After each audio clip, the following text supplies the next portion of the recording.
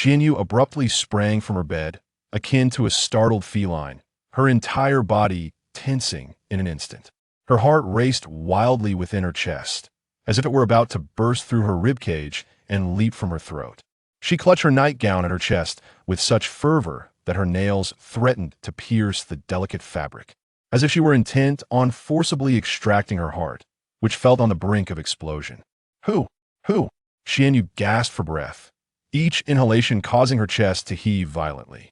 A wave of darkness obscured her vision, akin to a shroud of black gauze, rendering everything indistinct. Was this a nightmare? No, this dream was far too vivid, the sensation of impending death, the suffocating agony. It felt as though she had truly perished once, leaving her with lingering trepidation. She pinched her arm with a fierce determination. See, it hurt.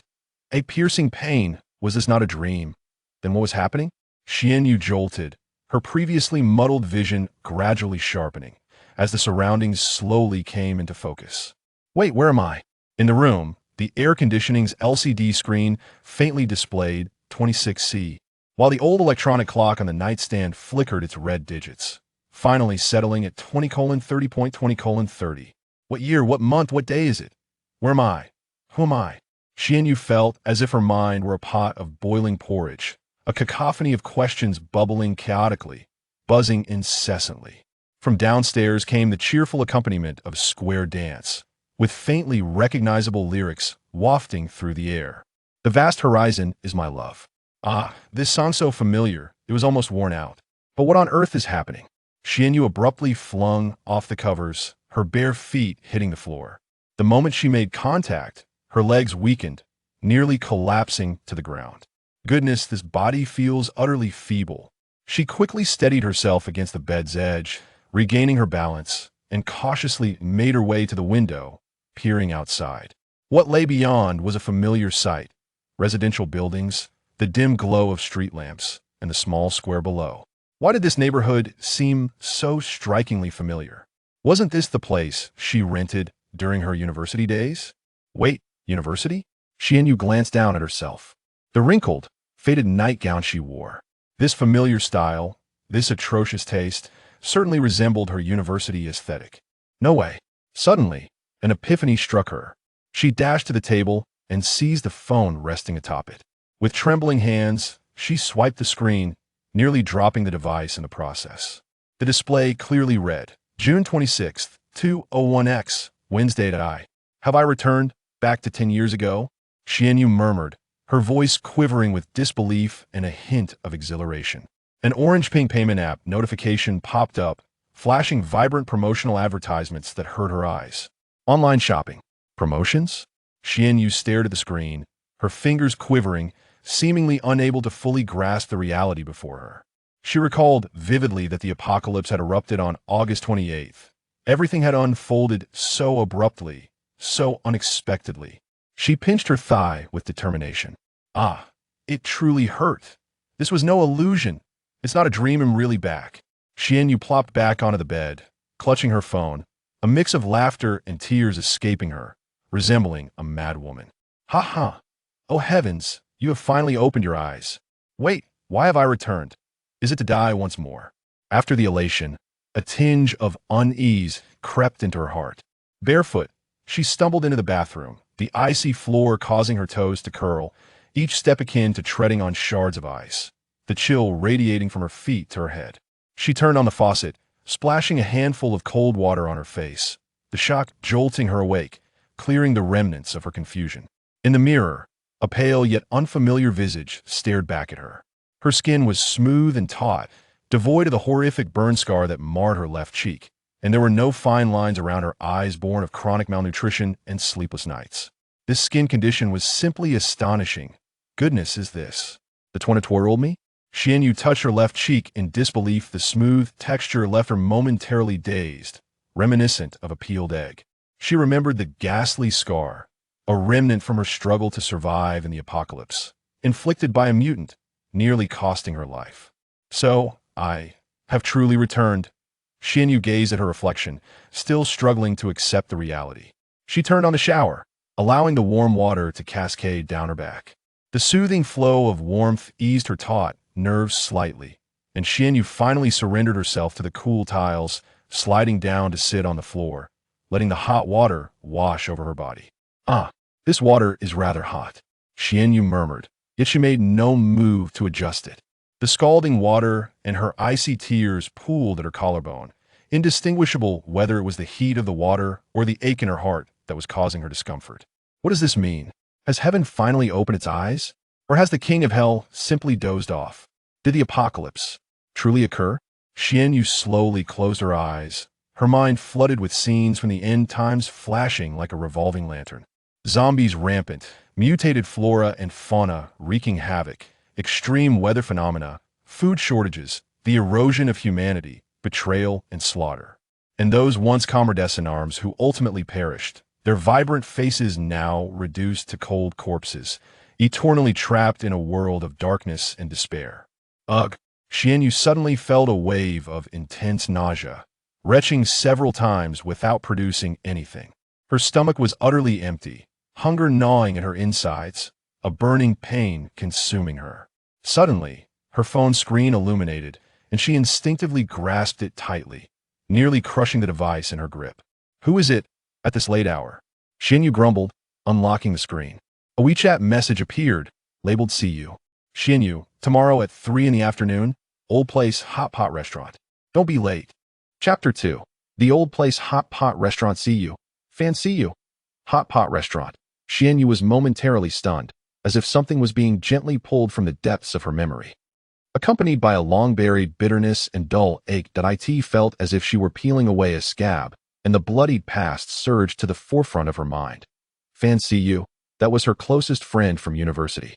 A confidant with whom she shared an almost inseparable bond. They attended classes together, dined together, shopped together, gossiped together, shared each other's little secrets, and even synchronized their menstrual cycles. That time, they naively believed that their friendship would endure forever. More solid and reliable than any romantic relationship. Xianyu's voice was barely above a whisper, reminiscent of calling out to a distant, hazy dream, as if she feared disturbing something.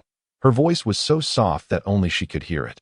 Yet tears overflowed uncontrollably, each drop striking the floor with a gentle splash. The hot water continued to wash over her body, but she felt no warmth. Instead, a profound chill seeped into her bones. Memories surged like floodwaters breaching a dam, overwhelming her. She recalled Fan Cuy's betrayal. That so-called hot pot gathering at the old place was a meticulously orchestrated trap by Fan Cuy. The hot pot restaurant was their favorite haunt during university days. Nestled in the snack street behind the campus, the establishment was modestly sized and unrefined in decor, bordering on shabby. Yet, its authentic flavors and reasonable prices made it a cherished spot. Especially in winter, when a steaming pot of hot pot enveloped them in warmth, they favored seats by the window, allowing them to watch the ebb and flow of passers-by. Each visit, they would order a yin-yang pot. Xianyu relished spicy broth, while Fan Cuy preferred the clear soup. They would order an array of ingredients: beef tripe, duck intestines, fatty beef, shrimp paste, and a variety of vegetables. As they feasted, they engaged in lively conversation about campus gossip, favorite celebrities, and future aspirations. Occasionally, trivial disagreements would arise, but they quickly reconciled. That hot pot restaurant held countless beautiful memories for them. Xianyu once thought it would stand as a testament to their friendship, their eternal haven. Yet, she could never have anticipated that it would be there that she would face the most painful betrayal of her life. She vividly recalled that day. The weather was frigid, and the wind gusted fiercely, stinging her cheeks. Arriving early at the hot pot restaurant, she chose their usual window-side table. After placing her order, she texted her then-boyfriend, Lise, informing him of her presence at the old place and inquiring if he would join her. Lise replied that he was busy in the lab and would come later. Bored, she scrolled through her phone, watching the throngs of people outside. Her heart brimmed with anticipation for her meeting with Fan Cuy and the upcoming date with Lise. However, what awaited her was the sight of Fan Cuy and Lise hand in hand, exuding intimacy. Fan Cuy wore a cream-colored sweater, accentuated by a red scarf that highlighted her fair complexion.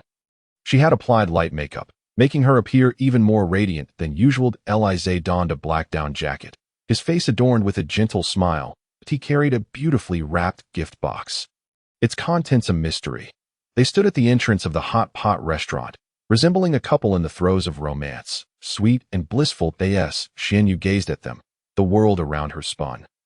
And she questioned her own senses. Rubbing her eyes forcefully, she looked again. They remained there, their smiles piercing her heart that it felt as though an invisible hand had seized her heart, squeezing it painfully, rendering her breathless. She yearned to rise, to confront them, but her legs felt as heavy as lead, immobilized. The silhouettes of Fan Siyu and Li Zhe, illuminated by the warm yellow light at the restaurant entrance, appeared strikingly clear. The steam rose, fogging the glass, yet it could not obscure their intertwined fingers or the tenderness shimmering in their gazes. Xianyu's fingers dug into the table, her nails almost embedding themselves into the wood's grain. She felt her body tremble slightly, as if a cold wave surged from her feet to the crown of her head, freezing her to the core. Inside the hot pot restaurant, the cacophony of voices and laughter enveloped her. Yet it felt as if she were isolated in an entirely different realm, disconnected from the world. All she could hear was the thunderous pounding of her heart, each beat heavier and more despairing than the last. Eventually, Fan Siyu and Li Zhe noticed Xianyu sitting by the window. Fan Siyu's footsteps faltered slightly, and her smile froze for a fleeting moment, as if caught in the act. It was a fleeting look of panic and an uncontainable guilt, quickly masked as she regained her composure, her lips curving back into that sweet, innocent facade that in contrast, Li Zhe appeared more visibly anxious. His gaze evasive, unable to meet Xianyu's eyes, he attempted to withdraw his hand from Fan Siyu's grasp, but she held on tighter. He opened his mouth, as if to explain, but ultimately chose silence. Knowing that any words would seem hollow in that moment, the atmosphere between them grew palpably awkward, like an invisible membrane separating them from the world around. Fan Siyu clung to Li Zhe's arm, stepping closer to Xianyu with each stride, each step feeling as though it was crushing Xianyu's heart, rendering her nearly lifeless. She desperately wished it were a nightmare, one from which she could awaken and find it all gone. Yet deep down, she understood that this was no dream. It was a stark, bloody reality. Finally, they stood before Xianyu's table. Fan Siyu's smile remained radiant, nestled against Li Zhe, as if to flaunt their bond to Xianyu while simultaneously concealing her own unease. Xianyu, Fan Siyu began, her voice dripping with sweetness, almost syrupy, as she spoke with an air of both pride and a hint of apology. We're together now. Those few words struck Xianyu like a thunderclap. Exploding in her mind, her eardrums buzzed, and the world began to spin around her. She looked at Fan Siyu, at the disingenuous smile on her face, at the flickering light in her eyes. She wanted to laugh, but her lips felt frozen, incapable of movement. She wanted to cry, but her tears had long since dried up. That smile, once her warmest sunlight, her solace in weariness, her source of joy, had transformed into the most bitter irony and profound hurt. Double betrayal loomed over her like two mountains, pressing down simultaneously. One represented the friendship she held dear, the other, the love she had invested wholeheartedly. In that instant, both mountains crumbled without warning, burying her beneath the ruins of despair. Her breath quickened, becoming labored, as if an invisible hand clutched at her throat, suffocating her. Her body trembled uncontrollably, like a withered leaf in the wind, poised to be blown away at any moment. Her mind blanked. She could not hear the din around her, see the scenes unfolding, or feel anything at all. In that moment, her world collapsed entirely, leaving only darkness and silence. She could not even form a complete sentence, only endless pain and despair roiling and raging within her heart. Chapter 3. The struggles of love and desire, a searing pain, sharp beyond measure, erupted within Xianyu's mouth, akin to a multitude of fine needles piercing simultaneously, or a scorching iron branding her flesh. In a near frenzy, she bit down on her lower lip, her teeth sinking deeply into the soft flesh until the metallic tang of blood filled her mouth. Its rusty bitterness barely pulling her back from the suffocating whirlpool of memories. The tide of recollection surged, threatening to engulf her, drowning her in an abyss of unending despair. She could not allow herself to descend further. Absolutely not. Xianyu internally screamed for her own salvation, clinging to the last vestige of rationality, as if it were a lifeline in turbulent waters, desperately striving to extricate herself from this emotional quagmire. No, I cannot succumb like this. I must regain my composure, she murmured to herself, her voice dry as sandpaper, each word trembling as if it might shatter, like a fragile leaf swaying precariously in the wind, ready to be scattered at any moment. Raising her arm with all her strength, she struck her cheeks repeatedly, the sharp sound of her slaps echoing in the empty bathroom, imbued with resolute determination. The pain sliced through her chaotic thoughts like a scalpel, the icy sensation traveling from her fingertips to her cheeks, radiating throughout her body, finally stirring her numbed nerves to a semblance of awareness. The cold, hard tiles beneath her felt unyielding and slick, their biting chill seeping through her thin pajamas, gradually sapping her warmth, yet providing a cruel semblance of support, like a drowning person clinging to a frigid rock. Xianyu struggled to steady herself against the bathroom's icy walls, her fingertips whitening from the strain as she slowly, unsteadily rose to her feet. Her legs felt as heavy as if they were filled with lead. Devoid of any skeletal support, soft and powerless, her body trembling uncontrollably, akin to leaves shivering in the autumn wind. She clenched her teeth, summoning immense willpower to force herself to regain control of this body that resembled a decrepit puppet. Determined not to collapse helplessly onto the floor once more, the cramped confines of the bathroom were permeated by the acrid scent of disinfectant, cheap and suffocating, mingling with the sticky odor of sweat emanating from her, creating a nauseating and grotesque atmosphere that sent waves of spasms through her stomach, a relentless feeling of nausea rising within her. She felt an oppressive tightness in her chest, as if a colossal stone were pressing down upon her, making each breath an arduous task, her lungs resembling a dilapidated bellows, emitting a hoarse wheeze.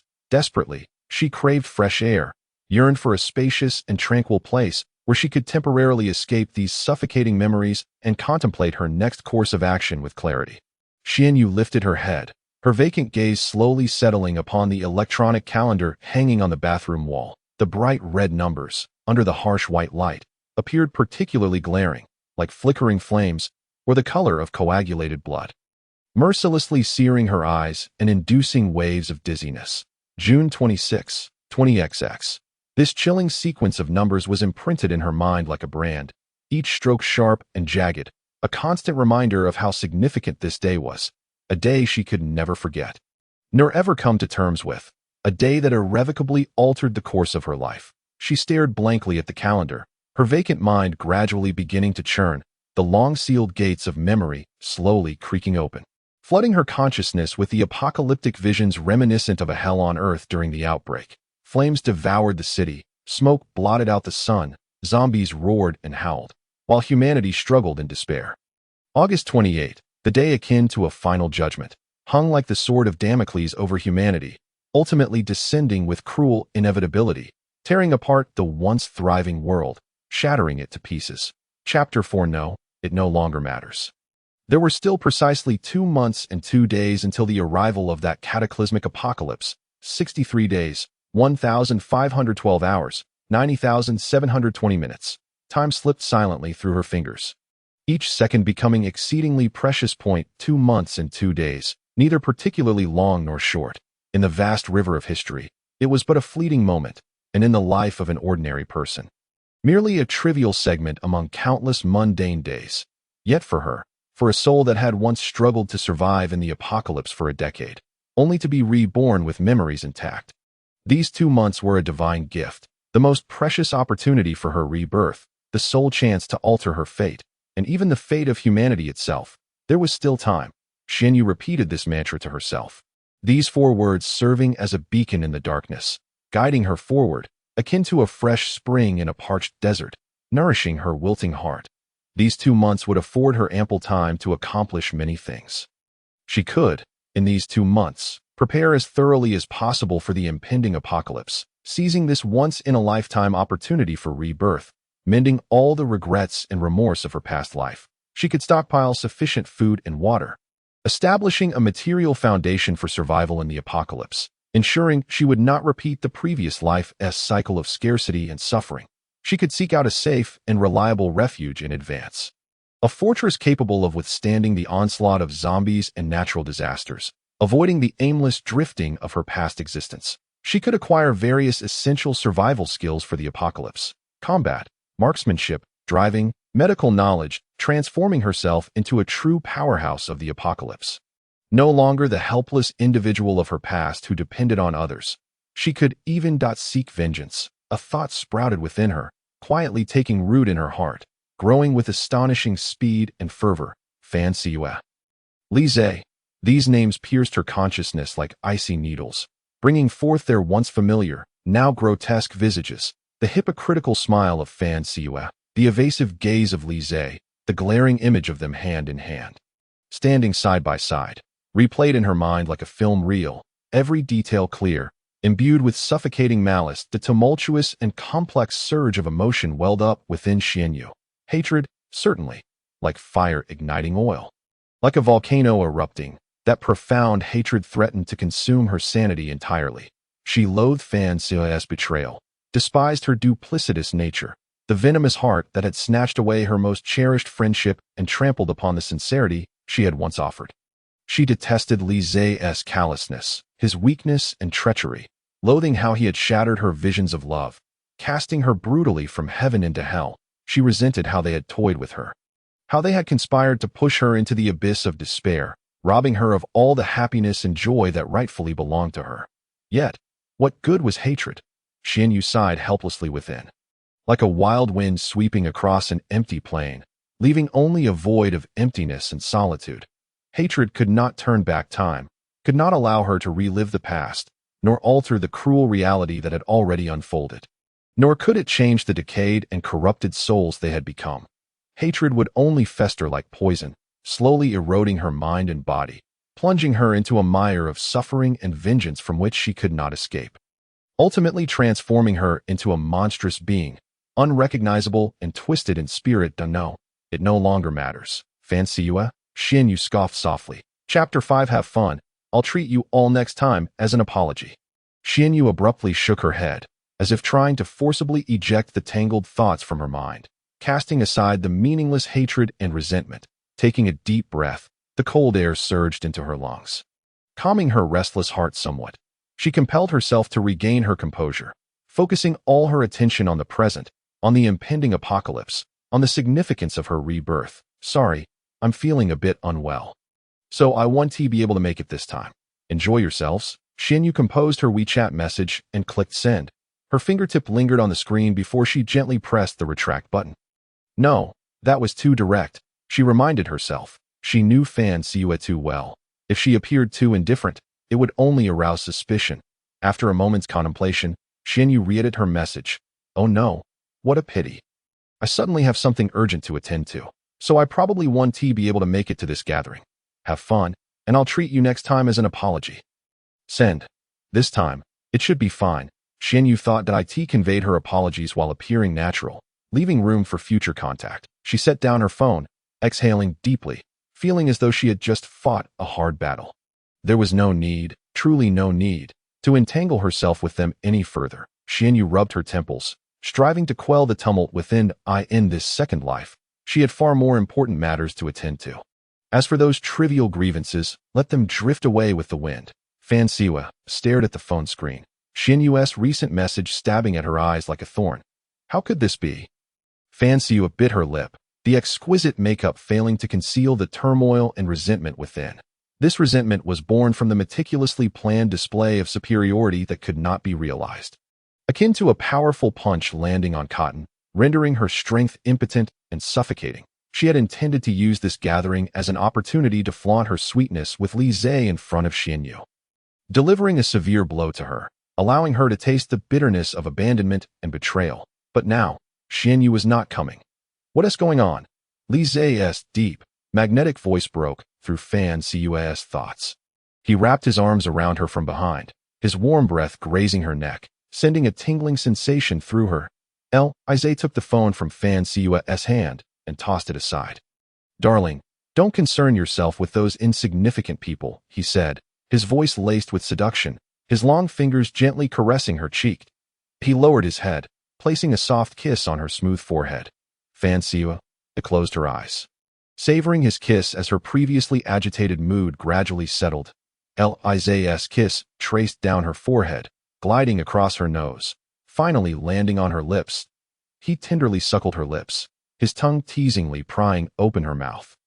Intertwining with hers, Fan Siua eagerly responded to his kiss, wrapping her arms tightly around his neck, instinctively leaning closer to him. Their breaths quickened, the air thick with an ambiguous tension. Isaiah's hands began to roam restlessly over Fan Siua's body, caressing her smooth, delicate skin through the thin fabric of her clothes. His kisses grew more fervent and possessive, as if he sought to consume her entirely. Fan Siua felt the blood within her boil, an unfamiliar desire surging from deep within her. She became lost in Isaiah's passion, unable to extricate herself. Isaiah's hands glided over her waist, finding their way to her backside. Gently kneading her, he tightly embraced Fan Siua, allowing her to straddle his lap, leaving no space between them. Fan Siua could distinctly feel the changes in Li Zhe's body, his hardness pressed against her, sending waves of anxiety through her heart. Isaiah's kiss glided from her lips downwards, arriving at her long, fair neck. He gently nibbled on her neck, leaving behind ambiguous red marks. Under his teasing, Fan Siua's body became increasingly sensitive, her desires growing more insatiable. Chapter 6. The fate of the scoundrel. Xian Yu was acutely aware that now was not the time to dwell on the past, nor to be entangled in love and hatred. She had far more pressing matters to attend to. She must look forward, to live on not just for herself, but also for those who had once cared for and loved her. She needed to prepare herself thoroughly for the impending apocalypse, to become strong enough to survive in this cruel world. Only by surviving could she harbor hope. Only by living could she protect everything she wished to safeguard. Suddenly, fragments of memories from her previous life surged forth in Xian Yu's mind. Recalling the tragic fate of that pair of scoundrels in the early days of the apocalypse, the cold and eerie smile crept onto her lips, akin to a black mandala quietly blooming in the depths of winter. Beautiful yet perilous. She remembered that the first wave of scorching heat after the apocalypse descended like a vast steamer, mercilessly roasting the earth. The air was thick with suffocating heat, making even the act of breathing feel laborious. Fan Siua and Li Zhe, the very people who had once caused her profound heartache, were forced to venture out in search of supplies to survive. Fate, it seemed, favored them unusually. While scavenging for resources, they unfortunate encountered a group of deranged robbers. The glint of greed and cruelty shone in the robbers' eyes, as they stalked their prey like ravenous wolves. Hand over everything, the leader of the robbers threatened, brandishing a machete with malice. Elise attempted to resist, gripping a steel pipe tightly in a bid to protect Fan Siua and their scant supplies. Yet, against overwhelming force, his struggle appeared utterly futile. The robbers lunged forward, and Li Zhe was quickly brought down, subjected to brutal blows and heart-wrenching screams. Fan Siua screamed in terror, trying to intervene, but was violently shoved to the ground by one of the robbers, her head striking the unforgiving concrete, causing it to bleed profusely. "No, please, don't hurt him." Her voice trembled with desperation. The robbers paid her please no heed, cruelly stripping Li Zhe of his supplies, and not just the supplies, but also their clothing. "You beasts!" Li Zhe lay on the ground, using his last ounce of strength to curse them. The response was a further onslaught of brutal beatings. Fan Siua could only watch helplessly as Li Zhe endured humiliation, her heart feeling as though it were being torn apart. Despairing tears blurred her vision. The loss of their supplies was dreadful, but even more horrifying was the fact that these robbers, in their extreme cruelty and despair, had completely forsaken their humanity. They mercilessly tortured and humiliated Li Zhe and Fan Siua, ultimately leaving them to die. Their corpses were callously discarded by the roadside, exposed to the scorching sun, quickly rotting and emitting a foul stench that attracted countless flies and maggots. Reflecting on this, Xian Yu's smile grew increasingly frigid. That a complex array of emotions surged within her as she recalled the harrowing images that had once caused her immense pain, now evoking a sense of twisted satisfaction. The gloom that had oppressed her chest dissipated somewhat, even giving rise to a hint of schadenfreude. She exhaled softly, as if attempting to cast aside all memories of the past. In this life, would she have the opportunity to witness these scoundrels face their just deserts once more?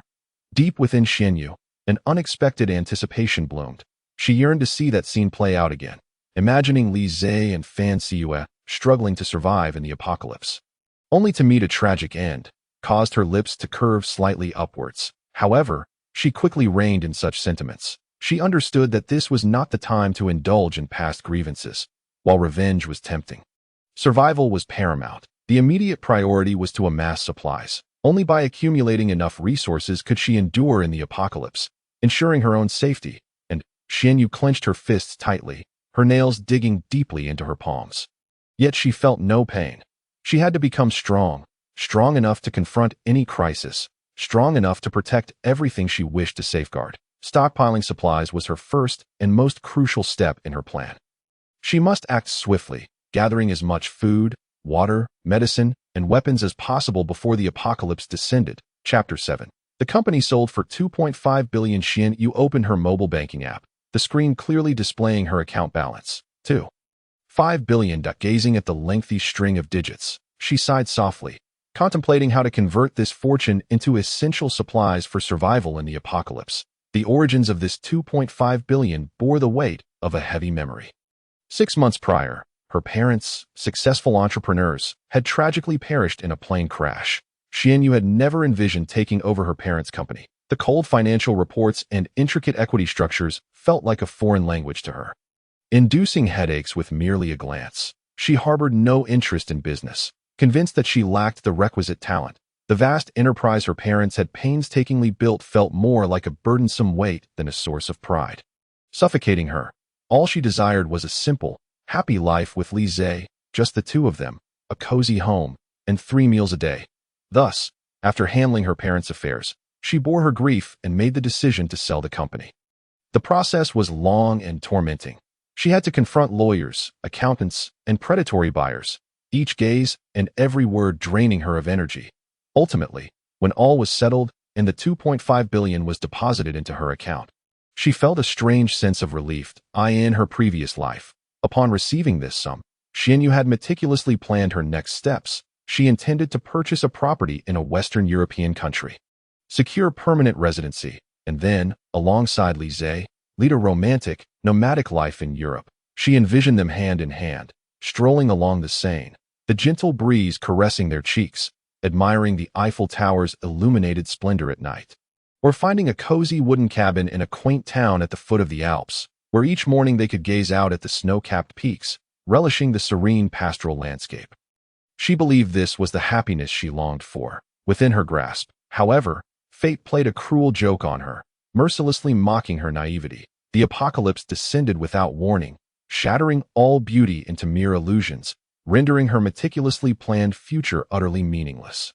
In their struggle for survival in the apocalypse, she and Li Zhe could not escape a tragic end, and the once sweet memories became the sharpest blades in her recollections.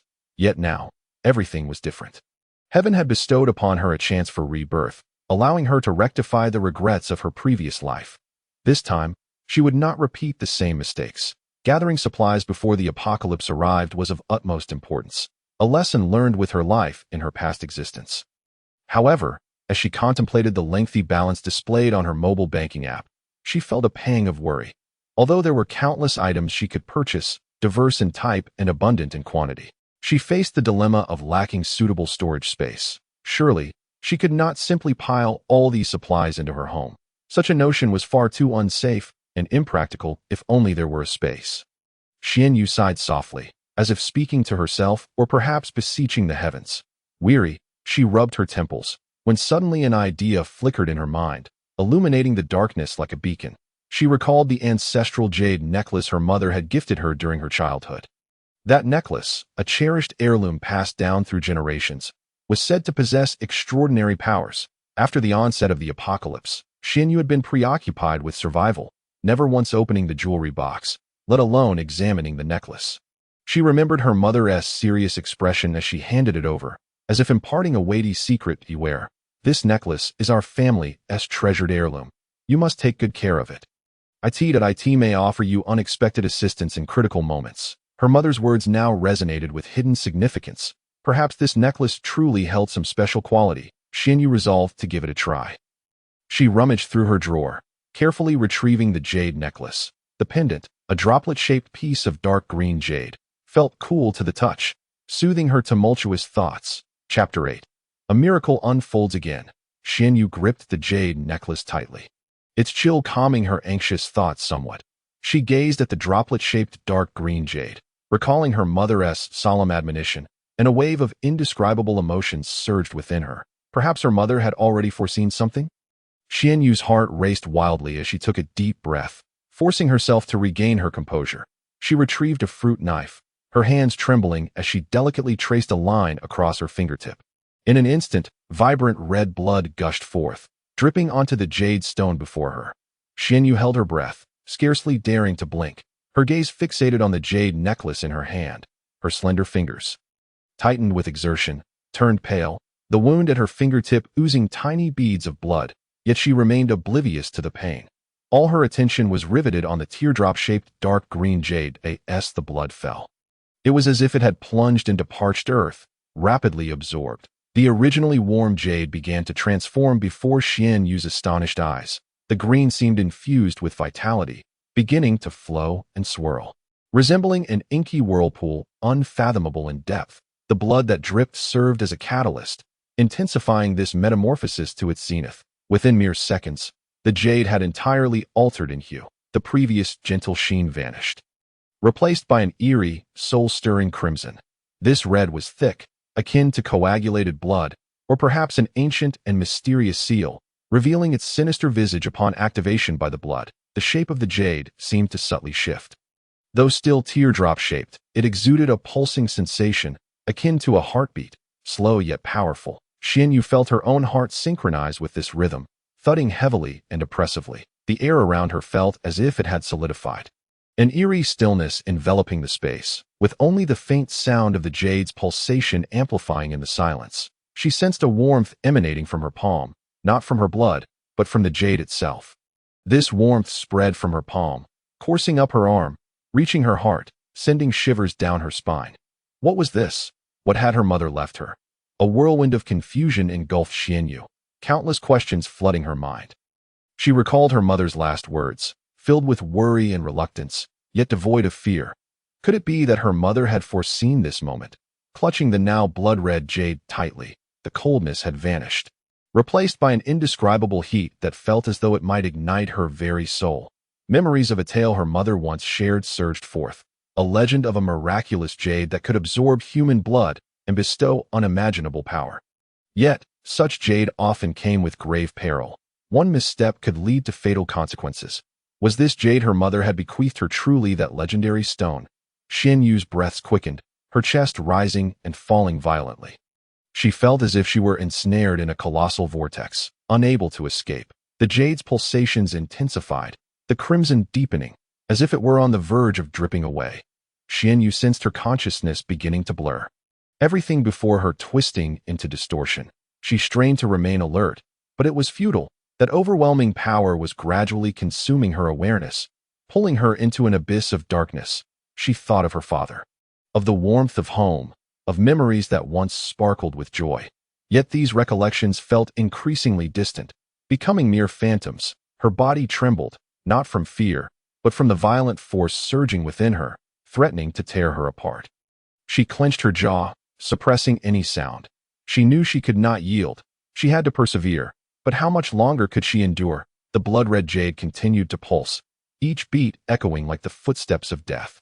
Drawing ever closer, clearer, Xian Yu felt her vitality ebbing away, aware that she might soon meet her end. Yet, she felt no regret. Only a twinge of sorrow lingered, lamenting that she had not yet fully savored this world.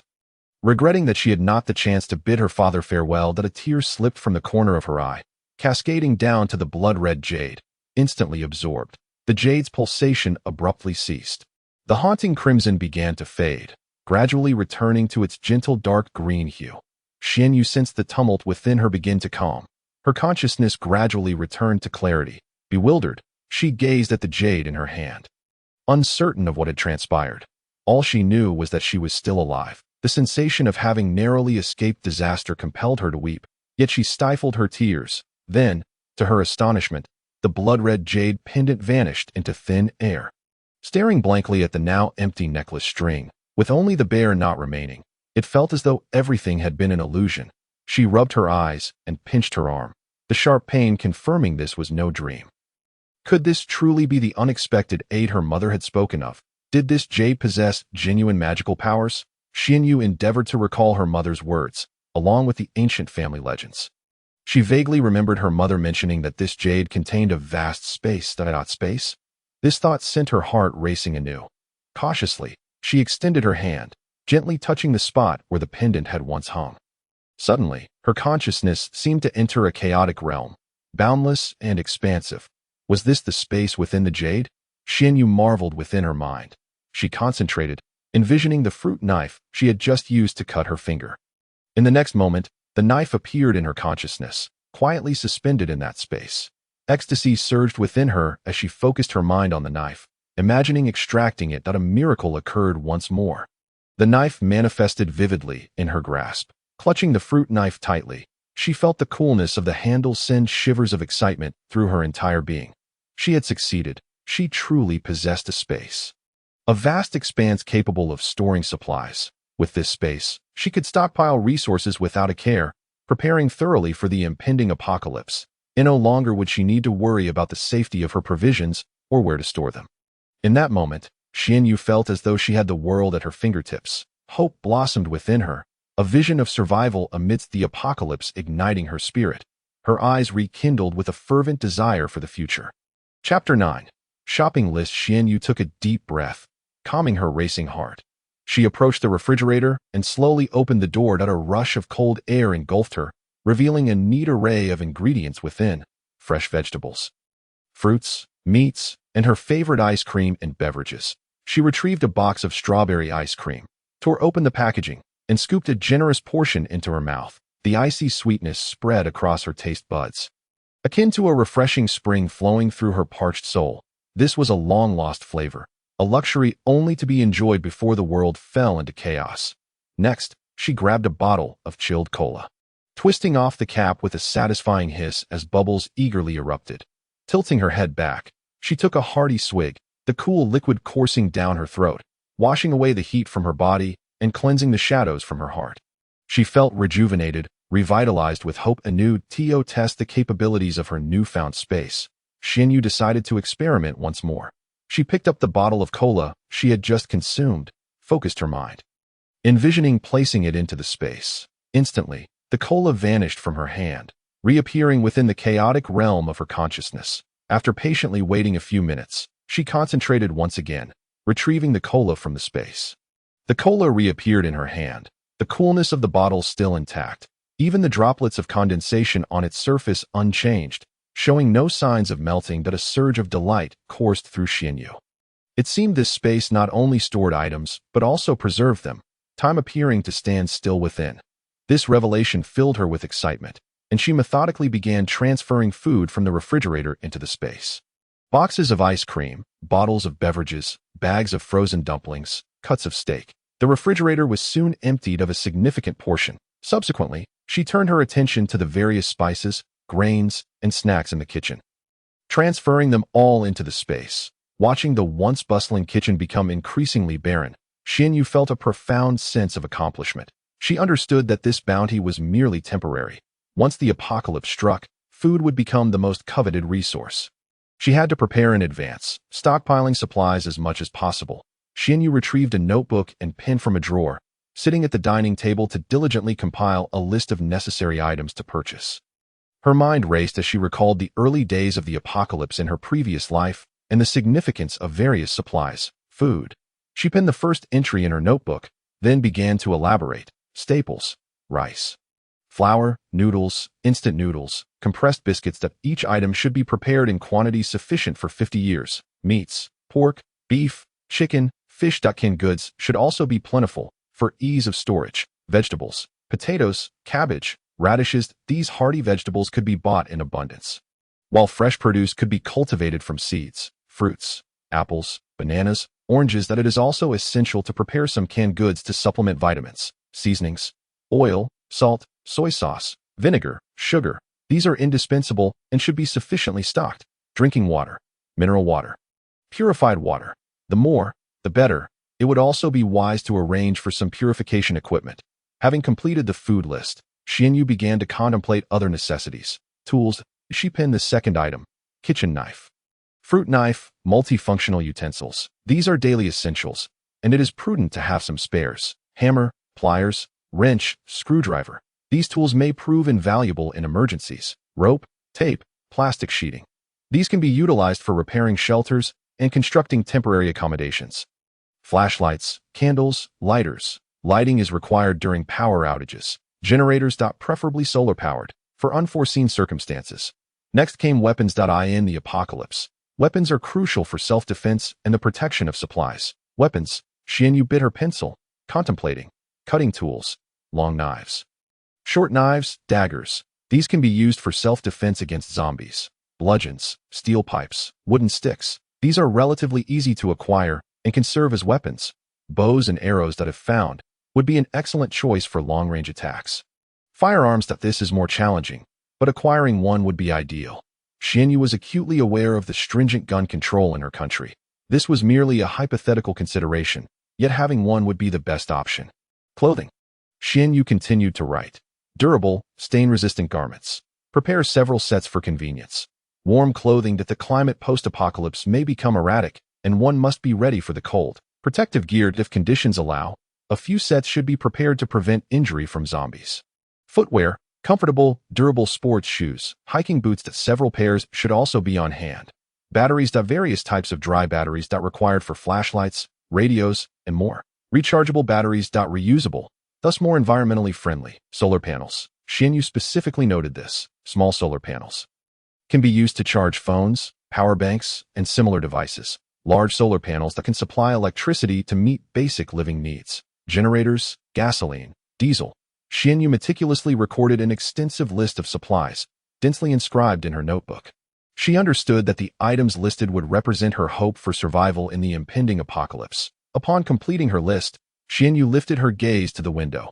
The once clear sky had inexplicably turned overcast.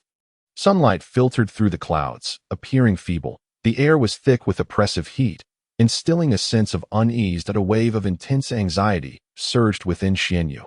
She recalled that before the apocalypse in her past life, the weather had exhibited peculiarities, persistent heat, drought, and frequent extreme weather events. Suddenly, she stood up, the chair scraping against the floor with a jarring noise. Gripping her notebook, her fingers turned pale from the pressure. No, she could not afford to wait any longer. She murmured to herself, her voice tinged with urgency. She realized that her time was limited. She must act swiftly, ahead of others, to stockpile sufficient supplies, for once the apocalypse struck. The first thing to emerge would undoubtedly be a frenzied rush for resources. She could already envision the scene. In the supermarket, people would behave frantically, shoving, crowding, screaming, and fighting over every item on the shelves. The typically courteous gentleman would transform into grotesque figures, battling fiercely for a loaf of bread or a bottle of water. Usually amiable neighbors would turn cold and ruthless, willing to go to any lengths for survival. At that time, supermarkets, malls, and grocery stores all would be inundated with people, their shelves stripped bare. Xianyu took a deep breath, forcing herself to calm down. She understood that panic would serve no purpose, only leading to her own disarray.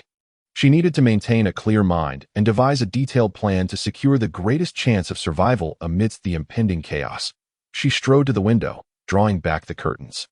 The sky outside had grown even darker, the clouds swirling like enormous beasts, baring their fangs as if to engulf the entire city. The air was suffocatingly warm, reminiscent of the stillness before a storm. Xianyu's heart raced, her palms beginning to sweat.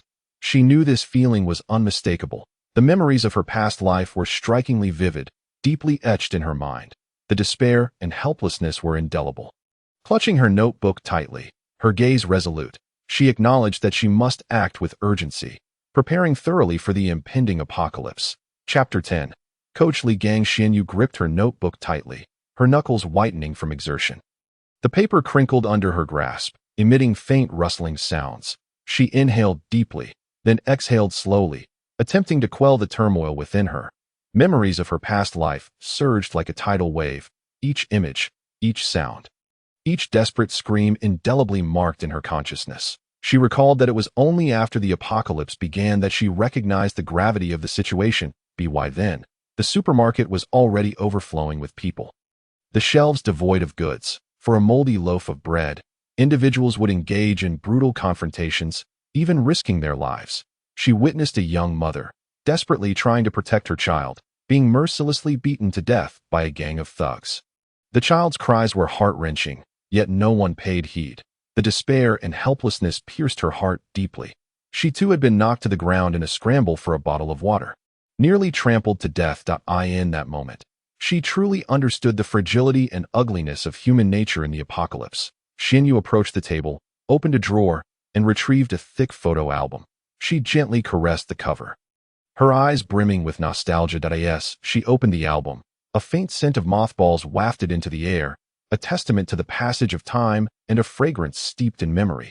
The first page was dominated by a slightly yellowed family portrait, meticulously protected by a layer of transparent plastic, the corners showing signs of wear. In the photograph, dappled sunlight filtered through the leaves, casting a warm and tranquil ambience. The young father donned a simple white shirt, the collar slightly open, revealing his healthy, sun-kissed skin. His brow carried an air of gallantry, his lips curled into a gentle smile, suffused with affection. One hand rested lightly on the mother's shoulder, while the other tenderly embraced the little girl standing between them.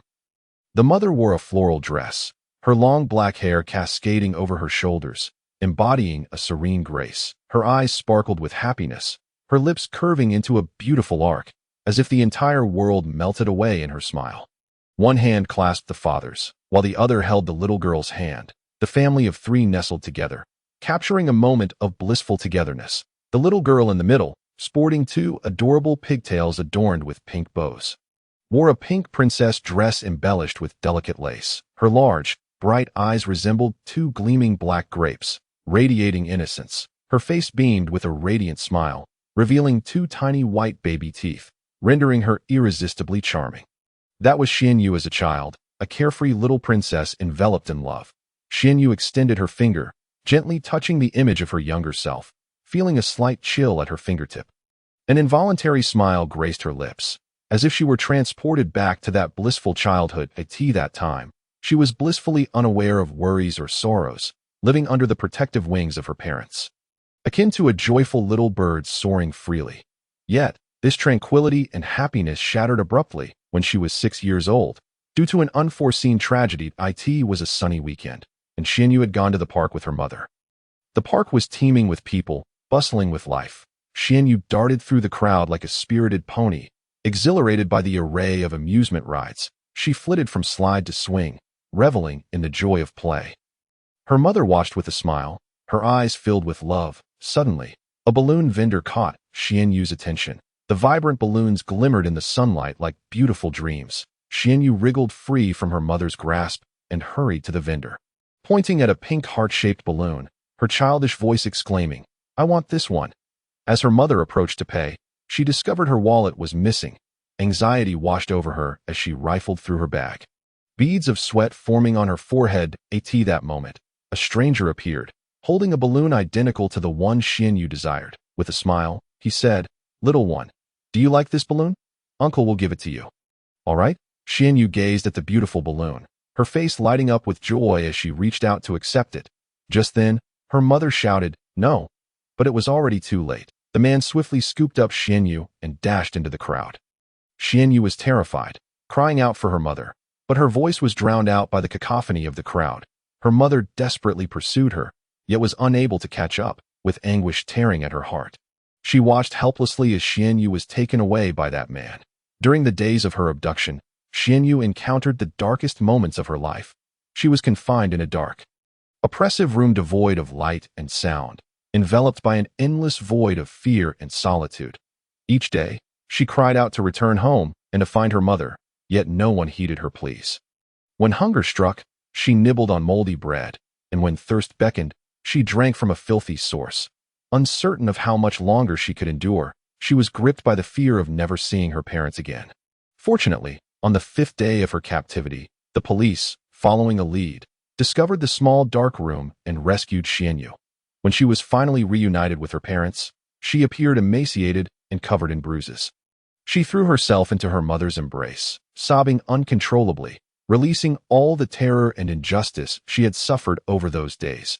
This harrowing experience left an indelible shadow on Xianyu's tender heart. She became timid, sensitive, and plagued by insecurity, frequently haunted by nightmares of being captured by evildoers. In an effort to protect Xianyu and empower her to defend herself, her parents decided to hire a combat coach to teach her self-defense techniques. The coach, a retired Special Forces soldier named Li Gang, was robust, with piercing eyes that radiated an aura of formidable strength, tailoring a detailed training regimen to Xianyu's age and physical condition. He set forth the demands of her training. Initially, Xianyu found the experience overwhelming. She vividly recalled stepping into the training hall for the first time, where the air was thick with the scent of sweat and worn leather, causing her to scrunch her small nose in discomfort. The walls were adorned with an array of weapons, wooden swords, staffs, and various implements whose names she could not recall, casting an eerie shadow under the dim lights. Coach Lee stood at the center of the arena, his expression unreadable, his gaze sharp as a blade, seemingly capable of piercing her very soul. From today onward, you will practice these every day, he declared coldly. Pointing to the weapons on the wall, with no room for negotiation, Xianyu gazed at the towering implements and felt a wave of trepidation wash over her. She questioned why she, merely a 6-year-old girl, had to endure such hardships. The first day commenced with running. Xianyu, with her little legs, circled the training ground repeatedly. After only a few laps, she was breathless, her legs feeling as if they were weighed down with lead. Sweat streamed down her cheeks, soaking her clothes, and she felt as though her lungs might burst. Keep running. Do not stop. Li Gang's voice echoed behind her, striking her like a whip. Gritting her teeth, Xianyu persisted. Pushing through the fatigue, she lost track of time, only aware that her legs had gone numb. Each step akin to treading on shards of glass. Following the running came jump rope. Clumsily, she swung the rope, entangling her feet or striking her head, her wrists bruised from the repeated blows of the rope. Despair threatened to overwhelm her, yet Li Gang remained unsympathetic, observing her coldly from the sidelines. The subsequent heavy bag training proved to be even more grueling.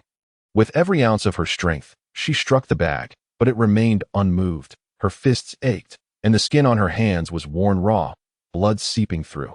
Each day was filled with various combat techniques.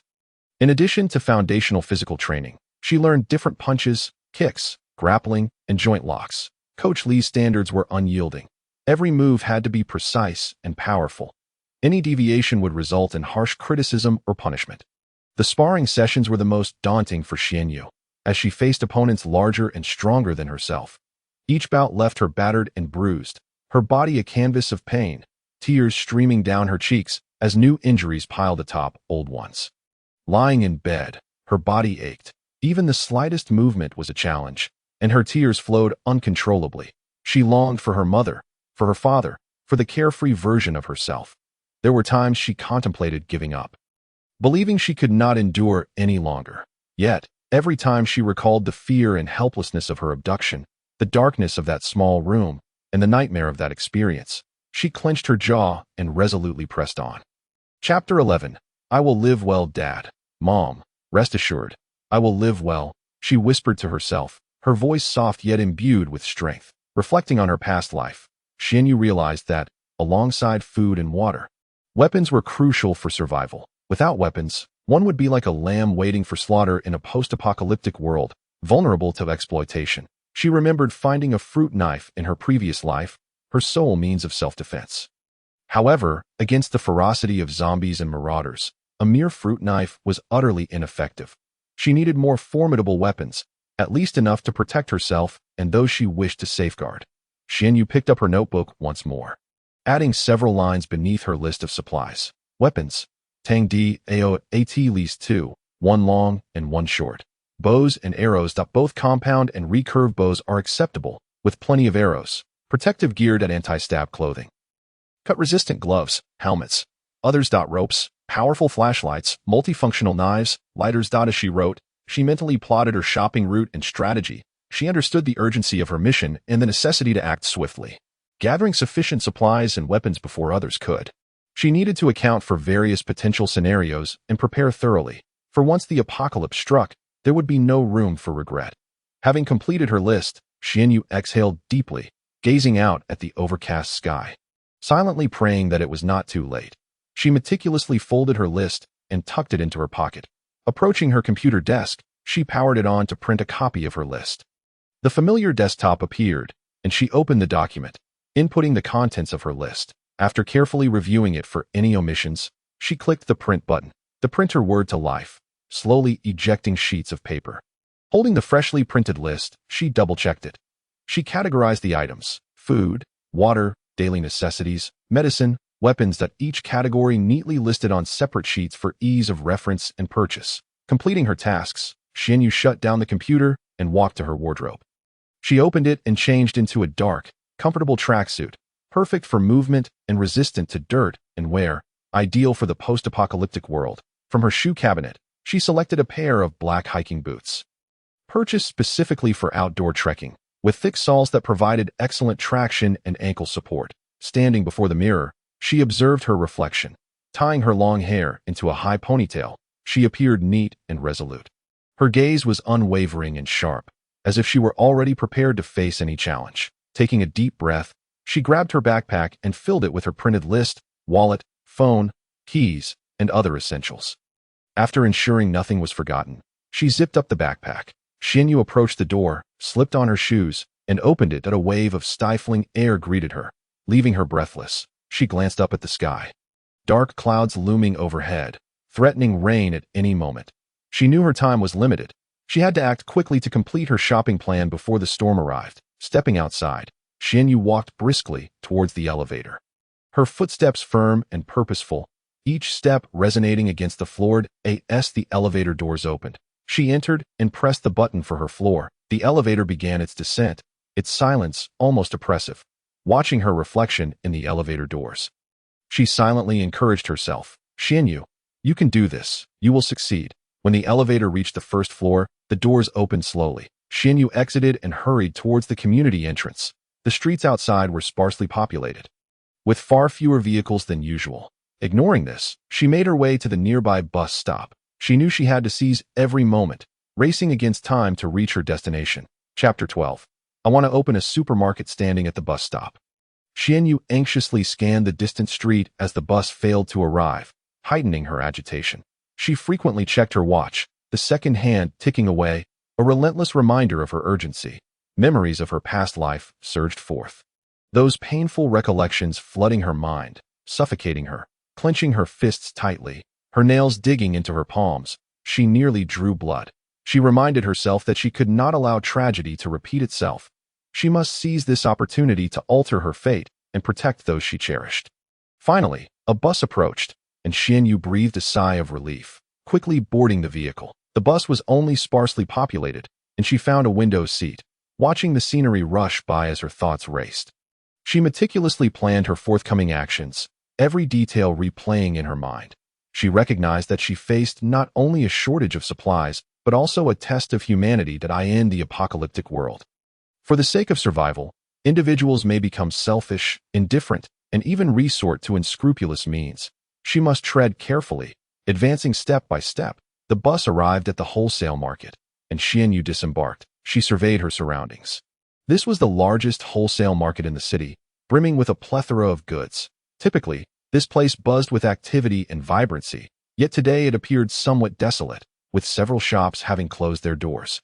Taking a deep breath, Xianyu stepped into the market. Following her plan outlined on the list, her first task was to rent a warehouse to store the substantial supplies she intended to procure.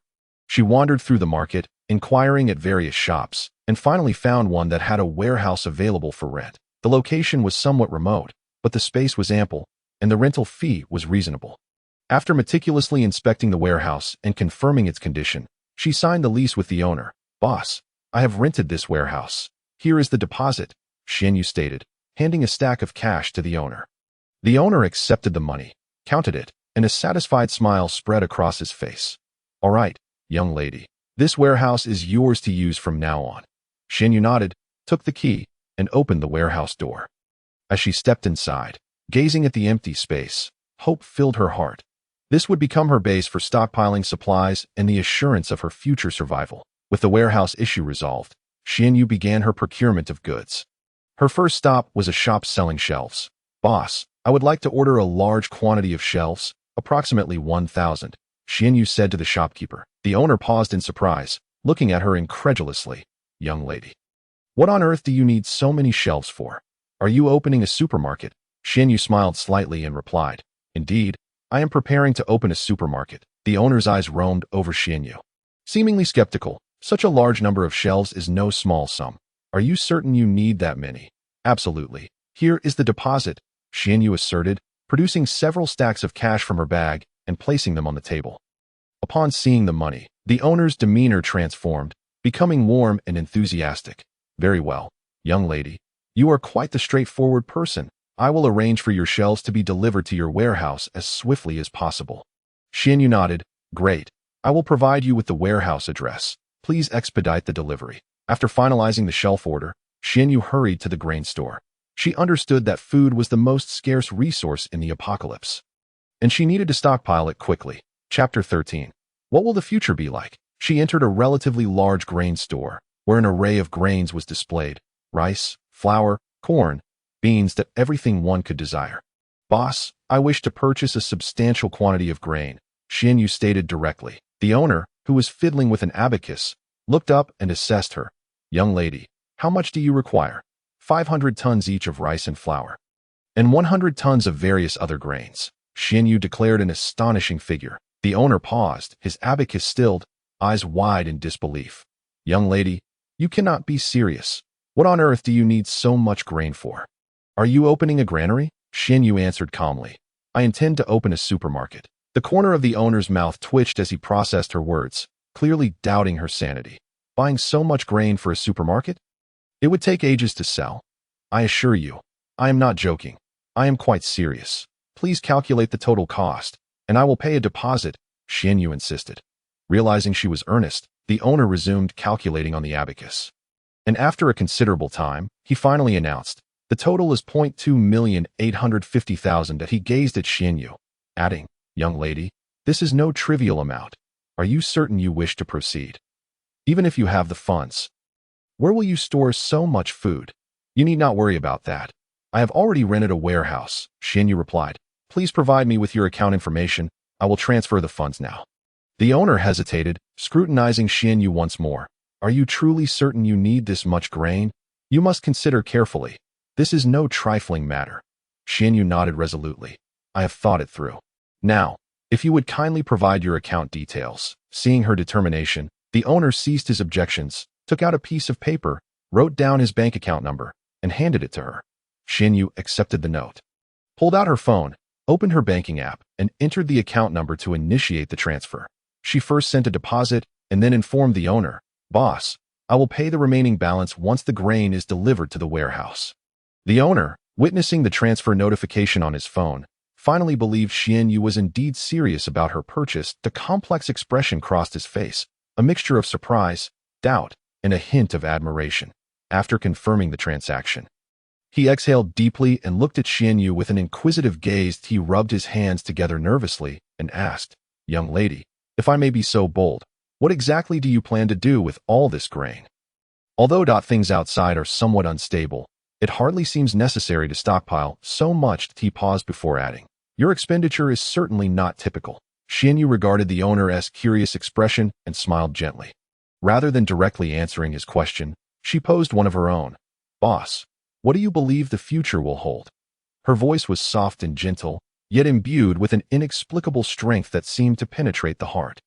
The owner was taken aback by her unexpected inquiry, staring blankly at her, momentarily at a loss for words. Xian Yu's eyes, deep and luminous, seemed to harbor endless stars, concealing untold secrets. The owner found himself momentarily entranced. After a brief silence, he finally spoke. The future, who can say for certain? Perhaps it will improve day by day. Or perhaps, he faltered, shaking his head, a hint of bittersweetness gracing his smile. Young lady, you are still so young. Why dwell on the future? Isn't living in the present preferable? The owner attempted to shift the topic. And what about you, dear owner?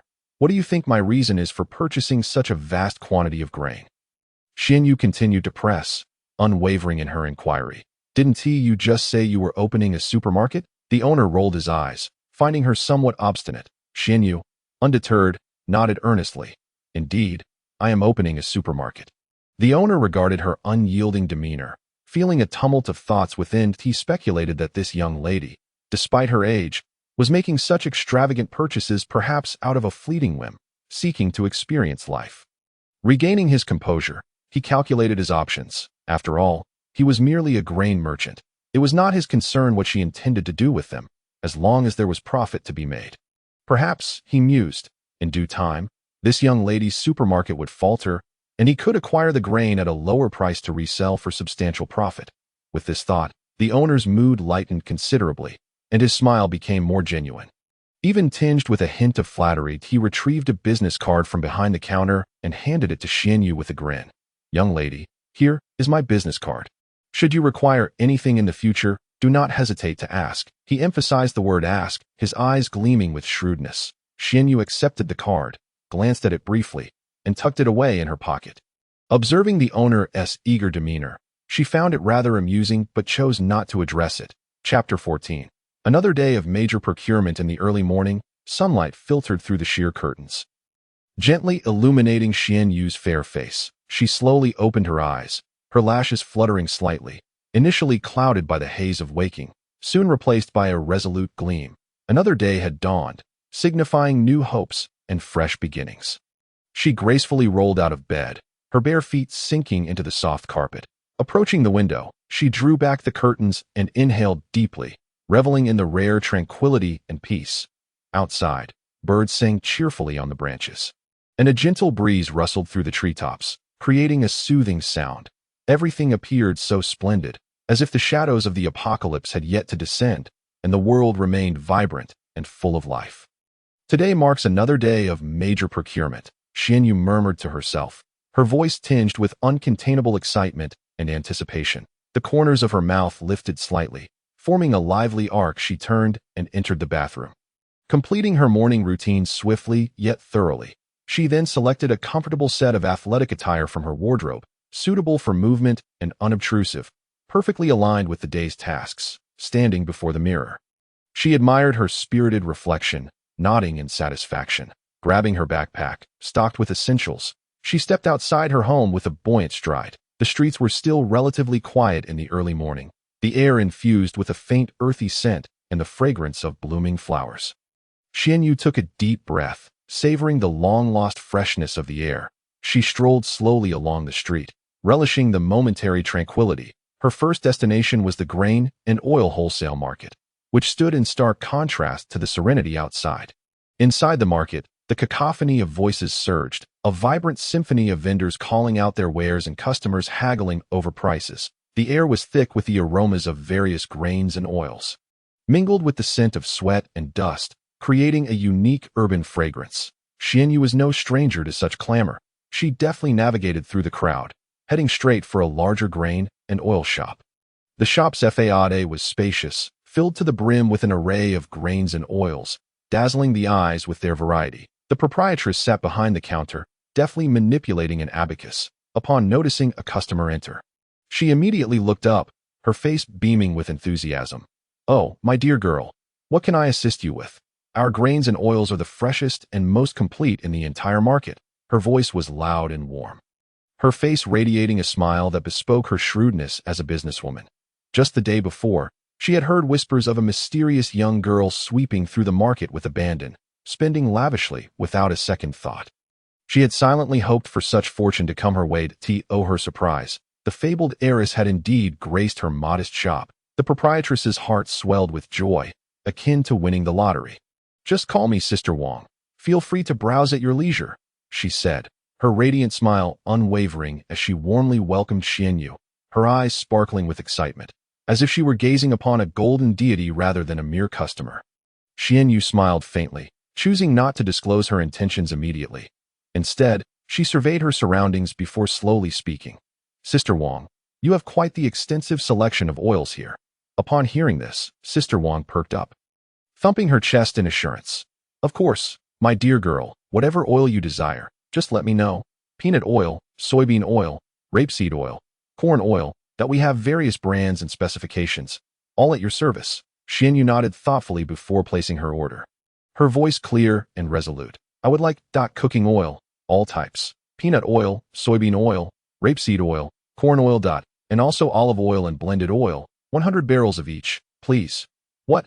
Sister Wang gasped, utterly taken aback. 100 barrels. 100 of each. Was she about to open her own grain and oil store? Her mouth hung open, rendered speechless, her smile frozen in disbelief. She gazed at Xianyu, her expression a mix of shock and confusion, as if confronted by an extraterrestrial being. Unable to contain her amusement at Sister Wang's astonishment, Xianyu chuckled softly. She knew her request was astonishing but opted not to elaborate, simply winking mysteriously. Sister Wang, do not concern yourself. I have my reasons. Just prepare them for me. The price is not an issue. We can negotiate. Sister Wang was momentarily stifled by Xianyu's nonchalant remark. She stared at the girl, her mind racing with 1,000 questions. Who was this girl? What could she possibly need with so much oil? Was she truly stockpiling? Although the outside world was somewhat turbulent, it hardly warranted such a massive hoard. Filled with uncertainty, Sister Wang, being a pragmatic businesswoman, recognized that turning away a paying customer would be foolish. Seeing Xianyu's determination, she ceased her inquiries and began to bustle about, directing her staff to assist. She mentally calculated the potential profit from this transaction. Come on, boys, let's get moving. Bring out the best oil from the warehouse for this young lady to inspect. Sister Wang's voice sliced through the market's din, each word infused with an undeniable authority honed from years of navigating the business world. Her eyes shimmered with fervor, like twin flames ready to ignite the entire shop. The staff, though equally perplexed by the scale of the order, understood their duty and sprang into action. They bent and lifted, hauling barrel after barrel of oil from the storeroom. The barrels were heavy, pressing down on their shoulders, causing muscles to ache and beads of sweat to trickle down their brows, splattering onto the ground. Yet, not a single complaint escaped their lips. They worked silently and diligently. 1 barrel, 2 barrels, 3 barrels, an assortment of oils, peanut oil, soybean oil, rapeseed oil, corn oil, along with the gleaming olive oil and blended oil, were arranged meticulously before Xianyu, resembling a battalion awaiting inspection. The labels on the barrels were a riot of colors, adorned with various brands and images: blooming sunflowers, plump peanuts, and golden corn, evoking a sense of festivity and hope. The air was saturated with the rich and robust scent of the oils, an aroma so strong that it could overwhelm the senses. For an ordinary person, this fragrance might have been overpowering. But for Xianyu, it felt deeply familiar and comforting, reminiscent of the beautiful days before the apocalypse. Chapter 15. This is enough. Standing before the barrels, Xianyu's gaze swept over each one, as if admiring exquisite works of art. A subtle smile graced her lips, one of satisfaction, reassurance, and newfound hope. But my dear girl, how do you find these oils? They are the finest we have. Sister Wang stood beside her, rubbing her hands together, her face a mask of eager anticipation. Her eyes were fixed on Xianyu, fearful of missing even the slightest change in her expression. Yes, they will suffice, Xianyu replied softly, her voice light yet firm, exuding an air of undeniable conviction. Suffice? Is that truly enough? Sister Wang exclaimed, a hint of urgency in her tone. That if you desire more, please, do not hesitate to ask. I assure you, I can procure the very best. To Sister Wang's surprise, Xianyu swiftly concluded her order. Sister Wang, please deliver these oils to this address. Ignoring Sister Wang's probing questions, Xianyu retrieved a piece of paper from her pocket and handed it to her. The note bore the address of a warehouse, elegantly penned. Sister Wang glanced at the note, then looked up at Xianyu, perplexed. Are you sending these oils to a warehouse? What is your intention? That is not for you to concern yourself with. Sister Wang, just ensure the oils reach their destination without a hitch, Xianyu replied, her tone calm, yet laced with an air of mystery. All right, very well. Sister Wang, sensing Xianyu's reluctance to elaborate, nodded in agreement. Boys, have you heard? Load these oils onto the truck and deliver them to the warehouse specified by this young lady. And remember, be careful on the road. Do not cause any damage. Sister Wang turned to her staff, her voice commanding. The employees nodded in acknowledgement and began the laborious task of loading the barrels onto the truck. Working in pairs, they hoisted each barrel, grunting as they moved forward. Sweat dripped from their brows, but their eyes sparkled with determination. Xianyu stood aside, watching the bustling figures of the workers, feeling a wave of relief wash over her. She knew that with these oils, her plan had taken a significant step forward. Once all the barrels were loaded, Xianyu accompanied the truck to the warehouse. She settled into the passenger seat, gazing out the window, her mind swirling with thoughts. The engine's rumble gradually faded, akin to a weary beast finally resting. It navigated through the labyrinthine streets, avoiding the bustling crowds at the docks, and ultimately came to a halt in a quiet warehouse district. The warehouses loomed like silent giants, constructed of red brick.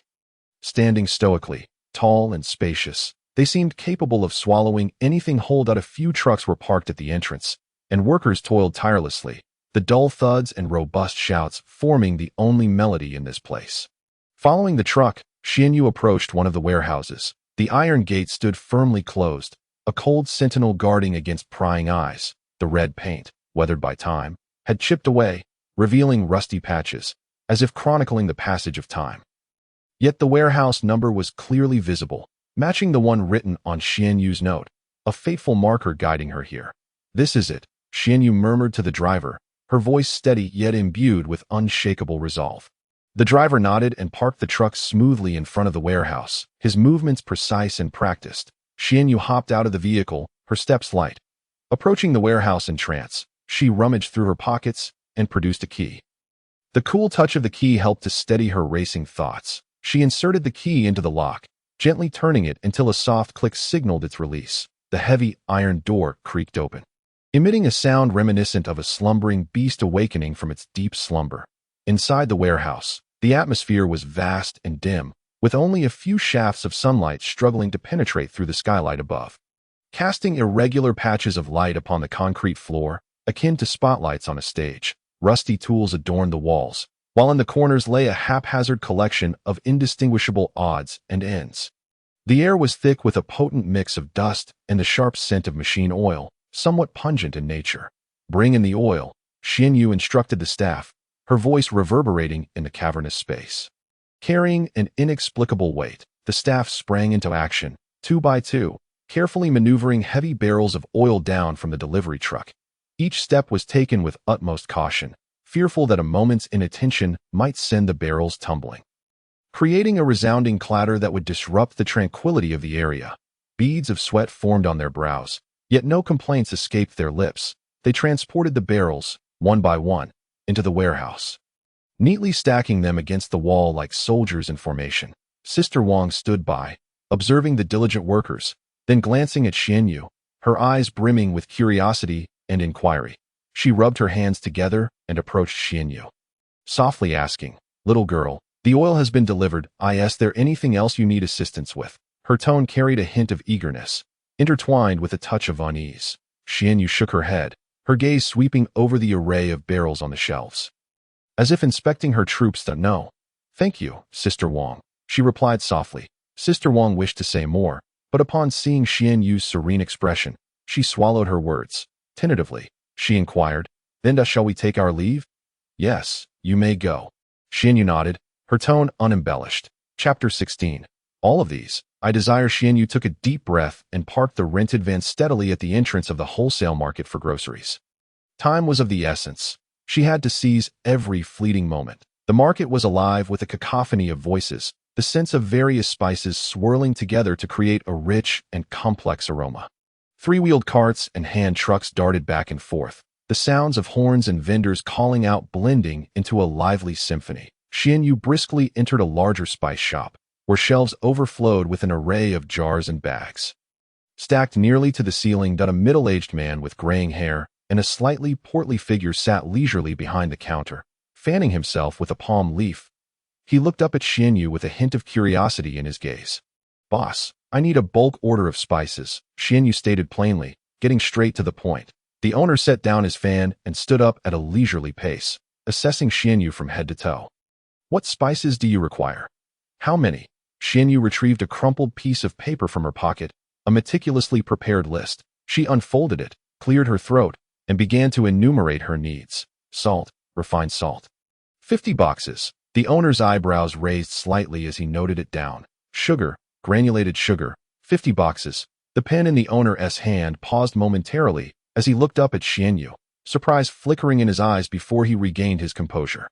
"Soy sauce, Haitian brand, 25 boxes each of light and dark. Vinegar, aged vinegar, 50 boxes. Cooking wine, 5-year aged, 50 boxes. Oyster sauce, Lecum Key brand, 50 boxes. The owner's pen moved rapidly across the paper, producing a soft scratching sound. Beads of perspiration began to form on his forehead, unsure whether it was due to the heat or the staggering quantities Xianyu was requesting. Chicken essence, Tata Le brand, 50 boxes at MSG, Lianhua brand. 50 boxes. The owner's hand trembled slightly, and he inhaled deeply, striving to maintain his composure. 13 spices, Wang Shi brand, 50 boxes. Xianyu paused briefly before continuing. Chili powder, Chao Tian Jiao brand, 50 boxes. Sichuan pepper powder. Hanyuan brand, 50 boxes. Cumin powder, 50 boxes. With each spice she listed, the owner's expression shifted dramatically. He was too preoccupied to wipe his brow, and his pen seemed to almost fly from his grasp. The surrounding staff halted their tasks, staring in disbelief at Xianyu. They had never witnessed anyone purchase such an immense quantity of spices at once. It rivaled the inventory of a small supermarket. And, Xianyu continued. The owner quickly interrupted. Wait, little girl, are you sure you want this much? His voice was hoarse, tinged with disbelief. Xianyu nodded firmly. Absolutely. These are all I require. Just prepare and deliver them. Money is no object. She produced a thick stack of cash from her pocket and placed it on the counter. The abundance of red bills gleamed under the light, drawing the owner's immediate attention. His eyes sparkled with renewed enthusiasm, the earlier surprise and doubt vanishing without a trace. He quickly donned a broad smile, warmly assuring her, No problem. Rest assured, I will have everything ready for you. However, with such a large order, I will need to arrange for extra help in transport, which may take a little time. 2 hours. The owner's grin faltered as he inwardly groaned. To gather such a vast array of spices in just 2 hours and load them onto a vehicle seemed an impossible task. Yet, glancing at the substantial stack of bills on the counter, he gritted his teeth and reluctantly agreed. Fine.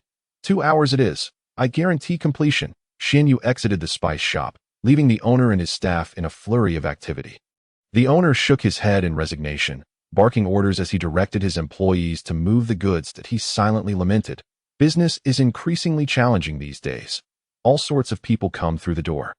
But for the sake of this hefty order, it's worth the effort. The staff began to hustle, retrieving box after box of spices from the shelves and stacking them at the entrance. Hurry, bring those salts over here.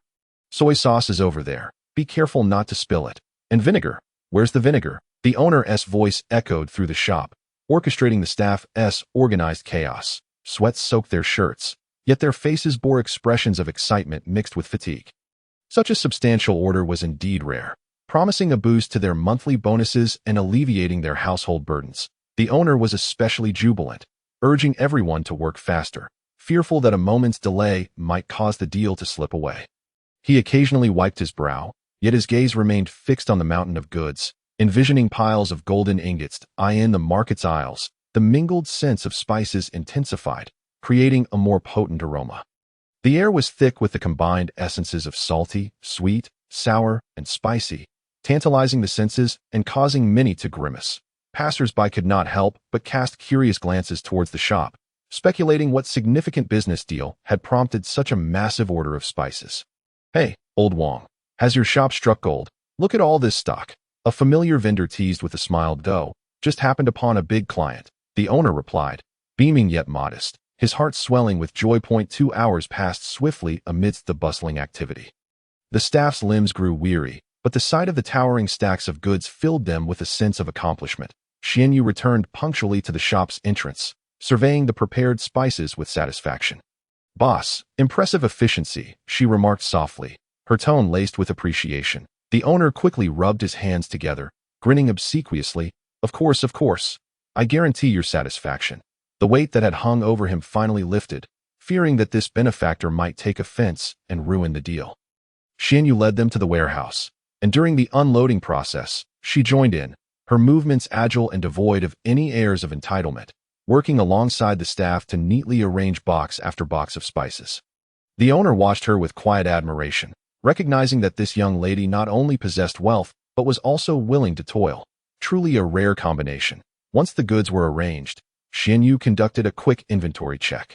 Confirming everything was in order, she settled the remaining payment with the owner, who, upon receiving the money, beamed with gratitude, his eyes nearly narrowing to slits. If you ever need anything in the future, do reach out, Xianyu said with a casual tone, turning to leave the warehouse. The owner gazed at her departing figure, filled with gratitude and curiosity, murmuring to himself, "Who exactly is this young lady?"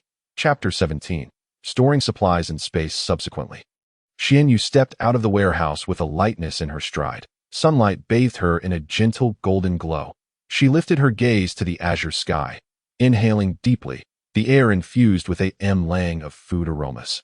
A scent unique to the city, both familiar and foreign. She strolled leisurely along the street, her destination clear, a large chain restaurant. This establishment had branches nationwide, renowned for its diverse menu and authentic flavors. Xianyu selected this restaurant because she required a substantial and stable food supply, making it undoubtedly the optimal choice. Upon entering the restaurant, the enticing aroma of cooked dishes enveloped her, intermingled with the scents of various spices. Igniting her appetite, in the main hall, uniformed waitstaff bustled between tables, guiding guests to their seats and taking orders. Xianyu strode purposefully towards the front desk, where a manager clad in a professional suit and adorned with exquisite makeup approached her. The manager wore a polished smile and politely inquired, "Good day, how may I assist you?" Xianyu met her gaze and candidly expressed her intentions. "Manager, I would like to place an order for your restaurant's work meals. To be picked up daily. Is that feasible?" The manager paused momentarily, taken aback, as this was her first encounter with such a substantial catering request. She appraised Xianyu, noting her refined attire and distinguished demeanor, which suggested she was not there to cause trouble. Setting aside her initial skepticism, she asked, "How many portions would you like to order? Shall it be daily?" Without hesitation, Xianyu replied, "Yes, every day. Let's start with 100 portions. The dishes should be varied and nutritionally balanced. 100 portions. The manager quickly calculated in her mind. This was no trivial sum. If they could reliably supply 100 work meals each day, the restaurant's revenue would see a significant increase. Her smile widened, becoming more sincere. "Certainly, that is no problem.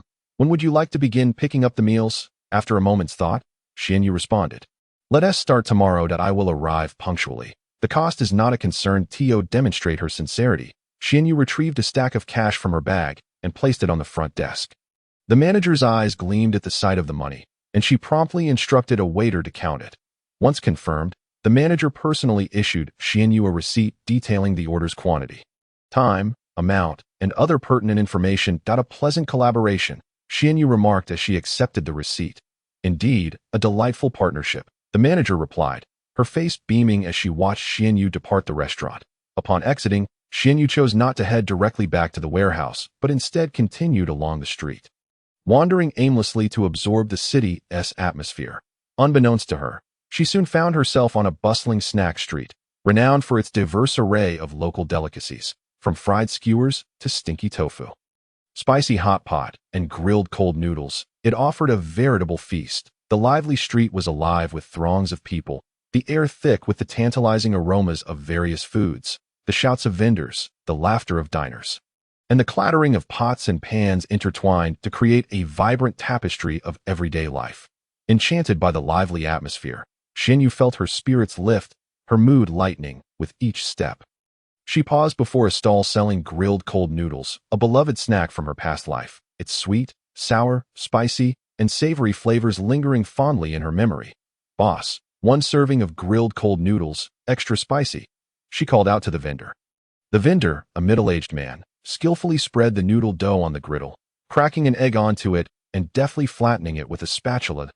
He then took a bottle of homemade sauce and spread it evenly across the noodles. "All set," he replied, his hands never pausing. He sprinkled some chopped scallions and cilantro, rolled the noodles up, cut them into bite-sized pieces, and placed them in a paper bowl. The rich aroma wafted towards Xianyu, and she could not help but swallow in anticipation. Eagerly, she took the bowl, biting into the noodles with impatience. The familiar flavors surged through her palate, a delightful medley of sour, sweet, spicy, and salty sensations igniting her taste buds. "Ah, this is the flavor," Xianyu exclaimed, her eyes narrowing in satisfaction as she felt transported back to a carefree time in her past life. After savoring the grilled cold noodles, Xianyu continued her exploration of the snack street. She spotted a stall selling fried skewers and could not resist purchasing some. The variety of skewers was impressive, featuring chicken, beef, lamb, and vegetables, all skewered and fried to a golden perfection as she munched on the skewers. She proceeded further, indulging in stinky tofu and spicy hot pot, each bite bringing her immense joy. These were all her favorite snacks from her previous life, and the chance to enjoy them again felt like a dream. As the day faded, the streetlights illuminated the bustling snack street, transforming it into a dazzling spectacle. Carrying a bounty of delectable treats, Xianyu returned to the warehouse, where her purchases from earlier filled the space. Various condiments and the ordered work meals were stacked high, instilling her with a sense of security. With a mere thought, she opened her special space, a wondrous realm capable of storing an array of items. Where time stood still, ensuring that food would never spoil. She carefully transferred some of her supplies into this space, inspecting its environment to find the temperature and humidity perfectly regulated for food storage. She even experimented with placing some fruits and vegetables inside, and upon retrieving them days later, they remained as fresh as ever. Fantastic. The space truly preserves freshness. Xianyu rejoiced, her excitement bubbling over. With this extraordinary space, she felt emboldened to make extensive purchases, untroubled by concerns of spoilage. That evening, after freshening up, Xianyu lay down on her bed and pulled out her phone to browse a shopping website. The plethora of items available dazzled her, and she quickly ordered her favorite snacks, entering the warehouse as the delivery address. Chips, cookies, chocolates, candies. Each item was a cherished delight. She envisioned the impending apocalypse, imagining herself nestled in a safe haven, indulging in snacks while watching movies. How blissful that would be! As she perused the shopping site, her mind wandered to dreams of a brighter future. However, her pleasant reverie was abruptly shattered by a haunting nightmare. She found herself reliving the grim realities of her past life, starving and desperately searching for food, only to find none, trapped in a frigid place.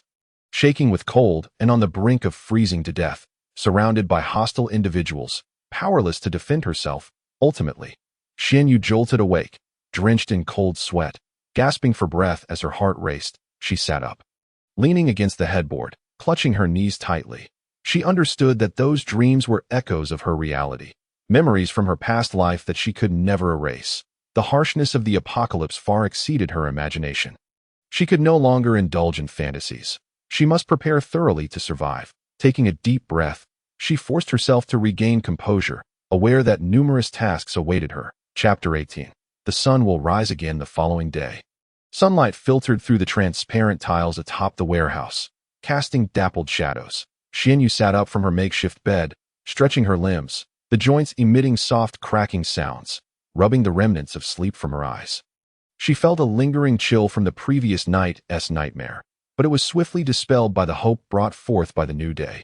She moved to a small partition in the corner of the warehouse, which she had transformed into a temporary kitchen. From her special space, she retrieved the induction cooker and small pot she had purchased the day prior, skillfully cracking an egg and placing it in the pot with several slices of bacon.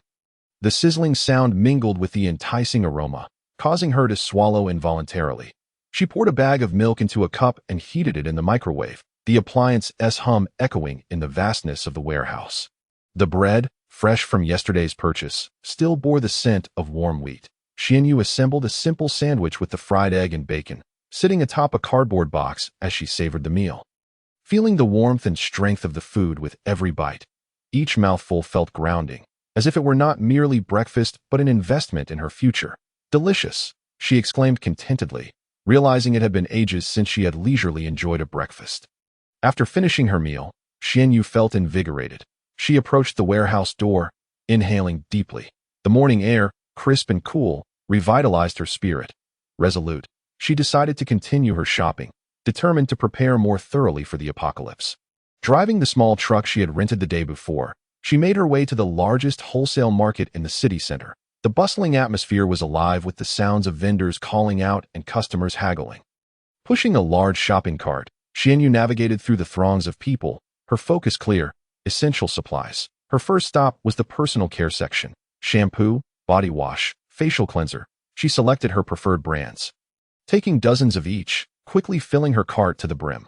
This brand of shampoo works wonders. Even in the apocalypse, one must maintain their hair, she mused aloud, adding more bottles to her cart. Next, she ventured into the daily necessities aisle: toilet paper, wet wipes, Paper towels, laundry detergent, disinfectant. She spared no expense, loading up on every item. These will be valuable commodities in the future, she thought as she piled boxes of toilet paper into her cart. She even made a special trip to the women's hygiene section, purchasing a significant quantity of sanitary pads and tampons. These cannot be overlooked.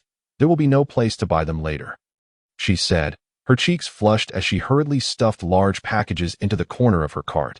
The cashier's eyes widened at the sight of Xianyu's overflowing cart. Unable to contain her curiosity, she asked, "Miss, do you really need all these items? Are you opening a convenience store?" Xianyu smiled, revealing two shallow dimples. "I have a large family, and we go through things quickly. Better to be prepared.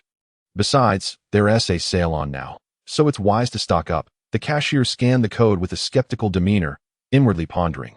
What could be troubling this young lady, purchasing such an abundance of items? It resembled a hurried escape. After completing the transaction, Xianyu loaded all her acquisitions onto a small truck. Gazing at the fully laden vehicle, she felt a profound sense of accomplishment. Subsequently, Xianyu ventured to the hardware market. The atmosphere here starkly contrasted with that of the wholesale market. It lacked the clamor and bustle, replaced instead by a rugged and bold ambience. She approached a relatively larger hardware store and entered without hesitation. The shop was brimming with an array of tools and materials, the air thick with the scent of machine oil. The proprietor, a middle-aged man clad in a grease-stained work uniform, sat behind the counter smoking a cigarette. Upon noticing Xianyu's entrance, he lifted his gaze and inquired, "Young lady, what can I assist you with?" Xianyu stepped up to the counter and, with utmost candor, stated, "Boss, I would like to place an order for a batch of water buckets and tanks.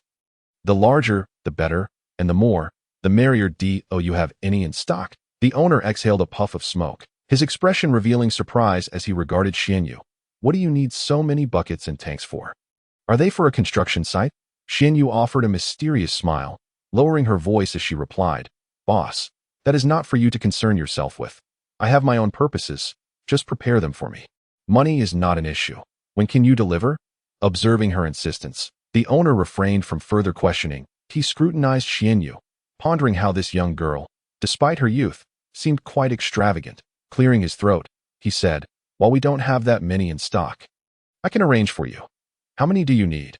What size?" Xianyu contemplated for a moment before responding, "For the buckets, I'll take the largest size, starting with 100. For the tanks, I also want the largest. 50 to begin with. Please expedite the delivery. I will provide the address shortly." As the owner noted her requests, he mentally calculated the potential profit from this transaction, speculating, could she be stockpiling water? Has she caught wind of something? Watching the owner busily at work, Xianyu felt a surge of relief. With the impending apocalypse, water resources would become exceedingly precious. She must prepare in advance. Clean water is more valuable than gold. As the sun dipped below the horizon, its afterglow enveloped the city. Xianyu drove her small truck, laden with supplies, slowly back to the warehouse. Though her body ached with fatigue, her spirits soared with exhilaration. Upon returning, she wasted no time resting and immediately began organizing the supplies, transferring some of her goods into her storage space. She felt an overwhelming sense of fulfillment and security as she beheld the mountain of items within. Earlier that day, when the employee lunch was delivered, she had eagerly stored it all away, anxious to test the preservation capabilities of her space. Now, as she retrieved it, she muttered to herself, conjuring the thought, and a box of still warm meals materialized before her. The aroma of rice and dishes wafted through the air, as if freshly cooked. Xianyu's eyes widened in delight as she picked up her chopsticks. Gently fluffing the rice, each grain was distinct and steaming. She lifted a piece of braised pork to her mouth, savoring the familiar flavors that burst upon her palate, tender, fragrant, and indistinguishable from the meal she had earlier that day. Unable to suppress her smile, she marveled at the capabilities of her storage space, which exceeded her expectations. This meant that in the apocalypse, she could not only stockpile vast quantities of food, but also enjoy fresh meals at any time. Simply splendid. Finding a comfortable spot, she perched herself atop a high shelf, swinging her legs gently. The warehouse windows were expansive, allowing the sunset's golden glow to flood in and bathe the entire space in a warm crimson hue. As she leisurely dined, she admired the scenery outside. The setting sun melted into gold, the dusk tenderly embracing the city, and the sky transformed into a vibrant canvas. In this moment, she felt a long-lost sense of tranquility and peace. After tirelessly preparing for the impending apocalypse for so long, her body and mind were weary. Yet now, gazing at the abundant supplies in her storage space and relishing this rare moment of serenity, she felt that all her efforts were worthwhile. She knew she was on the right path. Each item represented a glimmer of hope, a hope for survival in the coming apocalypse. Chapter 19. Hiring a warehouse manager seated at her desk in the warehouse. Xianyu tapped her fingers lightly on the surface. She understood that while residing in the warehouse facilitated the management of supplies, it was ultimately not a sustainable solution, with less than 2 months until the apocalypse. She needed to seek a more secure and comfortable residence. Xianyu opened her computer, her gaze swiftly scanning the screen. She decided to rent an apartment in the city center, where amenities were abundant. Even in the face of impending doom, life would remain relatively convenient with heightened security compared to remote areas. Having established her objective, Xianyu set about addressing the warehouse matters. She required a reliable individual to oversee the warehouse and ensure the safety of her supplies. Opening the 69 Tongxing website, she skillfully posted a job advertisement. Warehouse manager wanted. Must be experienced and responsible. After publishing the ad, she leaned back in her chair, closing her eyes as images of the apocalypse filled her mind. She knew she must race against time to prepare thoroughly. Before long, her phone chimed with a notification, and Xianyu promptly picked it up, a new job inquiry catching her attention. Yes, she opened the message.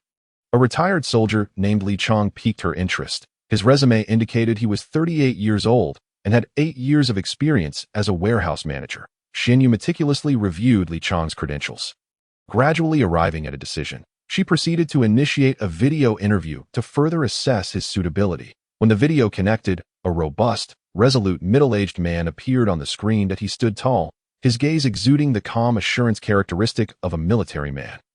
"Hello, I am Xianyu," she introduced herself, her voice bright and clear. "Greetings, Miss Xian," Li Chang replied, his voice deep and resonant, instilling a sense of reliability. After a brief exchange, Xianyu's impression of Li Chang improved further. She sensed he was a trustworthy individual and directly invited him for an in-person interview at the warehouse that afternoon, even offering to cover his travel expenses. After concluding the video call, Xianyu began preparing security measures for the warehouse. Fully aware of the paramount importance of safety, she installed cameras around and within the warehouse, ensuring each corner was monitored by at least 2 cameras.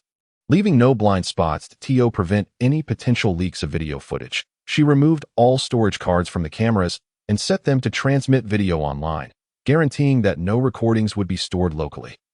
In the afternoon, Li Chong arrived as scheduled, dressed simply yet exuding vitality. Upon seeing him, Xianyu felt reassured by his presence. She bypassed small talk and promptly outlined the warehouse's situation and Li Chong's responsibilities. "Li Chong, I need you to oversee the warehouse during the day. You won't need to manage the specific flow of goods. I will provide you with a daily inventory list, and your role will be to verify and safeguard the items. My employees will handle the transfer of goods in the evenings." Yes, Xianyu spoke. She observed Li Chong's reactions. He listened attentively, nodding in acknowledgement, and responded with a trustworthy tone. "Miss Xian, rest assured, I will fulfill my duties diligently and ensure the safety of the warehouse." Looking into Li Chong's steadfast eyes, Xianyu felt a warm wave of trust wash over her. Although she was aware of the imminent apocalypse, she chose to believe in Li Chong and the inherent goodness and sense of responsibility and humanity. From her drawer, Xianyu retrieved a thick envelope and handed it to Li Chong. "This is your salary for 6 months. I am paying you in advance." She paused, confident that Li Chong would grasp her intent. "I trust you." Li Chong accepted the envelope, its weight imparting a sense of responsibility and trust. Meeting Xianyu's gaze, gratitude filled his eyes. "Thank you, Miss Xian. I assure you, I will not betray your trust." Xianyu understood that with the apocalypse looming in less than 2 months, providing this advance could enable Li Chong's family to fare better during the impending crisis, or at the very least, prolong their survival. Observing Li Chong, this taciturn veteran, she sensed the heavy burden he bore, evident in his taut shoulders and slightly trembling fingers. This was not merely money. It represented hope, a fragile yet invaluable hope before the storm. Miss Xian, this is too much." Li Chong stammered, gripping the envelope tightly, his knuckles whitening from the pressure. He had seen money before, but never such a straightforward and substantial sum. Xianyu smiled. choosing not to directly address Li Chang's concerns. Instead, she gestured toward the myriad of cameras surrounding the warehouse. These cameras are state-of-the-art, offering 360-degree coverage, high-definition night vision, and automatic tracking. Of course, to prevent any unfortunate incidents, I've removed all the storage cards. The video feeds go directly to my computer. You understand, safety first. Li Chang paused, then comprehended Xian Yu's implications. She possessed the capability to safeguard both herself and the warehouse, making it clear that he could accept this money without concern. Chapter 20, Survival Guide for the Apocalypse. With the warehouse matters settled, Xian Yu shifted her focus to resolving her housing situation. She rented an apartment in the city center, meticulously selecting it, as she sought tranquility above all else. Nestled deep within a secluded alley, this apartment was surrounded by lush greenery, far removed from the city's clamor. On ordinary days, apart from the occasional chirping of birds, there was almost no cacophony to be heard. The apartment's decor exudes a minimalist yet sophisticated elegance. With off-white walls and natural wood flooring, complemented by several meticulously trimmed potted plants that impart a warm and inviting ambience. Sunlight streams through the expansive floor-to-ceiling windows, casting dappled shadows upon the floor. Xian Yu stands before the window, gazing at the tranquil scenery outside, taking a deep breath. She relishes this feeling, a respite from the clamor of the world, as if she were the sole inhabitant of existence.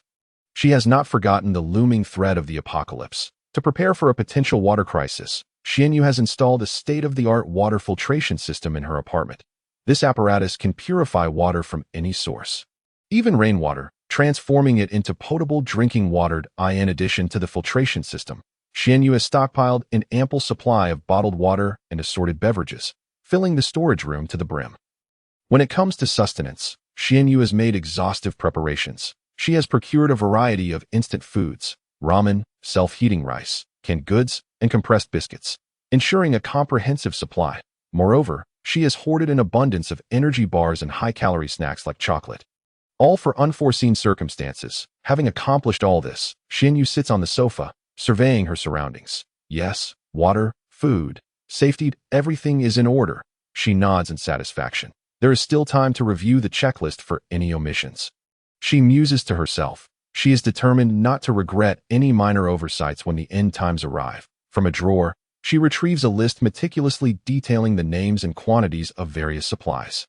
Medications. Bandages, gauze, anti-inflammatory drugs, fever reducers. Yes, that should suffice. Weapons. Crossbows, stab-resistant clothing. Also satisfactory. Communication devices. Walkie-talkies, satellite phones. Signal should be reliable. Transportation. Bicycles, off-road motorcycles. Extra fuel is filled up as well.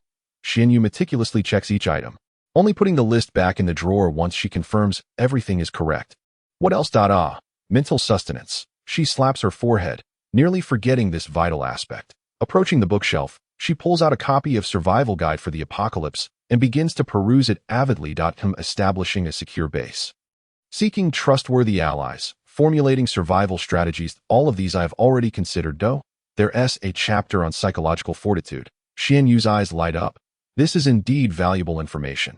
With the apocalypse looming, immense psychological pressure can easily give rise to anxiety, fear, and despair. It is crucial to maintain an optimistic mindset and actively confront challenges. Xian Yu nods in agreement as she reads. It seems that, alongside material preparations, mental readiness is equally paramount.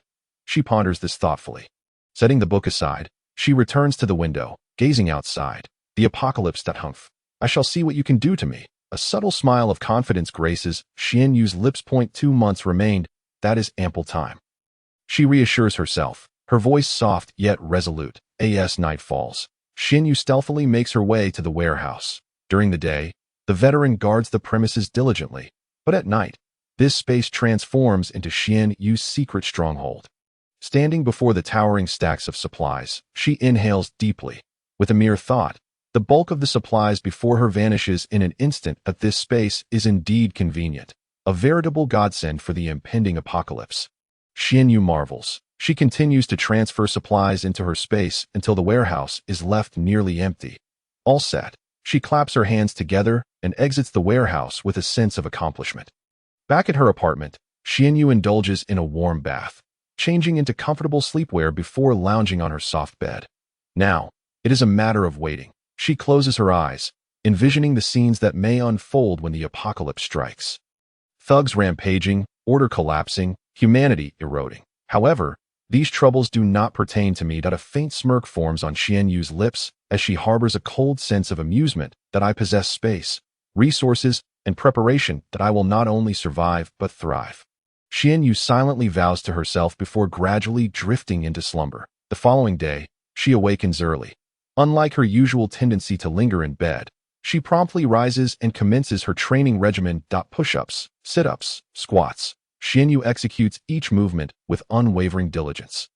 Her clothing soaked with perspiration. Hot, she gasps for breath. Yet her gaze remains resolutely determined.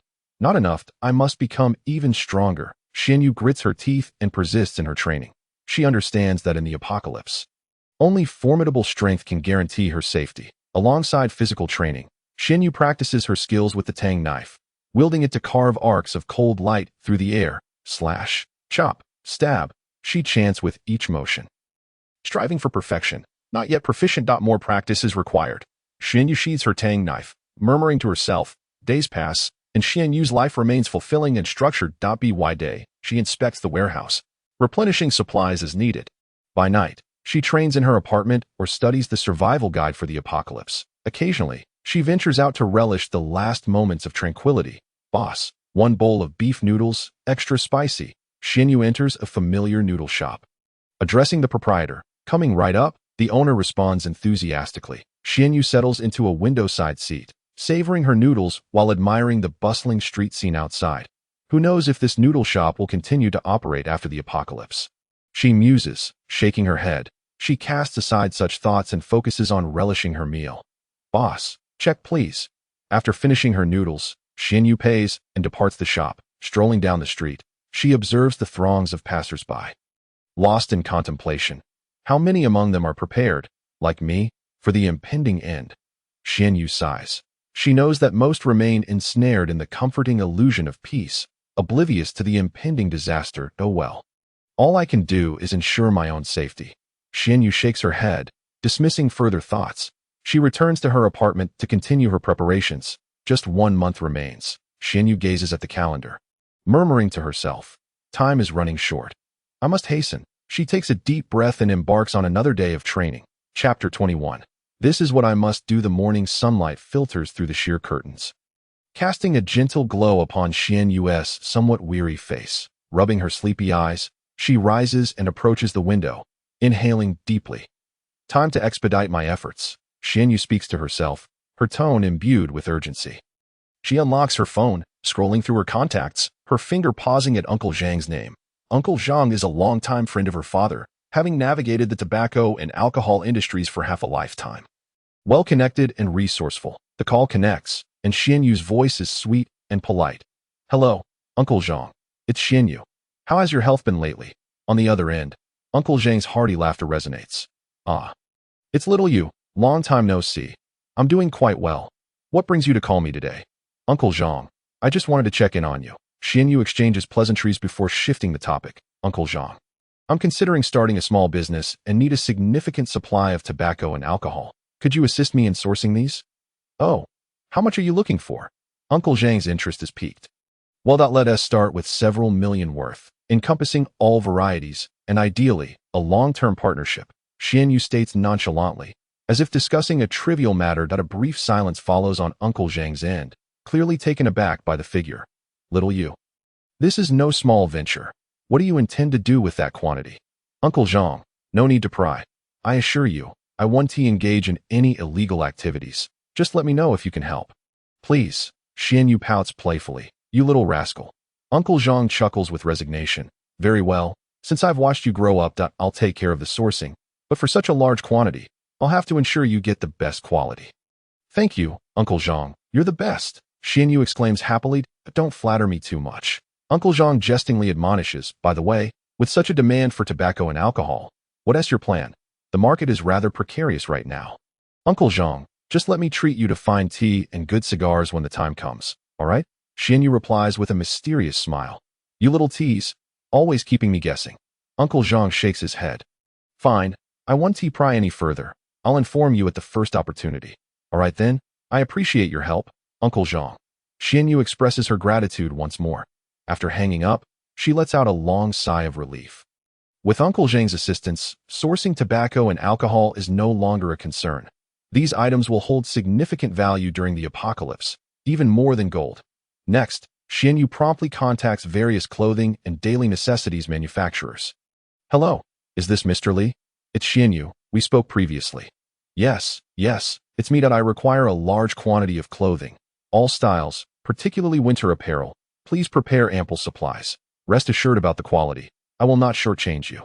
And we can negotiate the price. Also, I need everyday essentials. Toothbrushes, toothpaste, towels, soap, laundry detergent. A few tens of thousands of each. Yes, the more, the better. You needn't worry about storage. I have it all arranged. The phone calls continue to flow. And Xianyu's voice grows hoarse. She tirelessly communicates with various manufacturers, finalizing orders and coordinating production. She resembled an indefatigable spinning top, ceaselessly whirling as she made her final preparations for the impending apocalypse. After an exhaustive day, Xianyu finally completed all her orders. She collapsed into a chair, feeling as though her bones might crumble under the weight of her fatigue. Yet, a satisfied smile graced her face. For these supplies constituted her lifeline in the face of the coming end times. In the days to follow, Xianyu busied herself with receiving deliveries and placing orders. Truck after truck, laden with goods, rolled into the warehouse, only to depart empty. Standing before the towering piles of supplies, Xianyu felt an overwhelming sense of security that in addition to clothing and daily necessities, she had deliberately procured a substantial quantity of insecticides and medications. Hello, is this Manager Wang? This is Xianyu. Yes, I require a vast amount of insecticides, all varieties, as many as you can provide. Her voice carried a note of urgency. She understood that after the onset of the apocalypse, a frenzy of mosquitoes, insects, and rodents would ensue, making insecticides an indispensable resource on the other end. Manager Wang seemed somewhat taken aback, but soon replied, All right, Miss Xianyu, I will arrange it as swiftly as possible. However, for such a large quantity of insecticides, do you? Xianyu interrupted him. Manager Wang, there's no need for further inquiries. Just prepare the goods. Money is not an issue. Understood. Manager Wang responded repeatedly, after hanging up on the insecticide call. Xianyu dialed another number. Hello, is this Mr. Liu? This is Xianyu. Yes, I need a significant amount of common medications. Cold medicine, anti-inflammatory drugs, pain relievers, fever reducers. Let's say several 100,000 boxes of each, or perhaps over 1 million boxes. The more, the better. Xianyu stated firmly into the phone. Mr. Liu on the other end appeared momentarily stunned, seemingly daunted by the staggering figure. Miss Xianyu, are you certain you need that many? That's no small sum. Rest assured, Mr. Liu, I have my arrangements. Just prepare the stock. I won't shortchange you, Xianyu replied, fully aware that in the apocalypse, medications would be more precious than gold, and she needed to stockpile as much as possible. Well then, Miss Xianyu, since you insist, I will do my utmost. However, given such a volume, I will need some time to procure it. Mr. Liu's voice held a hint of difficulty. No problem. I await your news. But Mr. Liu, I hope you can expedite it. The sooner, the better. Xianyu emphasized that I understand. Mr. Liu promptly agreed. After concluding her call with Mr. Liu, Xianyu rubbed her slightly swollen temples. She recognized that procuring medications was merely the beginning. There were numerous tasks awaiting her attention. Approaching the window, she gazed out at the bustling street, a wave of inexplicable emotion swelling within her. She was uncertain if her actions were justified, yet she knew she must prepare meticulously for the impending apocalypse. A few days later, Xianyu received a call from an unfamiliar number. Hello, is this Miss Xianyu? I am a volunteer from a charity organization in the mountains that we have received a substantial anonymous donation of medications from you. And we are immensely grateful for your generosity. A young girl's excited voice resonated from the other end. Indeed, she had approached the act of charity with a kind heart, allocating a batch of medications to be anonymously donated to several remote mountain charities through special channels. Although this batch was but a fraction of her total procurement, it would undoubtedly serve as a lifeline for those in dire need in the mountains. Hello? Miss Xianyu, are you still there? The girl inquired, noticing Xianyu's silence. Yes, I'm listening, Xianyu replied, suppressing her voice in no need for thanks. This is merely my duty. She had no desire to reveal her true identity or disclose her preparations for the apocalypse. Miss Xianyu, our organization wishes to present you with a banner of appreciation and invite you to a donation ceremony. Would that be convenient for you?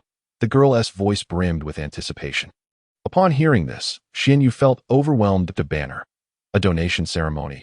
What on earth was happening? She had no time to deal with such matters now.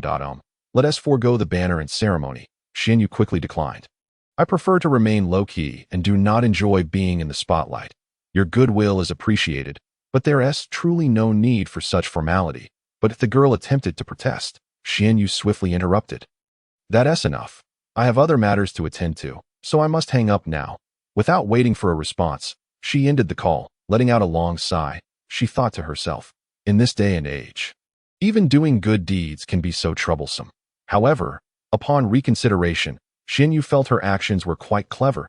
She had successfully concealed her true purpose of stockpiling supplies while inadvertently performing a charitable act. Crafting an image of a low-profile philanthropist, should the apocalypse truly arrive, this philanthropic identity might prove advantageous. With this thought, Xianyu couldn't help but smile with satisfaction. Approaching the mirror, she looked at her slightly haggard reflection. Murmuring to herself, Xianyu, you truly are quite the clever one. There's no need for thanks. This is simply what I ought to do, Xianyu replied lightly, wishing to avoid further entanglement on the matter. Miss Xianyu, you are truly kind-hearted. On behalf of the mountain people, we thank you. The girl's voice was filled with gratitude. All right, I have other matters to attend to, so I must hang up, Xianyu said before disconnecting the call. She let out a gentle sigh, knowing that all her actions were aimed at survival in the apocalypse, not for the sake of receiving gratitude from others. As evening approached, Li Chong hurried into the warehouse. His face alight with excitement. Xianyu, the last batch of medications has arrived. Xianyu looked at him and nodded gently. Thank you for your hard work. Li Chong scratched his head, grinning sheepishly. It's no trouble at all. I'm just thrilled to be working for you. Chapter 22. A shopping frenzy. Xianyu took a deep breath, her chest rising and falling slightly as she endeavored to calm the fatigue that had accumulated over the days.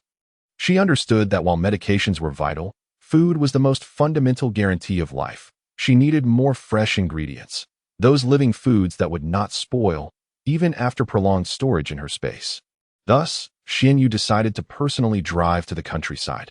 She wished to witness firsthand the vegetables growing in the earth, to touch the fruits still imbued with the scent of soil, and to feel the raw vitality of life. She started her small truck, the engine rumbling deeply as she made her way along the winding rural roads. The landscape on either side unfolded into vast fields, with lush green wheat seedlings swaying gently in the breeze. Resembling an emerald sea, the air was suffused with the fragrance of earth and a hint of fresh grass, invigorating her spirit. Xianyu rolled down the window, allowing the refreshing air to caress her cheeks. Relishing this long-lost tranquility and comfort, after some time on the road, Xianyu came across a farmhouse. The yard was spacious and tidy, with a few fruit trees lining the wall, their branches laden with unripe fruit. An elderly gentleman sat in a lounge chair in the yard, basking in the sun. Xianyu parked her vehicle and approached him with a smile, her tone gentle. Good day, sir. I hope I'm not disturbing you. I'd like to purchase some fresh vegetables, fruits, and meat. Do you happen to have any? The elderly man looked up, assessing Xianyu before breaking into a warm smile and enthusiastically gesturing towards his vegetable garden. Young lady, you've come at just the right time. Our homegrown vegetables are fresh and succulent. We have meat too. We just slaughtered a pig this morning. They're both fat and lean. Which part would you like? Following the elderly man into the garden, Xianyu was greeted by a vibrant scene. Green vegetables, red tomatoes, purple eggplants, all glimmering enticingly in the sunlight. She bent down to gently stroke a plump tomato. Savoring its delicate texture, selecting some of her favorite vegetables and fruits, she also requested a generous portion of pork, specifically asking for extra fat. As in the apocalypse, fat would be a precious source of energy. When it came time to pay, Xianyu did not immediately leave, but instead engaged the elderly man in conversation. Sir, may I inquire about the recent conditions in the village? How is the harvest? The elderly man accepted the payment, a hint of concern crossing his face as he sighed. The harvest is fair. However, in these times, everything is rising in price. Fertilizer, seeds, pesticides, everything is costly, making farming increasingly difficult. Xianyu furrowed her brow, aware that the elderly man spoke the truth. Although the apocalypse had not yet arrived, inflation had already begun to exert pressure on the lives of ordinary citizens. She tactfully inquired about the village's water, electricity, and security conditions, to which the elderly man patiently responded. Through her conversation with him, Xianyu gained a deeper understanding of the countryside situation. She realized that even in this seemingly tranquil village, various crises lurked beneath the surface. As she prepared to leave, the elderly man insisted on gifting her some eggs from his own hens. He retrieved a basket of warm eggs from the coop and insisted on placing them in her hands. Take these, young lady. You can't find such good eggs in the city. Unable to refuse his kindness, Xianyu accepted them, feeling a warm current of goodwill swell within her. She expressed her gratitude once more, touched by this simple act of kindness from a stranger. After bidding farewell to the elderly man, Xianyu did not head straight back. Instead, she continued driving, intending to visit a food processing factory to fulfill her previous orders for canned goods and prepared foods. The food processing factory is situated on the outskirts, vast in scale, with the cacophony of machinery reverberating throughout its premises as workers busily navigate their tasks. Xianyu approached the supervisor, a middle-aged man sporting glasses. Exuding an air of shrewd competence, the supervisor greeted Xianyu warmly, guiding her through the warehouse filled with canned goods and delicacies. Inside the warehouse, shelves were meticulously stacked with an array of cans and prepared foods, emanating an enticing aroma. Xianyu scrutinized the production dates and shelf lives, and upon confirming their accuracy, declared with resolute conviction, "I shall take all of these. Please arrange for their loading at your earliest convenience." Upon hearing Xuanyue's words, the supervisor's eyes lit up and his smile broadened. "Certainly, Miss Xianyue, rest assured, I will ensure everything is arranged as swiftly as possible." The workers sprang into action, loading box after box of canned goods and delicacies onto Xuanyue's small truck. Observing the truck laden with goods, Xianyue felt a weight lift from her heart. In the ensuing month, Xianyue transformed into a fervent purchaser, traversing various cities. Her little truck resembled a mobile warehouse, brimming with an assortment of supplies. She flitted between wholesale markets, farmers' markets, and supermarkets, akin to an indefatigable worker bee, gathering the nectar of survival. Staple foods such as rice, flour, and cooking oil were of paramount importance, and she procured dozens of tons of each. Various seasonings, clothing, footwear, bedding, but she spared no effort in acquiring as much as possible. Each time she arrived in a new city, her grand purchases sparked a minor sensation. Her lavish spending delighted merchants, while leaving some in bewilderment and confusion. Chapter 23. Filling up with 95 octane in addition to the usual supplies, Xianyue specifically directed her attention towards those remote gas stations. She recalled her father's words: "The more secluded the location, the more likely it is to be overlooked, and often, these neglected places conceal unexpected resources." Driving her small truck along the roads at the city's edge, she resembled a cautious cheetah hunting for her prey. The tall buildings gradually thinned out, replaced by low factories and desolate fields. Outside the window, the wind carried dust and dried leaves, creating a mournful sound that added to the desolation. Xianyue clutched the steering wheel tightly, her gaze sharp as an eagle, meticulously observing the condition of each gas station. Some had already closed, their dilapidated signs swaying precariously in the wind, gas pumps coated in dust and cobwebs, exuding an air of desolation. Others appeared eerily quiet, with only a few vehicles sporadically refueling, while staff languidly sat in chairs, stifling yawns. Xianyue understood that gasoline and diesel would be more precious than gold in the apocalypse. They were akin to the lifeblood of the world, powering the machinery of existence. Not only could they propel vehicles, ensuring her mobility in a collapsing world, but they could also generate electricity, providing light and warmth, and even be fashioned into weapons for self-defense. She needed to stockpile as much fuel as possible to prepare for the future and bolster her chances of survival. Whenever she spotted an operational gas station, Xianyue would drive in. She would first scan the surroundings, ensuring there were no suspicious individuals or vehicles before exiting to refuel. "Hello, please fill it up with 95 octane. She calmly instructed the attendant. The attendant glanced at Xianyue and then at her unassuming truck, a flicker of doubt crossing his features, yet he proceeded to follow her instructions. The numbers on the pump flickered rapidly, and Xianyue mentally calculated her gains. She knew that every additional liter of fuel represented a greater hope for survival in the impending chaos. After filling up, Xianyue did not leave immediately. She would find a concealed spot to park her truck, then retrieve a specially designed siphon and several large-capacity oil drums from the vehicle. Skillfully, she inserted the siphon's hose into the fuel tank, switched it on, and watched as gasoline flowed into the drums. This process required utmost caution, no spills and no witnesses. Xianyue always chose the dead of night for this task, moving like a ghost in the shadows. Moonlight filtered through sparse clouds, casting her elongated silhouette against the darkness. Her face bore no expression, save for her eyes, which sparkled with determination in the obscurity. She understood the perilous nature of her actions. Discovery would lead to dire consequences. Yet, for the sake of survival, she had no other option. Once the drums were filled, Xianyue would carefully load them onto her truck, securing them with ropes. Then, she would swiftly depart, leaving no trace behind. Thus, Xianyue flitted between gas stations on the city's periphery, akin to a diligent ant, gradually amassing her provisions for the winter. She was uncertain of the total amount of fuel she had siphoned, only aware that her truck's trunk was now overflowing with containers of various sizes. These barrels represented her lifeblood, instilling in her a sense of security and hope. She knew that with this fuel, even when the apocalypse descended, her chances of survival would be bolstered. After a period of relentless effort, Xianyue had accumulated several tons of gasoline and diesel. For the average person, this quantity might seem astronomical, yet for Xianyue, it was still woefully insufficient. She recognized the harsh reality of the apocalypse, far exceeding her previous imaginings. She must stockpile as many resources as possible to endure in this new world. Gazing at the barrels filled with fuel, she was engulfed by a swirl of complex emotions, gratitude, anxiety, and uncertainty about the future. She questioned the righteousness of her actions, yet knew she had no other choice. This was her promise to herself and her responsibility towards the future. As night fell, the roads on the city's edge were barren. Xianyue's small truck resembled a solitary beast, moving slowly through the darkness. The headlights pierced the night's stillness, illuminating the path ahead. Xianyue's gaze was resolute and unwavering. She understood her mission was far from complete, and she must press on. She continued to seek out those forgotten corners, searching for resources that could offer her a glimmer of hope for survival. Her truck would persist in its nocturnal journeys until the day the apocalypse arrived.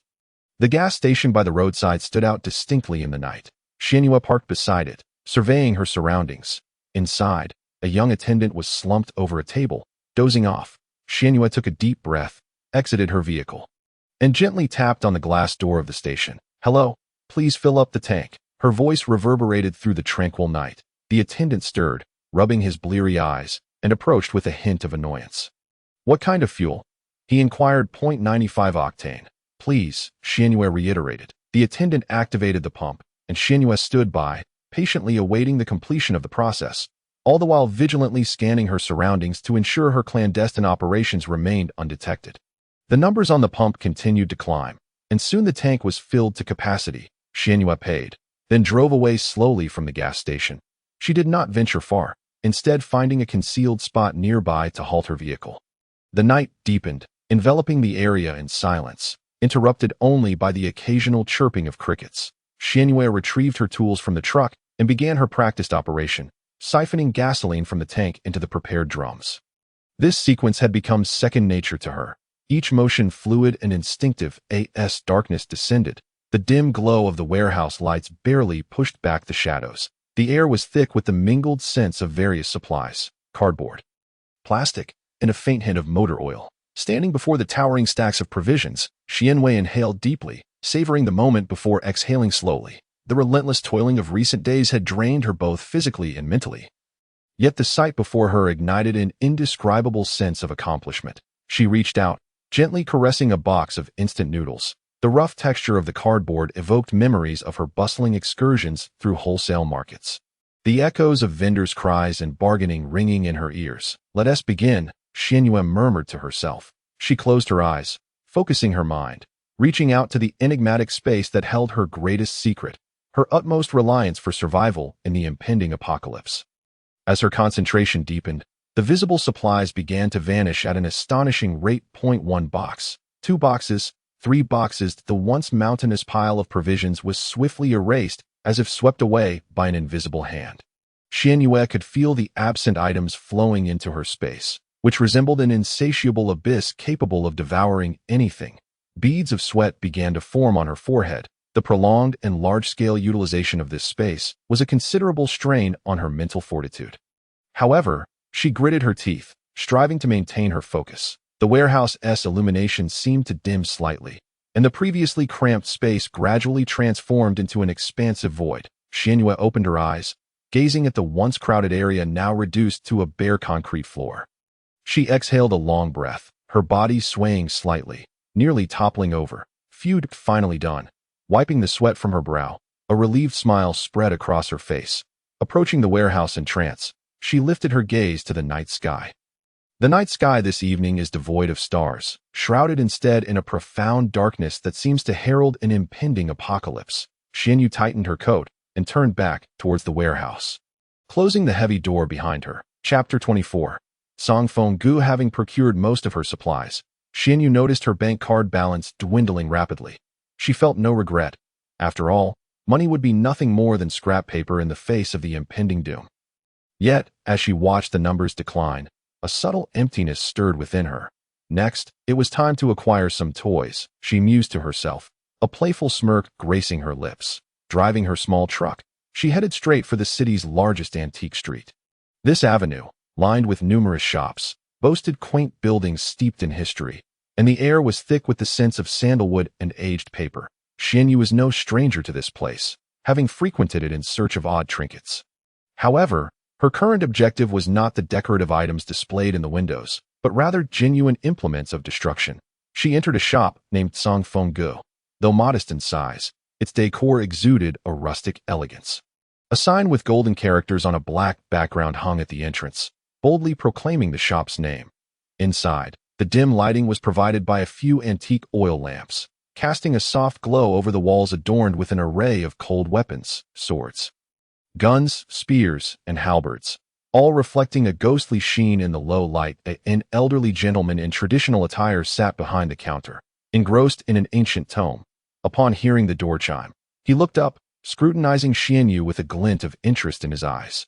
"Young lady, what might you be seeking?" His voice was hoarse yet deep, imbued with the weight of time. Xianyue did not respond immediately. Instead, she approached a wall brimming with swords and daggers, examining them closely. Gently, she ran her fingers along the blade of a long knife, feeling its icy chill. "Sir, are these blades all sharpened?" she inquired, her tone laced with curiosity. The old man set down his book and ambled over to her, a smile creeping onto his face. "What an intriguing question, young lady. Everything we offer at Song Fenggu is the genuine article. If it's not sharpened, then what would you call it? A weapon?" Xianyue nodded, indicating her understanding. She then pointed to an intricately designed tang knife and asked, "How much for this one?" The old man squinted, appraising the knife carefully before raising 2 fingers. "This amount." 20,000? Xianyue ventured cautiously. The old man shook his head, his voice steadied out. "No, it is 200,000." A jolt of surprise coursed through Xianyue. That was quite a sum. However, she recognized that such a fine tang knife was indeed worth the price. "All right, I'll take it," she declared without hesitation. The old man's eyes widened slightly in astonishment. He hadn't anticipated her decisiveness. He had assumed she was merely browsing, but it appeared she was a connoisseur. "You have quite the discerning eye, young lady," he remarked with a grin. "This tang knife is the pride of my collection, crafted from the finest steel through countless meticulous processes, sharp enough to slice through iron like butter." Xianyue smiled but remained silent, aware that his praise was likely a ploy to elevate the price. Yet, she was unconcerned. As long as the knife proved effective, that was all that mattered. Besides this tang knife, "I require additional weaponry," she stated. "Bows, spears, daggers, a few of each, please." The old man's smile widened at her request. "Are you planning to open a martial arts school, young lady?" Shaking her head with a light laugh, Xianyue replied, "Not a school, but for self-defense." That a flicker of understanding crossed the old man's gaze, and he refrained from probing further. Instead, he guided Xianyue around the shop, helping her select suitable weapons. Each piece she chose was of exquisite craftsmanship, unmistakably no ordinary fare. Observing her selections, The old man silently approved.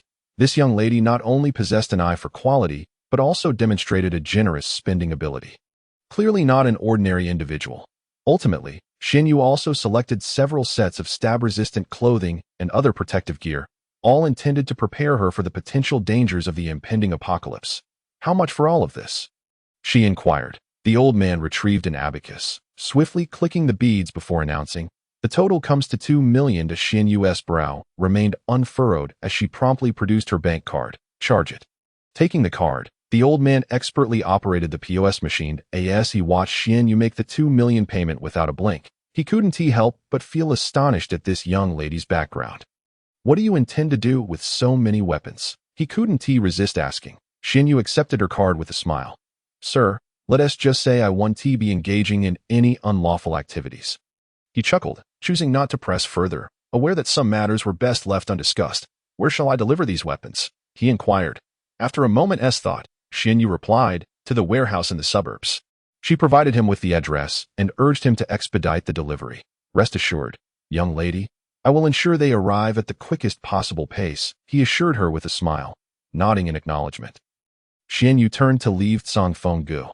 Upon exiting the antique street, she exhaled deeply. 2 million might seem an astronomical figure to an average person, yet for Xinyu, it was merely a string of numbers. She understood that in the apocalypse, it might not even buy a single pack of instant noodles. However, these weapons could safeguard her, enabling her survival in a world turned upside down. Money could be earned again. But a life lost was irrevocable. "That I must be resolute," Xinyu murmured to herself, her eyes gleaming with determination. She drove her truck towards the warehouse in the suburbs. Outside the window, the setting sun painted the sky a vivid crimson. As she gazed at the blood-red horizon, an inexplicable emotion surged within her. She knew the end was nigh, and she had to be fully prepared. Upon returning to the warehouse, Xinyu parked her truck securely and began inspecting the safety measures. She needed to ensure that this place was secure, impervious to any intrusions. After completing her checks, she returned to her apartment, indulging in a warm shower and changing into comfortable pajamas before lying on her soft bed. Closing her eyes, images of the impending apocalypse flickered through her mind. She understood that she must adapt swiftly to the new reality if she hoped to survive in such a ruthless world. The following morning, Xinyu awoke early. Unlike her usual tendency to linger in bed, she sprang up without delay, commencing her day of training. She recognized that only through formidable strength could she ensure her safety in the apocalypse. Continuous training to enhance her physical abilities and combat skills was imperative. After her training session, Xinyu received a call from the owner of Cangfenggu.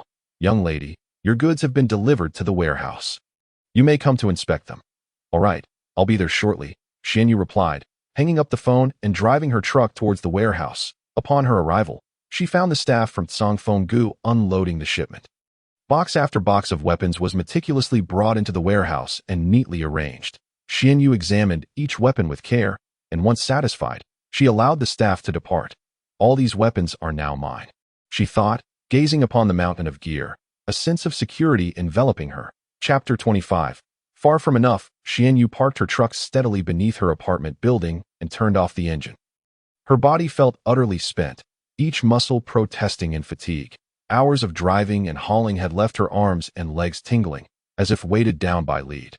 Yet, a profound sense of assurance settled within her, stemming from the stockpile of supplies in the warehouse and her newfound control over the future. Like a diligent bird crafting its nest, she watched her sanctuary evolve into a stronghold, each effort translating into a sense of fulfillment. Rubbing her sore shoulders, she pushed open the car door, greeted by a rush of warm air. The evening city buzzed with life. The roar of engines, the clamor of crowds, the calls of street vendors, a symphony uniquely urban. The streets thrummed with activity, neon lights flickering in a kaleidoscope of colors, transforming the city into a dreamlike spectacle, while hurried pedestrians wore expressions of exhaustion or numbness, scurrying about in the relentless pursuit of survival. Little did they know that a cataclysmic disaster was silently encroaching. How many could, like now, blissfully indulge in this final feast without a hint of foreboding? Xinyu pondered this, a bittersweet smile curling her lips, an expression tinged with both compassion for the oblivious masses and a self-deprecating acknowledgement of her own clarity. Upon returning to her apartment, Xianyu refrained from collapsing onto her bed to relish a moment of tranquility. Instead, she steeled herself and approached her desk, opening her laptop. The screen's cool blue glow illuminated her weary visage, displaying an extensive log of supplies she had procured recently: rice, flour, cooking oil, canned goods, prepared foods, medicines, clothing, daily necessities.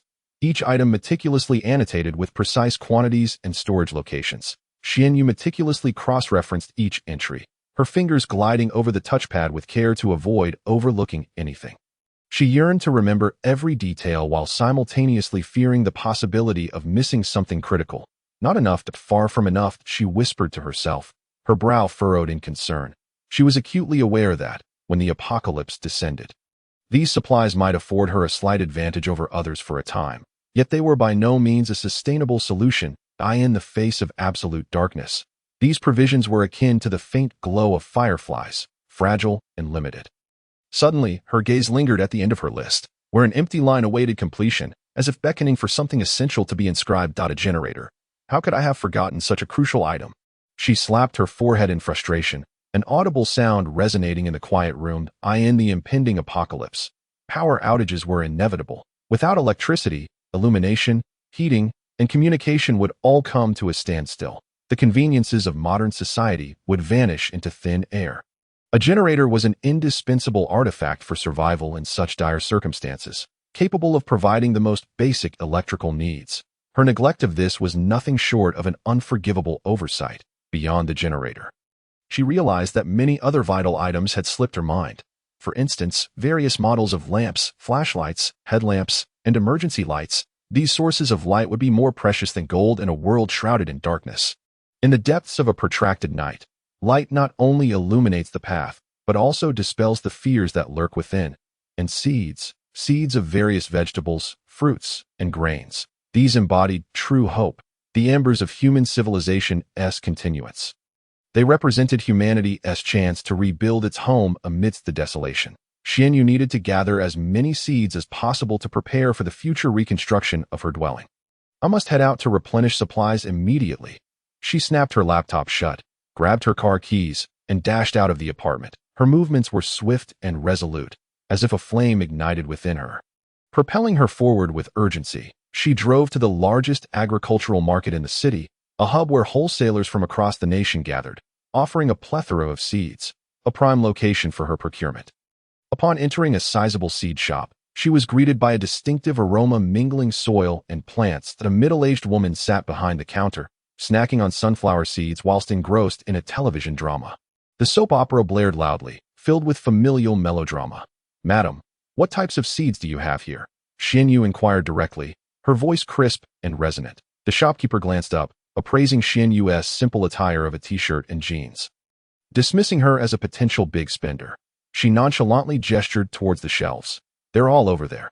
Help yourself." Unfazed, Xianyu approached the shelves, meticulously selecting items. Rows of neatly arranged seeds adorned the shelves, each packet boasting vibrant designs that dazzled the eye. She examined each variety, collecting several packets to fill her shopping basket. "Madam, I'll take all these seeds. Could you tally up the cost for me?" She placed the overflowing basket on the counter, the colorful packets jostling together in a lively display. The basket was heavy, thudding against the counter with a muffled sound. Initially, the shopkeeper continued her leisurely snacking, barely lifting her eyelids. Upon hearing Xianyu's request, she lazily glanced at the basket, her eyes widening in surprise. "So many. What do you need all these seeds for?" "Farming." "Something like that," Xianyu replied vaguely, not wishing to elaborate. She had no intention of wasting time on unnecessary explanations. She understood that discussing the apocalypse with these people would be a futile endeavor. The shopkeeper tapped away at her calculator. She muttered under her breath, "These young folks today are rather whimsical, abandoning good jobs to go farm." Her tone dripped with confusion and sarcasm. Xianyu paid her no heed, instead wandering around the store again. She discovered that this shop had a commendable assortment of seeds, including some rare varieties alongside the usual vegetables and fruits. She specifically selected seeds for vegetables that could be harvested multiple times, such as chives, cilantro, and scallions. These plants, as long as their roots remained intact, could thrive continuously, an invaluable source of greenery in a world turned bleak. in a time of food scarcity, these perennial vegetables would serve as a crucial food source. Additionally, Xianyu purchased some fruit seeds, including strawberries, blueberries, and raspberries. Not only were these fruits delectable, but they were also rich in nutrients, essential for vitamin replenishment. In the harsh conditions of the apocalypse, being able to consume fresh fruit would be nothing short of a luxury. She even managed to find a few packets of staple grain seeds. Though limited in quantity, they were better than nothing. These seeds formed the foundation of human survival, the bedrock of civilization. Finally, Xianyu made her way to the fertilizer section. Selecting several large bags of compound and organic fertilizers in the apocalypse, the fertility of the soil would inevitably decline, making fertilizers essential. Only by ensuring the land's fertility could enough food be grown. "I'll take these as well," she stated calmly, pointing at a truckload of fertilizer yet to be unloaded, as if discussing the most mundane of matters, her finger unwavering. The shopkeeper's eyes widened in disbelief, her mouth forming an shape. Having forgotten to continue snacking, sunflower seed shells littering the floor, she scrutinized Xianyu from head to toe, as if trying to discern something extraordinary about her. This girl was not only purchasing an abundance of seeds, but also fertilizer. Was she serious? Did she intend to cultivate an entire plot of land and become a farmer? A myriad of speculations swirled in the shopkeeper's mind, leaving her utterly baffled. Curiosity gnawed at her like a swarm of ants. Yet she hesitated to inquire directly. After all, in business, the customer is king. It would be inappropriate to pester customers with questions. "Young lady, just how much land do you plan to cultivate?" the shopkeeper finally ventured. Her voice laced with caution and uncertainty. She endeavored to soften her tone, fearing she might irritate this peculiar customer. Xianyu smiled, not providing a direct answer, merely saying, "It's wise to be well prepared. Better safe than sorry." Her smile held a hint of mystery, coupled with a trace of resignation. The shopkeeper, even more perplexed, pondered the meaning of well prepared. How much was considered enough? This girl's words were utterly bewildering. Unable to comprehend Xianyu's intentions, she regarded the young woman as quite eccentric. Shaking her head, she dismissed further thoughts and returned to her calculations, regardless of what this girl intended to do. As long as she paid, that was all that mattered in business. The goal was profit, as long as there was money to be made. It was none of her concern what the customer planned to do with their purchases. The shopkeeper silently reassured herself, putting the matter out of her mind. Chapter 26. Time to buy a generator next. It was time to purchase a generator. Xianyu drove her small truck out of the parking lot and merged into the flow of traffic. She deftly maneuvered the steering wheel, her vehicle weaving through the cars like a nimble fish. The engine emitted a low rumble, seemingly urging her to hurry, to go faster. Within her heart, a fire blazed. She understood that a generator was a necessity for survival in the apocalypse. It represented light in the darkness, warmth against the cold, and hope amidst despair. She needed to find a suitable generator swiftly. To fortify her chances of survival, she activated the car's navigation system, inputting the address of the B-City Technology Expo. The navigator's crisp female voice announced, "In 200 meters, turn right at the intersection to enter the highway." Estimated travel time, 3 hours. Taking a deep breath, she accelerated slightly on the highway.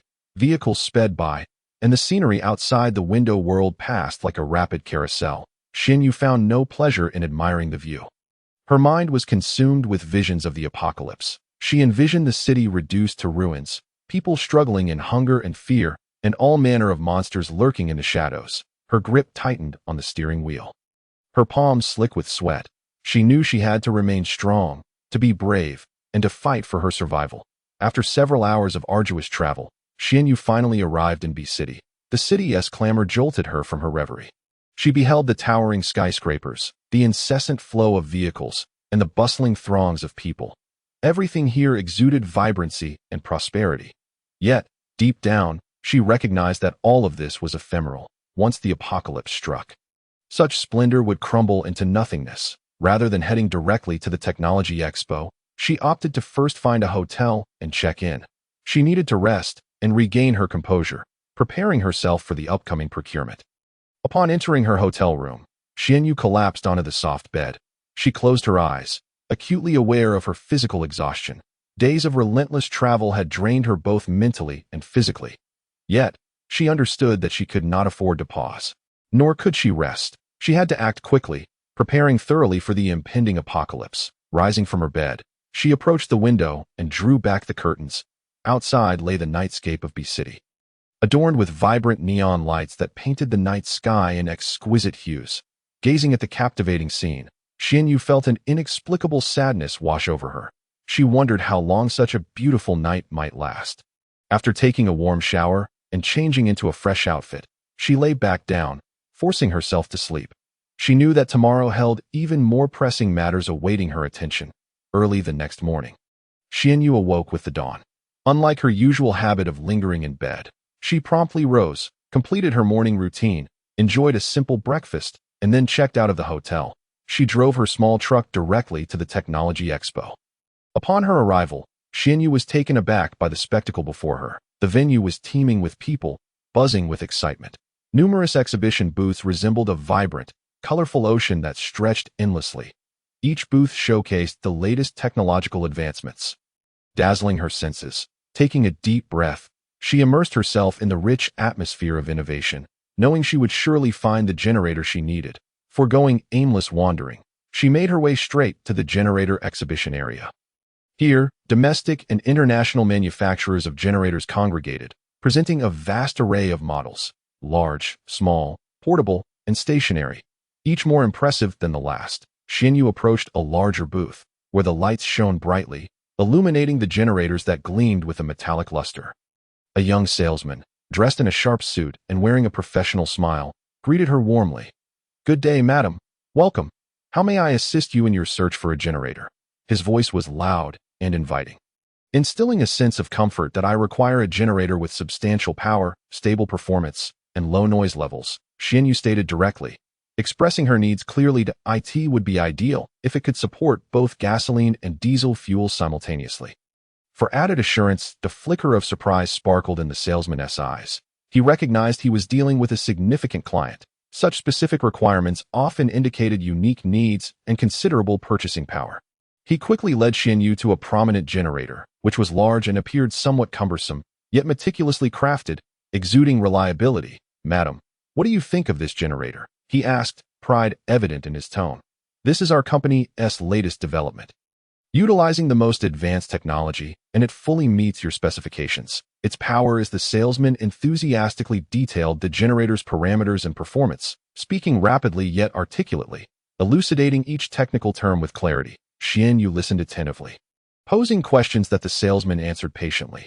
After thoroughly inspecting every detail of the generator and confirming its specifications, she declared, "I will take this generator. Can you deliver it to my location?" Her tone was calm, yet unwavering, devoid of any hesitation. "Certainly," the salesman exclaimed, his delight evident as his smile widened. "Where shall we deliver it?" "We have a professional logistics team that guarantees safe and timely delivery to your specified address." "To this address," Xianyu replied, jotting down the warehouse address on a piece of paper and handing it to him. "What is your occupation that necessitates such a large generator?" The salesman's curiosity got the better of him as he registered her information. He was genuinely intrigued by what seemed to be a young woman purchasing a generator of this magnitude.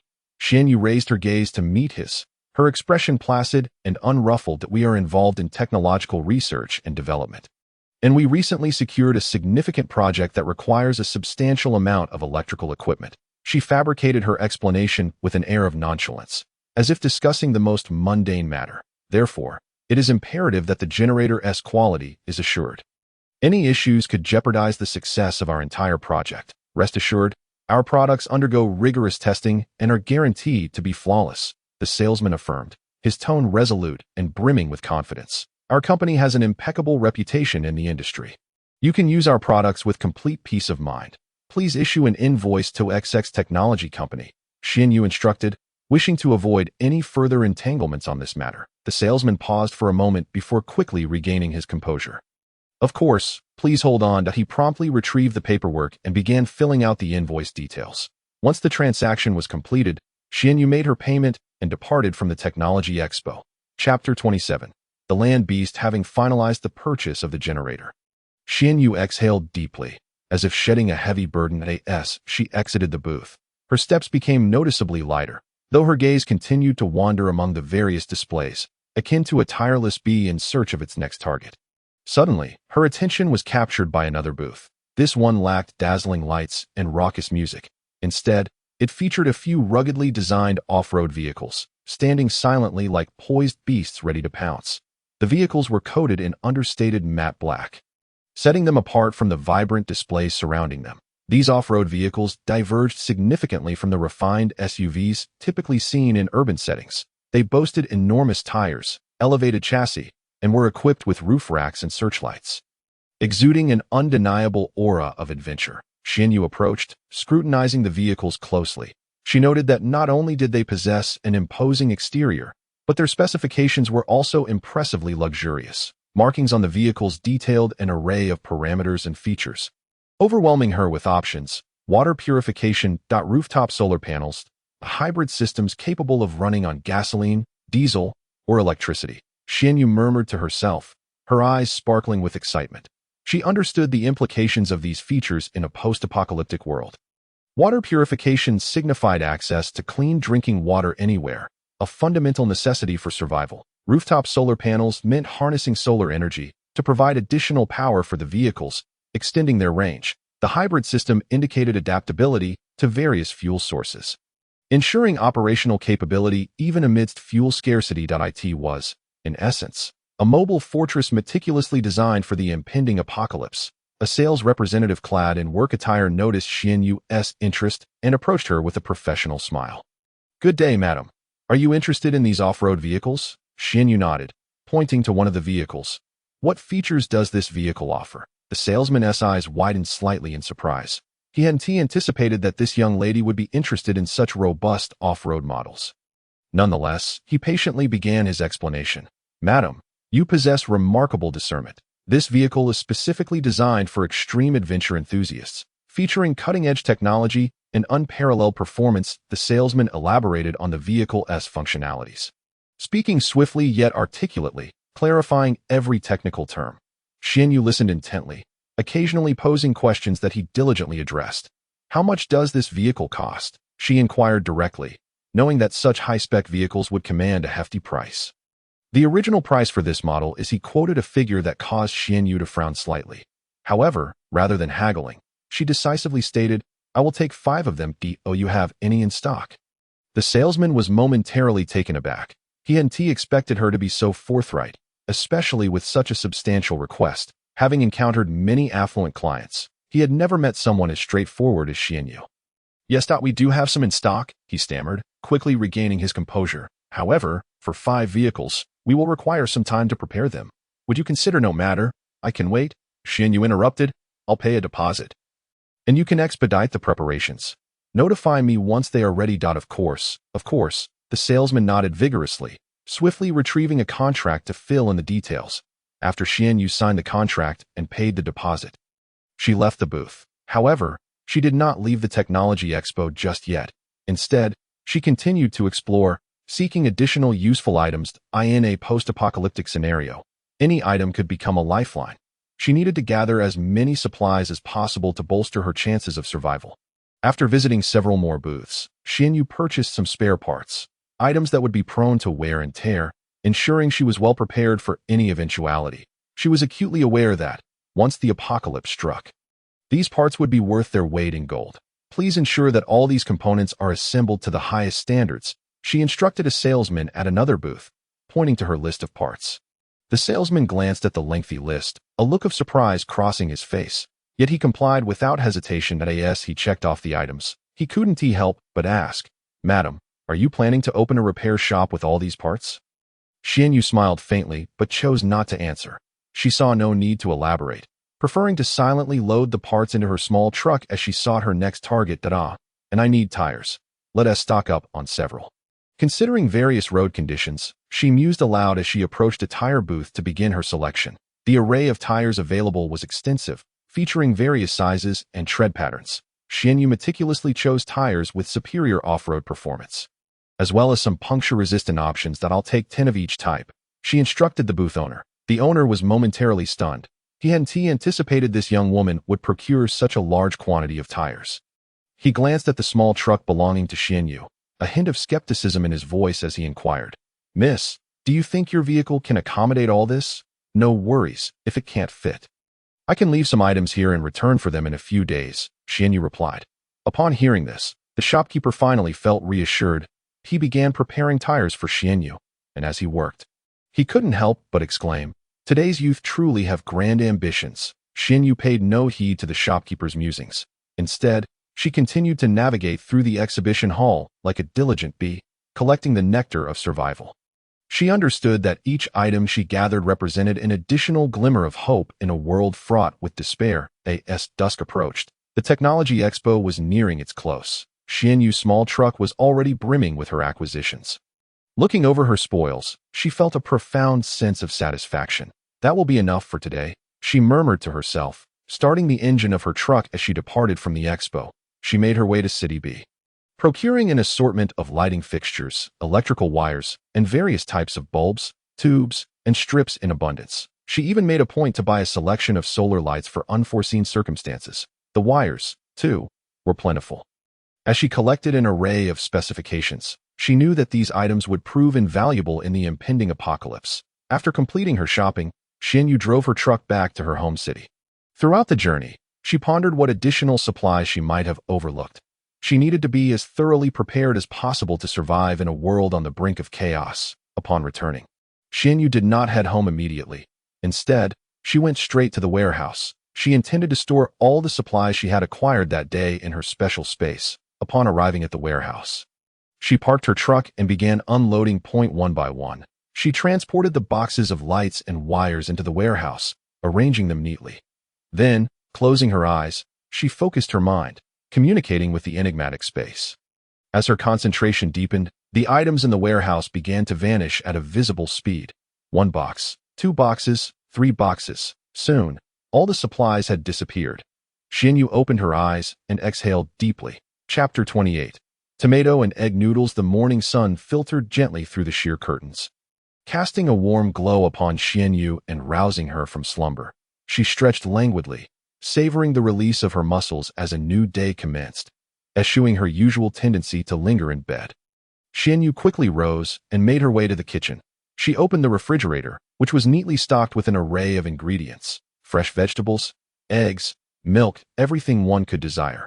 All of these were carefully selected, intended for her to relish a final culinary feast before the impending apocalypse struck. Xianyu retrieved a tomato, 2 eggs, and a packet of noodles from the cupboard. With practiced efficiency, she washed and diced the tomato, then heated oil in a pan before adding the tomato to saute. With a satisfying sizzle, the aroma of the tomatoes wafted through the air, their vibrant juices bubbling in the pan, igniting her appetite.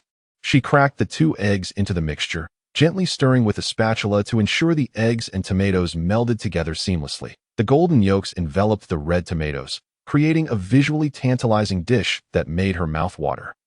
Next, she poured in an appropriate amount of water, covering the pot and waiting for it to boil. Once the water reached a rolling boil, Xianyu added the noodles, using chopsticks to gently stir and prevent them from sticking together. The noodles danced in the pot, absorbing the essence of the tomato and egg broth, gradually becoming tender and elastic. After a few minutes, the noodles were cooked to perfection. She turned off the heat, sprinkled some chopped green onions on top, and drizzled a few drops of sesame oil. A steaming bowl of fragrant tomato and egg noodles was now ready. Xianyu ladled the noodles into a bowl and carried it to the dining table. She picked up her chopsticks, twirling a strand of noodles, giving it a gentle blow before savoring the first bite. The noodles were smooth and springy, the tomatoes sweet and tangy, and the eggs tender and creamy, all enveloped in a rich, flavorful broth. This familiar taste filled Xianyu with an overwhelming sense of satisfaction and happiness. She devoured the noodles eagerly, as if she wished to imprint this delightful experience into her memory, aware that such days would not last long. After finishing her meal, Xianyu tidied up the dishes and poured herself a glass of milk. Sitting by the window, she sipped her milk while gazing at the scenery outside. The sun shone brightly, and a gentle breeze caressed her face, creating an atmosphere of tranquility and beauty. Yet, Xianyu understood that this was merely the calm before the storm. She needed to seize the moment and prepare more thoroughly for the impending apocalypse. Dressed and ready, Xianyu drove her small truck directly to a nearby supermarket. She recalled that it housed a vast array of goods at reasonable prices. Upon entering the supermarket, she was taken aback by the sight before her. The shelves were laden with a multitude of products, a veritable cornucopia of fresh fruits and vegetables, meats and seafood, snacks and beverages, daily necessities, all piled high like miniature mountains. Shoppers maneuvered their carts through the aisles, selecting their desired items. A long queue formed at the checkout, where smiles adorned the faces of patrons discussing the latest promotions. The cashiers served customers with enthusiasm, introducing various products while wearing professional smiles. The entire supermarket was enveloped in a lively, harmonious ambience. This scene reminded Xianyu of the chaos that had ensued at the onset of the apocalypse. At that time, the supermarket had been a battleground, stripped bare of goods, leaving only empty shelves and discarded packaging strewn across the floor. People had fought fiercely over scraps of food, resorting to violence in desperate struggles for survival, creating a horrific spectacle. The cashiers had vanished, replaced by ruthless marauders who claimed the supermarket as their territory. Anyone daring to enter would pay a steep price, sometimes even with their lives. Xianyu vividly recalled her visit to a supermarket when the apocalypse first began. There had still been some food remaining, but the cashiers were inflating prices exorbitantly, charging hundreds for a single pack of instant noodles. They had exploited the panic of the populace, profiting from the disaster with no regard for humanity. Some, in a bid for survival, had exhausted their savings to purchase overpriced provisions, while others had resorted to theft, only to meet a grim fate at the hands of the thugs. Witnessing such scenes had filled Xianyu with anger and sorrow, anger at the greed and cruelty of the cashiers, and sorrow for those struggling to survive in a world gone mad. She understood that during an apocalypse, the human spirit would face severe trials. Some would become selfish, greedy, and ruthless, willing to do anything to survive, while others would cling to their moral principles, striving to help those in need. Xianyu aspired to be among the latter, determined to assist those who required help. She pushed her shopping cart through the supermarket, collecting items she had previously missed at the checkout. She observed the cashier expertly scanning the barcodes, and a wave of emotions washed over her. Such scenes would soon be a thing of the past. She had to cherish this final moment of tranquility and prepare diligently for the future. Upon returning to her apartment, Xianyu opened her laptop and began browsing the web. She noted an increasing number of discussions online regarding unusual weather patterns. Some believed these were merely temporary fluctuations, not warranting excessive concern. They optimistically asserted that everything would eventually improve, confident in humanity's technological prowess to tackle any challenge. These individuals were labeled optimists, trusting that the government would intervene to resolve all issues and safeguard the populace. They remained ensconced in the glories of the past, unwilling to accept that an apocalypse could truly be imminent. Conversely, others posited that these anomalies heralded the arrival of the apocalypse, urging everyone to prepare thoroughly. They argued that human activity had severely disrupted the Earth's ecological balance, and nature's retribution was fast approaching. Known as the Crisis Faction, they called for resource conservation, environmental protection, and preparedness for the coming disaster. They actively gathered supplies and honed survival skills, hoping to endure the apocalypse. That a heated debate erupted online between the two factions, each staunchly defending their viewpoints, unable to sway the other. Xianyu silently observed the discourse, a sense of melancholy washing over her. She knew that most of these individuals would perish in the apocalypse. Only those who had adequately prepared stood a chance of survival. Choosing not to engage in the arguments, Xianyu quietly browsed various posts, gleaning useful information. She noted individuals sharing survival tips, others providing lists of essential supplies, and some offering information about shelters. Xianyu meticulously recorded this information, recognizing its immense value for the future. She felt akin to a crocodile lurking beneath the water's surface, quietly observing everything around her while waiting for the opportune moment. She was confident in her preparedness, fully equipped to face the challenges of the impending apocalypse. Savoring her coffee, she gazed out the window, her heart swelling with self-assurance. She believed wholeheartedly that she could not only survive the apocalypse, but also rebuild her home. Xianyu was acutely aware that temperatures would soon reach a terrifying high of 50 degrees. Such extreme heat posed a significant challenge for humanity, as people could easily succumb to heat stroke, dehydration, or even death. Determined to experience the temperature changes firsthand, she decided to venture outside, clad in a lightweight sun-protective garment and donning a wide-brimmed hat. She stepped out of her apartment. The moment she exited, a wave of heat enveloped her, as though she had entered a vast steam chamber. The air was thick with a charred aroma, making each breath a laborious effort. The sun loomed like an enormous fireball, scorching the earth beneath it, rendering the ground so hot it seemed fit for frying an egg. Xianyu felt akin to a piece of meat roasting on a grill, ceaselessly turning over the heat. After just a few steps, she found herself drenched in sweat, beads of perspiration cascading down her cheeks, soaking her garments. She observed the trees by the roadside, their leaves wilted and drooping, listlessly hanging down as if mourning the sudden calamity. The streets were nearly deserted, with most people sheltering indoors, too fearful to venture outside. Occasionally, a few hurried pedestrians would scurry past, shielding their eyes from the relentless sun. Their pace quickened. Xianyu's throat was parched, and she hastily retrieved her water bottle, taking several sips. Yet, the water did little to quench her thirst. She felt as though she were being roasted alive. Realizing she could no longer remain outdoors, she resolved to return to her apartment promptly. As she turned to retrace her steps, each stride became increasingly arduous. Her body felt heavier, and her head began to spin. Gritting her teeth against the discomfort, she quickened her pace and finally reached her apartment. Upon entering, Xianyu immediately activated the air conditioning, setting the temperature to its lowest. The cool air enveloped her, bestowing a refreshing relief. She collapsed onto the sofa, gasping for breath, feeling as if she had just escaped from hell. Retrieving a thermometer, she measured the outdoor temperature. The reading made her gasp in disbelief. 51 degrees. This temperature had far exceeded the limits of human endurance. Xianyu understood that the first wave of extreme heat heralding the apocalypse had commenced. Chapter 29. Blind confidence. The heat waves rolled like an invisible beast, opening its maw to devour the entire city. The asphalt streets softened under the relentless sun, resembling melting chocolate, distorted and reflecting a blinding glare. The air seemed to congeal, burning painfully as it filled her lungs. Xianyu stood by the window, her gaze fixed on the empty square below, once a vibrant battleground for enthusiastic square dancers, echoing with loud music and bustling like a marketplace. It now lay desolate, save for a few forlorn trees, their leaves drooping in silent tribute to the sudden disaster. Her phone pinged incessantly, notifications from the community group chat flooding in. Xianyu picked up her phone and opened WeChat. A deluge of messages inundating her screen. Goodness, is this the rhythm of a heat wave that could kill? My air conditioner has broken down, and the repair line is perpetually busy. Who will come to my rescue? My mother fainted while out buying groceries, and now she's in the hospital fighting for her life.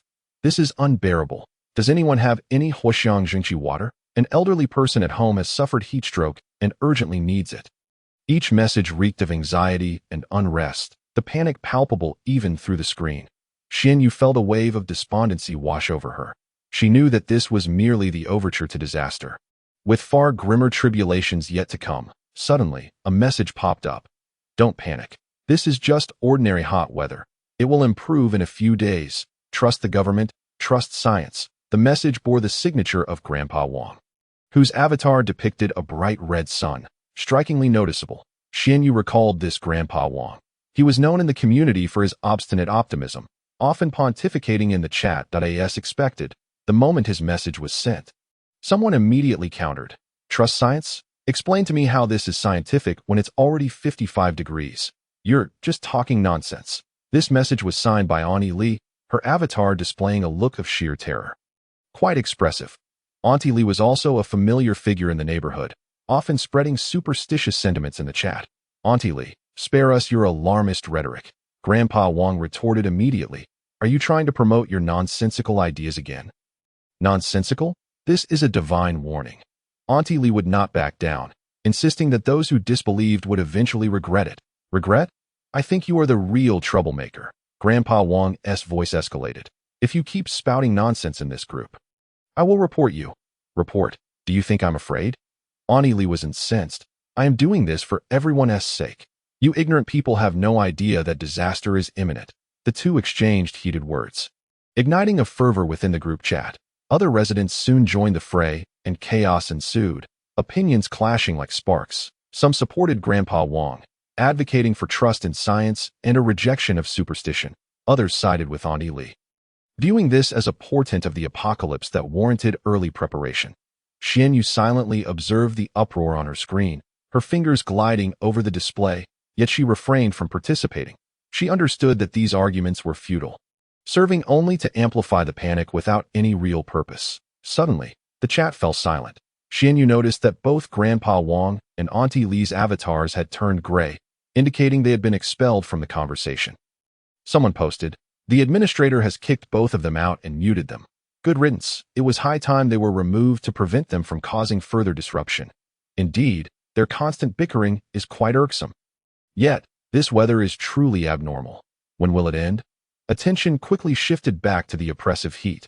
Xianyu set her phone down and stepped onto the balcony. She gazed skyward, the sun still resembling a colossal fireball, mercilessly scorching the earth, showing no signs of relenting. Taking a deep breath, the air was scalding, as if it could sear her lungs. Xianyu recognized the necessity of acclimating to this extreme heat if she were to survive in this apocalyptic world.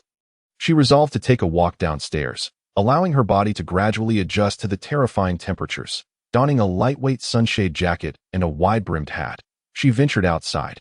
The moment she stepped out, a wave of heat enveloped her, as if she were trapped in a vast steamer. Xianyu felt her skin blazing, as if pricked by countless tiny needles. She ambled along the pathways of her community, typically bustling with life, now eerily quiet. Only a few cars languidly parked by the roadside resembled melted ice cream, stripped of their former luster. Upon reaching the entrance, she spotted the security guard slumped wearily in his chair, fanning himself with a tattered palm leaf. "Master, it's unbearably hot today." Xianyu greeted the guard as she approached. He looked up, fatigue evident in his eyes, his voice hoarse as he replied, "Indeed, it's scorching." "Young lady, why are you out at such a time? You should hurry back home I just came out for a stroll to acclimate." Xianyu forced a smile. "Acclimate?" The guard chuckled at the absurdity of it all. "There's nothing to acclimate to in this dreadful weather. Go back inside and cool off. Don't overheat yourself."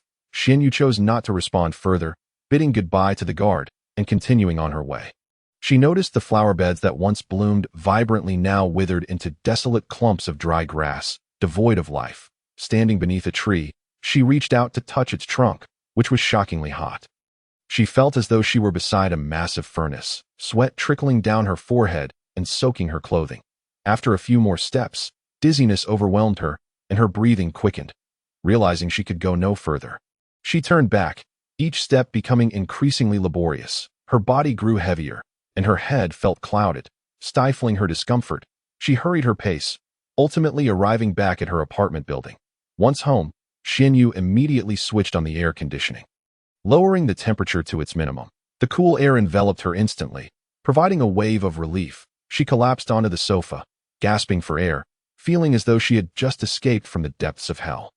Retrieving a thermometer, she checked the outdoor temperature again. The reading caused her to gasp. 55 degrees. This temperature had far exceeded the limits of human endurance. Xianyu knew this was merely the beginning. The true test lay ahead. She had to prepare meticulously to survive in this harsh new world. Chapter 30. Hoarding gold, Xianyu languidly reclined on the sofa, her body sinking deeply into the plush cushions. As if merging with the furniture itself on the television screen, apartment played, its familiar opening theme instantly transporting her back to a time filled with laughter and tears.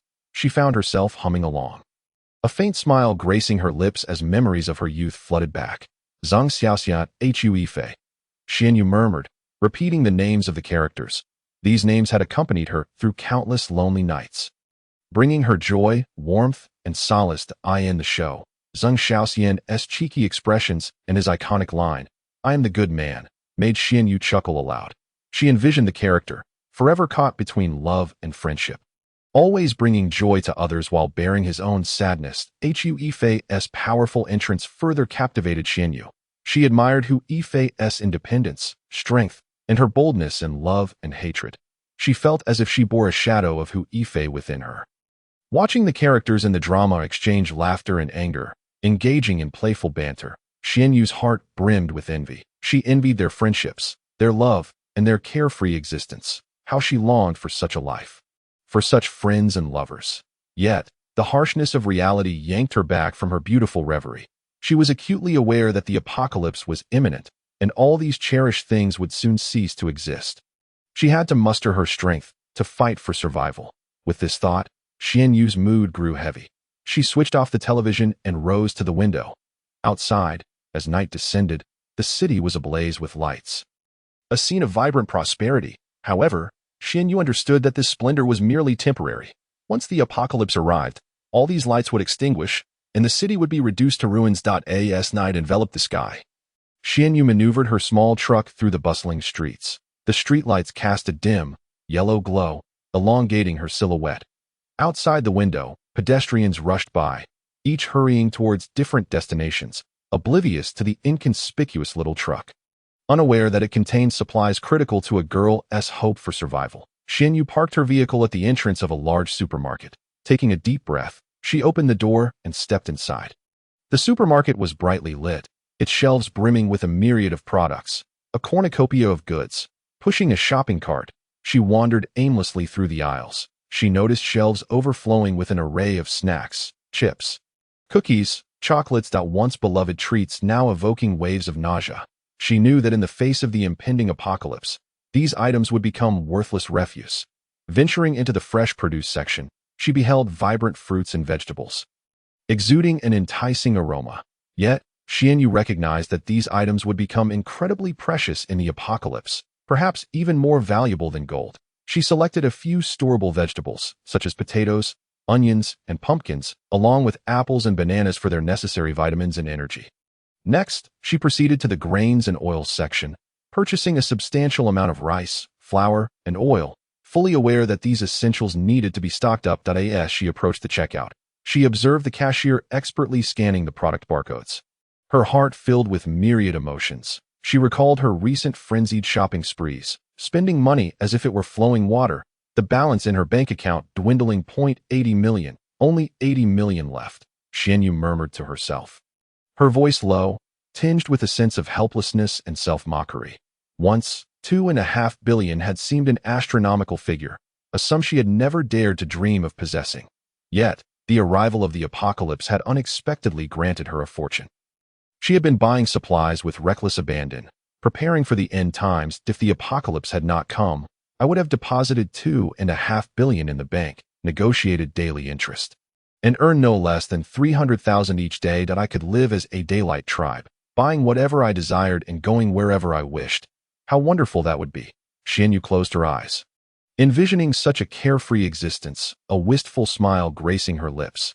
This damned apocalypse. She suddenly opened her eyes, her gaze filled with fury and defiance. She loathed this apocalypse for robbing her of everything, for compelling her to confront the cruel reality. Xian Yu decided to keep 30 million in cash, using the remainder to purchase gold.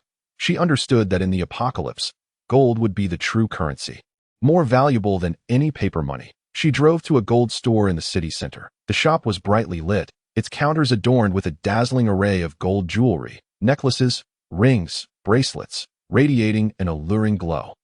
"Good day, madam. How may I assist you?" A young saleswoman greeted her warmly, her professional smile evident. "I would like to purchase some gold bars," Xian Yu stated directly. "Gold bars?" The saleswoman paused, taken aback by the young woman's request. "How many would you like?" "Whatever you have. I want it all." Xian Yu's tone was calm yet resolute. A glimmer of surprise flickered in the saleswoman's eyes as she realized she had encountered a significant client. She promptly ushered Xian Yu into the VIP room and called for the manager. The manager, a middle-aged man clad in a sharp suit, approached with a warm smile. "Hello, madam, I am the manager of this store. You may call me Manager Zhang." "Hello, Manager Zhang," Xian Yu replied, shaking his hand. "I wish to buy some gold bars. How many do you have available?" "We have a vast selection of gold bars in various specifications." "How many do you require?" he inquired. "I need a lot. The more, the better." Xian Yu's tone remained steady but firm. Manager Zhang's eyes sparkled with excitement. He recognized a lucrative opportunity. "Rest assured, madam, we have ample stock to meet your needs. Please take a look and let me know which specifications you prefer."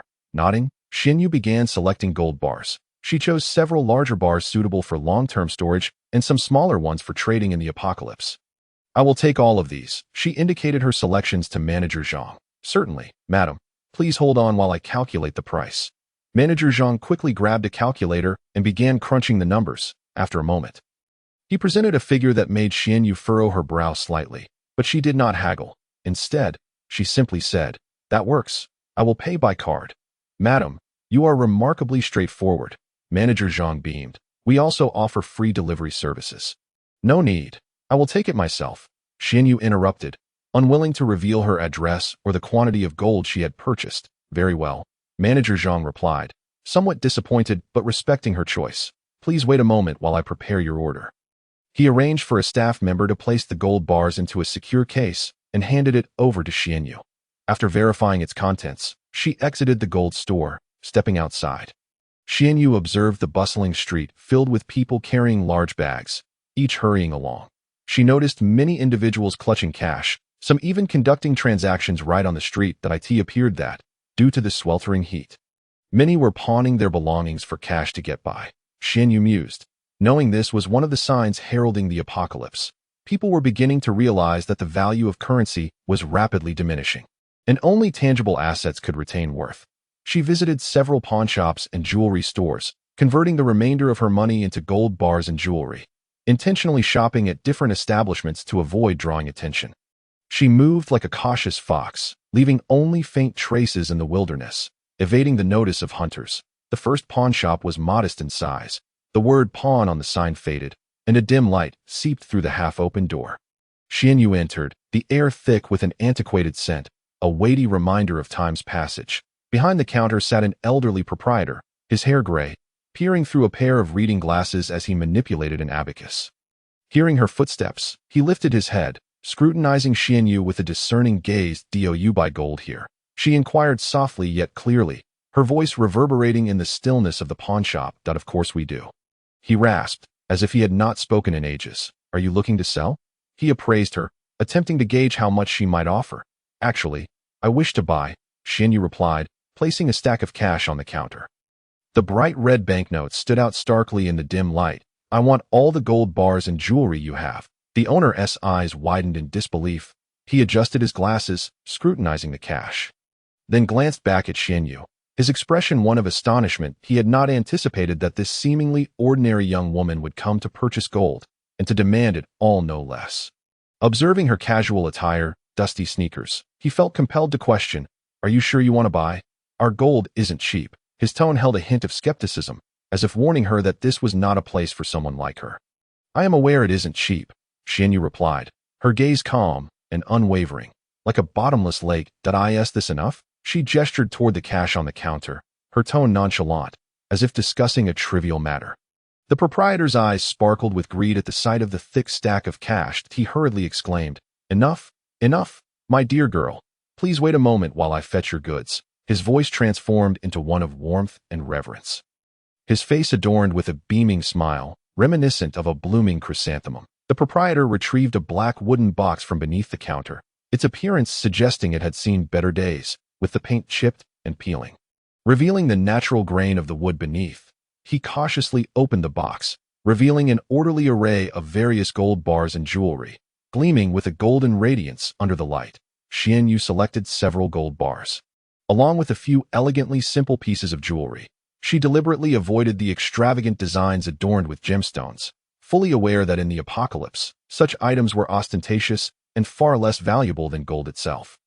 After completing the transaction, Xianyu departed from the pawnshop, her steps light and resolute, as though aware of unseen eyes watching her from behind. The second establishment was a lavishly decorated jewelry store, its dazzling lights illuminating the space, with crystal chandeliers refracting a kaleidoscope of colors, casting a daylight-like glow throughout the shop. Upon entering, Xianyu was immediately greeted by a proprietress clad in a professional suit, her makeup meticulously applied, wearing a welcoming smile as if to greet a distinguished guest. "My dear, your taste is impeccable. This is the finest gold bracelet in our collection," she proclaimed, her voice sweet and melodious, akin to pearls cascading onto a jade platter, crisp and delightful. "Just look at the craftsmanship, so exquisite. The patterns are simply beautiful. Wearing it will undoubtedly enhance your elegance." As she spoke, she produced a radiant golden bracelet from behind the counter and waved it before Xianyu. "Enough with the chatter. How much is it?" Xianyu interrupted impatiently, her tone frosty as ice, devoid of warmth. She held no interest in the flowery language. Her sole desire was to finalize the transaction swiftly. "Oh, my dear, you are refreshingly straightforward," the proprietress responded, her smile momentarily faltering before returning to its usual cheerfulness. "The original price of this bracelet is..." "Don't speak of the original price. Just tell me how much I can buy it for." Xianyu interjected again, her impatience palpable, her brows knitting together like two sharp swords crossing. She despised the back and forth of haggling, wishing only to know the final price. Very well, seeing as you are so forthright. I shall offer you the lowest price, a firm figure. The proprietress quoted a number, lower than Xianyu had anticipated, yet she sensed that this customer was not one to be trifled with. Fine, I'll take it, Xianyu declared decisively, her words crisp and unambiguous. My dear, you are incredibly generous. The proprietress's face blossomed into a radiant smile, akin to a blooming peony, vibrant and captivating. I shall also gift you a beautiful jewelry box. What do you think? She endeavored to entice this valuable client with small perks. No need. I am pressed for time. Xianyu paid, seized the golden bracelet, and departed without a backward glance, as if pursued by a fierce beast. She had no intention of lingering. More pressing matters awaited her. Upon returning home, it was already late into the night. Xianyu placed all the gold bars and jewelry she had purchased into her storage space. Observing the mountain of supplies amassed within, a sense of calm washed over her, akin to a wandering heart finally discovering a safe harbor. Weary, she trudged to the bathroom, shedding her clothes and stepping into the shower. Warm water cascaded from above, flowing over her body like gentle, comforting streams, washing away her fatigue and the dust of the day, cleansing not only her physical form, but also her weary spirit. She closed her eyes, relishing the warmth and comfort brought by the water, allowing it to cleanse every inch of her skin, as if it were washing away all her troubles and worries. She understood that she must quickly relax and regain her composure to face the challenges ahead. The harshness of the apocalypse allowed no room for weakness or complacency. After her shower, Xianyu entered her bedroom. Retrieving a box of ice cubes from the refrigerator and pouring them into the bathtub, slowly, she sank into the tub, relishing the coolness and stimulation of the ice cubes, every pore of her skin expanding as if greedily absorbing this rare chill. How delightful! She exhaled deeply, her body unwinding and the tension in her nerves easing. She recognized that such indulgence would soon become a luxury, an unattainable dream in the harsh reality of the apocalypse. She must cherish this fleeting moment, allowing herself to relax as much as possible, preparing for the imminent brutal trials. Next, she retrieved another box of ice cubes, placing them into a large bucket, which she then stored in her space. She understood that ice would become an invaluable resource in the apocalypse, useful for cooling, preserving food, or even bartering for essential items. Following this, Xianyu began operating the ice maker. She poured purified water into the machine's reservoir and pressed the start button. The machine humming to life like an industrious bee, tirelessly at work. She prepared numerous ice cubes, not just a few small bags, but dozens of large freezer bags, each filled to the brim like heavy ice pillows. These ice cubes would become priceless treasures during the scorching days to come. Chapter 32. Hypocritical concern, she carefully transported the freshly made ice cubes, bag by bag, as if cradling newborn infants. The coldness of the freezer bags seeped through her fingertips, spreading along her arms, reaching her core, dispelling the summer night's heat, and slightly soothing her frayed nerves. Each bag felt weighty in her hands, yet offered Xianyu a sense of grounding. She envisioned how precious these ice cubes would be during the unbearable heat of the future, potentially trading for a sip of water, a meal, or even a life. That a corner of her storage space was now occupied by ice cubes, neatly stacked and layered like a miniature ice mountain, reflecting a cool light in the dim illumination of the space. Gazing at this ice mountain, a faint smile graced her lips, a manifestation of satisfaction and reassurance, akin to a diligent farmer contemplating a bountiful harvest. She clapped her hands, as if completing a monumental endeavor. Exhaling deeply as if shedding a tremendous burden, her gaze then fell upon the supplies in the warehouse. The items she had previously moved in, lights and wires, had vanished without a trace, as if erased by an unseen hand. All absorbed into her storage, Xianyu retrieved her phone, the screen's glow illuminating her slightly fatigued visage. She opened WeChat and located Li Chong's profile picture, a simple silhouette of a tree, reflecting Li Chong's own demeanor, silent and steadfast. After a moment's reflection, her fingers danced across the screen. Li Chong, I've moved everything from the warehouse. It won't be needed for now. Consider this an extended break. Take some time to rest, and don't worry about guarding the warehouse. After sending the message, Xianyu tossed her phone onto the sofa and reclined, sinking deeply into the soft cushions. Days of relentless activity had left her feeling utterly drained, every muscle protesting with soreness, every cell yearning for respite. Yet, the thought of the abundant supplies in her storage reignited her spirit, akin to a parched traveler in the desert spotting an oasis. She understood that everything she did was for survival. To endure in this merciless apocalypse. For this goal, she was willing to sacrifice everything, including her past dreams and the comforts of life, even if it meant risking life and limb. As the night deepened, silence enveloped the outside world, interrupted only by the occasional chirp of insects, amplifying the tranquility of the night. Xianyu lay in bed, yet sleep eluded her. Her mind replayed the scenes of the apocalypse like a film, faces twisted in hunger, fear, and despair, the brutal struggle for survival, the gruesome images that left her heart racing and her stomach churning. She clutched her pillow tightly, as though it were her only refuge, the sole piece of driftwood to cling to in the abyss of darkness. Her body trembled slightly, unsure whether from fear or the uncertainty of the future, perhaps a combination of both. Time slipped away, whether minutes or hours. Xianyu eventually drifted into a hazy slumber, in her dreams. She found herself enveloped in endless darkness and cold, running alone, desperately seeking an escape, yet unable to find the light. Ding-dong. The abrupt notification from her phone jolted Xianyu from her nightmare. She opened her eyes wide, beads of sweat dotting her forehead, her heart racing as if it might leap from her chest. Grabbing her phone, she saw Li Chang's reply on the screen. "Okay, boss. Please take care of yourself." A few brief words, yet they warmed Xianyu's heart. In this indifferent world, it was comforting to know someone cared. Out of the corner of her eye, she noticed another message notification. Fan Siyue's avatar was bouncing excitedly. During this time, Xianyu had likely posted several moments on her social media, visible only to Fan Siyue and Li Zhe, showcasing lavish meals and the beauty of her apartment. In the photos, she radiated joy, as if living in a jar of honey. Her intention was simple: to evoke feelings of envy, jealousy, and resentment in them. Xianyu opened Fan Siyue's messages and discovered that Fan Siyue had begun sending her messages quite some time ago. Initially, they were laced with insincere concern, dripping with a hint of bitterness. "Xianyu, you are out there all alone. Please take good care of yourself. Don't overexert yourself. If you find yourself short on funds, do let me know. I have a little to spare. Xianyu, I heard you've been buying a lot of things recently. Don't squander your money. It's not easy to earn it these days if you have nowhere to stay. You can come to my home. I have plenty of rooms." Xianyu regarded these messages with a cold laugh. She understood Fan Siyue all too well. Behind this false concern lay deep-seated jealousy and schadenfreude. She chose not to respond and continued scrolling. Soon, Fan Siyue ripped off her hypocritical mask, revealing a venomous side, and began to hurl insults. "Xianyu, what are you pretending for? Is it just because you have a bit of money? What is so impressive about that? Do you think you're wealthy? You are nothing more than a nouveau riche, a country bumpkin. You will eventually squander all your money. Xianyu, you are nothing but a wretched person. You deserve a miserable end.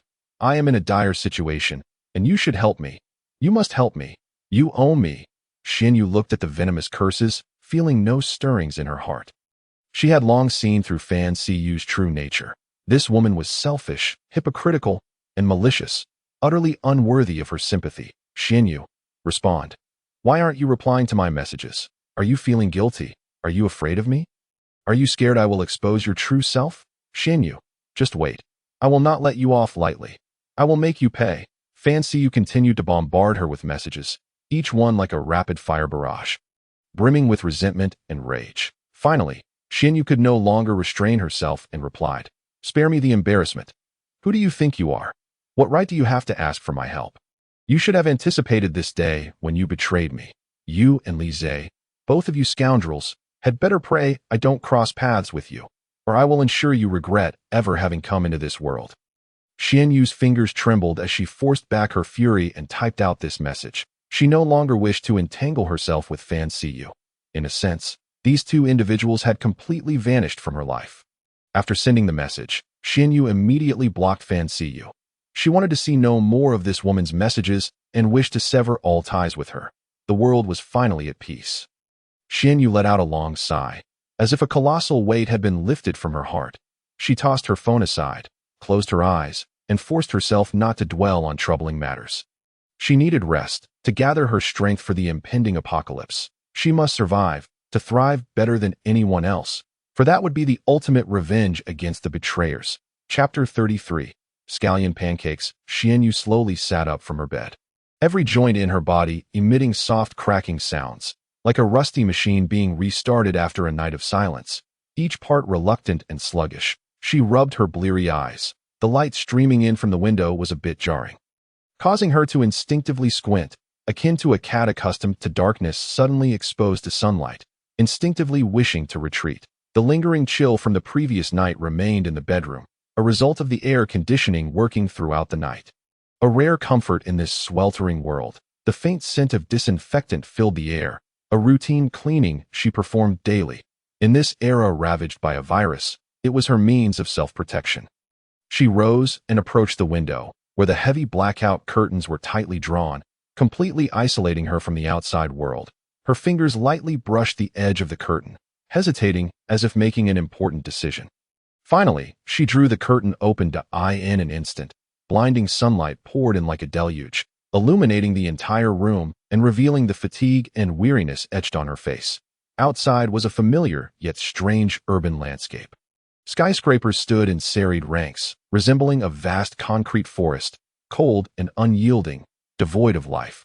The streets lay desolate, with only a few trees standing listlessly by the roadside, their leaves drooping as if sighing in the oppressive heat. Mourning the future of this world, Xianyu inhaled deeply. The air was thick with heat, bearing a hint of charred scent, as if it could scorch her lungs. This heat wave signified not just a rise in temperature, but also heralded the coming apocalypse. A stifling oppression that was suffocating. She realized she must adapt swiftly to this extreme heat to survive in the impending world. This was the first step of survival, and also the most arduous one. She had to force herself to confront this brutal reality. Stepping onto the balcony, the moment her body met the outdoor air, she was assaulted by a powerful heat wave, as if she were ensconced in a vast steamer. Every inch of her skin being mercilessly scorched, her skin burned fiercely, akin to being pricked by countless tiny needles, or as if enveloped in flames, the pain nearly unbearable. She gritted her teeth tightly, suppressing any sounds. The flower pots on the balcony, once vibrant with blossoms, had withered into desiccated clumps, stripped of their former vitality, leaving only a few yellowed leaves drooping helplessly. Only a few resilient green plants struggled to survive, their leaves dust-laden and appearing lifeless, reminiscent of elderly folk clinging to life. Xianyu reached out to touch the soil in the pots. It was dry and hard, akin to parched earth devoid of moisture and life. She sighed softly, knowing these plants wouldn't last much longer. Standing on the balcony, she felt the searing heat. Sweat trickled down her forehead like glimmering pearls, sliding down her cheeks and evaporating instantly upon hitting the ground. Her clothes gradually became soaked with sweat, clinging uncomfortably to her skin. She felt as though she were a piece of meat on a grill, continuously being roasted, every inch of her flesh enduring torment. Her body was rapidly losing moisture, and her throat was parched, burning as if on fire, threatening to ignite. She licked her cracked lips, feeling a sharp sting. Enduring her discomfort, she labored to regulate her breathing. Striving to acclimatize to the extreme heat, she knew she had to adapt quickly. Otherwise, survival in this harsh world would be impossible. As time ticked away, Xianyu sensed her body growing heavier, her head becoming foggy, as if filled with lead, each movement becoming increasingly arduous. She understood she could not linger outside any longer. She needed to return indoors swiftly. This was her body's warning, one she could not ignore. She turned and walked back to her room, shutting the balcony door behind her, sealing the heat outside. Each step felt laborious, as if her legs were weighed down with lead, expending immense effort with every movement. Once back in her room, Xianyu immediately turned on the air conditioning, setting the temperature to the lowest setting. The cool air enveloped her instantly, bringing a wave of refreshing relief, akin to a long-awaited rain after a drought. Opening every pore of her skin, she made her way to the kitchen, retrieving some ingredients from the refrigerator to prepare breakfast. The fridge was neatly stocked with various foods, her final reserves before the apocalypse. Embodying her hope for survival, she knew that food would become exceedingly precious in the coming times, and every meal must be cherished. This was her last indulgence and her aspiration for the future. She decided to make scallion pancakes and mung bean ice, foods that would not only fill her stomach, but also replenish her energy and quench her thirst. This was a familiar taste from her memories. A nostalgic reminder of her past life. Xianyu deftly kneaded the dough, rolled it out, spread oil, and sprinkled scallions. Each motion flowed seamlessly and naturally, as if she were crafting a work of art rather than simply cooking. She reminisced about her childhood when her mother often made scallion pancakes for her. The golden crust, the crispy texture, and the rich aroma of scallions were the most cherished flavors of her childhood, evoking profound longing for her mother. Now that her mother was no longer present, she could only rely on her own hands to recreate that familiar taste, seeking solace in memories of warmth long gone. The dough rolled and kneaded in her hands, becoming increasingly smooth and elastic, like a compliant child gradually taking shape under her guidance.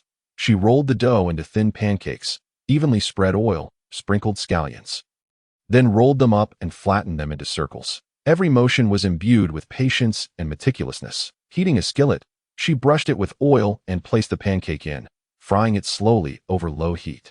As the temperature rose, the pancake gradually turned golden, and the aroma of scallions intensified, filling the kitchen with a mouth-watering scent. Once the scallion pancakes were cooked, Xianyu began preparing the mung bean ice. She placed the pre-soaked mung beans in a pot, added an appropriate amount of water, brought it to a boil over high heat, then reduced to a simmer. The mung beans rolled in the pot, gradually softening and releasing a delicate fragrance, a scent of summer and of home. She retrieved the cooked mung beans and placed them in a blender, adding some ice cubes and sugar, then started the machine. The ice cubes were a rare luxury produced by her ice maker in this sweltering summer. The blender word. The mung beans and ice quickly blended into a fine, icy dessert, exuding an enticing sweetness that brought a refreshing sensation. As Xianyu brought the freshly prepared scallion pancakes and mung bean ice to the dining table, the golden pancakes emanated a rich aroma of scallions, instantly whetting one's appetite and seemingly banishing all fatigue. The vibrant green mung bean ice, exuding a refreshing chill, provided a wave of coolness, as if dispelling all heat. She sat at the table, savoring her breakfast slowly, relishing the satisfaction and happiness that the food bestowed upon her. This modest meal, though simple, offered her immense solace. After finishing her breakfast, Xianyu retrieved a large watermelon from the refrigerator. It was a special purchase from the previous day, intended to quench her thirst and cool her down in the sweltering heat. Also serving as a small reward for herself, she sliced the watermelon in half, scooped out a piece with a spoon, and placed it in her mouth. The icy sweetness of the watermelon juice instantly filled her mouth, the delightful taste providing a refreshing sensation, as if all her troubles had vanished into thin air. She closed her eyes, embracing the coolness and sweetness of the watermelon, as if the entire world had transformed into a better place. This fleeting sweetness allowed her to temporarily forget the harsh realities of a crumbling world. While enjoying the watermelon, she gazed out the window. The sun hung high in the sky, mercilessly scorching the earth, showing no signs of relenting. Resembling a colossal fireball that blazed relentlessly, the streets lay deserted, with only a few trees standing listlessly by the roadside, their leaves drooping as if sighing for the oppressive heat, echoing the despair for the world's future. After finishing the last bite of watermelon, she delicately tossed the rind into the trash bin, her movements gentle as if reluctant to shatter the moment's tranquility. Rising from her seat, she approached the window, drawing the curtains to block the sunlight. The room instantly dimmed, the only sound being the soft hum of the air conditioner, akin to a low lullaby. Chapter 34. Temperatures soar beyond historical extremes across the nation. As Xianyu discarded the watermelon rind, her actions remained tender. Unwilling to disrupt the serenity of the moment, she stood up and approached the window, drawing the curtains to shield the sunlight from entering. The room darkened immediately, accompanied only by the faint buzzing of the air conditioner, reminiscent of a subdued lullaby. She took out her phone and opened the weather forecast app. The vivid red numbers pierced her vision like sharp thorns. 55. This was no ordinary heat. It was a temperature capable of roasting a person alive. Her heart raced violently, gripped by an invisible hand that made it difficult to breathe. She forced herself to regain composure, swiping her fingers across the screen to check the upcoming weather forecasts. The display revealed a shocking sea of red, resembling a raging inferno, foretelling an imminent rise in temperatures that could even exceed 60. Xianyu gasped in disbelief. a chill running down her spine as if a cold serpent were slithering along her vertebrae. She understood that this was not merely a numerical fluctuation. It signified a rapid deterioration of the living environment and the encroaching footsteps of an impending apocalypse. She closed the weather app and opened the news application. Sure enough, the headline screamed with alarming reports regarding the extreme heat. The bold, glaring title read, "Unprecedented. Multiple regions nationwide exceed historical temperature extremes."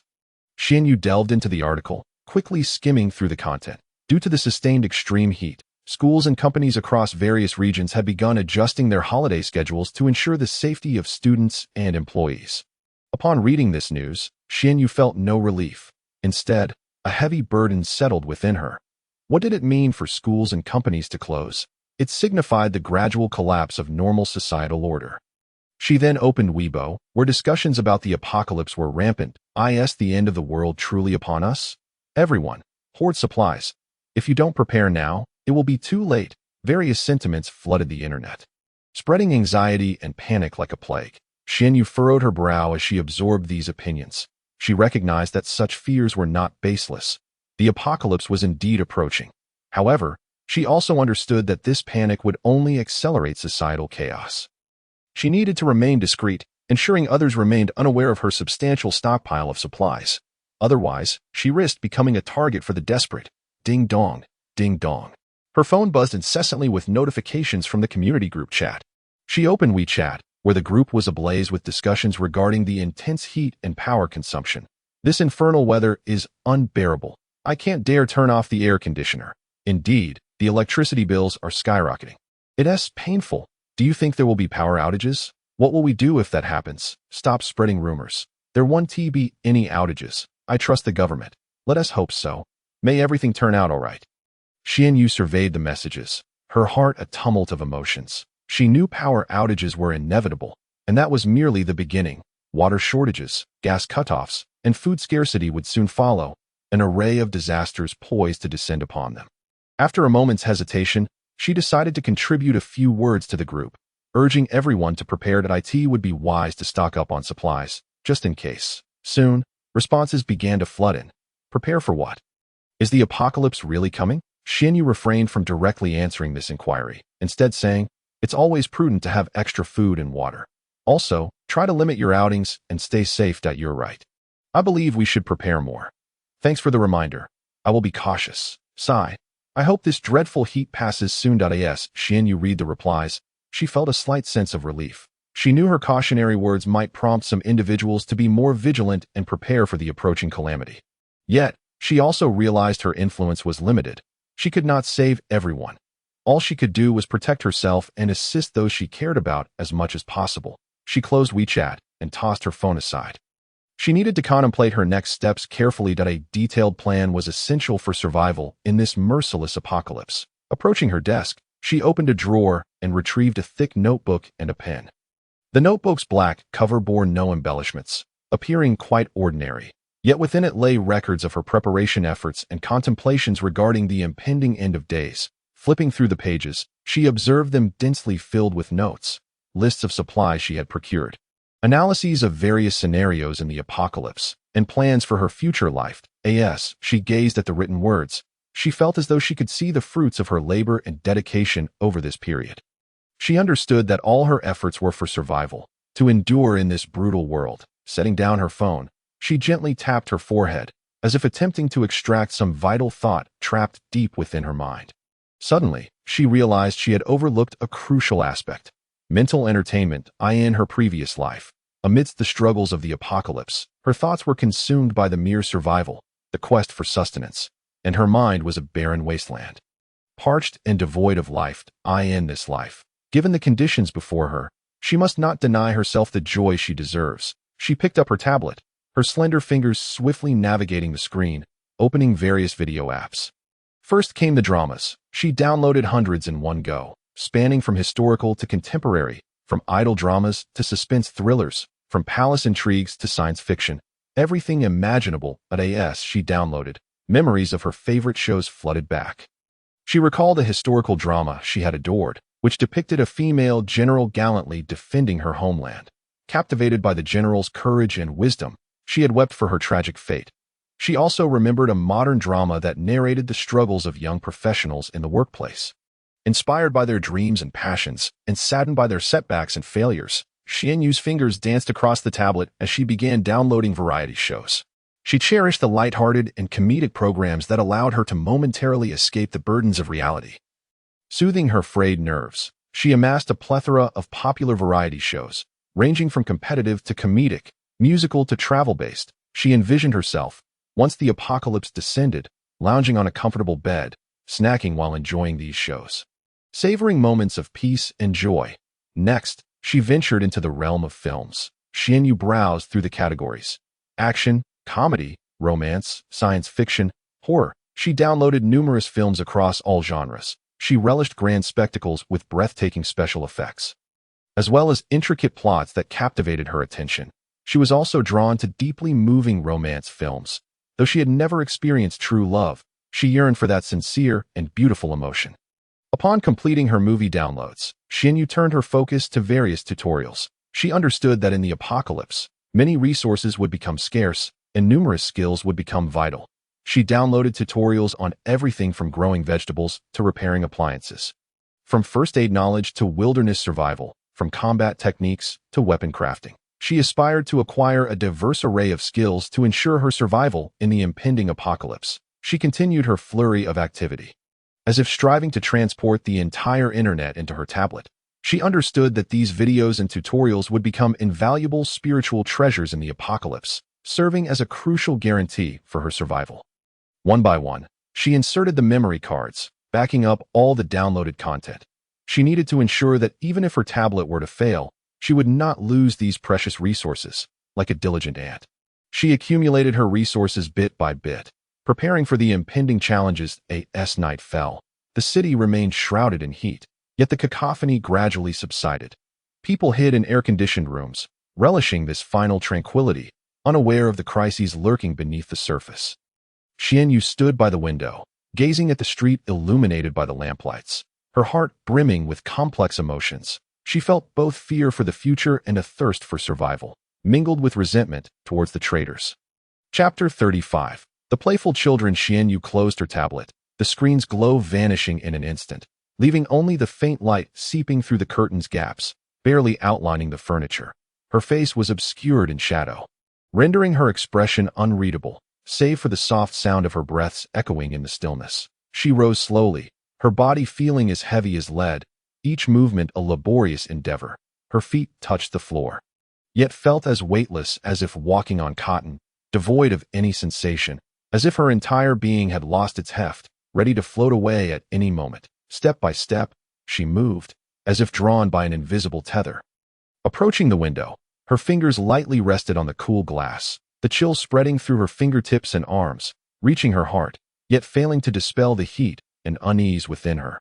Outside, the city lights still shone, but unlike their usual brilliance, tonight's illumination appeared sparse and dim, resembling weary eyes straining to remain open, unable to dispel the thick darkness. Typically, this city was a sleepless metropolis, aglow with neon and bustling with the sounds of life.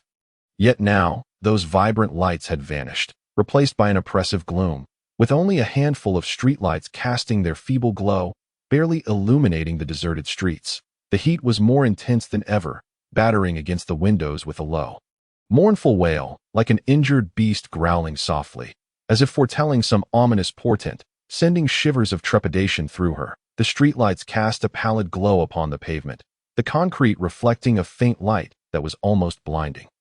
Devoid of its former splendor, the barren streets resembled parched riverbeds, the cracked patterns beneath the streetlights starkly visible, like grotesque scars stretching into the distance, disappearing into the abyss of night, normally bustling with life. The street now lay empty, save for a few abandoned vehicles parked along the roadside, their bodies cloaked in dust, reminiscent of forsaken toys, standing forlornly. Xianyu sighed softly, a whisper that seemed to encapsulate boundless fatigue and helplessness, resonating with startling clarity in the stillness of the night. Memories from a past life surged forth like a tidal wave, those images, sounds, and sensations vivid, as if they had transpired yesterday, tinged with a bitter aftertaste. Gradually eroding her heart, inducing waves of suffocation. The initial catastrophe was not wrought by the marauding thugs or the ferocious beasts, but rather by the relentless heat, like an immense furnace mercilessly roasting the earth and every living being. As if intent on incinerating everything in its path, she recalled that it was in mid-September when the weather began to cool, only for the temperatures to inexplicably soar, climbing higher each day, seemingly without end. Initially, people assumed it was merely the autumn heat asserting itself and paid little heed. However, as the temperatures continued to escalate, panic began to set in, and the gravity of the situation dawned upon them. Then, the power grid started to collapse, like a row of dominoes tumbling one after another, the rapidity of the descent catching everyone off guard. First, commercial electricity was restricted, snuffing out the vibrant neon lights and shuttering the once bustling malls early. Even the street vendors selling snacks closed up shop, plunging the entire city into a profound silence, as if the mute button had been engaged, leaving only the hum of air conditioning units reverberating through the empty streets. The once brightly lit commercial thoroughfares were now engulfed in darkness, with only a few shops flickering their emergency lights, casting a weak glow akin to fireflies struggling in the dark. Soon after, industrial power was also curtailed, machinery in factories fell silent, production lines halted mid-process, and all manufacturing activities came to a grinding halt. The once bustling industrial zones now lay in eerie stillness, save for a few stray cats wandering through the deserted warehouses, their wails amplifying the atmosphere of dread that a pervasive sense of anxiety and disquiet enveloped society, leaving people uncertain of what would come next, forced to wait in trepidation. Ultimately, even residential power could not be guaranteed. With electricity available for only a few hours each day, often cutting out without warning, leaving everyone unprepared. During blackouts, the city was plunged into darkness, with only a handful of households still alight with candles, casting a dim glow like lonely islands adrift in the void. People huddled in cramped rooms, enduring the sweltering heat, sweat streaming down, clothes dampening and drying in a relentless cycle, exuding an unpleasant odor.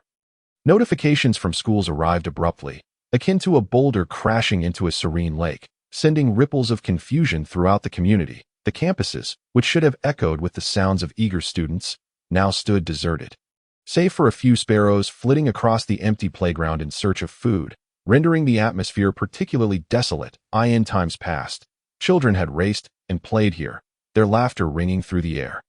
But now, silence reigned, broken only by the rustling of leaves in the wind. Inside the classrooms, neatly arranged desks and chairs stood vacant, the blackboard still bearing the remnants of previous lessons, chalk marks glaring in the sunlight. As if lamenting the former clamor, the windows were thrown open, yet no breeze dared to enter. Only waves of heat surged in, suffocating the already stifling classroom. In the corridors, the shadows of children chasing one another had vanished, leaving behind only the various certificates and posters adorning the walls, quietly recounting tales of past glory. These certificates were the fruits of the children's diligent study, symbols of their achievements. The posters, designed to foster a conducive learning environment, bore numerous slogans encouraging children to strive for excellence. Xianyu approached the window, gazing at the empty street outside. A wave of inexplicable unease washed over her, like a tangled ball of yarn that only grew messier the more she tried to unravel it, leaving her feeling increasingly agitated. For the children, the absence of school was undoubtedly a monumental blessing, granting them the freedom to play and relish this rare opportunity. No early mornings, no classes, no homework, no exams. They could play to their heart's content, indulge in their desires. In the evening, in the community, children gathered in small groups, engaging in various games. Some played hide and seek, hiding behind trees, in flower beds, or in hallways, their peals of laughter ringing out, clear and melodious, like shimmering pearls cascading onto a jade plate, echoing in the deserted neighborhood. Their figures danced in the interplay of shadows and light, resembling little sprites flitting through the night. Others jumped rope, swinging their ropes, leaping and cheering, like a flock of joyful birds soaring freely through the air. The ropes carved arcs in the sky, producing a whooshing sound that intertwined with their jubilant cries, creating a cheerful melody. Some rode scooters, zipping through the community at breakneck speed, like streaks of lightning, leaving behind trails of laughter. Their silhouettes flickered beneath the streetlights, reminiscent of youthful dreamers chasing after their aspirations. Others played house, constructing their abodes with leaves, stones, and dirt, assuming various roles and enacting their stories, mimicking adults and living their miniature lives. Their faces radiated with innocent joy, a reflection of the purity and happiness that belonged solely to children. A precious treasure in this harsh world, warm as sunlight, gentle as a spring breeze. Yet, the scorching daytime heat loomed like an invisible prison, confining the children's play, preventing them from fully embracing their joy. The sun blazed like a colossal fireball, searing the earth, each inch of ground emanating heat, as if intent on scorching all in its wake. The children could only seek refuge in shaded areas or confine themselves indoors. Unable to run freely or unleash their exuberance, they yearned for cooler weather, a chance to play unrestrained, but they also understood the impossibility of such desires, at least for the foreseeable future. They could only accept the reality with resignation. Striving to find joy within their limited confines, Xianyu watched the children at play, a flicker of solace igniting within her. At the very least, the children retained their innocence and joy, a sign that life had not yet spiraled into complete chaos. That hope still lingered. Their laughter was like a balm, momentarily alleviating the anxiety and unease that plagued her heart. Chapter 36. The sensitivity of youth. As evening descended, the sun finally relinquished its noontime ferocity. Though its lingering heat remained palpable, Xianyu stood beside her car, hesitating for a few moments before ultimately opening the door. A wave of heat surged forth from the vehicle like a long captive beast, enveloping her entirely as if intent on devouring her. Instantly, she felt a searing pain upon her skin, akin to being pricked by countless tiny needles or scorched by a fierce blaze. She steadfastly bore the discomfort and started the engine. The roar of the motor pierced the tranquility of the quiet neighborhood, seeming to protest against the oppressive heat. The thermometer within the car displayed an alarming figure, and she cautiously settled into her seat. Striving to minimize contact with the upholstery, the steering wheel felt as if it were a branding iron, rendering direct contact nearly impossible. Swiftly, she rolled down all the windows and cranked the air conditioning to its maximum. The shrill sound of rushing air attempted to disperse the heat inside the car, but its effect was minimal. The scorching air rushed at her, carrying the acrid scent of plastic and leather subjected to high temperatures, nearly suffocating her. Taking a deep breath, she endeavored to calm her breathing, waiting for the temperature within the car to subside slightly. Sweat trickled down her forehead, cheeks, and neck, soaking her clothing, which clung uncomfortably to her skin. The asphalt road shimmered under the relentless heat, resembling a vast mirror reflecting blinding light. The air itself seemed to warp, and as far as her eyes could see, a quivering haze obscured her vision. Reminiscent of a mirage, ethereal and unreal, few pedestrians braved the streets, as if fleeing from a plague, evading the sweltering weather. Occasionally, one might spot a delivery person, fully clad in protective gear, wrapped tightly, as if to shield themselves from the sun.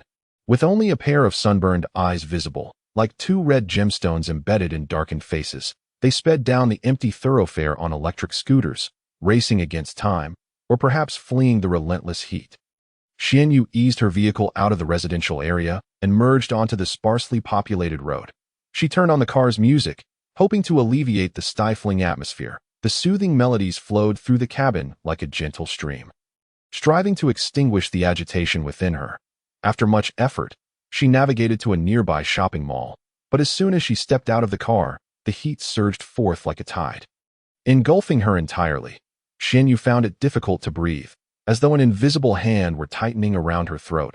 She hastened toward the entrance of the mall, where the cool air greeted her, allowing her to exhale with relief, as if emerging from hell into the realm of the living. Every pore in her body unfolded, greedily absorbing the rare refreshment. Inside the mall, the crowd was somewhat denser than outside. Most having sought refuge from the sweltering temperatures, groups of people congregated, engaged in conversation, shopping, or idly staring, their expressions tinged with fatigue and resignation. Xianyu made her way directly to the snack section. Though the array of colorful packaging lining the shelves failed to capture her interest, in this post-apocalyptic world, provisions were plentiful, and these snacks merely served to occasionally indulge her palate. She was not particularly keen on consuming them. She casually selected a few bags of chips and a couple of tubs of ice cream to place in her shopping cart. The chips crunched audibly, and the ice cream containers glistened with a fine layer of condensation. shimmering enticingly under the lights. The youth are so fond of these nutritionally void items that a somewhat sharp voice pierced her thoughts, akin to a rusty saw tugging at her nerves. Xianyu turned her head to see a plainly dressed older woman standing beside her. Her gaze scanning the snacks in Xianyu's cart like a searchlight intent on uncovering her secrets, with a hint of disapproval etched on her face and the corners of her mouth turned down slightly. She seemed to convey her dissatisfaction. "Hello, dear," Xianyu greeted politely, offering a slight smile, though her eyes held no warmth. She refrained from engaging further, wishing to avoid an extended conversation with this woman. However, the older lady appeared to have found a willing audience and began to speak of her own accord. "Why are you buying so many snacks? In this world, who knows when it will all end? Wouldn't it be better to purchase something more substantial? Look at rice, flour, and cooking oil. Those are what truly fill the stomach. And as a young woman, you ought to learn to manage a household, not squander money. Funds should be spent wisely. Do you understand?" The older woman's voice grew louder, drawing the attention of those nearby. Curious glances were cast their way, as if onlookers were enjoying a free performance. Xianyu maintained her smile and nodded, acknowledging the woman's tirade. She was all too familiar with this type of logic. Further discussion would be futile. Engaging in a debate with such individuals would only squander her time and energy without any meaningful outcome. Seeing her placid demeanor, the older woman became emboldened. Today's youth are so pampered. In our time, we endured hardships and made do with meager rations. Unlike you, who can't handle even a hint of discomfort. And women ought to tend to their homes, keeping everything tidy and preparing delicious meals for their families. That is what truly matters. The woman's voice sharpened, akin to a whetstone honing Xianyu's patience. Her words dripped with prejudice towards the younger generation and reinforced stereotypes about women, leaving Xianyu feeling decidedly uncomfortable. Though a sense of helplessness swirled within her, she maintained her faint smile, her final shield. She had no desire to engage in an argument with this woman. That would be beneath her. She grabbed a few bags of spicy strips and placed them into her cart. The older woman's disapproval deepened as she noticed another junk food item being added, her brow furrowing tightly like a shriveled walnut. She opened her mouth, clearly intent on delivering further admonishment, as if she were determined to educate Xianyu before she would relent. Yet, Xianyu had already begun to push her shopping cart toward the checkout, leaving the older woman behind, muttering to herself like a spurned spouse, endlessly complaining. Upon returning home, Xianyu opened her phone, and the notifications from WeChat chimed incessantly, urging her attention. The community group chat had indeed come alive once more, resembling a boiling pot of oil, with various messages bubbling to the surface. With this heat, it feels like the air conditioning is useless. My home is as stifling as a steamer. Same here. I can barely afford the electricity bill. This situation is untenable that I just ordered heat-insulating curtains online. I hope they prove effective that the heat-insulating curtains really work. I feel their effect is minimal. Someone shared several photos of newly installed heat-insulating curtains, showcasing a variety of colors and materials. The curtains in the images ranged from thick quilted fabrics to metallic foil-like sheets, and even standard drapes, all appearing quite diverse. The group engaged in animated discussions about the effectiveness of the curtains, lamenting the oppressive temperatures, resembling a flock of caged birds desperately struggling against their confinement. Xianyu, too, recalled the issue of insulation at the recent technology expo. She had casually acquired numerous useful items, including a batch of high-tech heat-insulating materials and solar battery panels. Those items had been tucked away in her storage, almost forgotten. Rising from her seat, she made her way to the balcony and began to install the heat-insulating curtains. These were not ordinary blackout fabrics.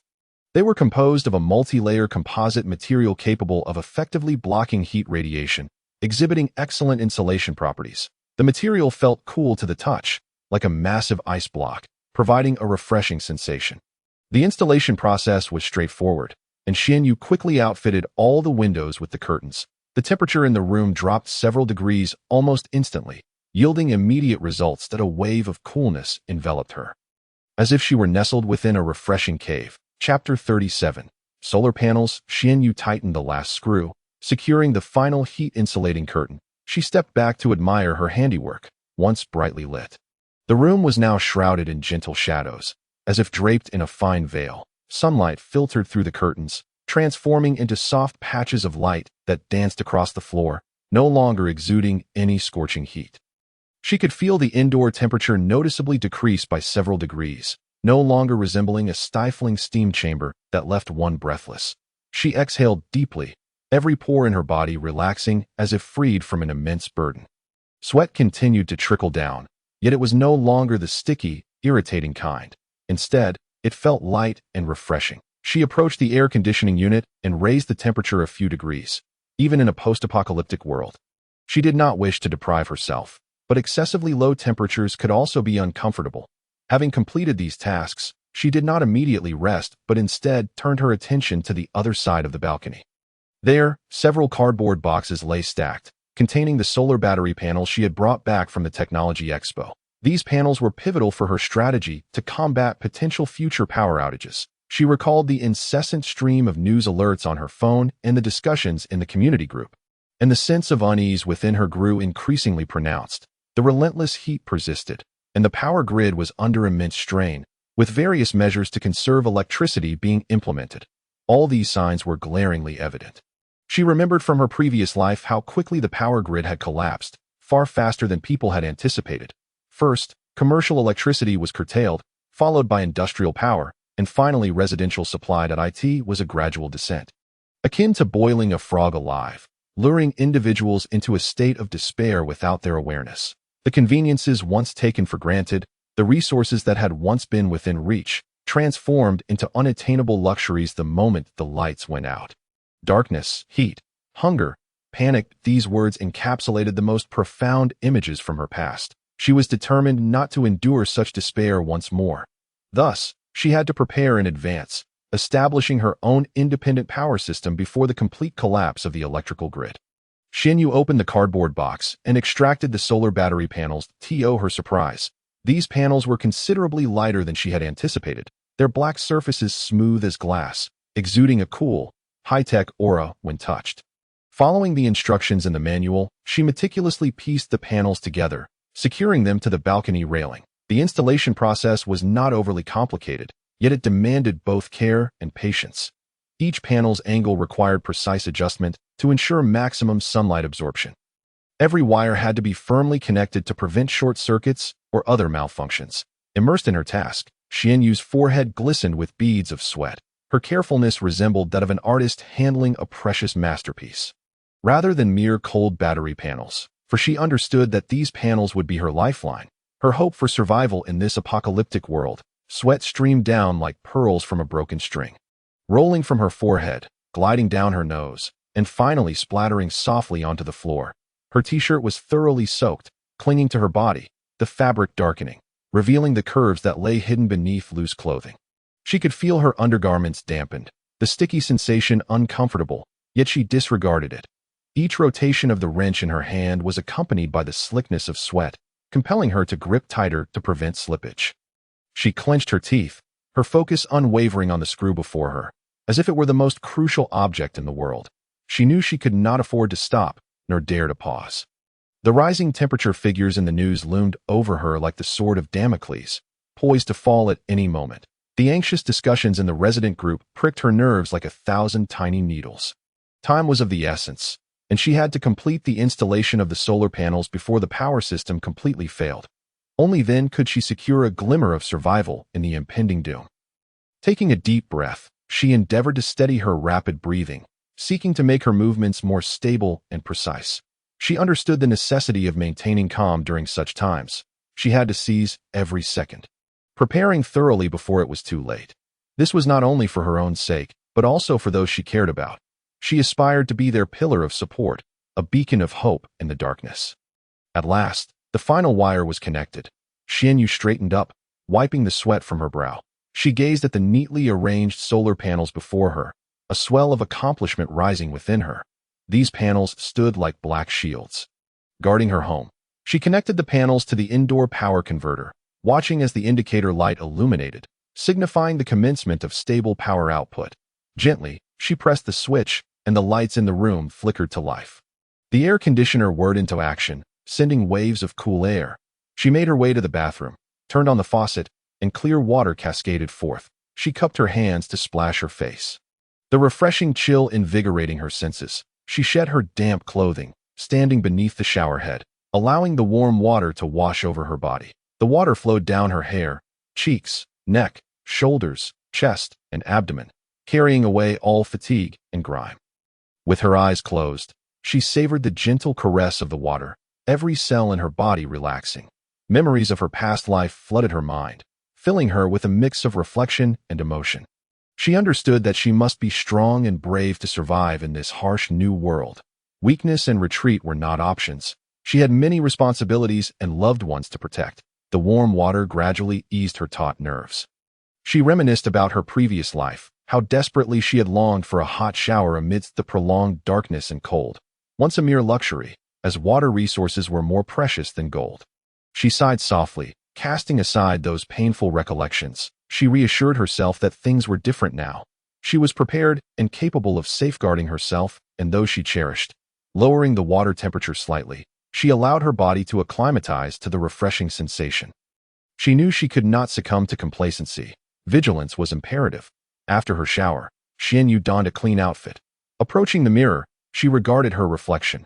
The girl staring back possessed resolute eyes, a subtle smile gracing her lips, a newfound confidence radiating from her. She recognized that she was no longer the helpless girl of her past. Gently touching her cheek, she savored the smoothness of her skin. She reminded herself to cherish her being, to live a life full of vigor and brilliance. She settled onto her bed, the soft mattress enveloping her in comfort. Closing her eyes, she prepared for a well-deserved rest. Yet, her mind was besieged by a myriad of images, some from her past life, others from her present, both joyful and sorrowful. She recognized the need to unwind, to alleviate the pressures in her heart. She could not allow these negative emotions to cloud her judgment or actions. Through the thin fabric, she felt the warmth emanating from her surroundings. Her breathing quickened, recalling how she had endured those long, lonely nights in her past. With no other solace, she had resorted to this way of comforting herself.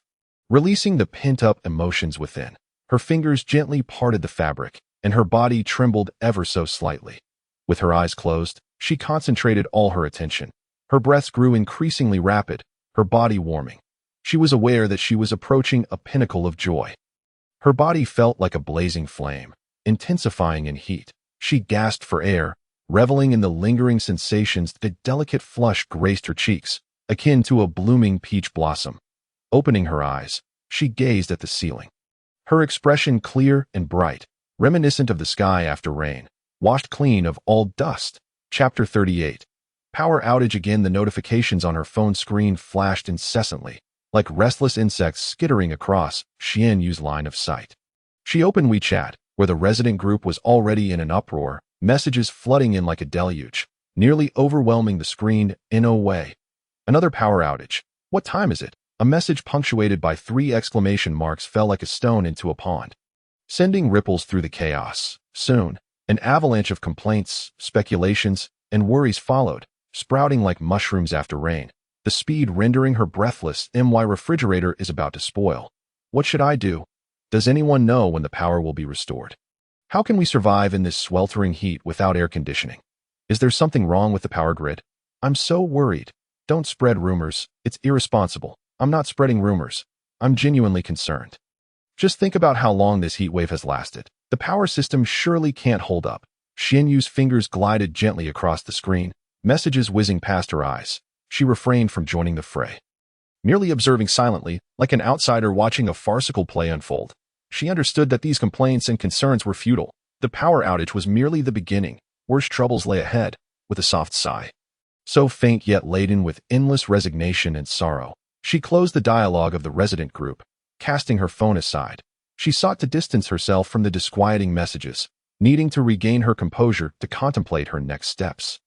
Suddenly, her phone screen illuminated with an official notification, slicing through the already chaotic resident group like a bolt of lightning. Xianyu clicked on the notification, swiftly scanning its contents.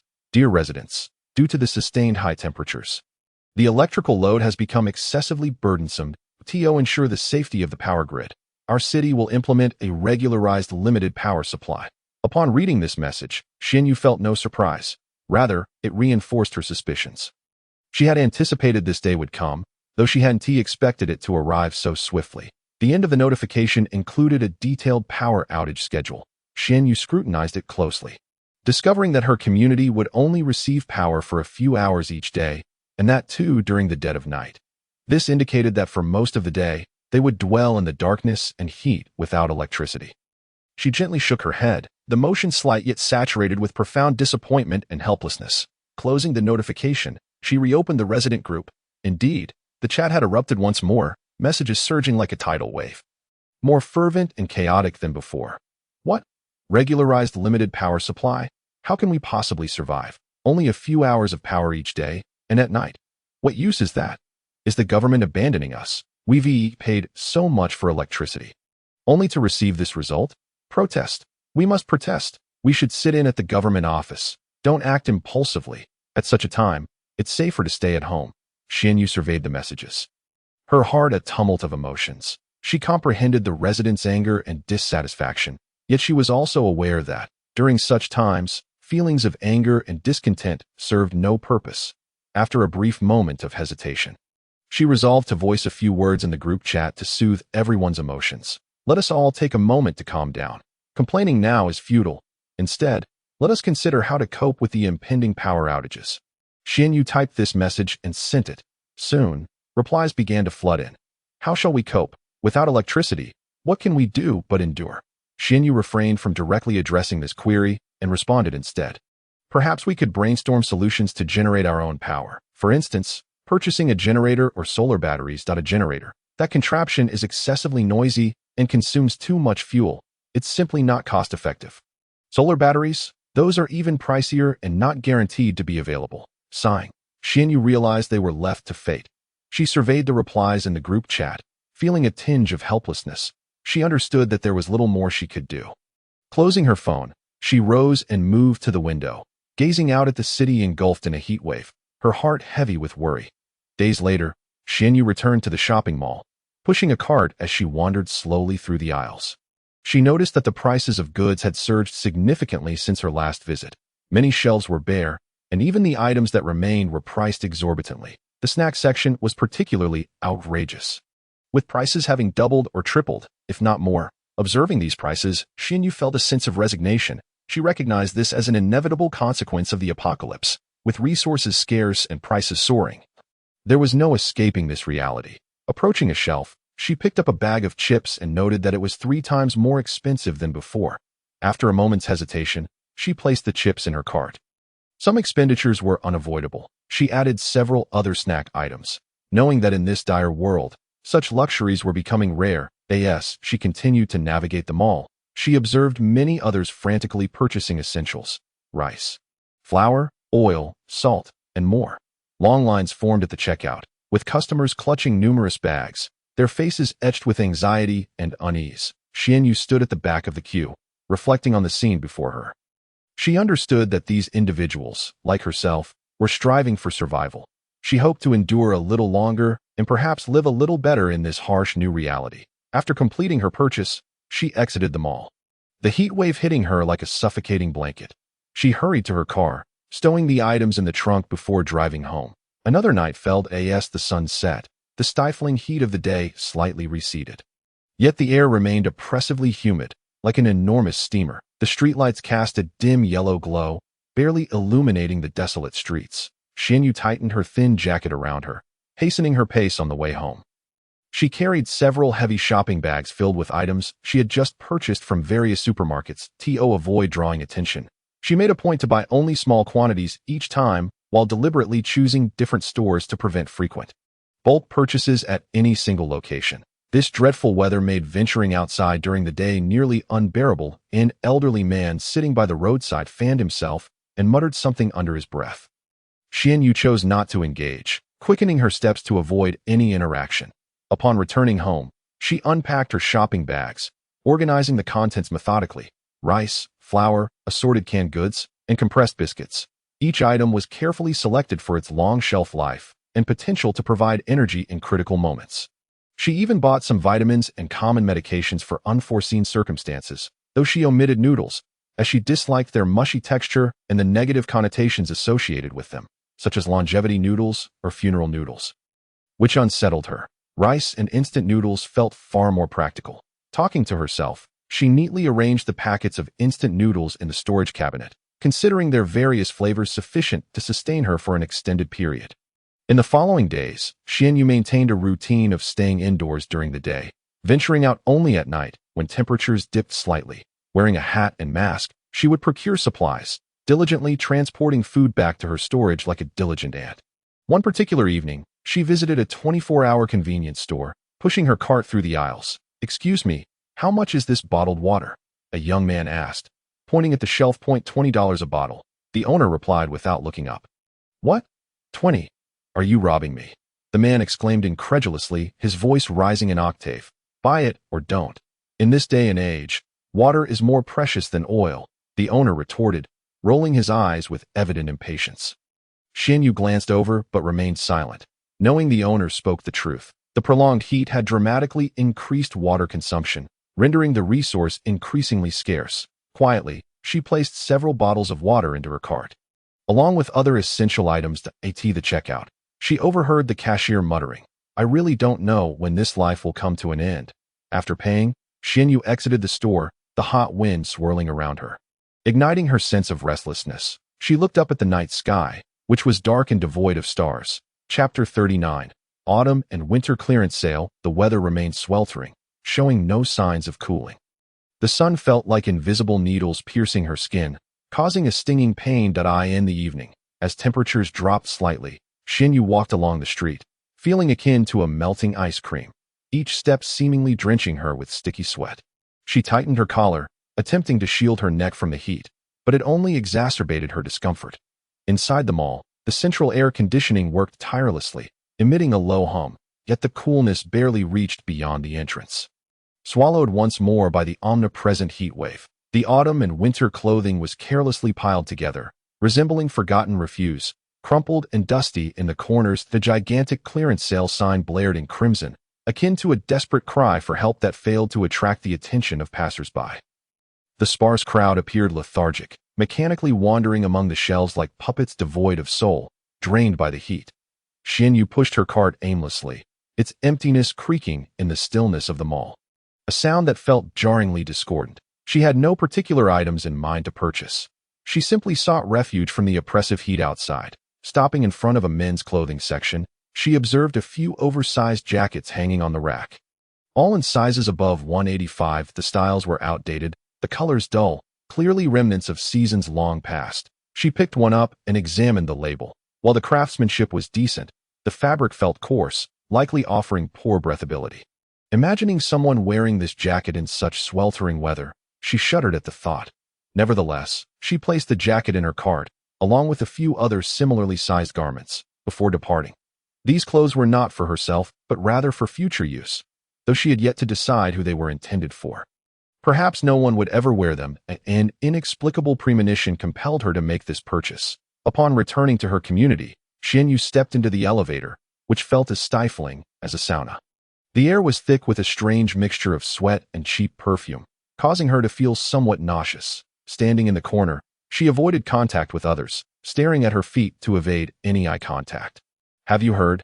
They're going to start limiting water supply again," a middle-aged woman holding a child remarked to her companion, her voice low yet clear enough for Xianyu to hear. "Sigh, I really don't know when this will end." The companion sighed, her tone laden with helplessness. The weariness and despair in her voice resonated like a rubber band stretched to its limit, on the brink of snapping. Xianyu listened in silence, fully aware that this was merely the beginning. Worse trials lay ahead. High temperatures, power outages, water shortages. These were merely the overture to the apocalypse. The true test was still to come, and she must be prepared. Once home, Xianyu set down her shopping bags and opened her phone. A small red dot on the WeChat icon caught her eye, distinctly noticeable. The community chat was already in an uproar. Messages flooding in like a deluge. Complaints, curses, pleas for help intertwining into a cacophony of noise. Dear residents, due to the ongoing high temperatures, water consumption has surged. To ensure supply safety, our city will implement regular timed water restrictions. An official notice glaringly appeared on the screen, the bold red font striking like a hammer against the hearts of all who read it. Xianyu's expression remained impassive. She had anticipated this day. She opened the notice, scrutinizing the water supply timetable. Her community would only receive a few hours of water daily, and even then, during off-peak hours. This implies that they must store sufficient water within these few hours to sustain a day's living, washing, cooking, drinking. Each task necessitates water. Yet, the supply within these fleeting hours is utterly inadequate. Xianyu silenced her notifications, a sense of restlessness brewing within her. An overwhelming feeling of powerlessness surged through her like a relentless tide. She approached the bathroom and turned on the faucet. The crystalline water flowed forth with a gentle cascade, reminiscent of some vital spring, silently slipping away. As she beheld the stream, thoughts began to swirl in her mind. She must devise a strategy to conserve water.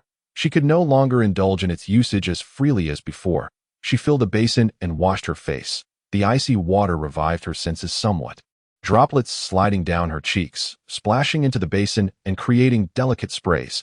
She shed her clothing and stood beneath the showerhead. The warm water enveloped her body, washing away fatigue and grime, while also alleviating her inner turmoil and unease. She realized that such a refreshing shower might soon become a luxury. In this apocalyptic world, water is more precious than gold. Every drop must be cherished. After her bath, Xianyu donned a fresh set of clothes. Tossing the soiled garments into the washing machine, she pressed the button for a small load, and the machine whirred to life, emitting a soft hum, though the sound was faint in the stillness of the room. It resonated sharply. Xianyu walked to the kitchen to rinse rice for cooking. She poured the rinse water into a bucket, destined for flushing toilets or watering plants. She understood that these seemingly trivial actions would become habitual in the future, a necessary way of life. Frugality was no longer merely a virtue but a survival skill. She must learn to budget meticulously to endure in this harsh new world. Chapter 40. Power outage. Dear residents, greetings. In accordance with higher directives, to ensure the power supply for medical institutions, this community will suspend electricity from 10 p.m. tonight until 6 a.m. the following day. Please prepare accordingly. The loudspeaker downstairs repeatedly broadcast the power outage notification. The mechanical female voice distorted and hoarse, each word rasping as though ground by sandpaper, grating against the ears and inducing agitation. Xianyu stood by the window, her body stiffening, akin to a stone statue. Utterly immobile, listening to the familiar broadcast, the weight that had long hung over her heart did not lift but instead plunged deeper, as if seeking to wrench her very organs from her body. She knew this was not an end, but merely a beginning, a signal, a true herald of the apocalypse. Slowly, she turned, leaning against the window, her weight pressing against the cool glass.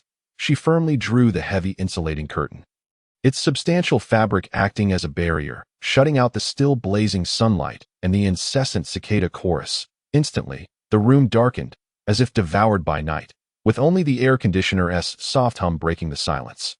Its blades circulating a cool breeze laden with moisture, barely sustaining a modicum of comfort in the confined space. She trudged into the living room, each step heavy as if mired in mud. Reluctant to move, on the coffee table lay a chilled watermelon, retrieved from the storage space. Her thoughtful preparation, the vibrant red flesh glistened with tiny droplets, resembling lustrous pearls, casting an inviting sheen in the dim light. The sweet aroma wafting through the air, tantalizing her appetite. She picked up a stainless steel spoon, scooping out a piece to savor. The icy juice flooded her mouth, a sweet cascade reminiscent of a cool spring, alleviating some of the heat and momentarily numbing her restless heart. She grasped her tablet, slender fingers gliding over the screen, opening a previously downloaded drama series. The screen illuminated, shadows dancing as the actors portrayed tales of joy and sorrow, love and hatred. Those meticulously crafted lines, exaggerated expressions, and dramatic plot twists might have once engrossed her, allowing her to momentarily escape reality's burdens. Yet now, an inexplicable irritation coursed through her, the images and sounds seeming to be separated by a thick glass barrier.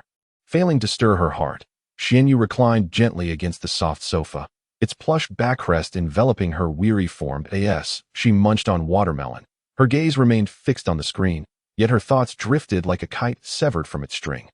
Soaring into past sorrows, this time in her previous life, she too had heard the same power outage announcement, that mechanical voice echoing ominously across the community, like an ill omen. However, back then, she had paid little heed, naively believing it to be temporary, merely for the sake of ensuring power for hospitals, certain it would soon be restored. After all, in her memory, power outages, though occasionally occurring, had never lasted for extended periods. Yet reality, merciless as a cold executioner, dealt her a heavy blow. The outage stretched longer, from mere hours to half a day, then a full day, culminating in a total collapse of the power system. Akin to a colossal machine halting its operations, plunging the entire city into darkness. Without electricity, without air conditioning, without fans, only endless darkness and sweltering heat enveloped everyone, like a vast steamer, cruelly roasting each individual. She and her neighbors huddled in cramped quarters, enduring the oppressive heat, beads of sweat cascading down, clothes dampening and drying repeatedly, exuding an unbearable stench akin to spoiled food, inducing nausea. Anxiety and discord began to fester among the people. Quarrels erupting over scarce coolness, the struggle for living space, the desperate grasp for a sliver of hope. Those once genteel neighbors, amiable elders, and innocent children revealed the most hideous facets of humanity under the pressure of survival. Xianyu shivered at the thought, her body trembling slightly, like a leaf swaying in the wind. She felt fortunate to possess space, solar panels, and ample supplies. These possessions were her hope for survival in this apocalyptic realm. Her means of self-preservation. She picked up the remote, increasing the air conditioner's fan speed. The cool breeze brushed against her cheeks, dispersing the beads of sweat from her forehead and providing a wave of comfort. Soothing her anxious heart somewhat, she opened WeChat. The community owners group was abuzz, messages flooding in like boiling water bubbling over. Another outage tonight. How can we live like this? Lamented an owner with a cartoon cat avatar. Indeed, they say it's to ensure the hospital has power, but we are human too. We need to survive. Echoed another with a floral avatar, adding a crying emoji to my child is still young. The heat keeps him awake at night. Crying incessantly. What can we do? A young mother inquired urgently. Does anyone have ice? I'll pay a premium for some. A middle-aged man pleaded. Xianyu absorbed these messages, her heart a tumult of emotions. Akin to a jar of spices overturned, sour, sweet, bitter, salty, all flavors rising within her. She understood that these grievances and pleas were genuine, manifestations of people's struggles and despair, a yearning for survival, with a gentle swipe. Xianyu exited the WeChat interface. She placed the tablet on her nightstand, the screen's glow fading gradually until it vanished entirely. She sighed softly, a sound so light, yet seemingly laden with boundless fatigue and resignation. She recognized that reading the messages in the owners group would yield no benefit. She could not aid them, nor did she wish to. Her past life experiences had deepened her understanding of human nature. In moments of life and death, humanity's ugliness is magnified infinitely. Those who once appeared utterly normal could become selfish, indifferent, or even cruel under the duress of survival. She switched off the air conditioner, and the room fell into a profound silence, the only audible sound being the distant chirping of cicadas, tirelessly proclaiming the summer's heat. She slowly lay down, her body sinking into the soft mattress. Enveloped in a warm embrace, closing her eyes, she endeavored to drift into slumber, yet her mind flickered with a kaleidoscope of images, some from her past life, others from the present, some joyful, others painful. These visions spun like a revolving lantern before her eyes, preventing her from finding peace. She turned onto her side, burying her face into the pillow, attempting to block out the intrusive thoughts. Yet those sounds and images clung to her like specters, refusing to dissipate. A wave of irritation surged within her, a fire igniting in her heart, growing fiercer and more unbearable. She forced herself to breathe deeply, striving to steady her racing pulse. She reassured herself, everything would improve. And all this would pass, gradually. Her breathing steadied, and her body relaxed. She felt like a leaf adrift on the water's surface, floating freely without a care. Time slipped by, and at last, she succumbed to a deep and tranquil sleep. Chapter 41. A mountain of cat litter. Xianyu realized that the future may hold a lack of water. Unlike others who merely lingered in complaint and anxiety, she took proactive measures. She commenced an earnest quest for solutions, her mind functioning like a high-speed computer, swiftly processing a myriad of information in search of viable resolutions. The first thought that crossed her mind was water conservation. Yet, she was acutely aware that this was merely a drop in the bucket. In a post-apocalyptic world, water resources would become the most precious commodity, and mere conservation would be far from sufficient. She needed to discover a more effective approach to confront the impending water scarcity crisis. She began scouring the internet for diverse information regarding water resource utilization, her fingers flying across the keyboard. Her gaze fixed intently on the screen, fearful of missing any valuable insight. A torrent of articles, posts, and videos inundated her, overwhelming her senses. She meticulously sifted through this information, distinguishing the essential from the superfluous. Seeking out genuinely valuable content, she noted that many were discussing methods of recycling water, collecting rainwater, and purifying wastewater. Each of these methods possessed a degree of feasibility, yet also came with their own limitations. With her brow furrowed in concentration, she realized she needed to find a simpler, more effective method that suited her needs. Suddenly, an unexpected idea struck her like a flash of lightning, illuminating the night sky of her thoughts. Cat litter. This seemingly unrelated term suddenly became intricately linked to her thoughts of water scarcity. She recalled the absorbent qualities of cat litter, its deodorizing capabilities, and its affordability. Immediately, she began searching online for various information about cat litter. Delving deeper into its composition, properties, and uses, the more she explored, the more exhilarated she became, convinced that this was a brilliant idea. The primary component of cat litter is bentonite, a natural mineral known for its remarkable absorbency and adsorption capabilities. It can absorb several times its weight in moisture and effectively lock in water, preventing evaporation. Was this not a natural water-retaining agent? A surge of excitement coursed through her as she envisioned the potential to address the water crisis. She promptly began researching how to utilize cat litter to tackle the looming water scarcity challenges. She discovered that cat litter could not only be used for moisture retention, but also for wastewater purification, and even for constructing rudimentary toilets. The more she contemplated, the more thrilled she became, feeling as though she had stumbled upon a treasure. Without hesitation, she contacted a cat litter manufacturer, dialing their sales department directly. "Hello, is this XX Cat Litter Factory?" She endeavored to keep her voice steady, yet the slight tremor at the end betrayed her inner excitement. "Yes, how may I assist you?" came the professional and somewhat distant voice on the other end. "I would like to order a substantial quantity of cat litter." She cleared her throat, attempting to sound composed. "How much do you require?" the sales representative inquired, accustomed to dealing with large clients without much fluctuation in tone. 50 tons, she casually stated, a figure. A moment of silence ensued on the line, as if the number had taken them aback. "Pardon, what did you say? 50 tons? The representative's voice noticeably elevated, tinged with incredulity. "Yes, 50 tons. Can you supply it?" She confirmed once more. "Please hold while I consult with the manager." The representative's voice exhibited a hint of panic, clearly overwhelmed by the magnitude of the order. Patience enveloped her as she awaited their response. She knew this order was no trivial matter for any cat litter factory. Minutes later, a middle-aged man's voice emerged on the line. "Hello, I am the sales manager at XX Cat Litter Factory. May I ask who I am speaking with? My surname is Xian, and I require 50 tons of cat litter. Can you deliver?" She cut straight to the point. "Ms. Xian, greetings. 50 tons of cat litter. May I inquire as to your intended use?" The sales manager's tone carried a hint of skepticism and caution. "I own many cats." Xian fabricated a reason, knowing full well she could not disclose her true motives of preparing for an apocalypse. The manager appeared skeptical of her explanation, but refrained from probing further, simply stating, 50 tons of cat litter will require some preparation, and we will need at least 3 days to ship. Additionally, we will need you to pay a deposit. No problem. I will send you my address for delivery to my designated warehouse." Xian readily agreed. "Very well, Miss Xian. I look forward to our collaboration." The manager's voice finally bore a hint of warmth. After hanging up, Xian exhaled deeply, aware that this order represented a significant business opportunity for the cat litter factory, especially in these economically challenging times when many factories grappled with insufficient orders. Her choice of this particular factory had not been arbitrary. It was a well-established operation with a solid reputation and consistent product quality, situated in a relatively obscure location, minimizing the risk of drawing attention.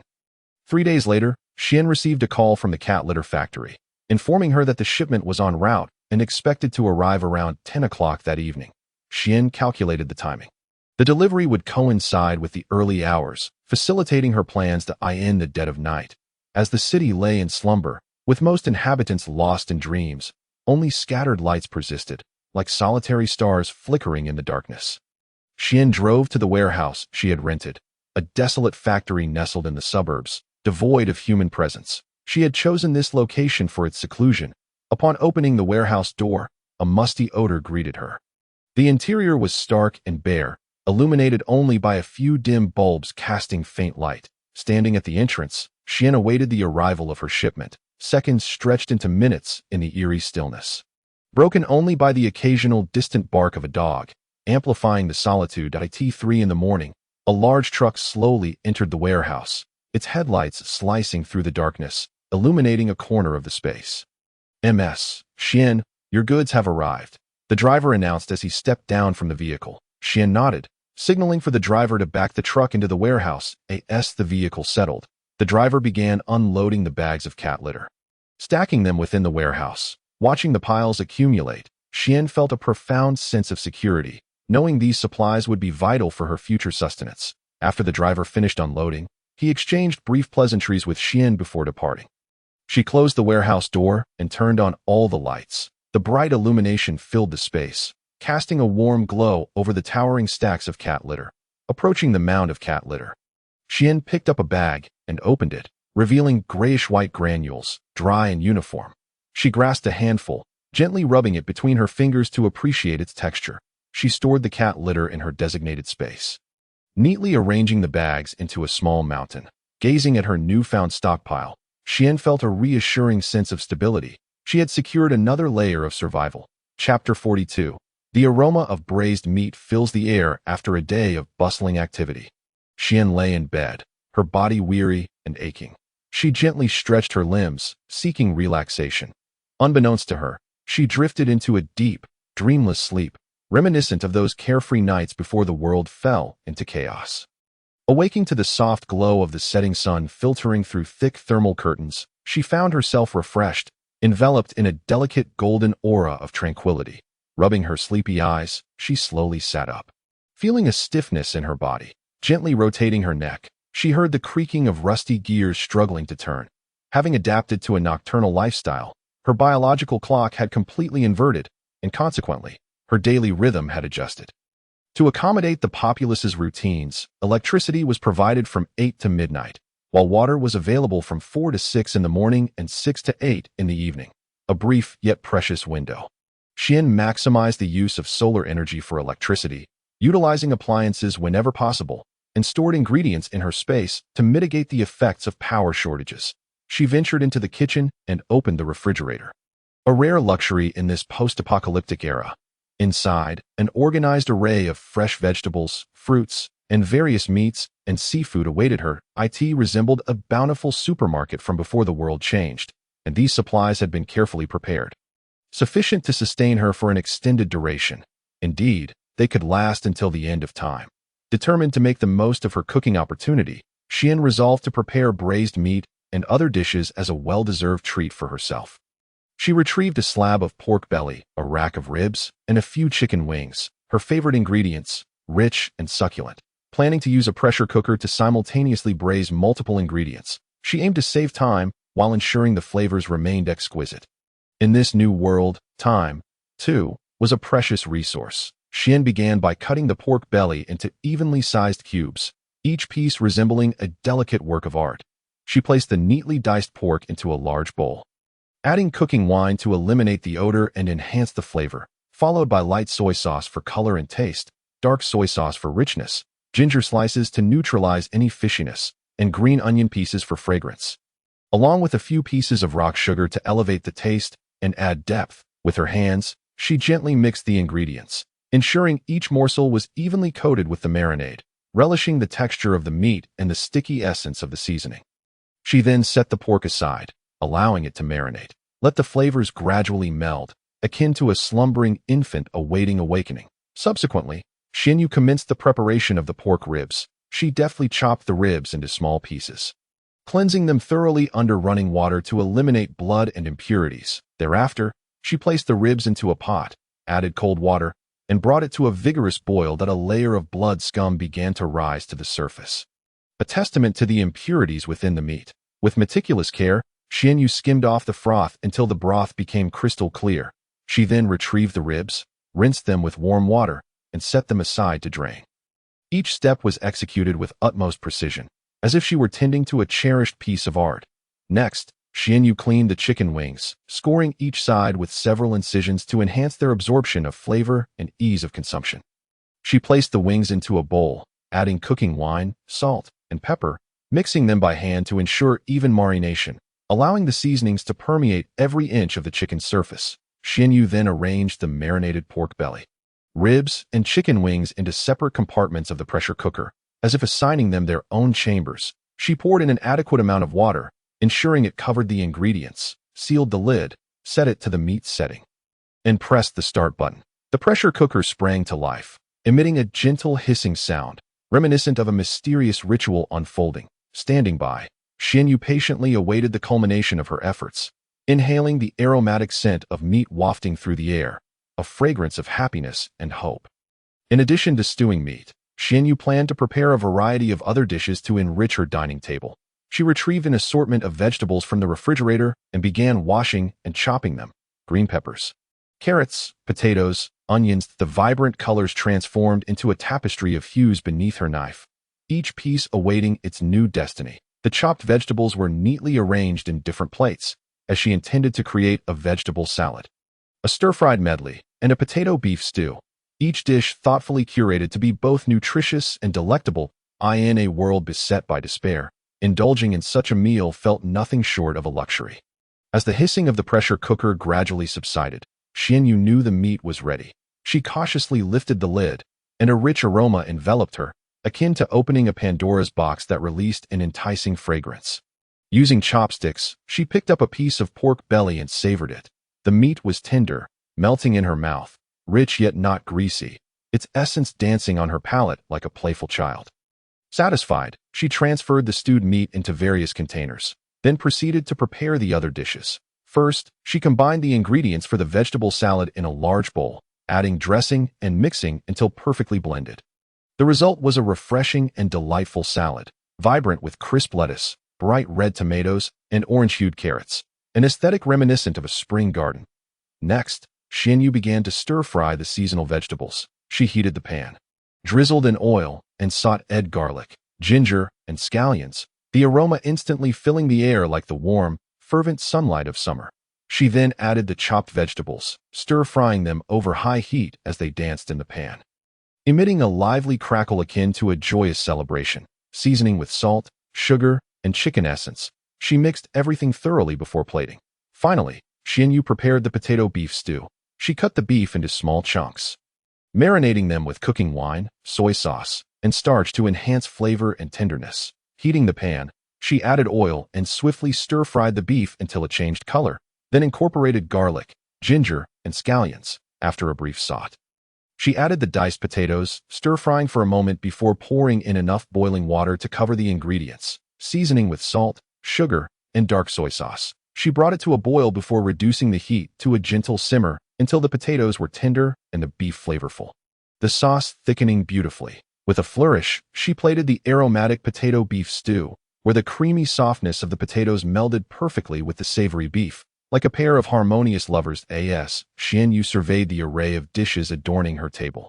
A sense of accomplishment swelled within her. The rich aroma of the stewed meat lingered in the air, a testament to her hard work, while the refreshing salad, the crisp stir-fried vegetables, and the tender potato beef stew beckoned enticingly. Each dish was a reward for her labor and a hopeful anticipation for the future. Chapter 43. The street stall economy. The rich scent of meat wafted through the cracks of Xianyu's apartment door, stealthily meandering down the corridor. It brazenly invaded the nostrils of every passerby, awakening their appetites and compelling them to pause, inhaling deeply in an attempt to capture the aroma's source. Whose home was it that simmered meat so enticingly? Indeed, the fragrance was irresistible. Neighbors whispered amongst themselves, their gazes drifting involuntarily toward Xianyu's door, their eyes filled with curiosity and a hint of jealousy. Ordinarily, their meals were bland and sparse. To feast upon such a lavish spread of meat was a rarity. Moreover, the intensity of the aroma signaled that the meat had been cooked to perfection. Surely, it would melt in the mouth. Unsurprisingly, Xianyu overheard the murmurs from outside, standing in her kitchen, cloth in hand. She delicately wiped away the grease from the stove, her movements gentle and meticulous, as if she were handling a priceless artwork. Ignoring the gossip, she had no intention of stepping outside to explain herself. Discretion was the better part of valor in such matters. She had no desire to become the center of attention over a mere pot of meat. The messages in the owner's group chat chimed incessantly, reminiscent of tireless cicadas in summer, each one louder than the last. Xianyu, are you cooking meat? It smells divine. A user with an avatar of a teddy bear initiated the inquiry. Soon after, another user, named Aunt Zhang, could no longer contain her curiosity. Yes, Xiaoxian, what delicious dish are you preparing? I can smell it through the screen. Aunt Zhang was known for her penchant for prying into others' affairs and reveling in gossip. Now, with such a tantalizing aroma wafting through the air, her curiosity was piqued even further. Xiaoxian, if you've made meat, don't forget to send a bowl my way. My teeth aren't what they used to be. And I do enjoy something tender. Xianyu glanced at the screen, her brow furrowing slightly as the messages continued to flash. She had anticipated that the enticing aroma would invite trouble. Yet, she had already devised a strategy. Setting her phone down, she refrained from replying. Silence was the most prudent response in this instance. She did not wish to entangle herself with their inquiries, nor did she want to find herself in the spotlight. After all, unnecessary trouble should be avoided whenever possible. The fragrant scent of stewed meat stirred a minor commotion within the group chat. Some expressed envy, others jealousy, while many were simply curious, speculating about the source of the delectable aroma. A myriad of emotions intertwined, forming an invisible web that enveloped Xianyu. Yet, she remained an outsider, observing the unfolding drama with a detached gaze. She understood that their words were mere idle chatter. They would not truly act upon their curiosity. Moreover, she had no inclination to explain herself. After the meal, Xianyu tidied up, placing the remaining meat and vegetables in the refrigerator, ample sustenance for several days. Changing into comfortable, loose-fitting attire, she prepared to take a leisurely stroll, opting to walk rather than drive.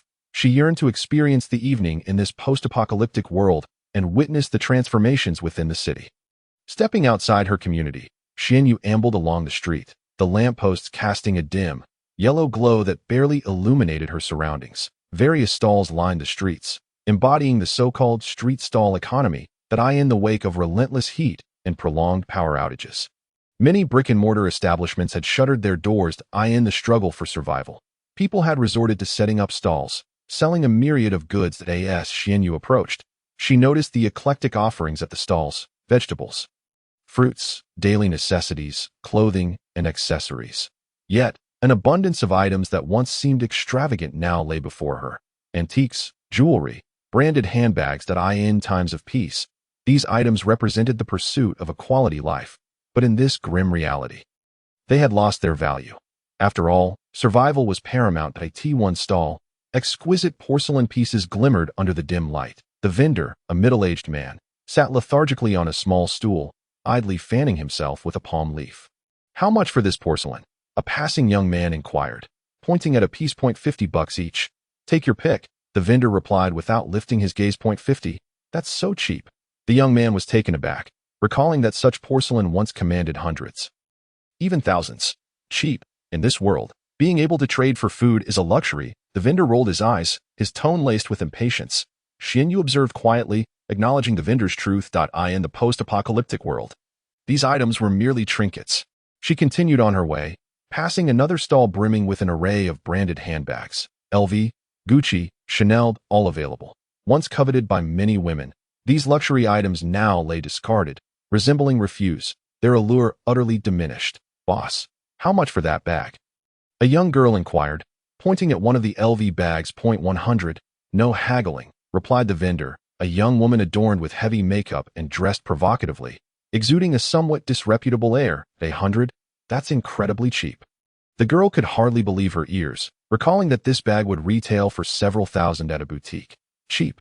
Do you think this is still the old days? Can this bag be eaten?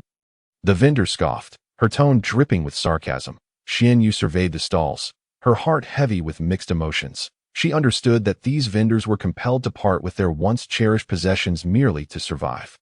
They, too, had once harbored dreams and aspirations. Yet now, their only desire was to endure. After wandering through the market, Xianyu purchased nothing. She merely sought to observe the plight of humanity in this apocalyptic world.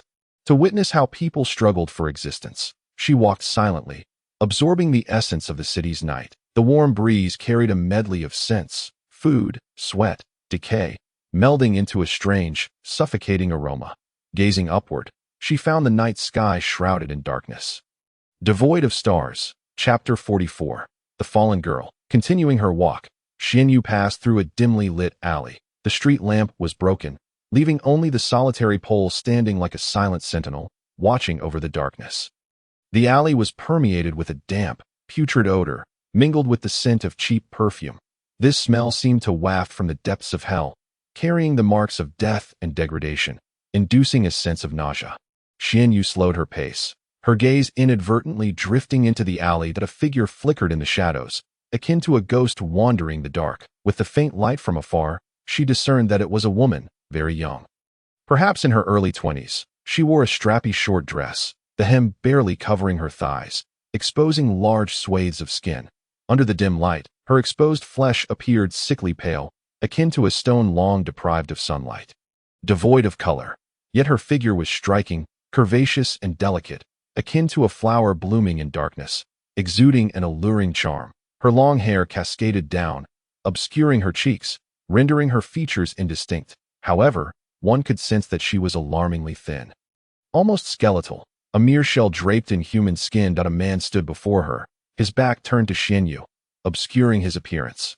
All she could see was his wrinkled shirt, carelessly tucked into his trousers, giving him an unkempt and destitute appearance. His hands roamed over the woman's body, from her shoulders to her waist, then to her thighs. His movements crude and devoid of tenderness, treating her as a mere object rather than a person.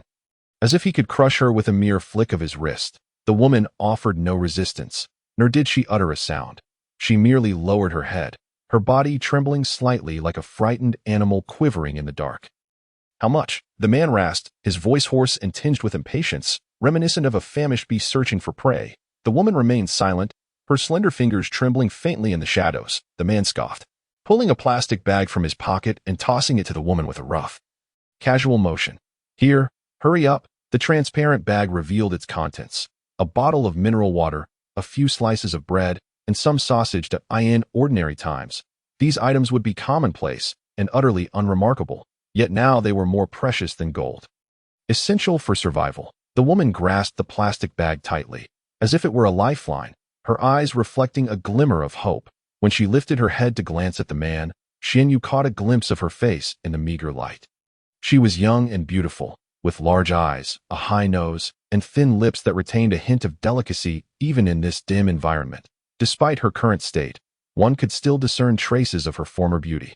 Like a flower ravaged yet still holding onto its allure. However, her gaze was hollow and numb, akin to a stagnant pond that reflected no light, as if she had endured too much suffering and lost all hope for life. The man impatiently tugged at the woman's arm, pulling her deeper into the alley.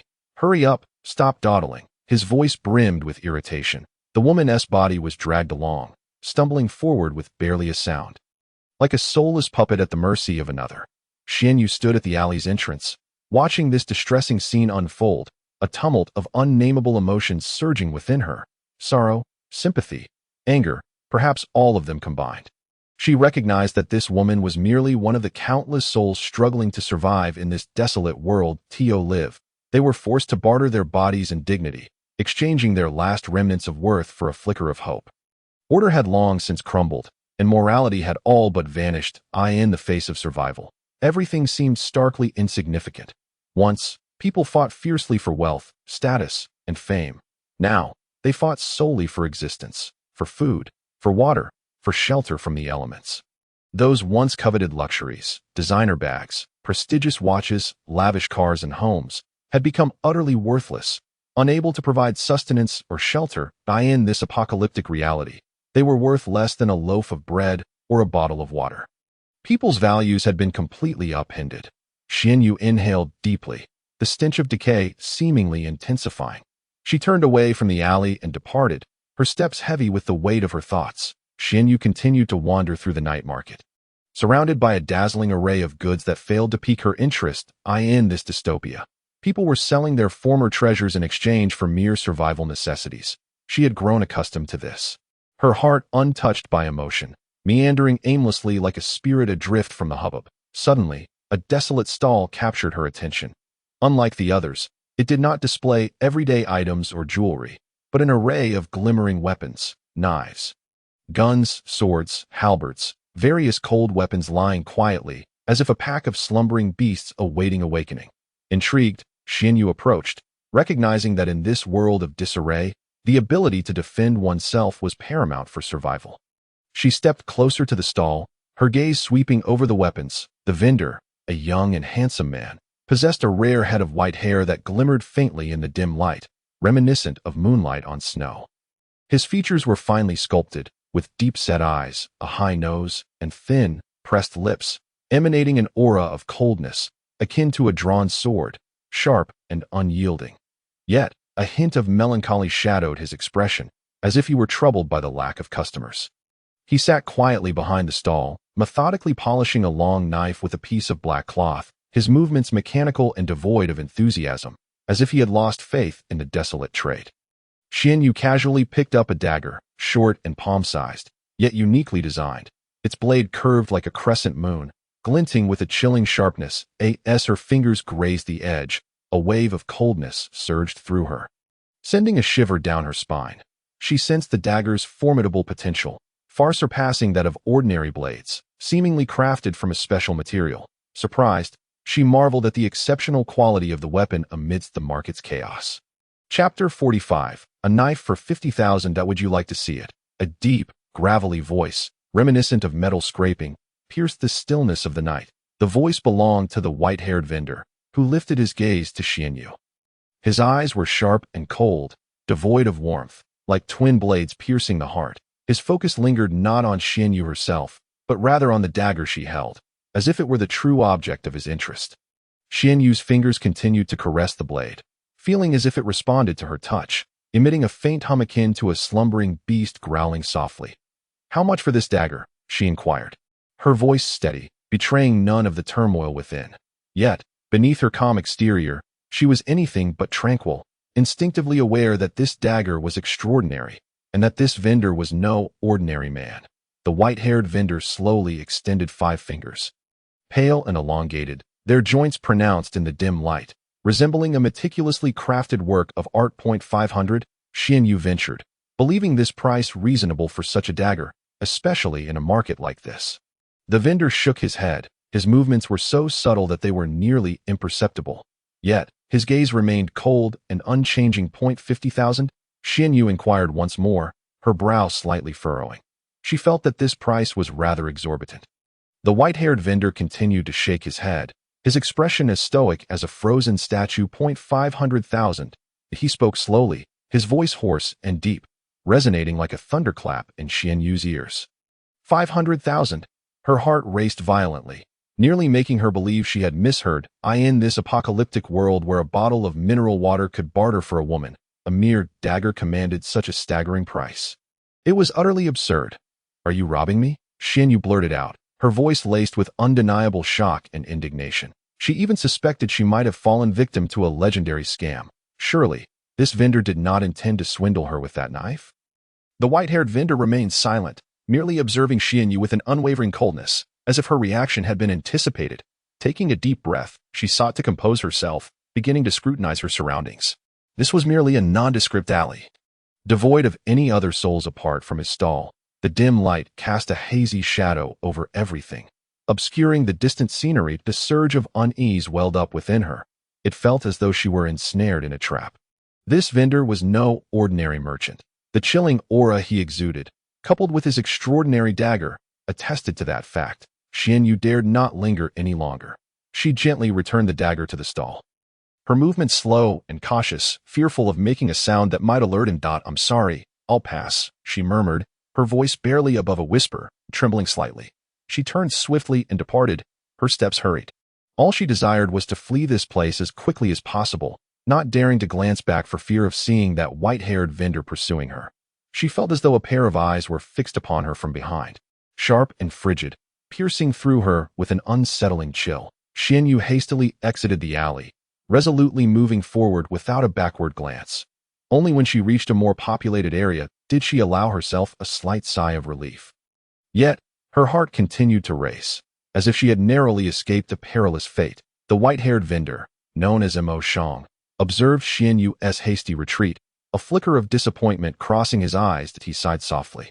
His breath barely audible, as he picked up the dagger she had abandoned, caressing its cold surface, finding a modicum of solace in its icy touch. Another failure, he murmured to himself, his voice tinged with resignation and bitterness.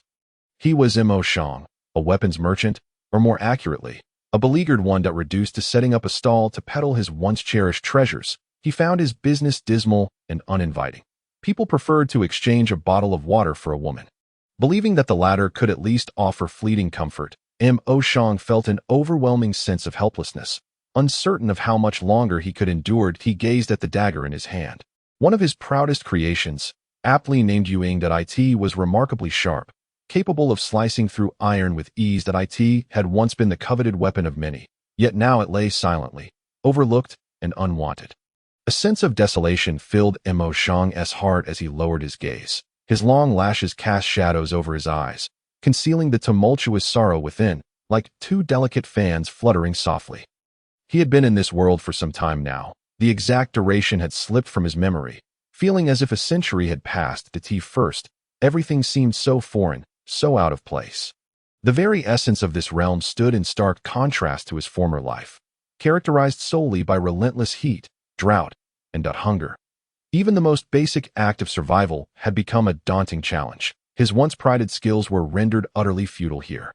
Akin to a toothless tiger, possessing strength yet lacking the means to wield it, hunger gnawed at him like an unseen beast, relentlessly devouring his stomach and fraying his nerves. His belly felt hollow, as if consumed by a black hole, devouring everything. His throat was parched, each swallow akin to swallowing shards of glass. Dizziness clouded his senses. His limbs felt leaden. Each step felt as if he were treading upon clouds. Weightless and devoid of substance, the weapons he once took pride in, those finely crafted creations once sought after by countless admirers, could not even procure a loaf of bread here. The finely forged swords and gleaming firearms were perceived as mere heaps of cold iron in the eyes of the starving populace. Utterly devoid of value, their gazes always bypassed the chilling steel, fixating instead on the sustenance that could fill their empty bellies. A medley of emotions, desire, greed, apathy, intertwined, weaving an invisible net that ensnared him. He had attempted to explain, to convey the worth of these weapons, asserting that they were not merely instruments of death but masterpieces, a testament to human ingenuity. He had demonstrated their prowess, effortlessly severing a stone with a dagger, crafting dazzling arcs of light with a sword in the air. Yet, all was in vain. No one believed him. No one desired his wares. His displays were perceived as farcical spectacles, and some even mocked him, branding him a madman or a fool. He felt like a forgotten soul, wandering aimlessly through this alien land, enveloped in solitude, helplessness, and despair. Xian Yu emerged from the alley and returned to her apartment complex. She stood beneath her building, gazing up at her window, where the lights still shone brightly. Chapter 46. Seeking assistance. The scene from the alley replayed ceaselessly in her mind. The young woman, the vacant and numb gaze, and the man's harsh actions. Each moment felt like a thorn, embedding itself in her heart, eliciting a dull ache that made it hard to breathe. Then there was the white-haired vendor, demanding 50,000 for a dagger. He was either a lunatic or a swindler, or perhaps both. She shook her head, attempting to dispel the chaotic thoughts. She prepared to ascend the stairs, yet her feet felt as if they were shackled with lead. Immobilized and burdened like they were tied to a 1,000-pound weight, that a voice within urged her to return, to investigate, to discover who that enigmatic white-haired man truly was and why he was here, selling such peculiar weapons. After a moment's hesitation, reason cautioned her against meddling, but her curiosity clawed at her heart like a restless cat, compelling her to act. Ultimately, she resolved to turn back. She pivoted and headed towards the alley once more. The night deepened, the streetlights casting a dim glow that felt shrouded in a veil of darkness, suffocating. Xian Yu re-entered the alley, slowing her pace and treading cautiously. She could feel her heart racing, pounding like a frantic deer within her chest. Anxiety, trepidation, and an inexplicable anticipation surged within her. Suddenly, her steps halted as she spotted a figure, A familiar silhouette, standing before her, no more than 5 meters away. White hair glimmered silver under the dim light, reminiscent of moonlight cascading upon snow. Cold and solitary, that it was the weapons vendor, Mo Shang. What was he doing here? Was he not supposed to be at his stall? Confusion swirled in Xian Yu's mind. Almost simultaneously, Mo Shang noticed her, his gaze flickering with surprise before quickly returning to an impassive calm, as tranquil as an unfathomable lake. They stood there, locked in each other's stare. The atmosphere thick with an eerie tension, as if time itself had frozen. Are you following me? Xian Yu broke the silence first, her voice icy and tinged with wariness, sharp as a drawn sword. Are you following me? Mo Shang echoed almost simultaneously, his voice still hoarse yet laden with incredulity, like coarse stones scraping against the eardrums. Both were taken aback, having not anticipated the other's inquiry. After a brief silence, Xian Yu let out a cold laugh. Following you? Am I insane? Her tone dripped with disdain, as if regarding a simpleton. Mo Shang remained silent, his gaze fixed upon her, revealing a complex array of emotions. Disappointment? Confusion? Or something else entirely? I merely. Mo Shang finally spoke, his voice low and gravelly, tinged with an almost imperceptible awkwardness. That I wanted to come back and take a look. Those weapons. He trailed off, uncertain of how to articulate his thoughts. Should he confess that he had been lingering there like a fool, hoping someone might purchase his prized possessions? That would be utterly humiliating. Xian Yu said nothing, scrutinizing Mo Shang closely. He donned a long black robe, his hair a striking silver gray. How peculiar. What person would dye their hair such a color? Unless perhaps he was naturally white-haired. That a sudden thought flashed through her mind. Could it be that this man has traversed from another world? This notion struck her as utterly absurd. Yet, simultaneously, it appeared to be the only plausible explanation for his peculiarities. His attire, his weaponry, his accent, all seemed completely out of place in this. Mo Shang was also observing Xian Yu. She appeared youthful, perhaps in her early 20s, clad in simple casual wear, her face unadorned by makeup. Nevertheless, her features were exquisite. Her skin was fair, her eyes bright, her nose regal, and her lips of vivid hue. Even in the dim light, it was evident that she was a beauty, and a rather extraordinary one at that. There was a unique aura about her, cold and aloof, yet tinged with a subtle, almost imperceptible tenderness. Her gaze held a hint of vigilance, a trace of wariness, which piqued his interest. In this apocalyptic world, individuals who maintained such a sense of alertness were a rarity.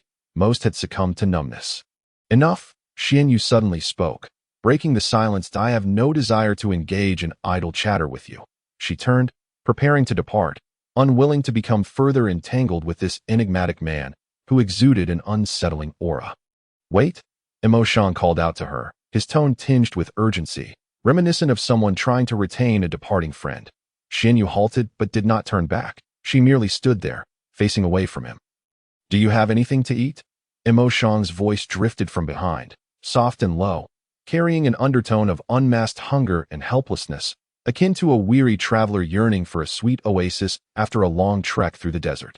Xian Yu was taken aback. Slowly, she turned to face Mo Shang, whose expression betrayed a hint of embarrassment, his eyes brimming with desire, like a famished beast longing for sustenance. That look softened her heart. She recalled the abundance of food stored in her space, enough to last her for several lifetimes. Xian Yu began to speak, intending to offer him something, but Mo Shang unexpectedly pulled an item from his bosom. His movements deliberate and careful, as if handling a precious treasure. It was a ring, an antiquated piece adorned with intricate carvings that resembled ancient script or enigmatic symbols, glowing faintly in the dim light. This is a weapon, Mo Shang stated, his voice soft yet imbued with a trace of pride, as if showcasing his most treasured creation. With this, I can exchange for your assistance. He gazed at Xian Yu, his eyes filled with anticipation, akin to awaiting a momentous verdict. Little fairy, he added, his tone slightly ingratiating, reminiscent of a child pleading for candy from an adult. Chapter 47. Taking advantage of each other. Xian Yu stood still, observing Mo Shang's awkward yet hopeful demeanor, and suddenly realized that she may have misjudged him. The notions of aloofness, mystery, and otherworldly origins, that perhaps he was merely too hungry to articulate his thoughts. This realization stirred an inexplicable emotion within her, both amusing and somewhat pitiable. She retrieved a pack of lantern shadow beef jerky and a bottle of mineral water from her small bag and handed them to Mo Shang. "Here," she said, her voice unconsciously softening. Mo Shang's eyes brightened instantaneously. Akin to two stars shimmering in the night sky, he accepted the food and water without hesitation or refusal, his movements swift, almost frantic, as if fearing that Xianyu might change her mind. He unscrewed the cap of the water bottle and gulped down several mouthfuls, the sound of his swallowing resonating clearly.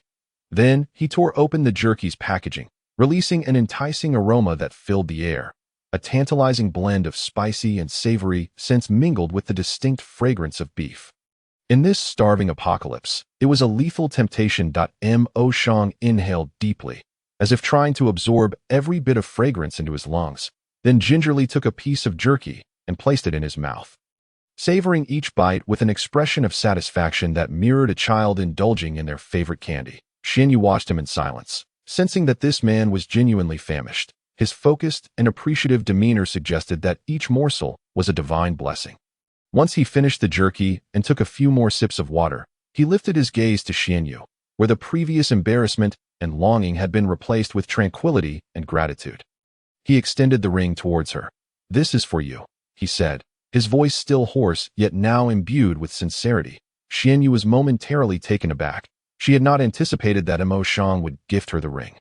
"This is," she hesitated, not reaching out to accept it. "A weapon," Mo Shang succinctly explained. "For self-defense," he added, gazing at the ring, its archaic design, intricate patterns, and subtle glow. Everything about it seemed so mysterious and extraordinary. "How does it work?" she inquired, her interest piqued. Without a word, Mo Shang extended his hand, forming a fist, and with a firm grip, a soft click echoed as a sharp spike sprang forth from the ring's surface, though only a few millimeters long. It was incredibly sharp, glinting ominously. Xianyu's eyes widened in astonishment. She had not expected the ring to possess such a mechanism. This was simply astounding. "Make a fist and squeeze," Mo Shang instructed succinctly, his voice deep and resonant, as if imparting a secret.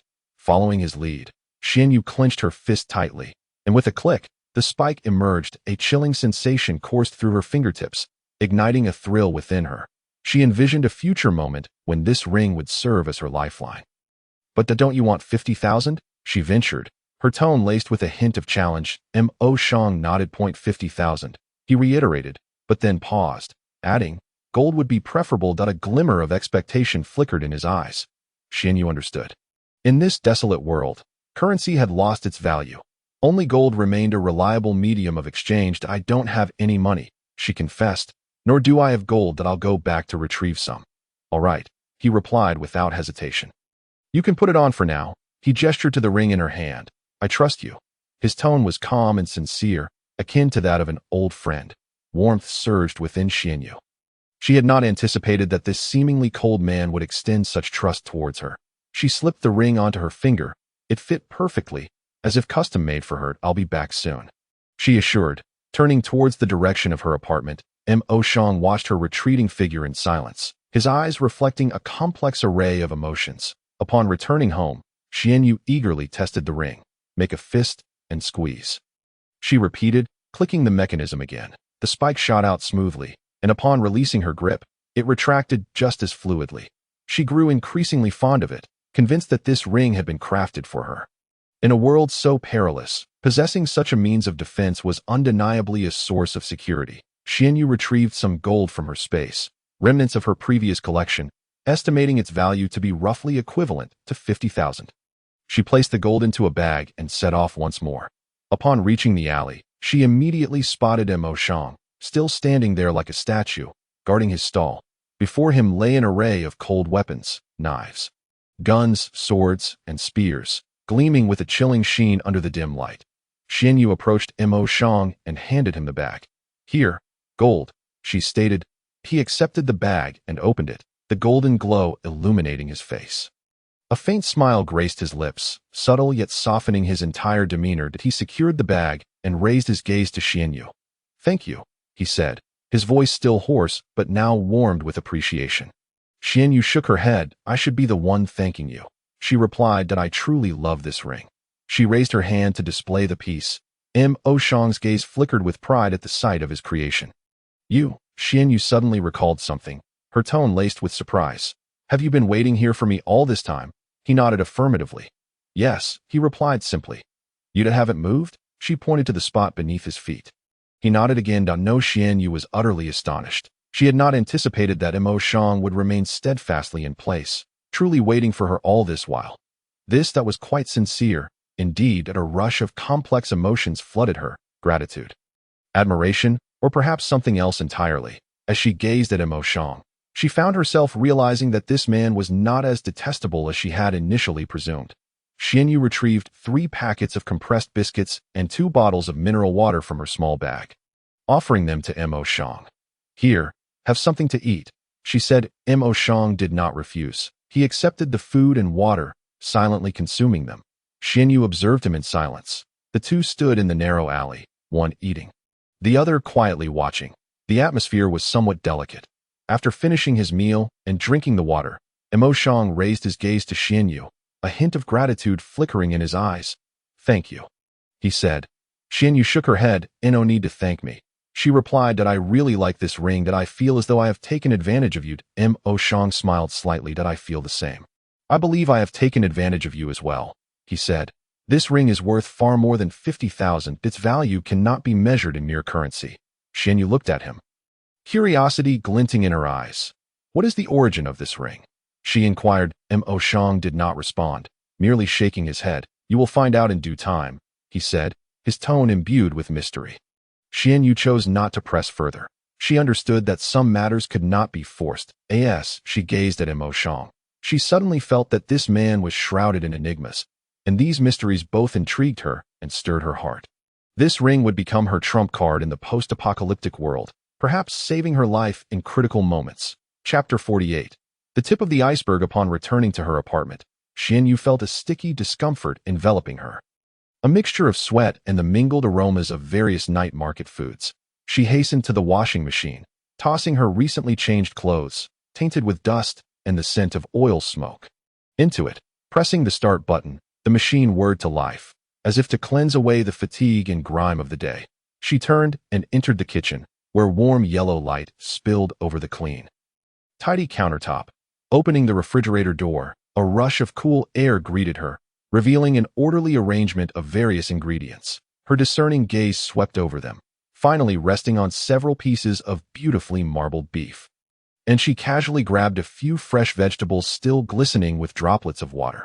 Although the space was stocked with enough food to last her several lifetimes, Xianyu preferred the taste of freshly cooked meals. For her, it was not merely about eating. It was a ritual, a rare sense of control over life in a world gone awry. The flames on the stove leapt up suddenly, licking the bottom of the pan. Xianyu poured oil into the pan. Waiting for it to heat up, she added the beef, quickly stir-frying it with a spatula. The beef sizzled under high heat, changing color rapidly and releasing an enticing aroma, mingling with the freshness of the vegetables, creating a symphony of life in the kitchen. Xianyu's spirits lifted alongside the familiar fragrance. She relished the sense of control, enjoying the transformation of raw ingredients into delectable dishes. Whether confronting the vicious, repugnant mutated creatures or managing the mundane, seemingly trivial household chores, she navigated it all with ease, as if everything were within her grasp. Soon, the meal was ready, its aroma wafting invitingly. Xianyu served the steaming food into exquisite porcelain bowls and carried them to the dining table. She switched on the television, tuning into a news channel to catch up on the outside world. The screen flickered with images, broadcasting reports of disasters from various regions. The anchor's serious voice echoed in the room, laden with a sense of oppression and gravity. Continued high temperatures, severe drought that strained electricity supply, urging citizens to conserve water and electricity. The anchor's voice was mechanical and numb, as if delivering a routine report. Xianyu slowly ate her meal. She watched the news, knowing that what was being reported was merely the tip of the iceberg, a sanitized version of the truth. The reality was far more brutal, far more despairing. Yet, she did not feel panic or despair. She had prepared thoroughly. Her space was filled with ample food, sufficient water, and the capability for self-preservation. These were her foundations for survival in this apocalyptic world. She believed she could not only survive, but also live splendidly, with dignity, and realize her own value. After finishing her meal, Xianyu cleaned the dishes. Glancing at the wall clock, she noted that it was still early. The night was just beginning. She decided to take a stroll to observe the situation in the community and gauge the movements around her. Stepping outside, she wandered slowly along the paths of the neighborhood. The streetlights, long neglected, were mostly extinguished, with only a few stubbornly illuminating the surroundings with a dim glow, akin to candles flickering in the wind, ready to extinguish at any moment. The community was eerily quiet, almost unsettling, with hardly a soul in sight. Only the occasional bark of a dog pierced the suffocating silence, adding a touch of desolation. Xianyu understood that most people were hiding behind closed doors, sealing their windows, too fearful to venture out. After all, the relentless heat was terrifying, like a vast steamer intent on cooking everyone within. Xianyu reached the community garden at the center. The once vibrant flowers, carefully nurtured, had withered, reduced to desiccated clumps. The parched leaves trembled in the hot wind, producing a rustling sound that seemed to lament the fragility of life. A few elderly men sat listlessly on benches, engaging in half-hearted conversations. Their voices were low and heavy, tinged with a sense of helplessness and despair, like puppets stripped of their souls. When will this end? An elderly man with graying hair sighed deeply, his voice hoarse and weak. Who knows, perhaps tomorrow will be the end, another elder replied, his tone filled with pessimism and numbness, as if he had lost all hope for life. An end? What difference does it make? We will still die, whether sooner or later. It's all the same, a third elder retorted, his voice imbued with a hint of anger and defiance, as if protesting the injustice of fate. Xianyu did not join their conversation. She merely stood quietly to the side, absorbing their dialogue, feeling the atmosphere of despair and helplessness that pervaded the post-apocalyptic world. She understood that these elders were merely venting their emotions, using this medium to express their desperation regarding the reality they faced and the confusion about the future. They had once harbored hopes, dreams, and visions for the future, but now they only wished to survive, even if it meant merely clinging to life. After an hour of wandering in the community, Xianyu gathered information about the people around her. Most were discussing the ongoing heat, the endless drought, the despairing water and power outages, and the mysterious, uncertain supernatural abilities. These topics loomed over everyone like a dark cloud. Upon returning home, she entered the bathroom, preparing to draw a bath. Turning on the faucet, warm water flowed gently into the tub, rising in soft, fragrant steam. She shed her clothing and stepped into the tub. The warm water enveloped her body tenderly, relaxing every inch of her skin, bringing waves of comfort and ease. She closed her eyes, savoring the rare tranquility and relaxation, as if all the fatigue of the day dissipated with the water. After her bath, Xianyu donned a clean, soft cotton nightgown. She walked to the living room and opened the refrigerator. Inside, a variety of food items were neatly arranged: fruits, vegetables, meats, and beverages. Like a miniature supermarket, Xianyu retrieved a box of strawberry-flavored ice cream and a bottle of fine red wine. She intended to indulge in a solitary evening, treating herself to sweetness and a gentle inebriation. Settling onto the soft sofa, she turned on the television, switching to a movie channel, where she found a classic disaster film set in a post-apocalyptic world. The film depicted a world ravaged by a virus, where individuals killed each other to survive, fighting for limited resources, laying bare the ugliness of human nature. She savored the ice cream, relishing its cool sweetness melting in her mouth.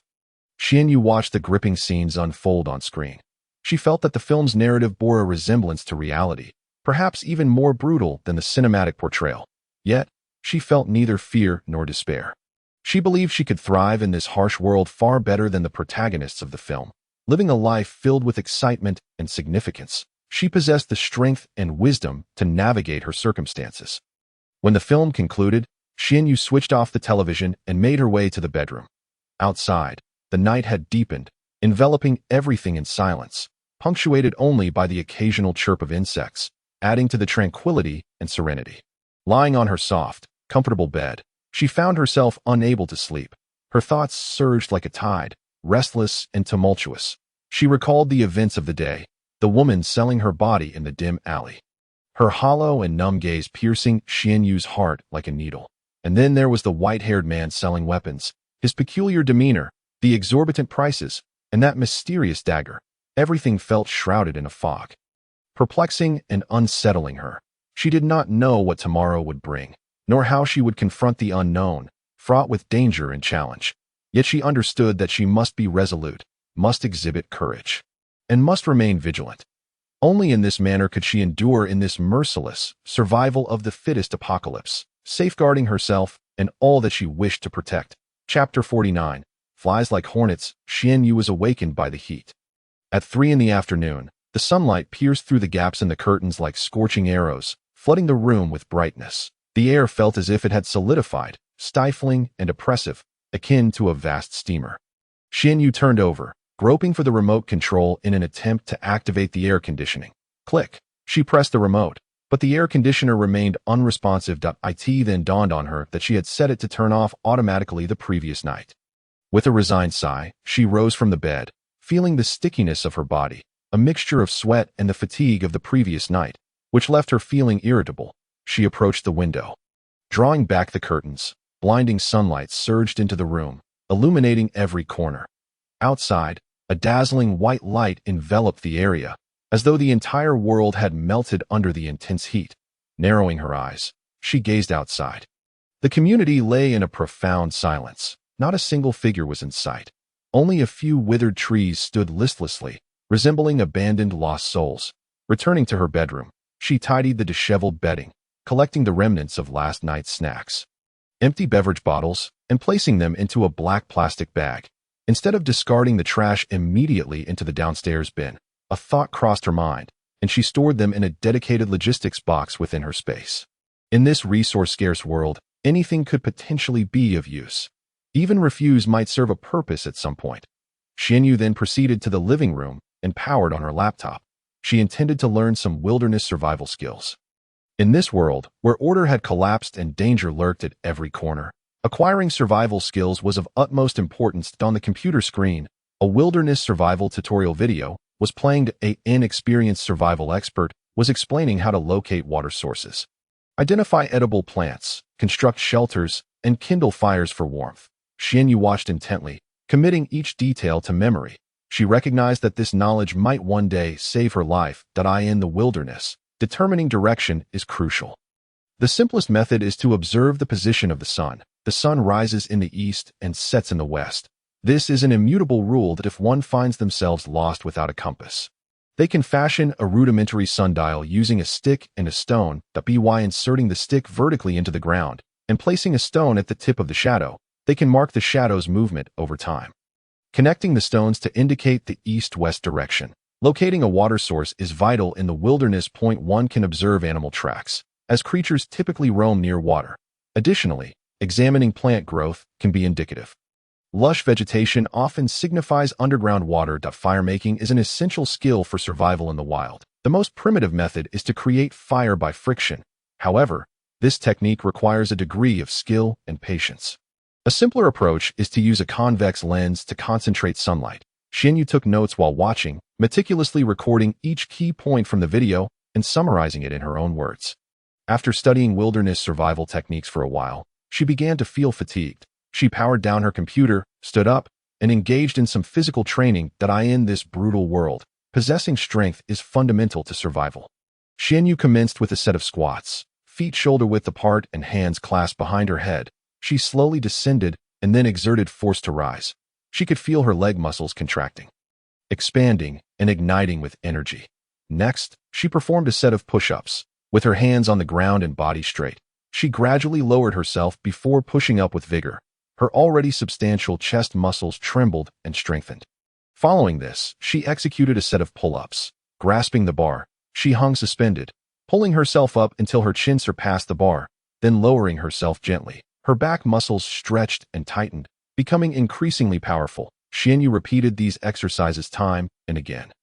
Sensing her body gradually growing stronger and more capable, she believed that with persistence, she would cultivate the strength necessary to protect herself and all that she cherished in this cruel world.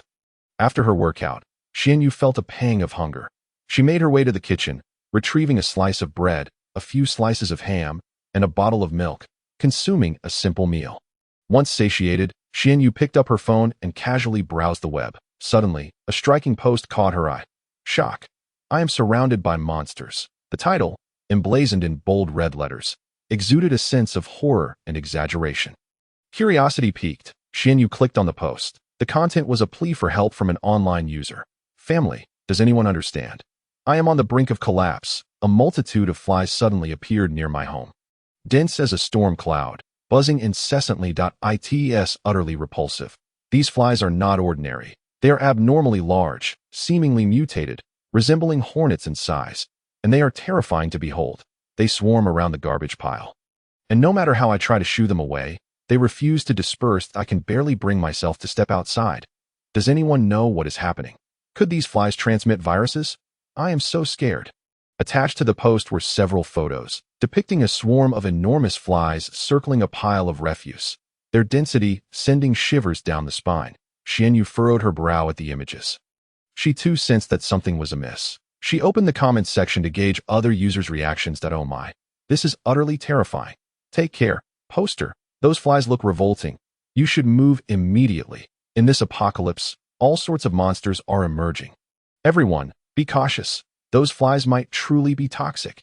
Does anyone know how to eliminate these flies? The comments section was filled with expressions of fear and concern. Xianyu pondered for a moment before adding her voice to the discussion. Everyone, please remain calm. These flies may be a result of the high temperatures and decaying waste. I suggest limiting outdoor activity, maintaining cleanliness indoors, and promptly disposing of trash to prevent attracting more flies. If bitten by a fly, wash the wound with soapy water and seek medical attention. Her comment quickly became lost among the multitude of responses. Turning off her phone, she chose not to further engage with the post. She understood that in this apocalypse, a myriad of problems would continue to arise. All she could do was protect herself and strive to avoid harm. Chapter 50. Mutated flies in her past life. Those overwhelming mutated flies had haunted her like a nightmare, tormenting her relentlessly. They infiltrated every nook and cranny, biting at people's flesh and spreading unknown viruses. Those who had been bitten developed red, swollen welts, unbearably itchy, compelling them to scratch. The wounds, once broken open, would swiftly fester, oozing pus and emitting a foul stench. More terrifying still, these wounds proved difficult to heal. Even the finest medicines were futile. Xianyu vividly recalled how those afflicted by the flies succumbed one by one, writhing in agony until death claimed them. Their bodies decayed rapidly, transforming into heaps of putrid corpses. Hospitals overflowed with patients bitten by the flies, their moans, wails, and cries intertwining to form a symphony of despair. Doctors and nurses, utterly exhausted, could only watch helplessly as lives slipped away. The entire world was shrouded in a pall of death. Xianyu clenched her fists tightly, her nails digging deeply into her palms, sending waves of pain through her. She could not allow the tragedies of her past life to repeat. She must take action. She rolled out of bed and approached the window, drawing back the curtains. The blinding sunlight compelled her to squint. Outside, silence reigned. Xianyu knew this was merely a temporary calm, that it would not be long before those dreadful flies surged into the city, transforming it into a living hell. Returning to her bedroom, she began to tidy up. She folded the disheveled bedding, collected the remnants of last night's snacks, and disposed of the empty beverage bottles into a black plastic bag. Instead of tossing the refuse into the downstairs bin immediately, she decided to store it within her space. In this resource-scarce world, anything could potentially prove useful. Even trash might serve a purpose at some point. Xianyu then moved to the living room and started clearing away unnecessary furniture. She stored away unneeded tables, chairs, coffee tables, and decorations into her space. Her storage was ample enough to accommodate her entire home. Yet she refrained from doing so.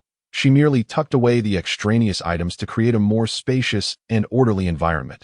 She intended to continue living in this home. After decluttering the furniture, Xianyu commenced cleaning. She meticulously vacuumed every corner of the room and wiped down all the furniture until it gleamed. Opening the windows, she allowed fresh air to flow into the space. She aimed to transform her home into a sanctuary, clean, tidy, and comfortable. After completing her cleaning, Xianyu retrieved a canister of insecticide from her space. With meticulous care, she sprayed the insecticide into every corner of the room, intent on exterminating any lurking mosquitoes and flies, preventing them from breeding within her abode. She wished to ensure that her home became a safe haven, a place where she could live without anxiety. Once she had accomplished this task, Xianyu felt a wave of fatigue wash over her.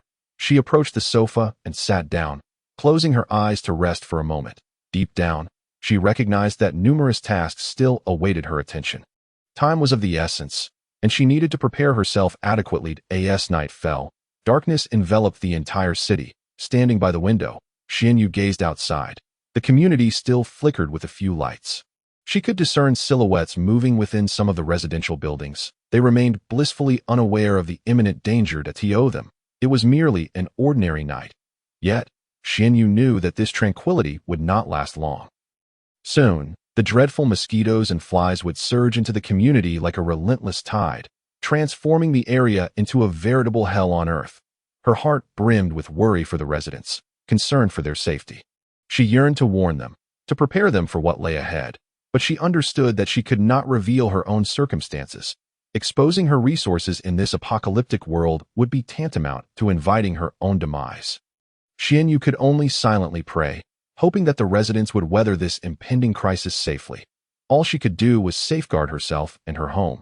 Days passed, and the situation deteriorated further, through news reports and online updates.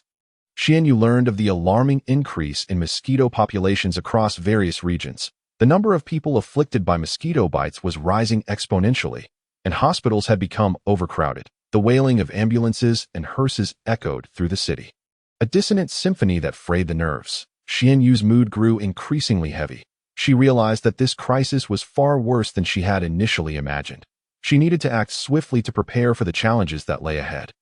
Determined, she decided to venture out to procure essential supplies. From her space, she retrieved a protective suit she had previously prepared, which would effectively shield her from mosquito bites. She donned the suit, complete with a helmet, gloves, and mask, ensuring that not a single inch of her skin was exposed. Additionally, she fetched an electric stun gun, capable of delivering a powerful jolt. Gripping the stun gun firmly, she readied herself for any unforeseen circumstances. Taking a deep breath, Xianyu stepped out of her home. Carefully descending the staircase, she noted the eerie silence of the hallway, a silence that felt almost ominous. The sound of her own heartbeat reverberated in her chest, a reminder of her growing anxiety and fear. She pressed on, determined to gather supplies for her survival. Upon reaching the ground floor, she discovered that the community was devoid of human presence. Only a few streetlights persisted, casting their feeble glow amidst the darkness. The air was thick with an unpleasant odor, the stench of decaying refuse, a clear signal of mosquito breeding grounds. Xianyu quickened her pace, heading towards the parking lot. Approaching her vehicle, she unlocked it with her remote and swiftly settled inside. Securing the doors, she sprayed insecticide within the car, ensuring it was free of any lurking mosquitoes. Only after completing this precaution did she exhale with relief. Starting the engine and driving towards the supermarket. Chapter 51.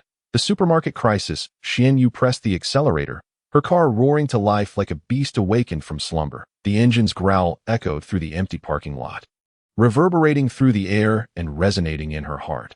She clutched the steering wheel, feeling the subtle vibrations beneath her fingertips, as if she were becoming one with the vehicle. The car glided smoothly out of the parking space, akin to a nimble fish darting into the silent street. The streetlights, aged and neglected, cast a dim, yellowish light, barely illuminating the contours of the road. Most shops along the way had extinguished their lights, their dark facades resembling slumbering giants lying in wait for the unknown dawn. That a few establishments still flickered with light, but their faint glow only served to emphasize the desolation, like a candle fighting against the wind, poised to extinguish at any moment. Xianyu's mood grew heavy, as if the night itself were infecting her spirit. She recognized that this bleak scene was merely a temporary facade, a calm before the storm. Soon, the mutated mosquitoes would swarm the city like locusts, turning it into a true ghost town, a wasteland filled with death and despair. She had to act swiftly, gathering as many supplies as possible before the crisis erupted in full force. This was her only hope for survival in this apocalyptic world. As her vehicle sped along the empty street, the tires whispered against the pavement, producing a low, rustling sound. Though her speed was rapid, Xianyu felt it insufficient. She yearned to reach the supermarket instantly and empty its shelves. Before long, the familiar large supermarket came into view. However, what she beheld caused her to gasp in shock. As if a bucket of cold water had been poured over her, extinguishing her anxious anticipation at the entrance of the supermarket. A throng of people had gathered, forming an interminably long queue that snaked from the entrance down the street, stretching into the distance. Everyone wore masks and long-sleeved attire, wrapping themselves tightly as though bracing against a dreadful plague. The cacophony of voices, complaints, arguments, sighs, blended together, creating a tumultuous atmosphere that set her nerves on edge. Why are there so many people? How long will this take? A middle-aged woman fretted, her voice sharp and piercing, as if seeking to vent her anxiety. Who knows? It's all because of those damned mosquitoes. I hear they're multiplying, and everyone is terrified, scrambling for supplies, responded a weary man clutching a box of instant noodles, weariness and resignation lacing his tone. This life is unbearable. It feels like the heavens are conspiring against us. An elderly man sighed heavily, his voice hoarse and devoid of strength, as if life had bent him to its will, stripping away all hope. Xianyu bit her lip, her brow knitting into a frown. She had not anticipated that the situation had deteriorated to such an extent, far worse than she had envisioned. She had believed herself well prepared, with ample supplies stored away in her space, sufficient to face various crises. Yet, it seemed she had underestimated the severity of this calamity and the panic that gripped people when confronted with despair. The queue wriggled like a trapped serpent, slowly and painfully inching forward. People were restless, jostling against one another, creating a chaotic scene reminiscent of headless flies scrambling for an elusive glimmer of hope. Xianyu parked her car at the roadside, choosing not to exit. From within, she observed the unfolding chaos at the supermarket entrance, a detached spectator witnessing an imminent spectacle of disorder. She noted the supermarket staff, clad in uniforms and masks, straining to maintain order, their voices drowned out by the tumultuous crowd. Their efforts appeared feeble, as the crowd's emotions swelled like a volcano, ready to erupt at any moment. The din of arguments intensified, becoming more heated, and soon, some began to shove one another, the situation spiraling into chaos. A collective release of pent-up frustration and fear. With a resigned sigh, Xianyu shook her head. It was evident that attempting to queue for supplies in such an environment was futile. It would only waste her time and energy and potentially endanger her safety. She made a decisive choice to retreat. Rather than risking her well-being in this turmoil, she preferred to return home and retrieve some supplies from her space for immediate needs, ensuring her sustenance for the time being. As she restarted the car, preparing to turn around, she suddenly caught sight of a suspicious vehicle in her rearview mirror, silently appearing like a ghost in her line of sight. It was a silver van. Its windows tightly sealed with dark tint, obscuring the occupants within, resembling a mysterious box harboring unknown secrets. A wave of foreboding washed over Xianyu, igniting a sense of dread within her. She felt as though this vehicle had been trailing her, akin to a stealthy predator lurking in the shadows, fixated on its prey. Since she had departed from the community, the van had maintained a consistent distance behind her, neither too close nor too far. Like an inescapable shadow, instilling unease, feigning ignorance, Xianyu continued driving, intent on ascertaining the vehicle's intentions. Was it indeed following her? She deliberately slowed her pace, meandering through the streets as if searching for something. Yet, the silver van persisted in its steady pursuit, akin to a loyal shadow, showing no signs of relinquishing its chase.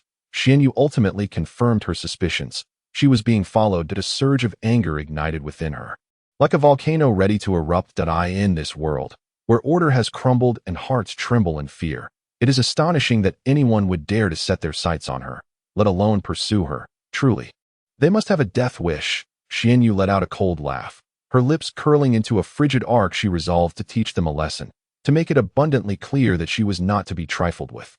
With a sudden press of the accelerator, the car roared like an enraged beast, surging forward with a ferocity that propelled her speed to its zenith. She aimed to drive out to the outskirts of the city, seeking an open space where she could completely shake off these reckless pursuers and deliver a thorough reprimand. The vehicle sped down the desolate streets, tires screeching against the asphalt, creating a cacophony of noise. The wind howled past her ears, slicing against her cheeks like a knife. Xianyu gripped the steering wheel tightly, feeling the vibrations of the car and the exhilaration brought by the speed. Her gaze was fixed ahead, like a hawk locked onto its prey. She sensed her heart racing, her blood boiling, every cell in her body invigorated. It had been a long time since she had experienced such a thrilling and tense sensation. A feeling of dancing on the edge of life and death that both excited and terrified her. Fully focused on the task at hand, Xianyu drove on as the silvery then pursued her relentlessly. Akin to a ravenous wolf fixated on its quarry, she needed to devise a plan, a foolproof strategy to rid herself of these fools, for the consequences of failure were unthinkable. Her mind raced. Contemplating various possible solutions, her eyes scanned the surroundings, searching for advantageous terrain and opportunities. Suddenly, a glimmer of realization struck her as she spotted a fork in the road, with a sharp turn of the steering wheel. The car let out a piercing screech, veering sharply to the right and plunging into a narrow path leading to the outskirts. This path was riddled with potholes, long neglected, the surface strewn with gravel and cracks, presenting a treacherous ride. Yet, Xianyu paid it no mind. Her sole desire was to distance herself from the van tailing her, and the faster, the better. The silver van, undeterred, followed suit, its body jolting violently, emitting creaks and groans as if it were on the verge of falling apart. This displayed the driver's desperation and recklessness. They were determined to catch Xianyu. Through the rearview mirror, she watched as the van drew ever closer, a surge of excitement and satisfaction swelling within her. She relished the thrill of the chase, the exhilarating dance with danger, and the sense of control over her fate. The cars raced on like two wild stallions, galloping madly down the dilapidated path. The wheels crunched over the gravel, kicking up clouds of dust, while the scenery blurred into indistinct shadows behind her. Soon, she reached the outskirts of the city and chose an expanse of barren land. Overgrown with weeds and littered with rocks, devoid of any cover, an ideal battleground. With a sudden stomp on the brakes, the tires screeched against the ground, raising a cloud of dust as the car came to a sudden halt. She swiftly flung open the door, leaped out, shut it behind her, and turned to face the approaching van like a hunter awaiting her prey. Calm and composed, from her space, she retrieved a technologically advanced stun gun. Gripping it tightly, feeling the cold metal against her palm as her heartbeat gradually steadied, she knew her adversaries would not relent easily. A fierce confrontation was inevitable. She had to be thoroughly prepared to face the impending battle. To protect herself and her secrets, standing amidst the wilderness, Xianyu awaited quietly, her silhouette cast long beneath the dim sky, yet her gaze remained icy and resolute, glinting like a drawn sword. The atmosphere was suffocating and tense, as if the air itself had solidified, filled with the scent of gunpowder. Each passing second felt excruciatingly prolonged, as though they were waiting for a storm to break. Chapter 52. Being pursued. Xianyu stood still, the faint glow of the streetlights elongating her shadow on the desolate ground, rendering her both solitary and determined. Slowly, she withdrew a tang sword from her space, its slender, cold blade reflecting the last remnants of light as dusk approached. She flexed her fingers gently, ensuring the spatial ring fits snugly, confirming it would not become a burden in the heat of battle. This ring was not merely a storage tool. It symbolized the promise and trust bestowed upon her by emotion. This thought filled her with warmth, a rare comfort amidst the brutality of the apocalypse. Suddenly, the silence of the wilderness was shattered by the screech of tires. The silver van, akin to a wounded beast, came to a halt not far from Xianyu. The door swung open violently, and several shadows leapt out. Each wore a black cloth over their faces, revealing only their menacing eyes, resembling a pack of hungry vultures, greedily fixated on their prey. The leader, a towering figure with muscular arms that bulged like coiling serpents, brandished a steel pipe, dragging it across the ground with a grating sound, each step echoing against Xianyu's racing heart. "Don't forget about that ring," chimed in another lanky man, his eyes glued to the mechanism on Xianyu's finger, glinting with insatiable greed, as though it were a rare treasure. "Listen up, girl. Be wise and just hand over the car. And all the supplies on you." The leader sneered, his voice hoarse and grating, like sandpaper scraping against metal, making one shudder with discomfort.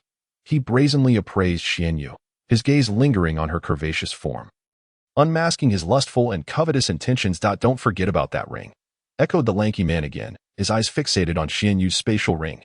The leader stepped closer, his proximity palpable. He swallowed hard, his Adam's apple bobbing.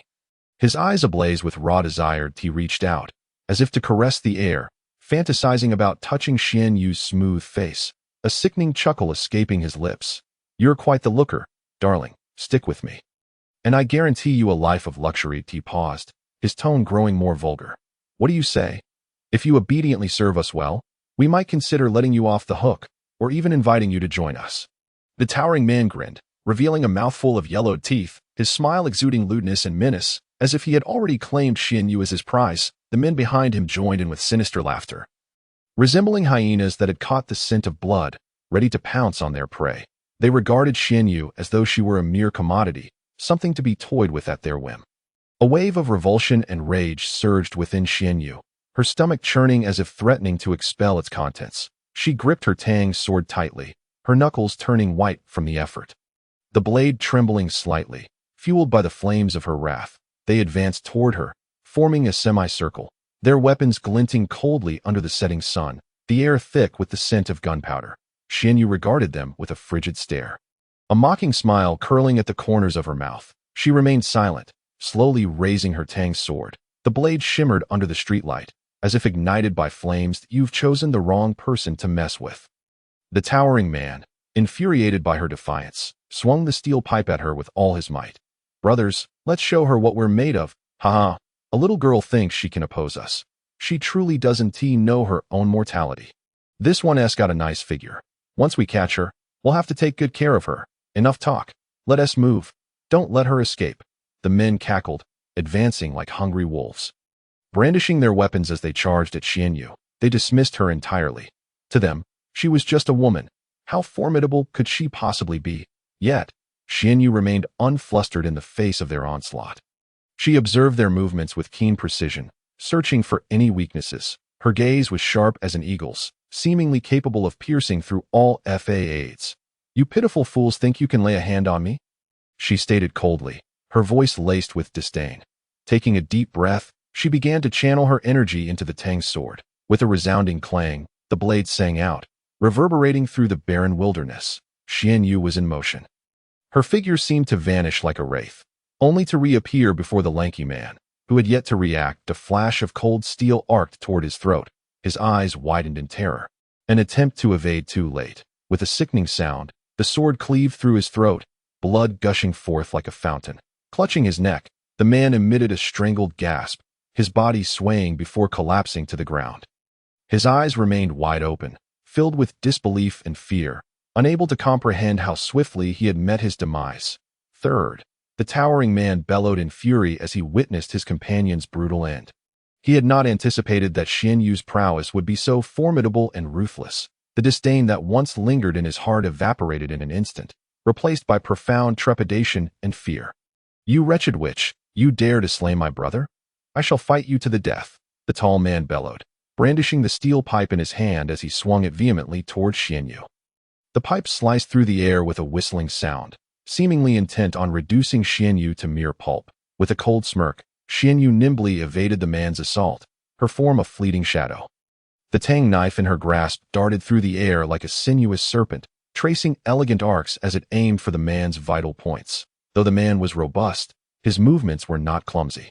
He swung the steel pipe with all his might, desperately attempting to fend off Xian Yu's strikes. Clang, clang, clang. The resonant sounds of clashing blades echoed across the desolate wilderness, sparks flying. For a moment, the two were evenly matched. "Big brother, we are here to assist you." The remaining men, witnessing the tall man's inability to subdue Xian Yu, rushed to join the fray. They wielded their weapons, attacking Xian Yu from every direction. Xian Yu let out a cold huff, her eyes flashing with impatience. She had no desire to squander more time on these ruffians. She aimed for a swift resolution. Drawing a deep breath, she concentrated all her strength into the tang knife. "Break!" she shouted, and the knife erupted with a dazzling brilliance. Whoosh! A sharp blade of energy surged forth from the tang knife, slicing through the night sky like a bolt of lightning. "Ah! Ah! Ah!" The anguished cries rang out simultaneously. Those men who had surrounded Xian Yu were struck by the blade's energy, collapsing to the ground. Deep, ghastly wounds appeared upon their bodies, blood gushing forth and staining the earth. They writhed in agony, howling like lambs awaiting slaughter. The tall man, witnessing this scene, crumbled entirely. He had never imagined that his meticulously devised plan would culminate in such a disastrous outcome. All his brothers had perished at the hands of this woman.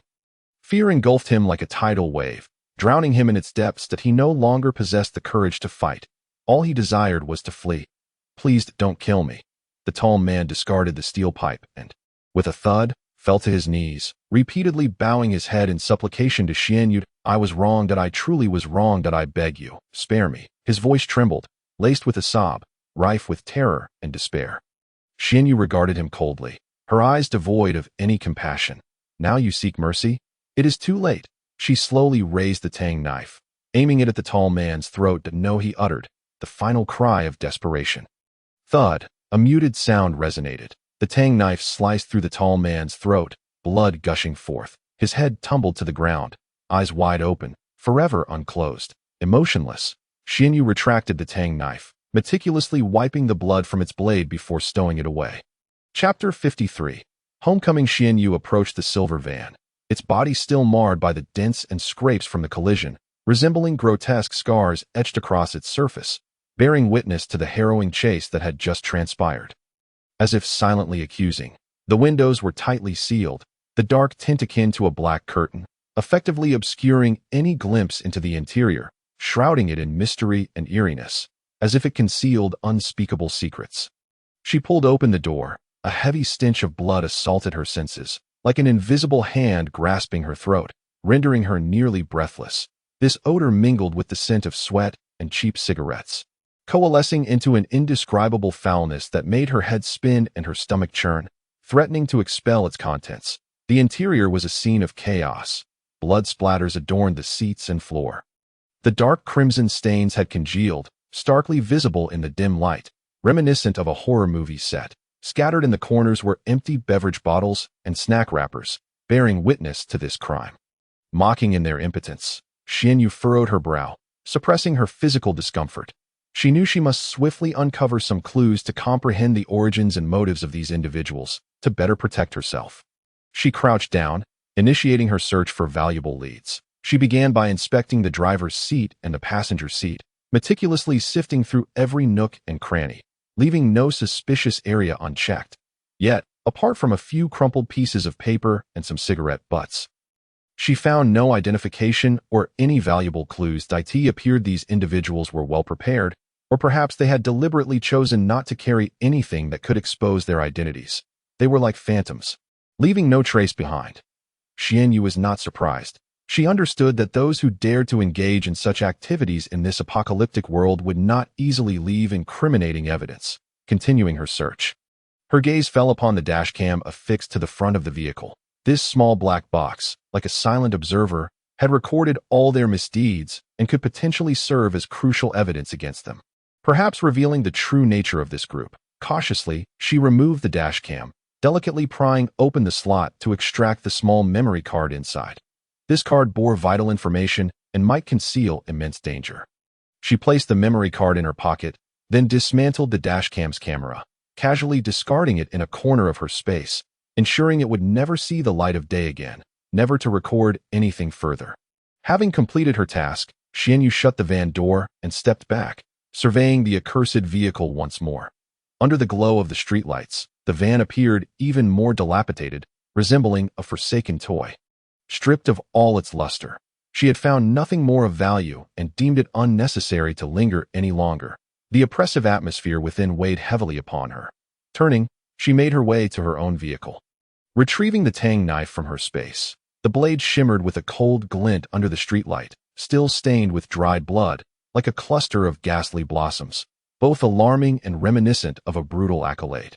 Xianyu withdrew a clean cloth from her space, meticulously wiping the blood from the blade, each motion gentle and meticulous, as though tending to a precious work of art, or cleansing the scars of her own soul. She painstakingly removed every trace of blood until the blade regained its original sheen, reflecting her visage clearly, as well as the harsh reality of this cruel world, stowing the tang knife away. Xianyu started her car, turning it around and slowly driving along the path she had come, departing from this desolate battleground. The tires crunched over the gravel, producing a sound akin to a final farewell to the battle. Or perhaps a silent sigh of resignation. As Xianyu drove through the quiet streets, the yellowish glow of the streetlights illuminated her face, casting it in a pallor that made her gaze appear even more profound. Her spirits did not lighten from having dealt with her pursuers. Instead, they grew heavier, as though a boulder had settled upon her chest. She understood that this was merely the beginning. The brutality of the apocalypse far exceeded her imagination. The individuals she had encountered today were merely the tip of the iceberg. In this world where order had collapsed, far greater and more terrifying dangers awaited her. She must remain ever vigilant to survive in this merciless realm. Xianyu parked her car in a secluded spot, a distance from her residential complex. She opened the car door, allowing the cool night breeze to caress her face, bringing with it a sense of clarity. From her space, she retrieved a clean outfit and swiftly changed out of her blood-stained clothes. The cold fabric against her skin sent a shiver through her. This attire bore witness to her fear and courage, as well as the ugliness of humanity. She folded the discarded clothing neatly and placed it into a sealed bag, stowing it away in her space. Though stained with blood, the garments remained intact. Perhaps still useful in this resource-scarce apocalypse. Nothing could be wasted lightly. After changing, Xianyu felt a sense of lightness, as if shedding a heavy disguise, washing away the fatigue and grime of her ordeal. She restarted the vehicle, steering towards the complex, the headlights slicing through the darkness, illuminating the path ahead. As the car slowly rolled into the complex, Xianyu parked in her designated spot. She did not exit immediately.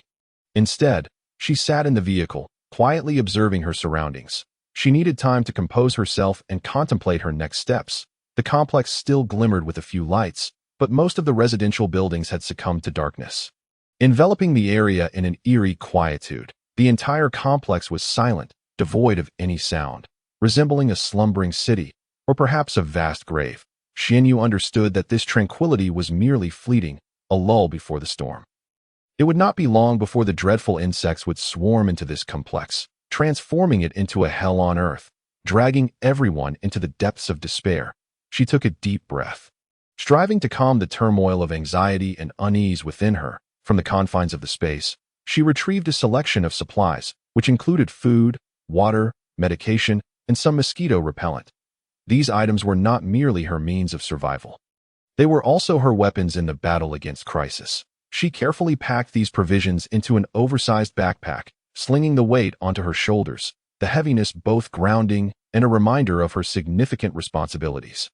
Having completed her preparations, Xianyu descended from the vehicle, secured the door, and made her way towards the staircase. Her steps were resolute and steady, each footfall resonating like a heartbeat, echoing in the stillness of the night. Chapter 54. I will perish with you upon returning to the community. The night had fully enveloped the surroundings, with streetlights casting a dim, yellow glow that barely illuminated her path home. Xianyu, burdened by the weight of her backpack, ascended towards the stairwell. Inside the pack lay carefully selected provisions, food, water, medicine, and mosquito repellent, each a crucial lifeline. The sound of her own labored breathing punctuated the silence of the night, emphasizing the oppressive atmosphere, reminiscent of the stillness before a tempest, stirring a sense of unease within her. She quickened her pace, yearning to reach the sanctuary of her home, a refuge that still felt relatively safe. As she approached the staircase, just as she was about to ascend, a figure suddenly emerged from the shadows, blocking her path.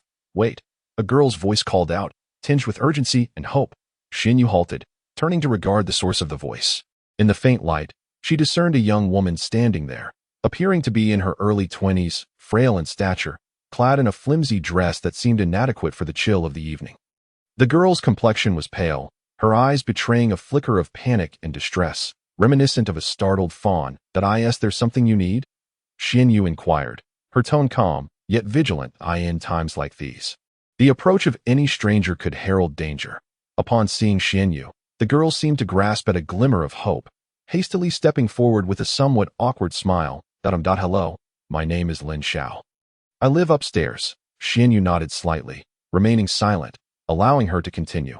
Lin Xiao inhaled deeply, as if summoning courage. I saw you come back, carrying so many things. She gestured toward the backpack on Xianyu's back, her eyes reflecting envy and longing. Did you go out to buy supplies? Xianyu remained silent, observing her with a watchful eye. Lin Xiao, feeling the weight of Xianyu's gaze, averted her eyes, fidgeting with her hands, her voice dropping to a whisper. Could I ask you for a favor? What is it? Xianyu's tone remained even, devoid of emotional fluctuation. Lin Xiao met her gaze, mustering her bravery as she spoke. I was wondering if you could take me with you the next time you go out. I want to go to the supermarket to buy some things, but that it's too dangerous outside. And I don't dare to go alone.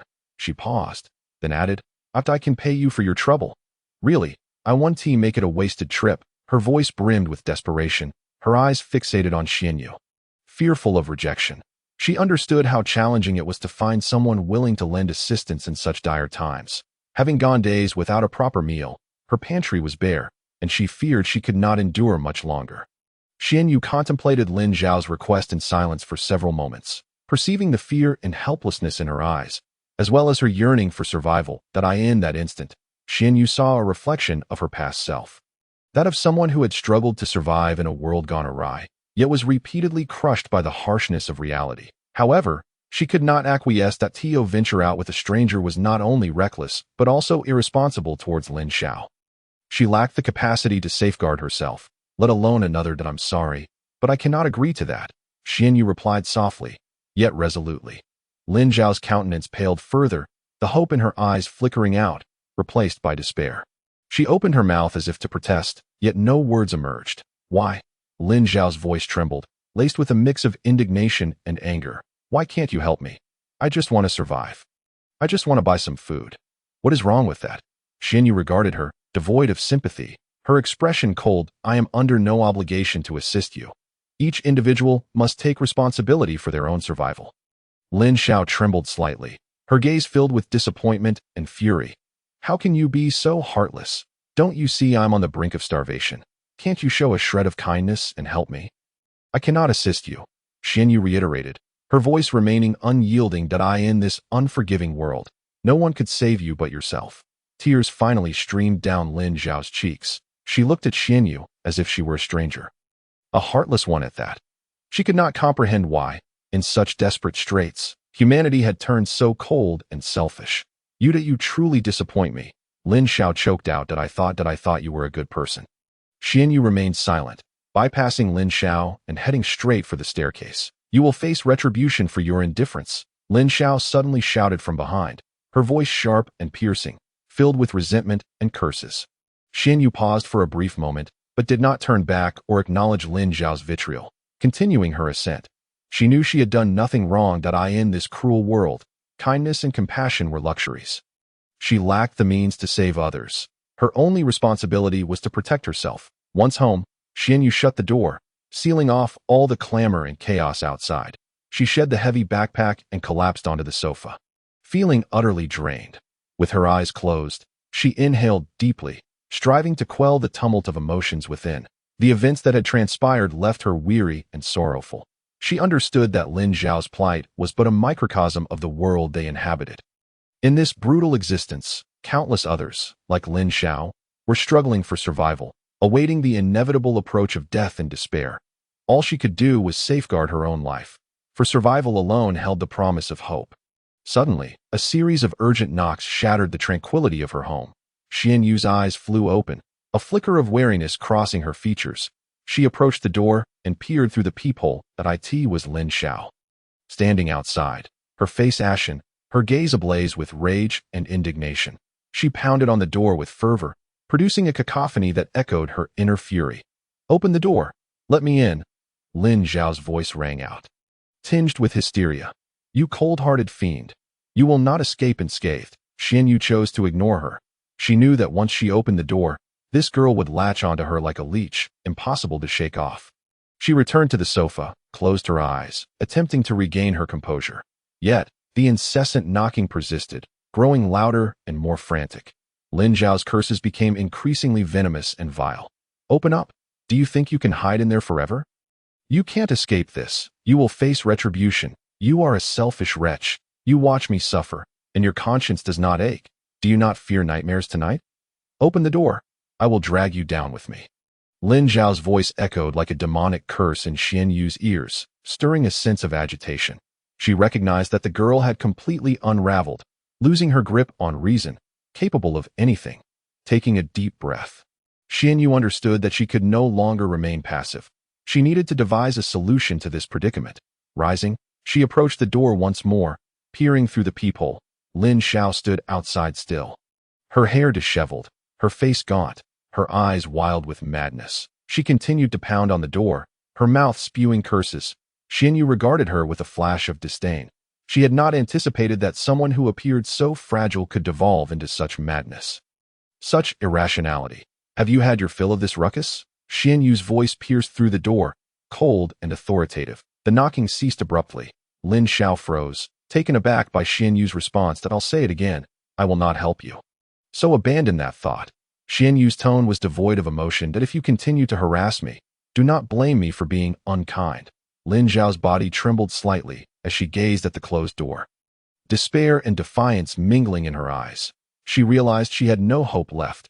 Are you really this heartless? Lin Xiao's voice broke, raspy and feeble. Xianyu offered no reply, turning away to return to the living room. Outside, Lin Xiao's sobs gradually diminished, finally tapering into soft whimpers. Time passed, though she could not ascertain how long, until the sounds of sorrow faded completely. Xianyu approached the door once more, peering through the peephole. Outside, there was no one. Lin Xiao has departed. Xianyu let out a sigh of relief. Chapter 55. Melting at first glance. Standing before the window, Xianyu gazed intently at the silent community outside. The streetlights cast a dim, yellow glow, draping the residential buildings in a veil of subtle melancholy. She understood that this fleeting tranquility was but an illusion before the storm's arrival, akin to a fragile bubble that could burst at any moment. The nauseating swarms of mosquitoes and flies could descend upon her like dark clouds, ready to consume everything in their path. A profound sense of crisis coiled around her heart like a cold, venomous serpent, suffocating her with its grip. She knew she had to grow stronger to survive in this ruthless world. Turning away, she walked to the center of the living room and methodically retrieved the training equipment scattered about. The heavy barbells, resilient resistance bands, and cold punching bags. Each piece of equipment embodied her determination and willpower, gleaming with the unique, icy luster of metal. She began with some light stretches, performing several warm-up exercises. Each movement was executed with precision and strength, reminiscent of a poised cheetah, exuding both power and grace. With every stretch, her body became increasingly supple and agile, like a taut bowstring poised to unleash incredible force. Next, she approached the barbell, inhaled deeply, bent at the waist, and grasped the cold metal bar tightly with both hands. Her arms trembled slightly from the exertion, the muscle definition starkly visible, resembling winding rivers brimming with strength. Gritting her teeth, she summoned all her strength and hoisted the heavy barbell overhead. The weight bore down on her like a small mountain, rendering her breaths labored, and beads of sweat trickled down her cheeks. Splattering onto the floor with a faint patter, she persevered, lifting it once, twice, thrice. Each repetition was a defiance against her limits, a struggle against fate. Her body quaked with pain, yet her gaze remained resolute, akin to a star that never extinguishes. After concluding her barbell training, she transitioned to the resistance bands. With both hands gripping the handles, she exerted forcefully, pulling back against the invisible resistance, which felt like a gigantic hand attempting to drag her back to where she began. Clenching her jaw, she tensed every muscle to its utmost, resembling a solid rock. Her arms trembled from the overexertion, veins bulging like grotesque worms. She pressed on. Once, twice, thrice. Each stretch represented a transcendence of self, a hopeful aspiration for the future. Her body grew increasingly robust through the torment, and her will hardened through adversity. Finally, she approached the punching bag, donned her boxing gloves, and commenced striking it. Her fists fell upon the bag like raindrops. Resonating with dull thuds, the bag swayed violently under her blows, akin to a helpless prisoner enduring the lashes of fate. She unleashed all her anger, fear, and unease upon the bag. Each punch was a roar against destiny, a declaration of war against the future. Her body became lighter in the sea of sweat, and her spirit found tranquility in the release. Time slipped away unnoticed until Xianyu finally ceased her training. Breathless, she leaned against the wall, her clothes soaked with sweat, clinging tightly to her form, outlining her athletic physique. Her chest heaved violently, reminiscent of an old bellows, emitting a wheezing sound. She felt exhausted, yet more significantly, a profound sense of exhilaration surged within her. This sensation reaffirmed her existence, her strength, and her hope. She acknowledged her current frailty, but believed that if she persisted, one day she would grow powerful enough to protect herself and everything she held dear. She approached the window, gazing at the darkening sky outside, her heart brimming with resolve. Meanwhile, Emo Shang meandered aimlessly along the desolate streets of the outskirts, where the shops stood shuttered, their doors adorned with various seals, proclaiming the decay of this world like desperate notices. Suddenly, his attention was drawn to a silver van parked at the roadside. The vehicle appeared quite new, devoid of any noticeable damage, resembling an abandoned toy left in solitude. He approached, pulled open the door, and discovered the key still inserted in the ignition. Taking a seat in the driver's compartment, he attempted to start the engine, and to his surprise, the vehicle roared to life. A faint smile crept across Emo Shang's lips, as he had not anticipated such fortuity. Finding a functioning vehicle amidst the chaos, this van could serve as a means for him to explore this world. He drove away slowly from that place. After her rigorous training, every muscle in Xian Yu's body ached as if being gnawed by countless ants or crushed beneath a heavy truck, dragging her weary form into the bathroom. She turned on the shower, warm water cascading down from above like gentle streams, cleansing her of sweat and fatigue. Closing her eyes, she relished the sensation of water washing over her, allowing her body to relax. The hot water enveloped her, soothing her tense nerves and comforting her weary spirit. She submerged her head, letting the water cleanse her hair and thoughts, feeling as if she were a stranded fish finally returned to the water. Regaining her freedom and vitality, thoughts of yesterday flooded her mind, of the fallen marauders, of Lin Zhao's pleas and curses, and of this merciless apocalypse. The torrent of complex emotions surged within her: sorrow, anger, confusion, and determination.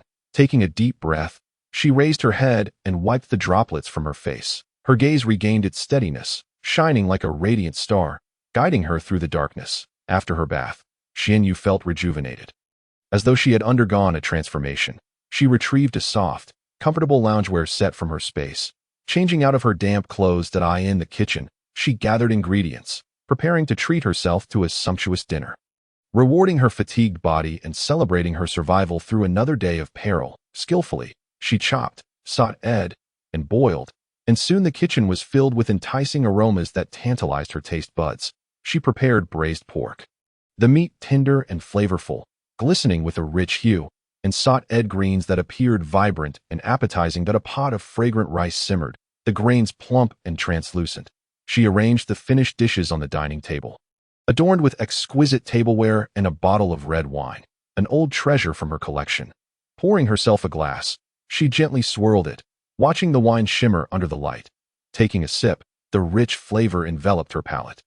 Intoxicating her senses, she began to savor her meal. The braised pork melted in her mouth, rich yet not greasy, sweet and delicious. The greens were crisp and refreshing, with a hint of sweetness. The rice was soft and fragrant, each grain infused with the essence of sunlight. She ate slowly and deliberately, as if relishing a rare work of art. It had been a long time since she had tasted such delightful food, evoking a sense of long-forgotten happiness. After finishing her meal, Xian Yu cleaned the dishes, washing them thoroughly before returning them to her space.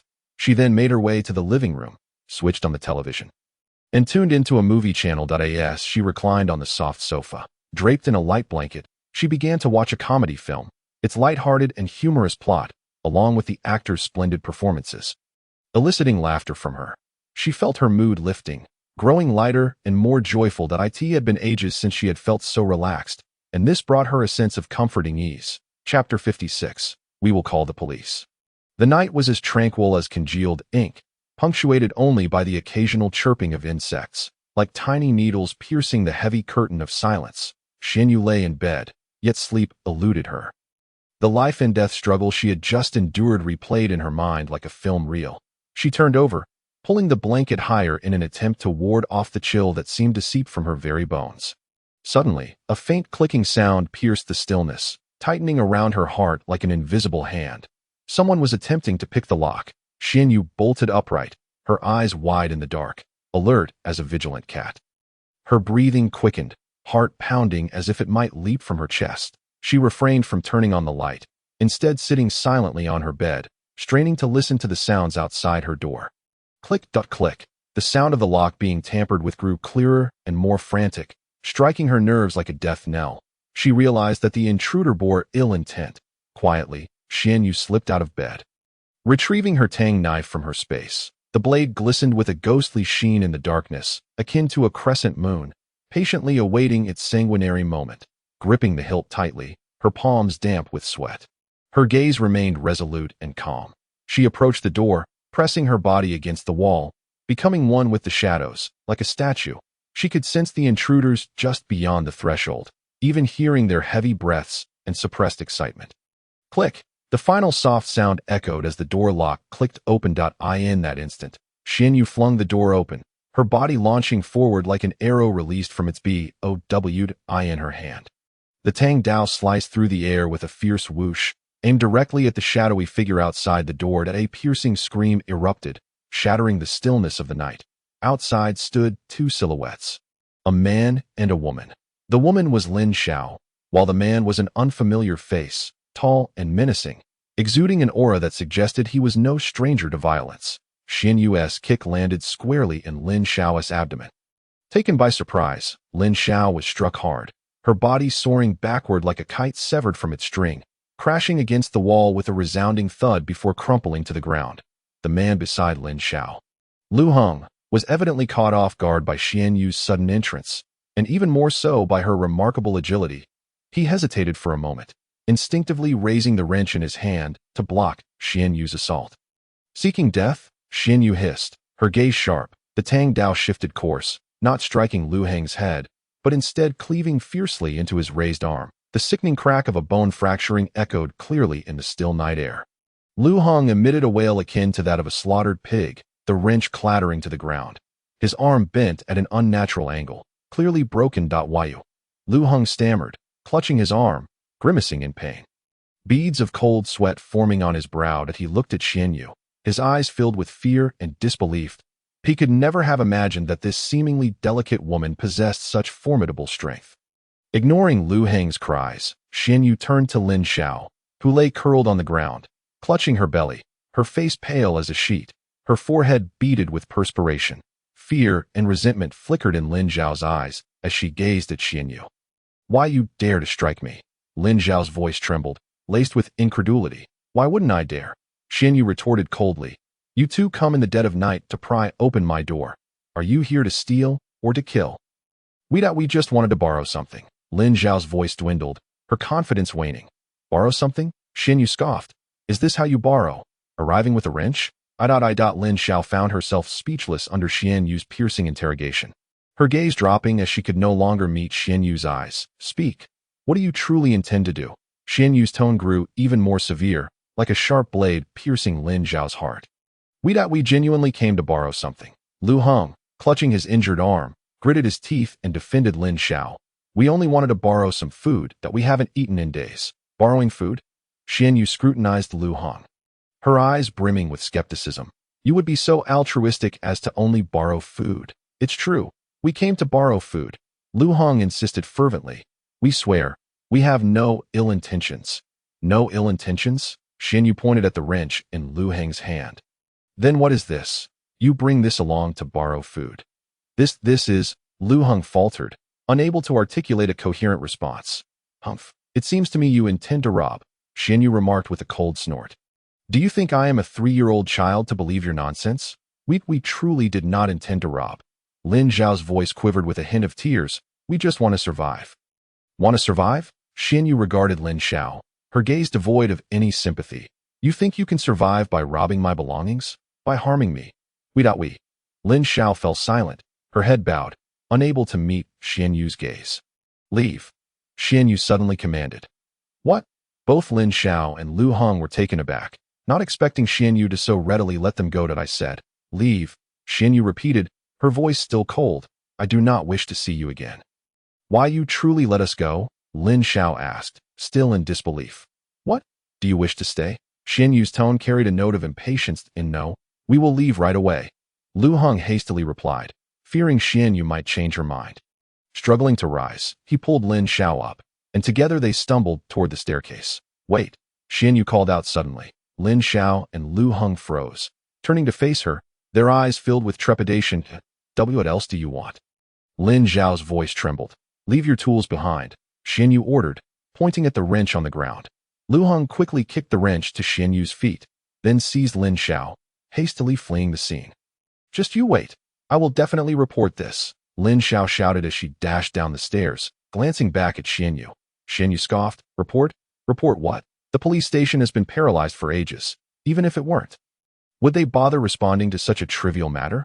Besides, even if the police come, what then? You would be guilty of attempted burglary, and I would merely be defending myself. Feel free, but let me remind you. Even if the police arrive, they will be arresting you for breaking and entering, armed assault. Tell me, how long do you think you would languish in prison?" Xian Yu's voice was soft, yet it reached Lin Xiao and Lu Heng's ears with clarity. Lin Xiao's steps faltered, her expression growing more distressed. She understood that Xian Yu spoke the truth. In this apocalyptic world, the law had become mere scrap paper, utterly devoid of constraint. Watching them retreat, a flicker of complex emotion flashed in Xian Yu's eyes. She did not call the police or pursue them not out of compassion, but because she deemed it unnecessary that in this world of desolation, everyone struggled for survival. There was no need for her to extinguish them entirely. Chapter 57. Hoping to die of old age, Xian Yu slowly shut the door, leaning against it, exhaling deeply, as if expelling all the pent-up frustration and anxiety from her chest. She knew that releasing Lin Xiao and Lu Hong was akin to setting a tiger free. With Lin Xiao's temperament, she would undoubtedly seek revenge, perhaps even resorting to more frenzied acts. Yet, Xian Yu felt no fear, only a sense of annoyance. This relentless entanglement was exhausting. All she desired was a quiet life, to patiently await the end of the apocalypse or her own demise. However, Xian Yu hoped that her death would come in the form of old age. Approaching the window, Xian Yu drew back the curtains and gazed outside. The night had completely enveloped the neighborhood, the streetlights casting a dim yellow glow, barely illuminating the path home.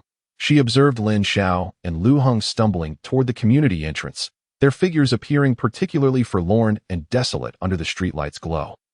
A complex emotion flickered in Xian Yu's gaze as she observed their retreating forms. She knew she had to devise a plan to eradicate this threat entirely.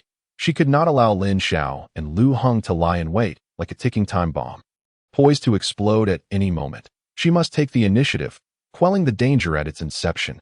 Xian Yu turned around and moved to the center of the living room, beginning to organize her equipment. She meticulously cleaned the Tang Dao and returned it to her space. She retrieved some ropes, tape, and other tools, placing them in her backpack. She needed to be fully prepared to ensure her safety. Once her gear was organized, Xian Yu sat on the sofa, closing her eyes to rest. She forced herself to calm down, contemplating her next move. She could not act blindly. A meticulous plan was essential to guarantee success. She would make Lin Xiao and Lu Hong pay the price. She would ensure they knew she was not to be trifled with. As time ticked by, the night deepened. Xian Yu opened her eyes, her expression resolute. The next day, sunlight streamed through the gaps in the curtains, casting mottled shadows on the floor. Xian Yu awoke, sitting up in bed. Every part of her body ached, as though trampled by a heavy truck. The previous day's training and combat had drained her of considerable energy. She approached the window and pulled back the curtains. The sunlight flooded the room, enveloping her in warmth. Looking outside, she saw the community in disarray. Littered with trash and debris, a foul odor lingered in the air, reminiscent of decaying corpses and spoiled food mingling together. Xian Yu frowned. She recognized the scent of the apocalypse, while she had grown accustomed to it in her past life. It still elicited a wave of nausea each time. Heading to the kitchen, she retrieved some food and water from her space. After a simple meal, she began to organize her gear once more. Suddenly, a rapid series of knocks shattered the tranquility of her home. Xian Yu furrowed her brow, moving to the door and peering through the peephole that a group of unfamiliar faces stood outside, clad in matching uniforms. Resembling the community's security personnel, Xian Yu opened the door, regarding them with curiosity.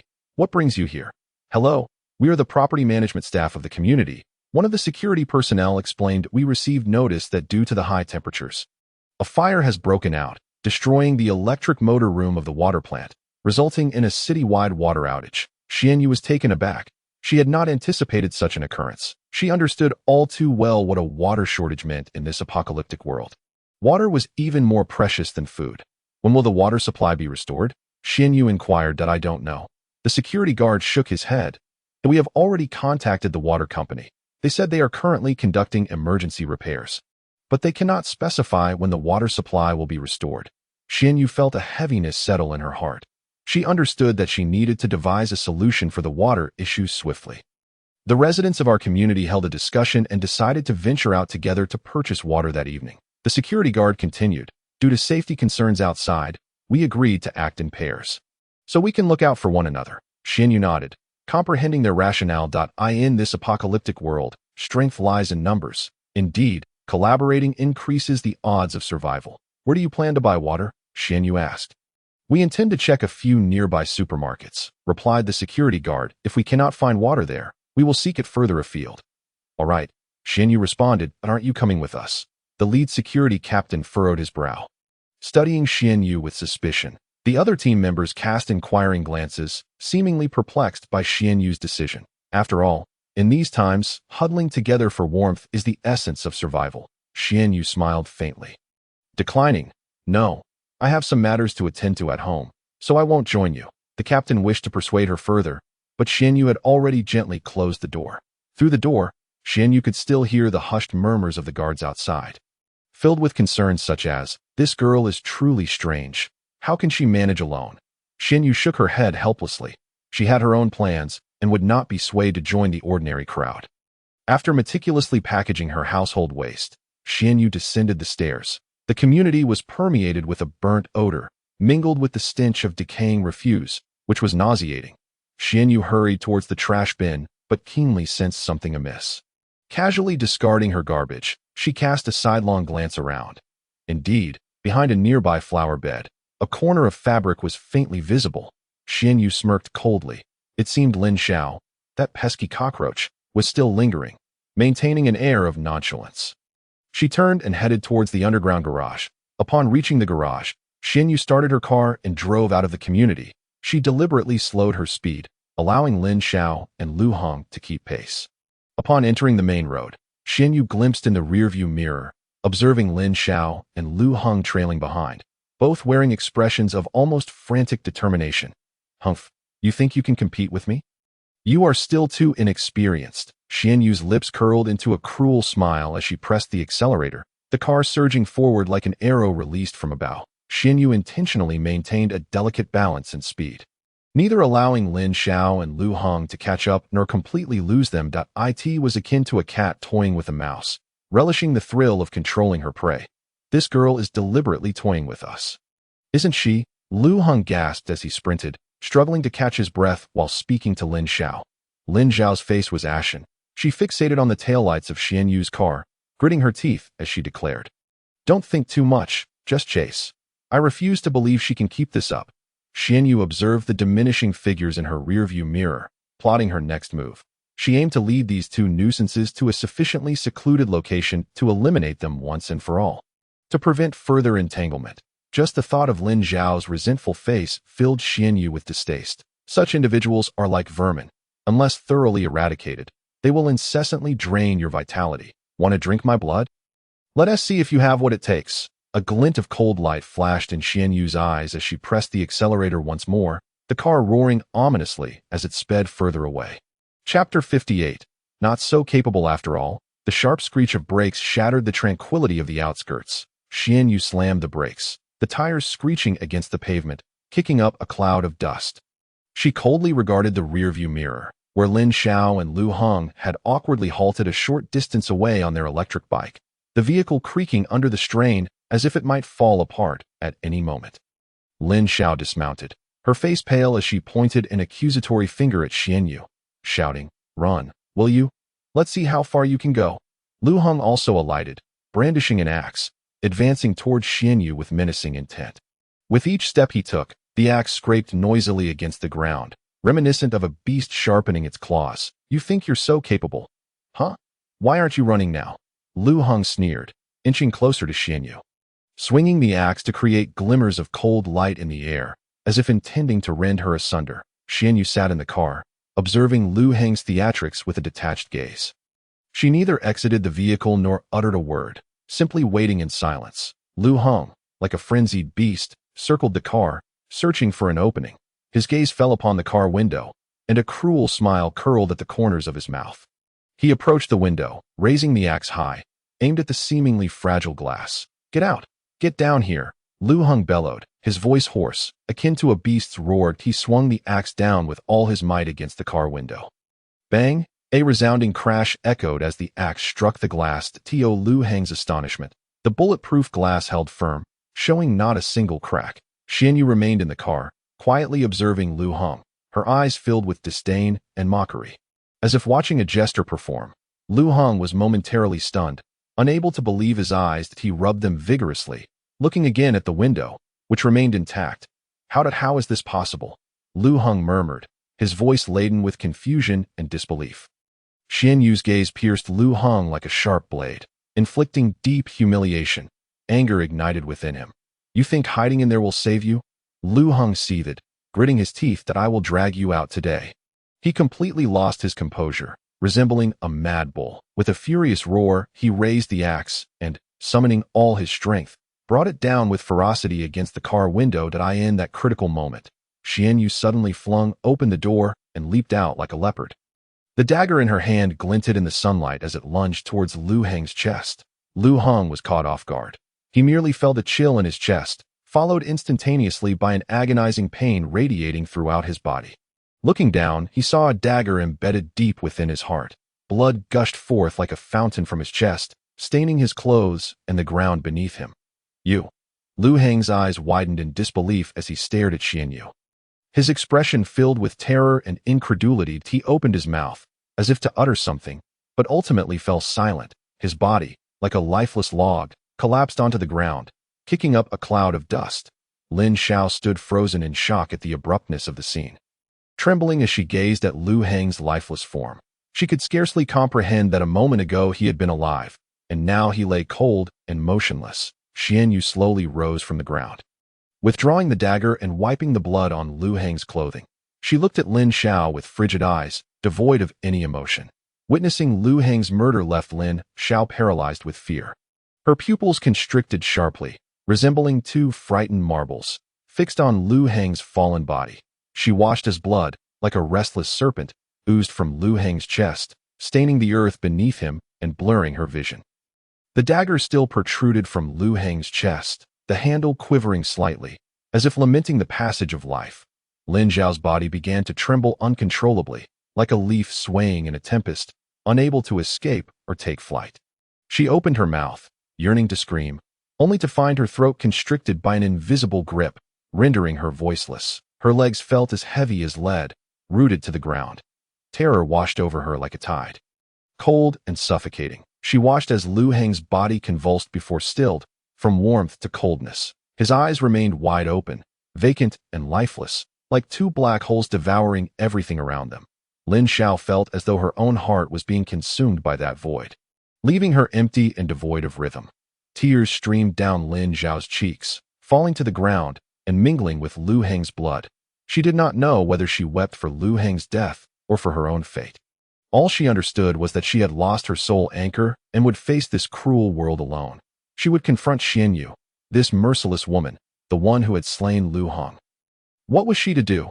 Could she survive? Lin Xiao was uncertain. She only felt a wave of despair, enveloping her like a vast net, suffocating her breath. Chapter 59.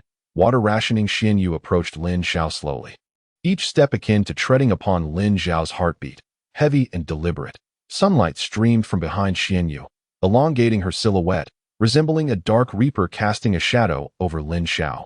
Lin Xiao sat slumped on the ground, her body trembling uncontrollably, like a cornered cub, responding only with fear. As Xianyu drew nearer, the once delicate features of her face transformed into a visage of demonic ferocity. "No, please don't." Lin Xiao's voice was hoarse, tinged with sobs, like an old bellows emitting a desperate wail. She braced herself against the ground, desperately attempting to inch away from Xianyu, striving to escape the looming shadow of death. "I implore you, spare me." Lin Xiao's tears and snot mingled together, smearing her entire visage. She had long forsaken any semblance of dignity or image, driven solely by the instinct to survive, even if it meant groveling like a wretched dog. I shall no longer dare to trouble you." Lin Xiao's voice faltered, laden with fear and desperation. She understood that her fate rested entirely in the hands of Xianyu. I offer you all my possessions. I will heed your every command.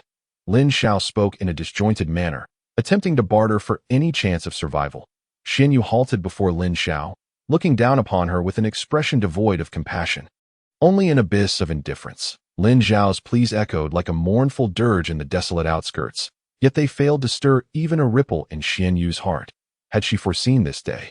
Would she have acted differently? Xian Yu regarded Lin Xiao with an impassive countenance, as though observing a dying insect in its futile struggle. Slowly, she raised the dagger in her hand, its blade glinting in the sunlight. Cold and sharp. You cannot kill me. Lin Xiao gasped as the dagger drew nearer, her pupils constricting in terror, letting out a final wail that Lin Xiao yearned to utter more, but Xian Yu offered her no further opportunity.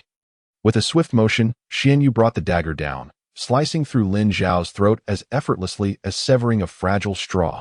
Blood gushed forth, staining the ground and splattering Xian Yu's hem. Lin Xiao's body crumpled to the earth like a tattered doll. Her eyes wide open, brimming with disbelief and dread. Xian Yu rose slowly, surveying Lin Xiao's lifeless form, her gaze betraying no emotion. She retrieved a bottle of water from her belongings, meticulously cleansing the blade of the dagger. Without casting a final glance at Lin Xiao, she turned and walked towards her vehicle, as if she had merely extinguished a trivial insect in a nearby corner. A pair of eyes silently observed the entire scene. It was Mo Shang, who had witnessed the conflict between Xian Yu, Lin Xiao, and Lu Heng unfold in its entirety. Leaning against a crumbling wall, shrouded in shadow, his expression concealed, he watched as Xian Yu efficiently dispatched Lu Heng and Lin Xiao. A tumult of complex emotions welling within him that he sensed Xian Yu's coldness, her formidable strength, yet what struck him most was the profound loneliness that emanated from her. That solitude felt like an invisible wall, isolating her from the world. Alone, she struggled to survive in this merciless apocalypse, akin to a wounded lone wolf, lapping at her own wounds. Mo Shang's heart quivered slightly. He could not fathom why he felt an inexplicable affinity for this woman he had never met. He longed to approach her, to understand her, to penetrate the depths of her inner world. He yearned to discover the experiences that had shaped her formidable character. Xian Yu ignited the engine of her car. Departing from the blood-soaked expanse, she rolled down the window, inviting the wind to sweep in, hoping to dispel the turmoil within her. The vehicle meandered aimlessly along the road. Xian Yu's thoughts drifted back to her previous life. She recalled the fire at the water plant, which plunged the entire neighborhood into a water scarcity crisis. Initially, the residents harbored hope, believing the government would swiftly rectify the situation. However, as time wore on, hope gradually morphed into despair. The taps no longer yielded clear drinking water, but rather murky sludge, even foul-smelling sewage. Conflicts erupted among people vying for the limited water resources, leading to violent confrontations and bloodshed. The community descended into chaos and panic. Xian Yu remembered her frantic quest for a clean water source. Traversing the city in search of relief, she witnessed firsthand the lengths to which people would go, fighting tooth and nail for a single bottle of water, even at the cost of their lives. The sense of despair and helplessness was etched indelibly into her memory, a haunting reminder she could never escape. Upon returning to her neighborhood, Xian Yu found the atmosphere palpably tense. The notice board downstairs displayed a glaring announcement. Due to the destruction of the water plant's electrical room, the entire city was experiencing a water outage. In order to secure basic water supplies for residents, the property management had decided to implement a time-limited and quantity-restricted water distribution system. Each household was limited to purchasing 2 buckets of water per day, redeemable at designated locations with a water purchase certificate. Beneath the notice, a series of water conservation initiatives were outlined, such as reusing water, minimizing washing routines, and prohibiting toilet flushing. This meant that the residents would face severe water shortages, rendering their lives increasingly arduous. Xian Yu observed clusters of residents congregating, murmuring anxiously among themselves. What are we to do? How can we survive without water? A middle-aged woman's voice quivered with tears. Indeed, it's been a day without water. When will it return? An elderly man's tone was rife with complaint. I heard the water plant was severely damaged. Repairs will take time. A young man's voice dripped with despair. What shall we do then? Are we to perish from thirst? A child's innocent voice echoed, a note of helplessness. Xian Yu retrieved some cat litter she had prepared earlier, intending to use it to address her physiological needs. It was a primitive and rudimentary solution, yet in this dire situation, it proved to be the most effective. Chapter 60. Cherishing every grain of rice. The impact of the water outage spread like a plague. The atmosphere of panic proliferating wildly throughout the community. What was once a relatively tranquil neighborhood transformed into a powder keg within mere days, ready to ignite at any moment. Incidents of robbery surged as people shed their facades, revealing their grotesque true selves in the struggle for survival. Some would force their way into homes for mere bottles of mineral water, ransacking every corner, leaving no grain of rice untouched. Fights erupted over access to a shared water source, resulting in bloody clashes and, tragically, even fatalities. Neighbors who once greeted each other with nods and smiles now regarded one another with cold suspicion and watchfulness. The once pleasant exchanges had devolved into wary glances and defensive postures. The laughter of children was drowned out by the quarrels and curses of adults. The hallways overflowed with refuse, reeking of decay. No one dared to clean it up, for none knew whether greedy. Famished eyes lurked in the shadows. Order, like a house stripped of its foundations, teetered on the brink of collapse. The morals and laws once upheld by society crumbled under the weight of survival, collapsing into ruins. Xianyu observed all this with a cold, detached gaze. She refrained from engaging in any disputes, nor did she extend assistance to anyone. She merely continued her solitary existence, minimizing her outings and interactions, guarding her territory like a solitary wolf. Each day, she adhered to a rigorous physical training regimen, her clothes soaked in sweat, her muscles aching as if they might tear. Yet she gritted her teeth and said nothing. For she understood that only through strength could she endure in this brutal world. After training, she would eat sparingly. Though her food supplies dwindled, she savored every grain of rice and every morsel of vegetables, relishing each bite. After her meal, she would turn on the television and watch a film for a while. The light-hearted comedies provided a temporary escape from the harshness of reality, granting her a fleeting breath of relief. She cocooned herself within a safe shell, akin to a snail, meticulously protecting her vulnerable body from external harm. In October, the sweltering heat remained suffocating, as if the world were a vast steamer, intent on desiccating humanity and extracting every drop of moisture. The sun blazed like a razor-sharp knife, scorching the earth and searing the hearts of the people. They seemed numb to the heat, accustomed to sweating profusely, parched throats, and the unending torment of the elements. Power outages became increasingly frequent and prolonged. Without electricity, fans and air conditioning units were rendered useless day and night. The entire community succumbed to darkness and stifling heat, resembling a vast tomb, oppressive to the point of suffocation. In the shadows, only the sounds of sighs and curses echoed, like a pack of despairing beasts uttering their final lamentations. People began to relocate, moving from higher floors to lower ones, and even camping outside the community. The dual crises of water and power outages rendered life in the high rises exceedingly challenging. Without elevators, ascending the stairs felt like a torturous ordeal, each step akin to treading on blades, accompanied by painful groans. Without water, even the most basic means of survival became a struggle. Hygiene became a luxury, and using the restroom turned into a torment. People resorted to collecting rainwater and dew in various containers. Xianyu's floor gradually emptied, leaving her as the sole occupant. The deserted corridor echoed with the sound of her solitary footsteps, a melancholic requiem. She chose not to leave, relishing the tranquility and view of the upper floors. From her window, she could gaze further afield, witnessing the desolation and decay of the world. She had grown accustomed to her solitary existence, devoid of the need for interaction or pretense. One day, Xianyu resolved to venture out in search of supplies. Clad in a black tracksuit, donning a hat and mask, she enveloped herself tightly, resembling a specter traversing the shadows. She walked cautiously along the deserted streets, vigilantly observing her surroundings. The streets were littered with refuse and debris, exuding a noxious stench. Once a bustling commercial street, it now lay in desolation, the windows and doors of shops shattered, their interiors ransacked. Suddenly, a group of men obstructed her path, clad in tattered garments. Their eyes gleamed with malevolence, wielding sticks and knives, clearly not the most virtuous of individuals. The leader, bearing a long scar that stretched from the corner of his eye to the corner of his mouth, resembled a monstrous centipede. Terrifying to behold, he scrutinized Xianyu, his gaze brimming with greed and ill intent. Halt. Hand over everything you've got, he barked. Xianyu paused, her demeanor unwavering, devoid of fear. She recognized they had set their sights on her. These men were the hyenas of this apocalypse, surviving through theft. I possess nothing of value. Her voice was soft yet resolute, akin to an unyielding rock. Enough of your prattle. Another man snarled, tall and lanky, with an exceptionally sinister glare. Search her.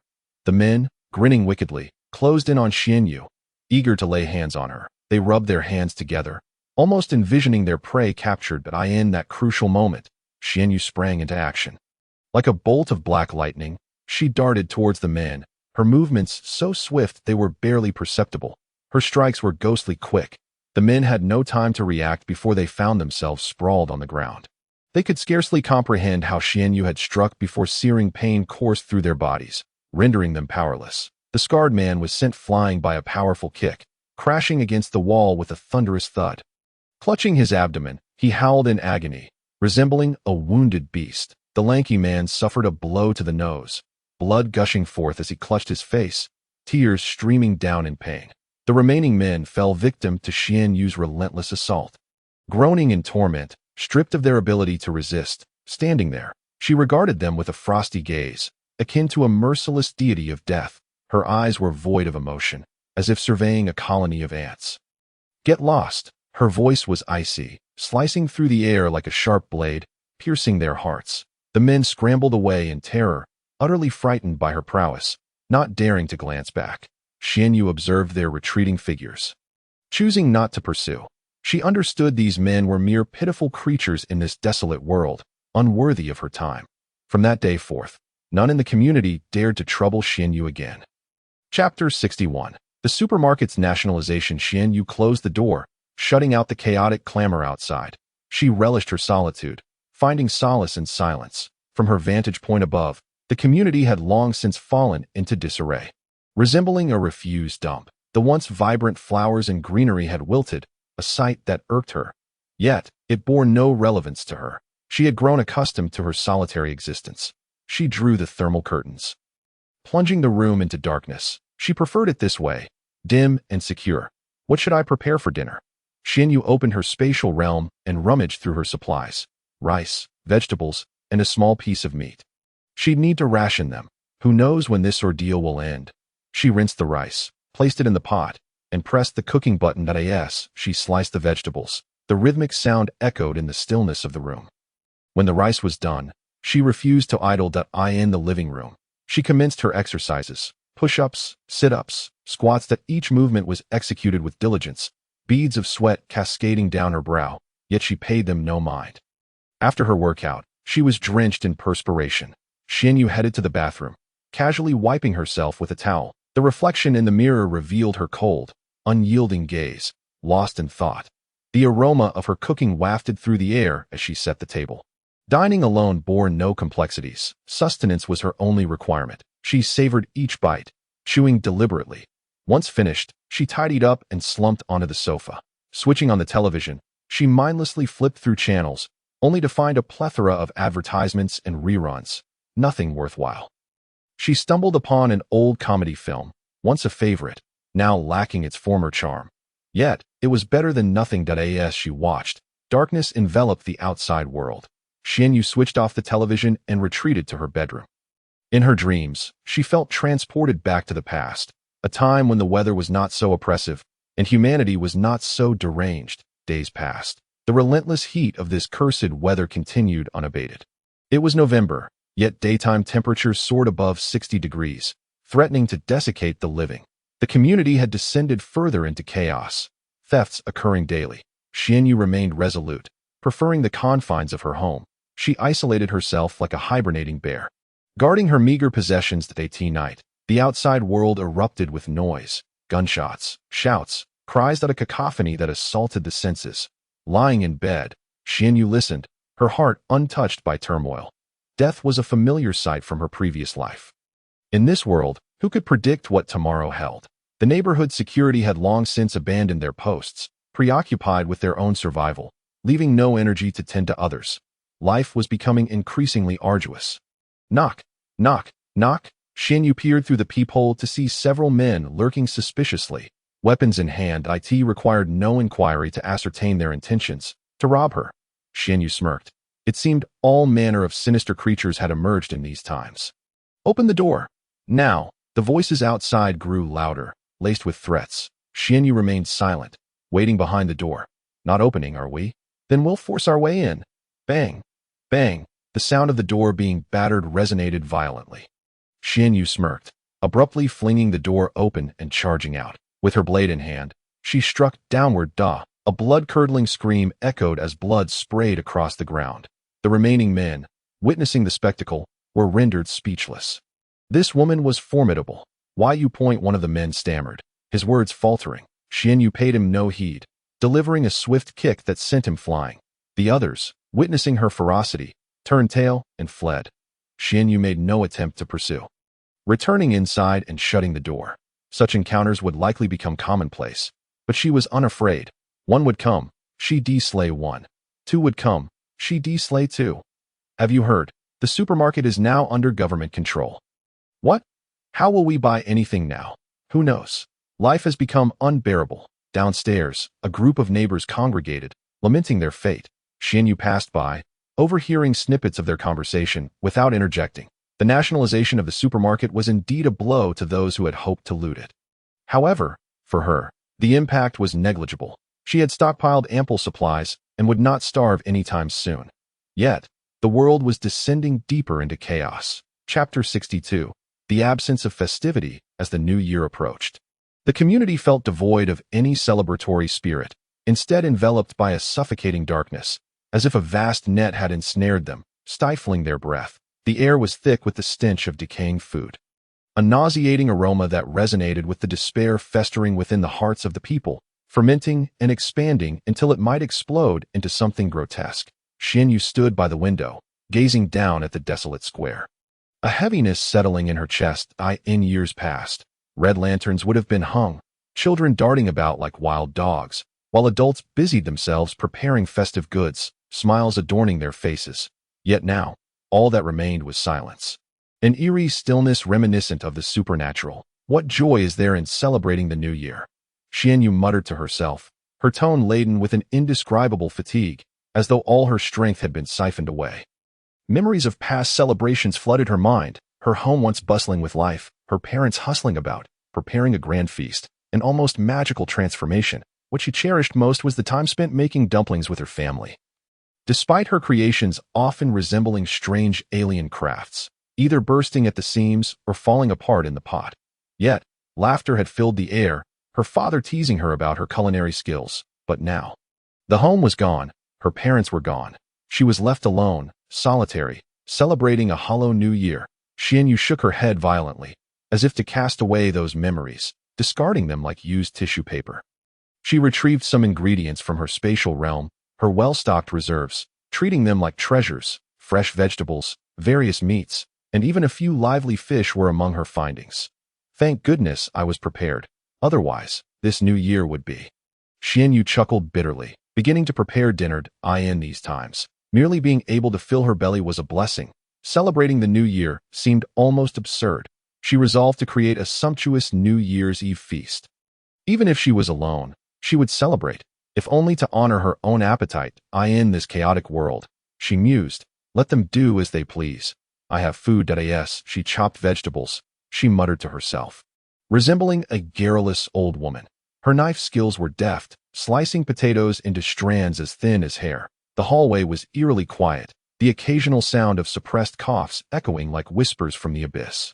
Xianyu was aware that many were ill, lacking medicine, forced to endure, their survival contingent upon fate. Thoughts of the robbers she had encountered earlier stirred her agitation.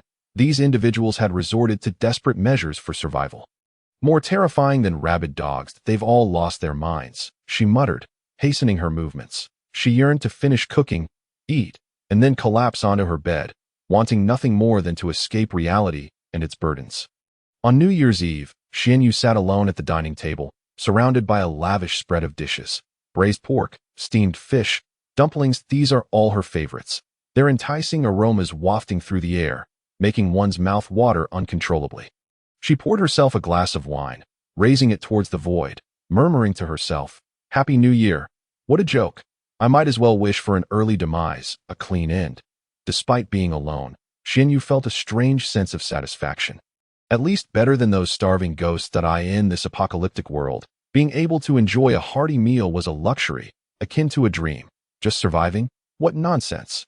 Living is torment. Xianyu picked up a piece of braised pork. Savoring it slowly, it was rich yet not greasy, melting in her mouth, delicious enough to make her nearly swallow her tongue. After the new year, things deteriorated even further, a cruel twist of fate compounding their miseries. First came the power outage, plunging the entire neighborhood into darkness, rendering them blind. Then water ceased to flow. The taps were dry, mere ornaments now. Panic ensued as people frantically searched for water, flailing about like headless flies. The nearby stream, once relatively clear, though not as pure as mineral water, was now completely dried up, leaving only cracked riverbeds resembling parched mouths, gaping yet unable to utter a sound. Further away, a small lake had turned into a desolate mud pit. Devoid of fish and shrimp, emanating a foul stench, some began to consider the well water, only to soon discover it too was nearing depletion. Drawing from it would yield nothing but silt.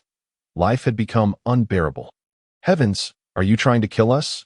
Xianyu lamented, as despairing cries and curses echoed throughout the community, resembling a hell on earth. Standing by the window, she watched people below fighting over scant water. Her heart heavy with sorrow, a saying suddenly resurfaced in her mind. People never realize how shameless they can be until the very last moment. Water. An elderly woman trembled her way to Xianyu's building. Clutching a tattered plastic bucket, her eyes clouded, lips cracked, like a withered tree. Please, just a sip of water. Her voice was hoarse, akin to a broken wind instrument, stirring pity. Get lost, old hag. Where do you think the water's coming from? A burly man shoved her aside, barking menacingly. The woman stumbled, falling to the ground, her bucket rolling away. She struggled to rise, but found herself unable. Water. She lay there, muttering, her gaze filled with hopelessness. Xianyu, witnessing this scene, felt a tumult of emotions. She thought of her grandmother. If she were still alive, would she too be begging humbly to survive like this woman? Damn it, what kind of world is this? Xianyu slammed her fist against the windowsill, producing a loud thud. She wanted to help the old woman but was at a loss for how. Her own water supply was dwindling. If she gave some to the woman, what would become of her? After much hesitation, she ultimately chose not to intervene. She was no savior. She lacked the capacity to rescue everyone. She could only watch helplessly as the old woman succumbed to despair. Curse this damned apocalypse. Xianyu gritted her teeth, her hatred for this cruel world boiling within her. Suddenly, a commotion arose below. Water! Quick, go grab it! Peering out, she saw the community management had somehow procured a water truck. People surged forward like madmen, clutching various containers, racing toward the truck. Don't shove, leave some for me. Get out of the way. This is mine. The scene descended into chaos as individuals jostled and even fought for the precious water. Xianyu, observing the madness, found it all absurd. This is ridiculous, better off dead, she muttered, shaking her head and shutting the window. Unwilling to witness such grotesque behavior any longer, she retreated to the kitchen, retrieving a bottle of mineral water from her supplies. Twisting off the cap and gulping it down greedily, "So sweet," she exclaimed, the water tasting better than any beverage she had ever had. After finishing, she sank onto the sofa, closing her eyes. When will this wretched existence come to an end? Xianyu murmured, fatigue and confusion lacing her voice. She was uncertain how much longer she could endure or when this apocalypse might conclude. She even began to wonder if she had committed some grave sin in a past life. For the heavens to punish her so. Could it be that I was a murderer in my previous life? A peculiar thought crossed her mind. She felt convinced she must have done something heinous to deserve such retribution. The more she pondered, the more plausible it seemed. How else could she explain her misfortune? Sighing, she decided to dismiss the thought. Rubbing her temples, she felt on the brink of madness. If this continued, she would surely lose her mind. Resolute, she decided to step outside for some fresh air, lest she suffocate from her own frustrations. Xianyu donned her clothes, putting on a hat and mask before leaving her home. The corridor was permeated with an unpleasant odor, reminiscent of rotting garbage or decaying corpses. Wrinkling her nose, she quickened her pace. Upon reaching the ground floor, she found the community nearly deserted. Where had everyone gone? She recalled the throngs clamoring for water. How had they vanished in an instant? Circling the vicinity, she discovered all the residents had congregated at the entrance. What had transpired? Xianyu approached the outskirts of the crowd and inquired of a person straining to see inside. I heard the military has arrived, recruiting people. The individual responded without turning. The military? Xianyu was taken aback. She hadn't anticipated such a development. What are they recruiting for? She pressed. Not sure. Something about repairing equipment. Came the reply. Repairing equipment? Xianyu was further puzzled. What could possibly need repairing at a time like this? She squeezed into the throng, eager to uncover the truth. At the entrance, several military trucks were parked. Soldiers armed and vigilant standing atop them. The uniformed officer addressed the crowd, his voice strong yet tinged with fatigue. The nation requires your strength. We need a group of individuals to repair the water treatment facilities. If you are willing to go, the state guarantees your food and safety. This is an opportunity, a chance to change your fate. The officer's words plunged the gathered crowd into contemplation. Should they go? Would there be food? Was there a risk involved? Discussions erupted, uncertainty palpable among them. Xianyu stood at the back of the crowd, observing like a spectator at a play. Arms crossed, she tapped her toes against the ground. Her expression neutral, yet her mind was clear as day. These people were putting on quite the performance. It wasn't the residents, the ordinary folks driven to desperation, gaunt and hollow-eyed, exuding despair, clearly in dire need of sustenance. No, Xianyu's focus was on the soldiers and the officer speaking. Soldiers? Huh. Since when do soldiers have tattoos? Her keen eyes had spotted a glimpse of ink just below the officer's collar. In these times, people would resort to any trick for a meal. Yet, how audacious these individuals were to masquerade as military personnel. Xianyu recalled a similar incident from her past life. A group of con artists driving dilapidated trucks, donning ill-fitting uniforms, claiming to transport people to a safe zone. What happened? They took the people, robbed them, and left them to fend for themselves. Xianyu had almost fallen for it, but her instincts had kept her from following. Is anyone willing to go? The officer continued, calling out to the crowd. If you go, there will be food, water, and shelter. This is a once-in-a-lifetime opportunity. The crowd stirred restlessly, many feeling tempted. After all, survival was paramount. I'll go. A gaunt man proclaimed, stepping forward. I'll go too. Another chimed in. Count me in. One by one, more individuals stepped up. The officer's face lit up with satisfaction.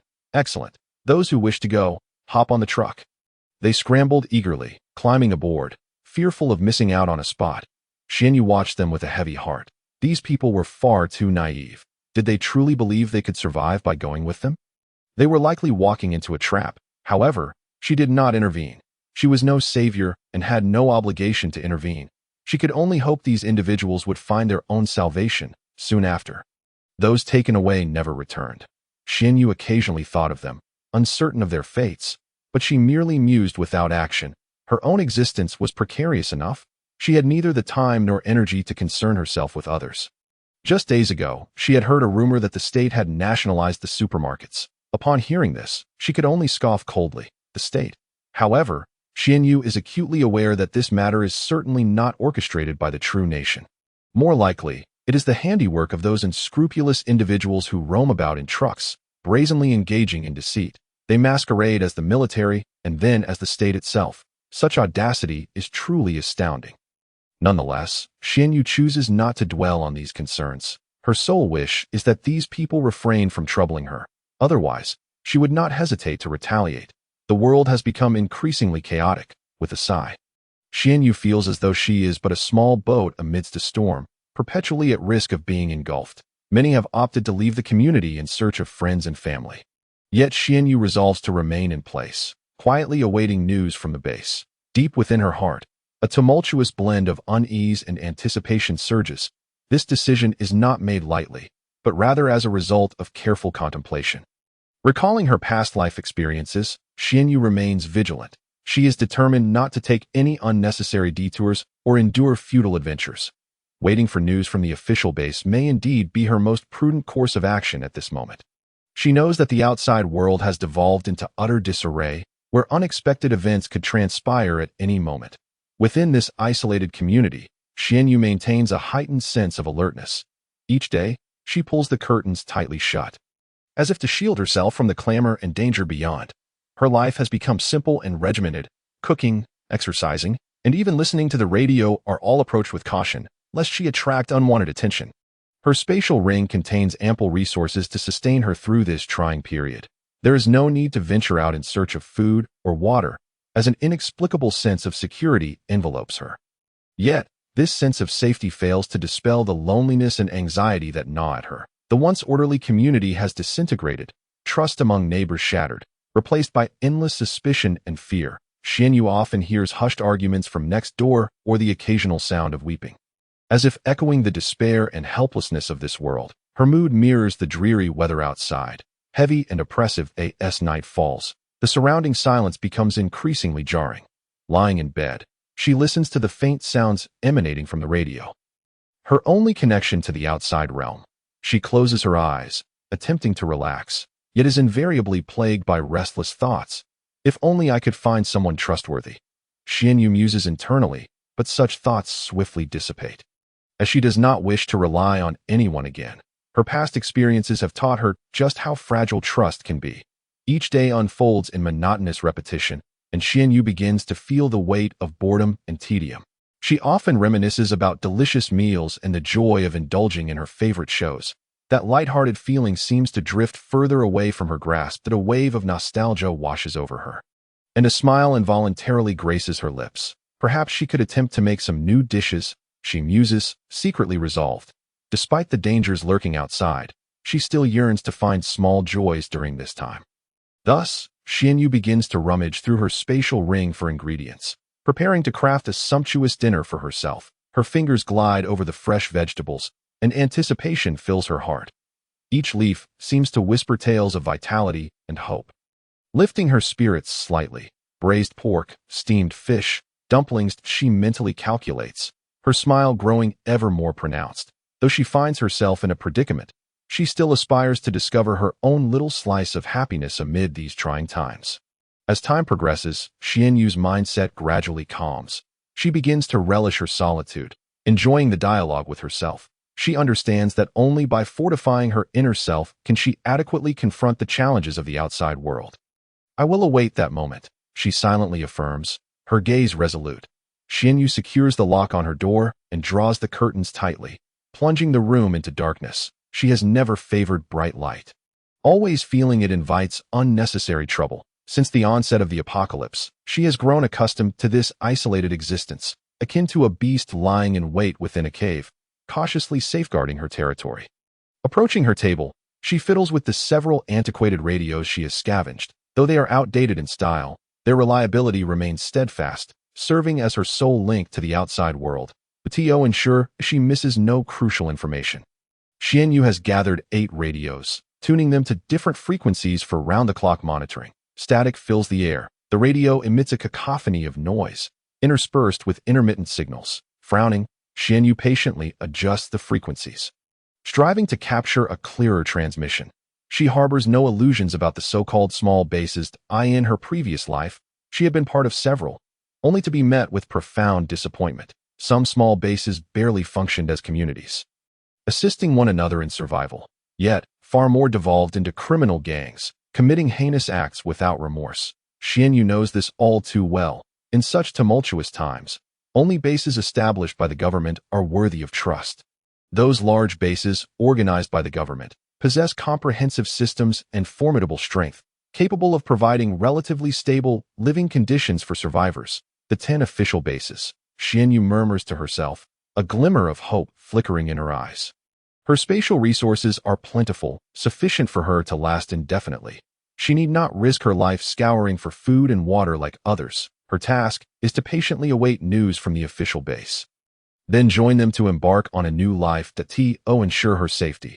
Xianyu keeps her curtains tightly shut each day, striving to minimize any noise. She understands that order has long since unraveled in this community. For survival, individuals may resort to any means necessary, even engaging in violent confrontations over a mere morsel of food or drop of water. She has no desire to become prey in the eyes of others. Thus, she must exercise utmost caution, minimizing her interactions with the outside world. Her stomach growls in protest, reminding her that it is time for lunch. Glancing at the clock, she realizes it is already noon. The passage of time is no longer under her control. With a self-deprecating smile, Xianyu rises and heads toward the kitchen. She opens her spatial ring and retrieves some ingredients, ordinary vegetables and meats. Yet a rare delicacy in this apocalyptic world. Today, she decides to prepare braised pork. Humming a cheerful tune, she begins her lunch preparations. Her knife skills are deft, and soon, she has uniformly cut the meat into chunks. Next, she retrieves some seasonings and begins marinating the pork. This braised pork is my specialty, she thinks with pride, as if she can already smell its delightful aroma. While cooking, Xianyu remains vigilant, keeping the kitchen window shut to minimize the escape of smoke. She knows that the scent of food can easily attract those with ill intentions. Suddenly, the radio crackles to life with a burst of noise. Xianyu hastily sets down her knife and rushes to the living room to listen intently. Emergency announcement. Emergency announcement that on June 1 the official announcement that establishment of 10 secure bases that a slightly distorted voice emanates from the radio. Yet Xianyu discerns the content clearly point 10 secure bases. Finally, it's here. Xianyu's heart races with excitement as she clenches her fists. Her eyes sparkling with anticipation, she quickly grabs paper and pen, jotting down the broadcast. The first base that located 300 kilometers from this city. Xianyu meticulously reads the information on the paper, her heart brimming with eagerness. 300 kilometers is not too far. It seems, she muses, that the time has come to leave this place. Taking a deep breath, she strives to calm herself. She is acutely aware that the journey to the base will be fraught with danger.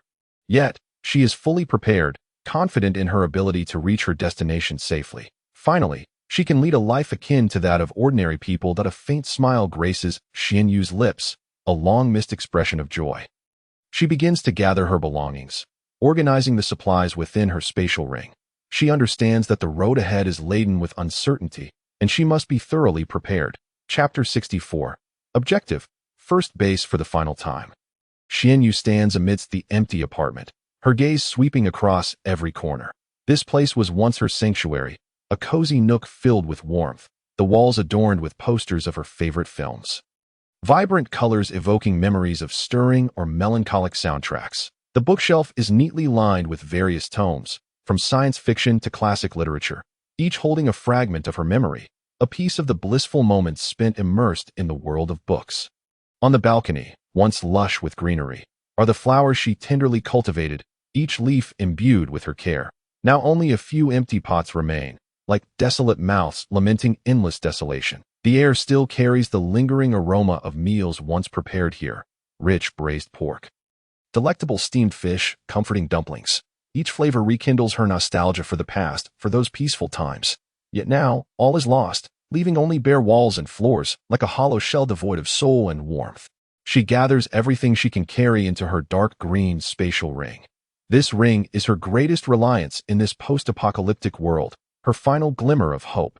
The gem lay quietly upon her finger, emanating a soft, ethereal glow, like a silent guardian preserving the last vestige of her dignity in this unforgiving world. Xianyu approached the window, slowly drawing back the heavy thermal curtains she had meticulously installed to shield herself from the stifling heat outside. The blinding sunlight burst in an instant, piercing her eyes like a multitude of sharp blades, merciless in its assault. She instinctively squinted, taking a considerable time to adjust to the sudden brightness. The world beyond remained a desolate wasteland.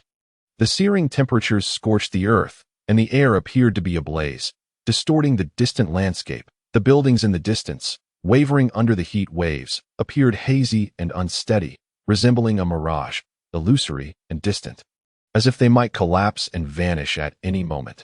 Xianyu inhaled deeply, releasing the breath slowly, as though a colossal stone weighed heavily upon her chest, suffocating her. She closed the window, drew the thermal curtains, and isolated herself from the outside world. She despised this sensation, akin to being trapped within an immense steamer, with no avenue for escape or refuge. That it was a feeling that stifled her, rendered her breathless, as if the entirety of existence were in opposition to her. Returning to the living room, Xianyu conducted a final inspection. She moved like a vigilant cat, traversing each room and corner, meticulously searching, fearful of overlooking something. Having lived in this apartment for far too long, every nook bore her imprint, every object held her memories. She wished to leave nothing behind, nor did she want anyone to discover the traces of her existence here. Once assured that nothing had been neglected, she turned toward the door. Each step felt as though she were treading upon her own heart, heavy and deliberate. This place carried too many memories, too many emotions. The laughter of yesteryear, the tears once shed, the sweetness of bygone days, and the pain of the past were all deeply etched into every corner and object of this apartment. They lingered like invisible phantoms, entwining around her, rendering her breathless. Now, she was to depart, leaving behind this former home in search of an uncertain future, one that might be filled with hope or perhaps deeper despair. She was unsure if she would ever find that hope. Yet she knew she must leave, must seek, even if only a thread of elusive possibility. Xinyu opened the door. A wave of heat rushed toward her, as if intent on devouring her, scorching her very essence. She tightened her black athletic attire, donned a hat and mask, enveloping herself completely, like a specter traversing the shadows, a recluse isolated from the world. Stepping out of the apartment building, Xinyu made her way to the underground parking lot. Along the way, she observed numerous residents preparing to move. Some pushed carts, others carried bundles, while some cradled children, their faces etched with exhaustion and bewilderment, their eyes brimming with fear and uncertainty about the future. Their figures, under the sun's relentless heat, appeared diminutive and fragile, as if they could be consumed by this harsh reality at any moment. Xianyu did not greet anyone, silently continuing her path. Her footsteps were light and slow, as if she wished not to disturb anyone, or perhaps, as if she feared something. She desired no attention, no connection with others. She longed to leave quietly, without leaving a trace, like a whispering breeze dissipating into the ether. In this apocalyptic world, everyone was consumed by their own plight. Who had the heart to care for others? Each individual resembled a startled bird, filled with wariness and defensiveness toward their surroundings. Trust had become a luxury, a dream forever out of reach. Upon reaching the underground parking lot, Xinyu immediately spotted her SUV. Its black exterior and imposing design stood out vividly in the dimly lit space, akin to a beast poised to pounce, ready to burst forth from its confines. This vehicle was specially modified before the apocalypse, rugged enough to withstand various challenging terrains that To prepare for this new world. She had reinforced its body, installed crash bars, and replaced the tires with off-road ones. This vehicle was her sole reliance in this desolate era, her final bastion of safety. Approaching the car, she opened the door and settled into the familiar seat. Surrounded by the comforting scent and decor that evoked a sense of solace and warmth, this car was like another home to her, a mobile sanctuary capable of whisking her away from peril. She ignited the engine. A low, thunderous roar erupted, resonating like the growl of a wild beast echoing through the vacant parking lot. This sound invigorated her, dispelling the shadows of fear and anxiety that loomed over her. Taking a deep breath, she shifted gears and pressed the accelerator, the SUV gliding out of the parking lot like an arrow released from its bow, racing toward the unknown in her storage space. Several backup vehicles awaited her. Besides the SUV, there were a camper van and a heavy-duty truck. All provisions she had meticulously prepared for the apocalypse, stocked with ample gasoline and diesel for extensive travel. She had taken every precaution for survival, yet she remained uncertain of her ability to endure in this brutal world. Exiting the parking lot, Xinyu navigated along the desolate streets, flanked by abandoned vehicles and debris. A scene reminiscent of a forsaken world, a graveyard of shattered dreams and hopes. The once thriving city had transformed into a vast ruin, an immense tomb entombing the aspirations of countless souls. She gazed out at the desolation. A wave of melancholy washed over her. She pondered whether she would ever witness the city's revival or even survive long enough to see such a day. All she knew was that she must depart swiftly from this city steeped in death and despair. Xinyu turned on the car radio, tuning into a previously recorded channel. Static crackled, then the voice emerged, clear yet urgent. First base located at the survivors are urged to proceed immediately. She listened intently, committing each word to memory. Fearful of missing even a syllable, she understood this was her sole beacon of hope. Only by reaching the base could she survive, attain a relatively safe existence, and escape the relentless grip of fear and hopelessness. Chapter 65. Stop right there. Xinyu retrieved a weathered paper map from the glove compartment, one she had prepared before the apocalypse. The map was densely annotated with various routes and markers. With a red pen, She meticulously marked the location of the first base in her planned course. She opted for a relatively secluded route, aiming to steer clear of potentially perilous areas, aware that the journey would not be tranquil. She resolved to be cautious, striving to avoid any confrontations. Folding the map neatly, she placed it back into the compartment. Then, she gripped the steering wheel firmly, her gaze unwavering. Her hands trembled slightly from the force of her grip. She was ready to face the challenges ahead. Regardless of the obstacles that lay in her path, she would not falter, nor would she surrender, for she understood that she must survive, for herself, for those who had passed on, and for those who had once bestowed warmth and love upon her. Xianyu accelerated, her SUV racing down the empty streets like a cheetah, kicking up clouds of dust. Her destination was the first base, a place brimming with hope.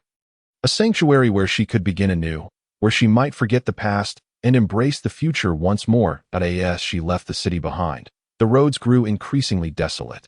The buildings dwindled, replaced by barren fields and treeless hills.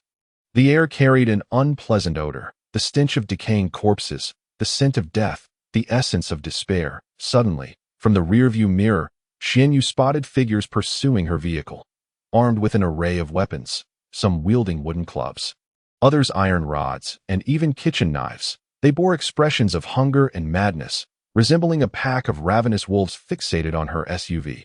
Xianyu's heart sank. She recognized their intentions. These individuals sought to seize her vehicle, her provisions, perhaps even her life. In this apocalyptic world, the basest human instincts were magnified.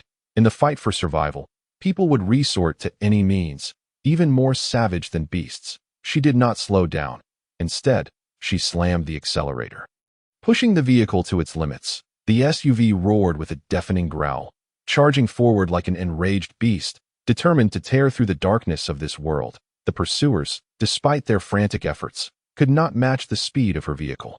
Soon, they were left far behind, powerless to do anything but watch as Xianyu's car vanished from their sight. "Damn it! Don't run! You witch! Stop! Leave the food!" Their shouts echoed in a hoarse, desperate chorus, reverberating across the desolate plains. A haunting reminder of their futility and despair. Xianyu paid them no heed. She understood the necessity of her resolve that in this world, compassion had become the cheapest yet most perilous sentiment. She had to be ruthless, unwavering, if she wished to survive. She pressed onward, refusing to relent. She was acutely aware that danger could materialize at any moment. Thus, she had to remain perpetually vigilant in order to confront any unforeseen circumstances. After traveling a short distance, Xianyu suddenly noticed a van ahead. That van was parked askew by the roadside, its body severely damaged, as if it had endured a violent collision. A slight furrow appeared on Xianyu's brow. She vaguely felt that this van seemed familiar, as if she had encountered it before. After ruminating, it dawned on her that this van was likely the very one that had stalked her in her neighborhood. Could it be that these individuals were accomplices of the robbery gang she had previously encountered? Were they here for revenge? A flicker of apprehension ignited within her. She decelerated and cautiously approached the van, eager to ascertain whether anyone was inside and, if so, who they were. She parked her vehicle a short distance from the van, turned off the engine, and exited. Instead of immediately approaching the van, she stood still, meticulously observing her surroundings. She found the area eerily silent, devoid of any anomalies. Taking a deep breath, Xianyu slowly advanced toward the van, her footsteps light and deliberate, striving to make no sound. Her right hand gripped the hilt of her dagger tightly, poised to draw it at a moment's notice. Upon reaching the side of the van, Xianyu peered through the window. To her surprise, the interior was vacant, littered only with disarrayed debris and bloodstains. A deeper layer of confusion enveloped her. Where had these individuals gone? Had they already fled? Or had they encountered some misfortune? She refrained from delving further. She understood the necessity of not lingering here too long. Turning back to her vehicle, she restarted the engine and continued toward the first base.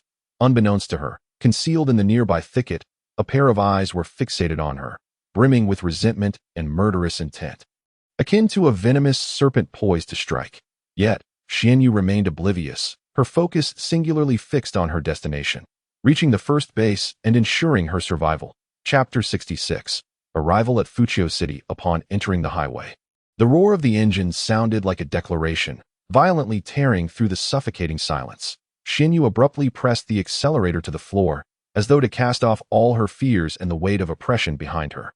The needle on the dashboard danced erratically, mirroring the frantic rhythm of her heart, ultimately stabilizing at an astonishing 200 miles per hour, a nearly frenzied speed. This velocity was an escape, a flight from the absurdity of this apocalyptic world. From the desperate cries and helpless gazes behind her, fleeing the heat-distorted reality, the wind surged violently through the open window, emitting a sharp whistle, akin to the whispers of death or the call of freedom.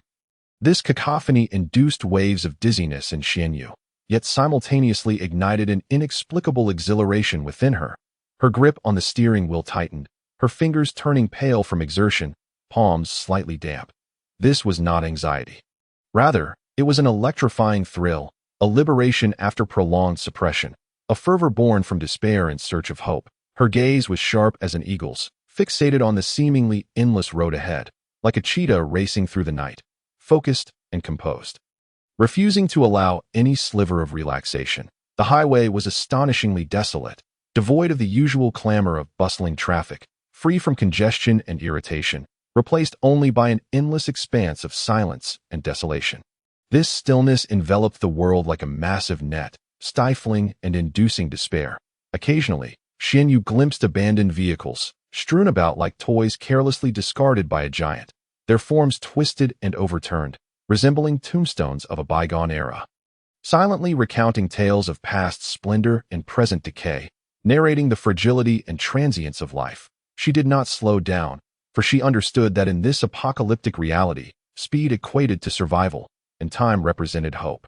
Any hesitation or indecision could usher in unforeseen peril, potentially thwarting her journey entirely. She was like a streak of black lightning, racing across the barren highway, leaving behind a long trail, a trace of hope. A path of survival, and a solitary journey. As time elapsed, the once barren road grew increasingly complex, the situation evolving before her eyes. Stranded vehicles multiplied, resembling colossal iron lumps strewn haphazardly along the roadside or blocking the path entirely. Impeding her progress, most of these cars were in a state of utter disrepair, their windows shattered, bodies rusted and pockmarked, as if they had endured countless tribulations or had been forgotten remnants of time. Xianyu was compelled to reduce her speed, driving with heightened caution. She maneuvered like an experienced hunter navigating through the jungle, carefully circumventing these obstacles while maintaining a vigilant watch over her surroundings. She understood that these abandoned vehicles were not merely barriers. They could also be traps set by others desperate for survival. Indeed, she soon noticed traces of a struggle by the roadside, scattered debris. Dark crimson bloodstains, shocking reminders of some savage encounter. The air was tinged with a faint metallic scent, mingling with the acrid odor of gasoline and decay, evoking nausea and fear. Yet, Xianyu did not stop to investigate. She recognized that those were relics of the past, irrelevant to her present. The bloodstains could belong to either humans or animals, but regardless, they no longer held significance. Her sole objective was to reach the first base as swiftly as possible, for it was the only sanctuary brimming with hope. She pressed on, albeit at a slower pace, yet her heart raced with tension, taut as a drawn bowstring, ready to snap at any moment. The closer she drew to the base, the greater the likelihood of encountering danger, for it was the very embodiment of hope and the focal point of contention among survivors. After 5 long hours of relentless driving, a torturous journey marked by solitude, Xianyu finally beheld the outlines of a city in the distance. It was a vast metropolis, with towering structures, yet most of these edifices were in a state of ruin, their exteriors peeling. Windows shattered, like rusted nails embedded in this desolate landscape, or massive scars chronicling the city's suffering. This was Fuqiao City, home to the first base. That a surge of uncontrollable excitement welled up within Xianyu. She had arrived. She had glimpsed hope, the prospect of survival. Her grip on the steering wheel tightened, her palms now drenched, indistinguishable between sweat and tears. Taking a deep breath, she endeavored to regain her composure. She understood that this was not the time for relaxation. She needed to pinpoint the exact location of the first base to ensure her safety and quell the fears that gnawed at her.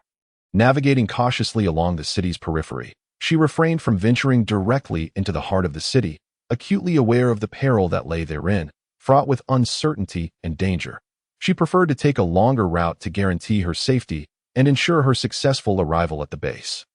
Approximately 10 kilometers from the base, Xianyu halted her vehicle in a relatively concealed spot amidst a dense thicket, providing ample cover.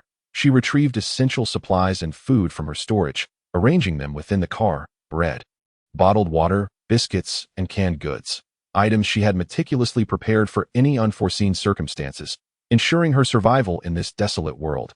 She arranged these provisions carefully, striving to create the impression of prior use, as though someone had once inhabited this space. She understood that an empty vehicle would raise suspicion, prompting others to speculate about her hidden secrets. After all, how could a traveler in this world possess nothing? A rational individual would undoubtedly carry survival supplies. She even left behind a few empty bottles and packaging to fabricate traces of life, an authentic semblance of existence. Using some dirt, she rubbed it onto the vehicle's exterior, deliberately making it appear more soiled. Resembling a car struggling for survival in a desolate world. Having completed her preparations, Xianyu smiled faintly, tinged with bitterness and resignation. She understood that her efforts might prove futile, perhaps unable to deceive the experienced marauders. Yet she was determined to present herself as a typical survivor. In this apocalyptic reality, every detail could determine success or failure. Any oversight could yield irretrievable consequences, jeopardizing her life and hope. She resumed her seat in the driver's seat. Restarting the engine, the off-road vehicle emitted a deep rumble, as if it had been revived, issuing a final roar against this brutal world. Xianyu gripped the steering wheel firmly, inhaled deeply, and gradually steered toward the base.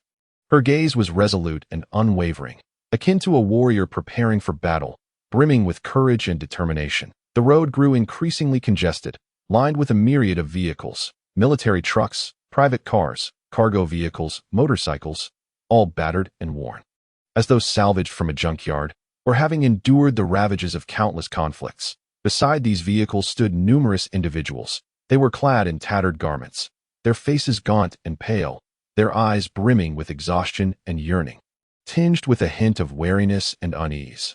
All of them had come seeking refuge at the base, hoping to find a glimmer of survival, a place where they could establish their existence. Xianyu paid them no heed. She merely drove silently towards the entrance of the base. Her heart had grown numb. She wished to shield herself from any further scenes of misery and despair, longing only to reach the base swiftly and embark on a new chapter of her life. Chapter 67. Regulations for residents of the base. The off-road vehicle gradually traversed the road leading to the base, akin to a solitary fish merging into a river forged of steel and desolation. Xianyu's emotions mirrored the ebb and flow of the traffic, becoming increasingly intricate. There was a blend of anticipation for the impending arrival and trepidation for the uncertainties that lay ahead.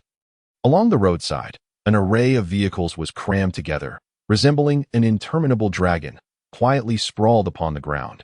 These vehicles varied in form. Some appeared as pristine as if they had just emerged from a dealership before the apocalypse, while others lay in ruins, resembling heaps of abandoned scrap metal, their mere ability to start a miracle in itself. License plates from all corners of the nation adorned them, as if the populace had converged here, each bearing their own tales of hope and sorrow, along with their individual agonies and despair. Xianyu noticed a truck bearing the license plate from a northern province, crammed with people. Each one looked emaciated, their gazes vacant, resembling puppets stripped of their souls. That on the wooden panels of the truck bed, someone had scrawled in red paint, "Survive. Go home." Those words pierced Xianyu's heart like a dagger. She seemed to see herself reflected in them, the version of her that had once struggled in the apocalypse, fighting merely for survival. Shaking her head, she forced herself to suppress those haunting memories. What mattered now was to focus her energy on the challenges that lay ahead. The convoy moved slowly, akin to a wounded python laboriously writhing forward. With each small advance, they would halt for an agonizingly long wait. The air was thick with an amalgam of odors: gasoline, the stench of sweat, the foul scent of decaying food, and an indescribable essence of despair. Xianyu sealed the car windows and activated the air purifier within. She wished to distance herself from the oppressive aromas and disheartening sights. From her supplies, she produced a bottle of mineral water, savoring its sweetness, though her heart was laden with bitterness. Uncertainty loomed over whether she would gain entry to the base, and what awaited her within its confines. Yet she knew one thing. She must persevere, she must survive, for that was her sole choice at last. the convoy began to inch forward, with Xian Yu's vehicle trailing behind. Ahead loomed a colossal structure, resembling a fortress of steel, standing resolutely between heaven and earth. That was the first base. Xian Yu's heartbeat quickened. She realized she was drawing ever closer to hope. The wheels rolled slowly, crunching gravel beneath them, emitting a soft and persistent rustle. Xian Yu's off-road vehicle resembled a weary beetle, inching forward until it finally approached the imposing metal gates of the base. The gates stood shut, resembling a cold, indifferent visage, separating hope from despair. Before them lay a serpentine line of vehicles and people, stretching endlessly. Agitation surged through the crowd like a contagion, an atmosphere of unease fermenting in the air. Bang! A muffled sound shattered the oppressive silence. Xian Yu turned to see a man being halted by several uniformed personnel. The man was animated, flailing his arms and shouting hoarsely, like a beast driven into a corner. "Why can't I enter? I've been waiting in line for ages." His voice was hoarse, tinged with a sob, as if lamenting the injustice of fate. "Your food supply is insufficient," a staff member replied, expressionless, their tone as cold as a lifeless stone. "Insufficient? How can that be? I clearly brought enough." The man frantically rummaged through his belongings, akin to a drowning person grasping for a last straw. "It's the rule. 20 pounds of food per person. Not a pound less." The staff member waved him away impatiently, signaling for the next in line. Despair enveloped the man as he slumped to the ground, his gaze hollow, like a shell devoid of spirit. Just a few pounds of food had barred him from entry, a cruel fate that hinged upon such a trivial measure. In ordinary times, it might seem insignificant, but in this apocalyptic world, it delineated the boundary between life and death.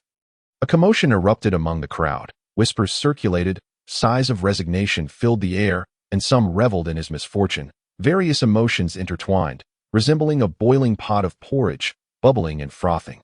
"Why must it be 20 pounds of food? This is robbery," a voice from the crowd erupted, brimming with anger and discontent. "Exactly. Why must we surrender the food we've painstakingly gathered? We demand entry. We must survive." The crowd's fervor ignited. More voices rose in protest, pushing and shoving as they attempted to breach the staff's blockade. Bang! Bang! Bang! Several gunshots pierced the sky, plunging the crowd into an instantaneous silence, like a flock of startled quails.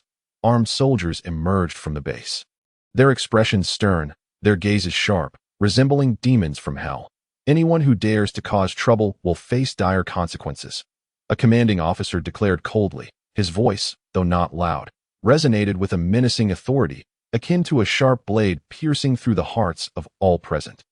Once more, silence enveloped the crowd. They understood that resistance was futile. In this apocalyptic realm, might equated to truth, and power governed all.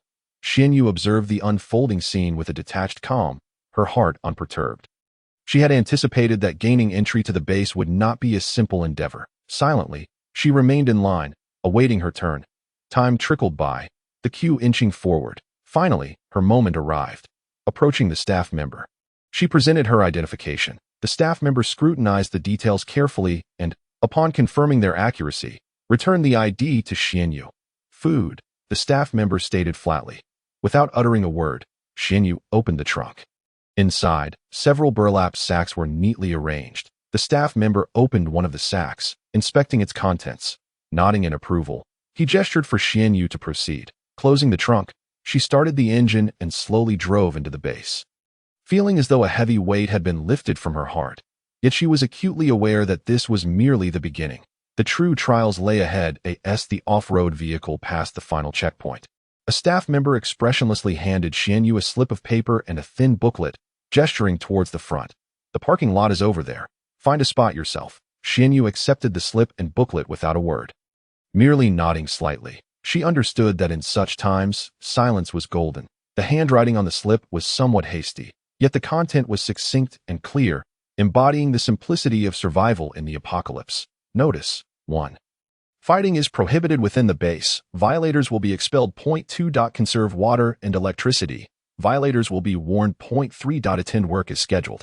Violators will have rations deducted. 4. Follow unified arrangements. Violators bear consequences. These few lines exuded a cold and unyielding authority, akin to invisible shackles binding every individual entering the base. Xianyu folded the slip and tucked it into her pocket, recognizing these regulations as the survival laws of the apocalypse, essential for maintaining order within the base. The cover of the booklet was embossed with the words Residence Regulations of the First Base in a formal font, radiating a sense of solemnity. Xianyu flipped through the pages, finding the contents far more detailed than the slip, offering a comprehensive interpretation of life within the base. Chapter 1. General Principles. Article 1. The first base is dedicated to providing all survivors with a safe and stable living environment. Article 2. All residents must adhere to base regulations and uphold order. Article 3. Resources within the base are limited, and a labor distribution system is implemented. Chapter 2.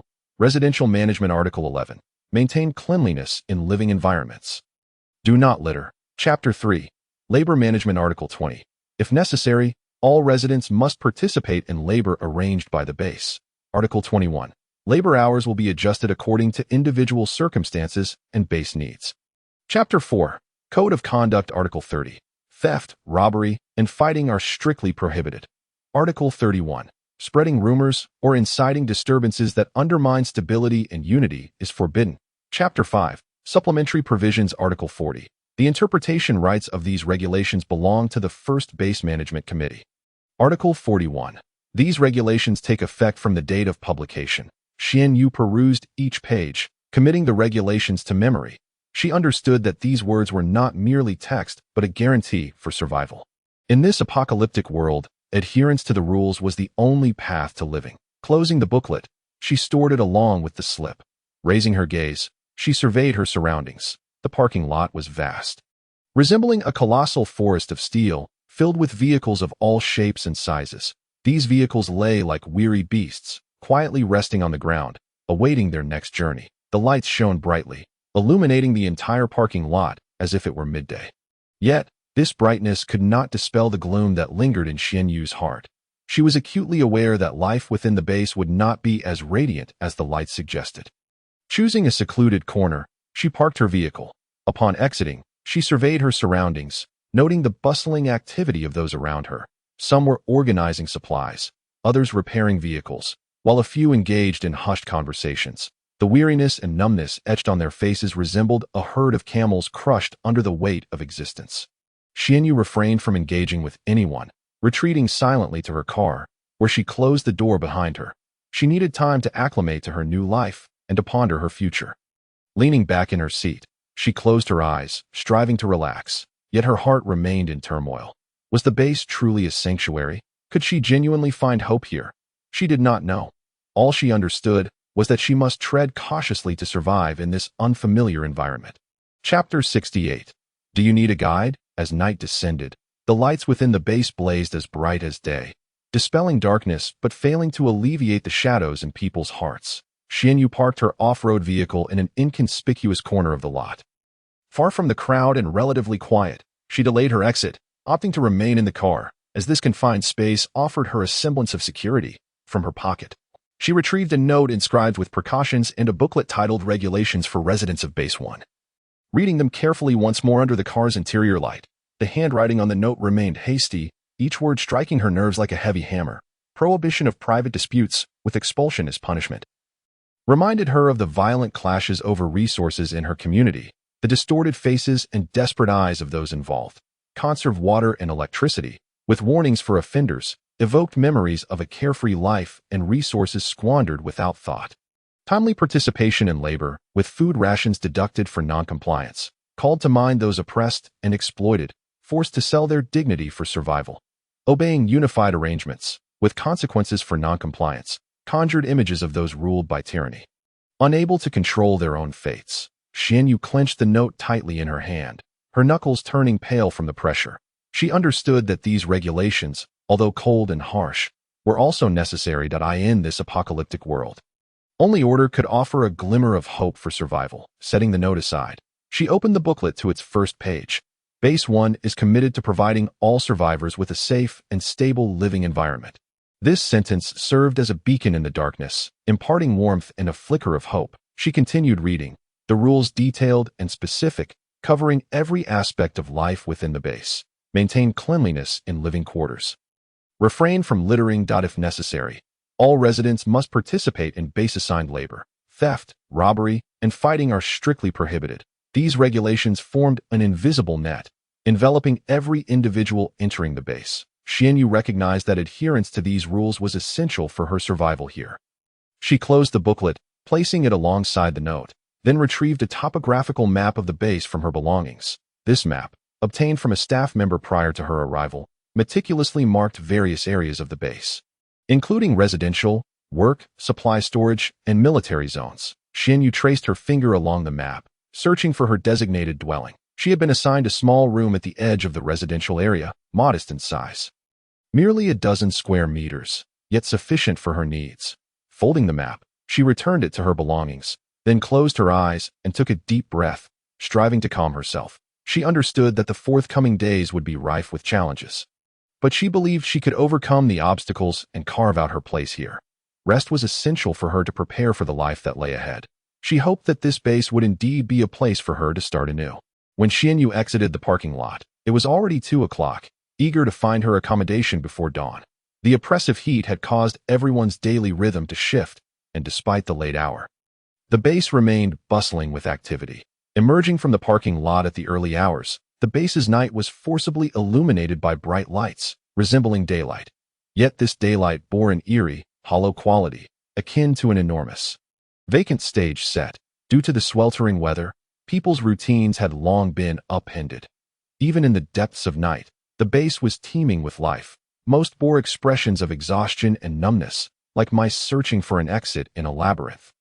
Their eyes reflecting both hope for the future and resignation to the present. Xianyu tightened her black sportswear, lowering the brim of her cap in an attempt to blend into the crowd. She disliked the commotion and even more so the feeling of being exposed under the harsh lights, as though she were a specimen under a spotlight, with no avenue for escape. Following the map's guidance, she made her way toward the administrative hall. Her steps were light and slow, akin to a cat foraging at night, carefully avoiding the throngs, striving not to attract any attention. The administrative hall was easy to locate. It was one of the most prominent buildings in the base, grand and spacious, resembling a colossal box standing at the center of the compound that a long queue snaked at the entrance, akin to a winding python stretching into the darkness. The people in line remained largely silent, mechanically advancing, like puppets deprived of their souls. Xianyu stood at the end of the line, inhaling deeply. The air was permeated with a medley of scents, sweat, food, and an indefinable essence unique to the base. As she scanned her surroundings, she noticed numerous windows at the administrative hall, resembling massive mouths devouring the hopes and despairs of the populace. Each window had a lengthy queue, like famished serpents awaiting sustenance. While Xianyu observed her environment, a voice suddenly broke through her thoughts. "Hello, do you require guiding services?" Startled, Xianyu turned to see a boy standing beside her. He appeared to be around 15 or 16, slender in stature, yet his eyes were large and bright, resembling 2 black gemstones. The charming smile adorned his face, reminiscent of a puppy eager to gain its owner's attention. Xianyu scrutinized him, remaining silent. She always maintained a degree of caution toward strangers. In this dystopian world, trust was a luxury, a potential poison that could prove fatal at any moment. The boy, sensing her hesitation, quickly explained, "My name is Xiao Shirtu. I am a guide here and familiar with the base. If you need assistance with any tasks, I can save you a great deal of time." He gestured toward the lengthy lines and continued, "Look at how many people there are. If you queue alone, you might not know how long you'll have to wait. Moreover, the base has many complex rules, and one misstep could lead to trouble.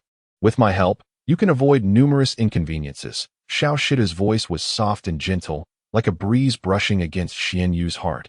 His gaze conveyed sincerity, a genuine desire to be trusted. Xianyu regarded him for a moment, realizing that he spoke the truth. The base indeed presented a convoluted situation, and she could use a guide. Furthermore, he did not seem malevolent. "All right," she finally replied. "What is your fee?" Upon hearing her agreement, Xiao Shita's eyes sparkled like ignited stars. "Not much. Just 5 steamed buns or food of equivalent value. 5 steamed buns represented a considerable fortune in this apocalyptic era, yet for Xianyu, it was a trivial matter. Chapter 69, The Collective Dormitory. Xianyu nodded, signifying her acceptance of the arrangement. She refrained from further conversation, merely signaling for Xiao Shirtu to lead the way. Xiao Shirtu promptly understood, Turning to walk ahead as he walked, he glanced back at Xianyu, saying, "Sister, follow me. I know a shortcut to bypass those in line." Xianyu remained silent, quietly trailing him. She maintained a sliver of wariness toward this self-proclaimed Xiao Shirtu. The two navigated through the throngs. Following a narrow path toward the side entrance of the administrative hall, Xiao Shirtu appeared to be well acquainted with the base's layout, guiding Xianyu with deft turns, skillfully evading patrolling soldiers. Before long, they arrived at the side entrance of the administrative hall. Indeed, no one was queuing here. Xiao Shirtu beamed with pride. "Sister, see? I wasn't lying." Xianyu cast him a glance, but remained silent, approaching the side door. She gently knocked. The door swung open, revealing a staff member who peered out with an impatient demeanor, inquiring, "What do you want?" "Renting a room," Xianyu replied succinctly. The staff member assessed her attire and demeanor, noting her neat appearance and exceptional presence, which suggested she was no ordinary individual. This softened their tone. "Come in." Xianyu followed the staff member into the administrative hall, which was even more spacious and luminous than outside. Rows of windows resembled massive mouths, devouring the hopes and despairs of the people. The staff member escorted Xianyu to an unoccupied window and addressed the clerk within. "Please assist her with the rental procedures." The clerk, a middle-aged woman, lifted her gaze, gave Xianyu a cursory glance, and then, with a blank expression, inquired, "Name, identification number." Xianyu tendered her identification. The clerk meticulously verified the details before inscribing something on a form.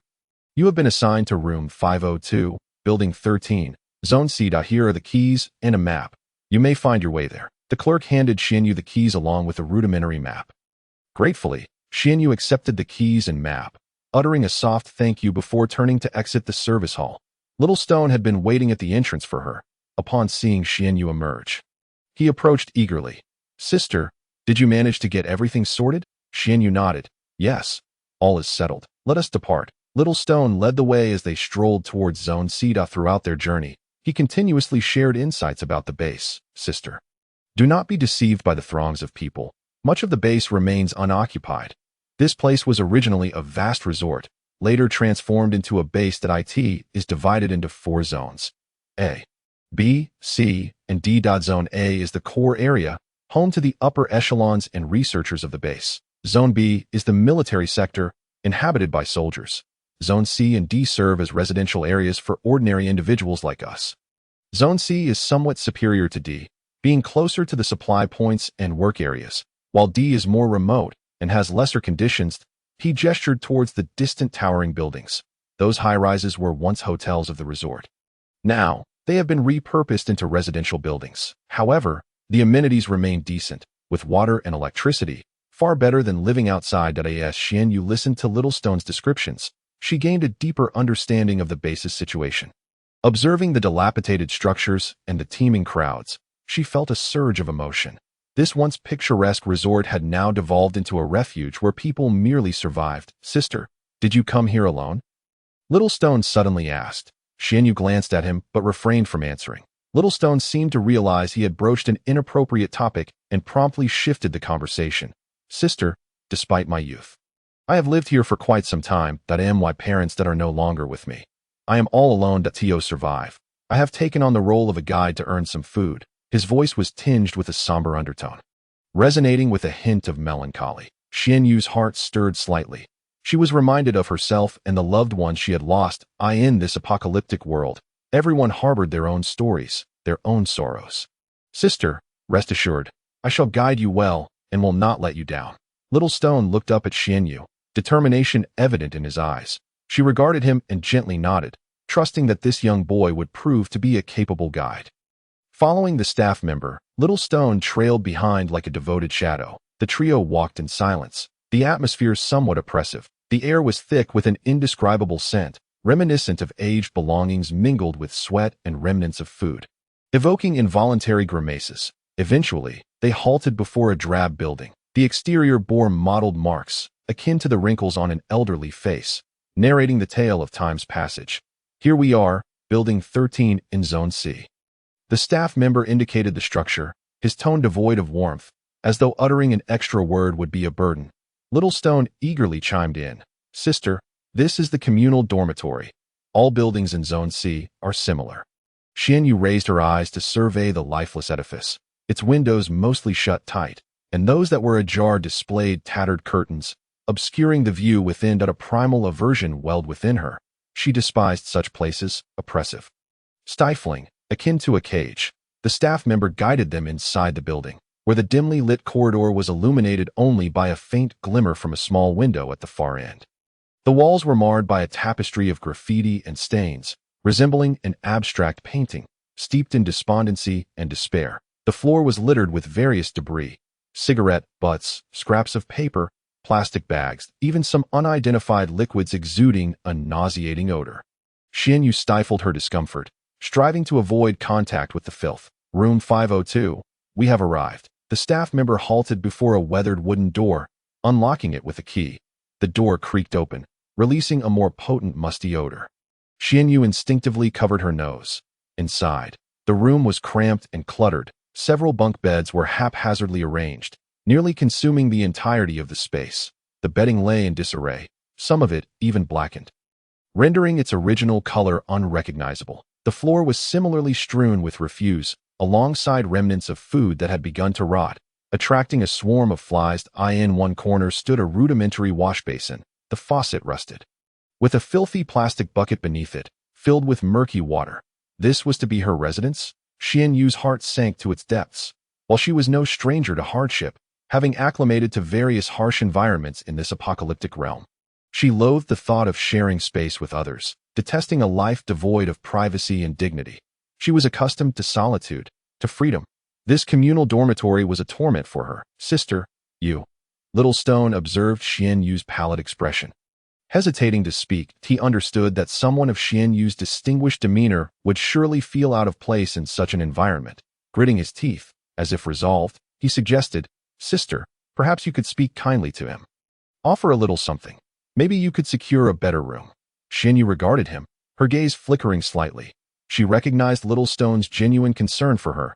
In this desolate world, encountering someone sincerely considerate was rare. She retrieved 5 packs of cookies, Oreo mint flavor, from her backpack and casually handed them to Little Stone. Please, go and inquire for me. Little Stone accepted the cookies, momentarily taken aback. Sister, it's fine. Just go. Xianyu's tone was calm, yet imbued with an undeniable resolve. Little Stone nodded and turned towards the staff member. He approached the staff, presenting the cookies and whispering a few words.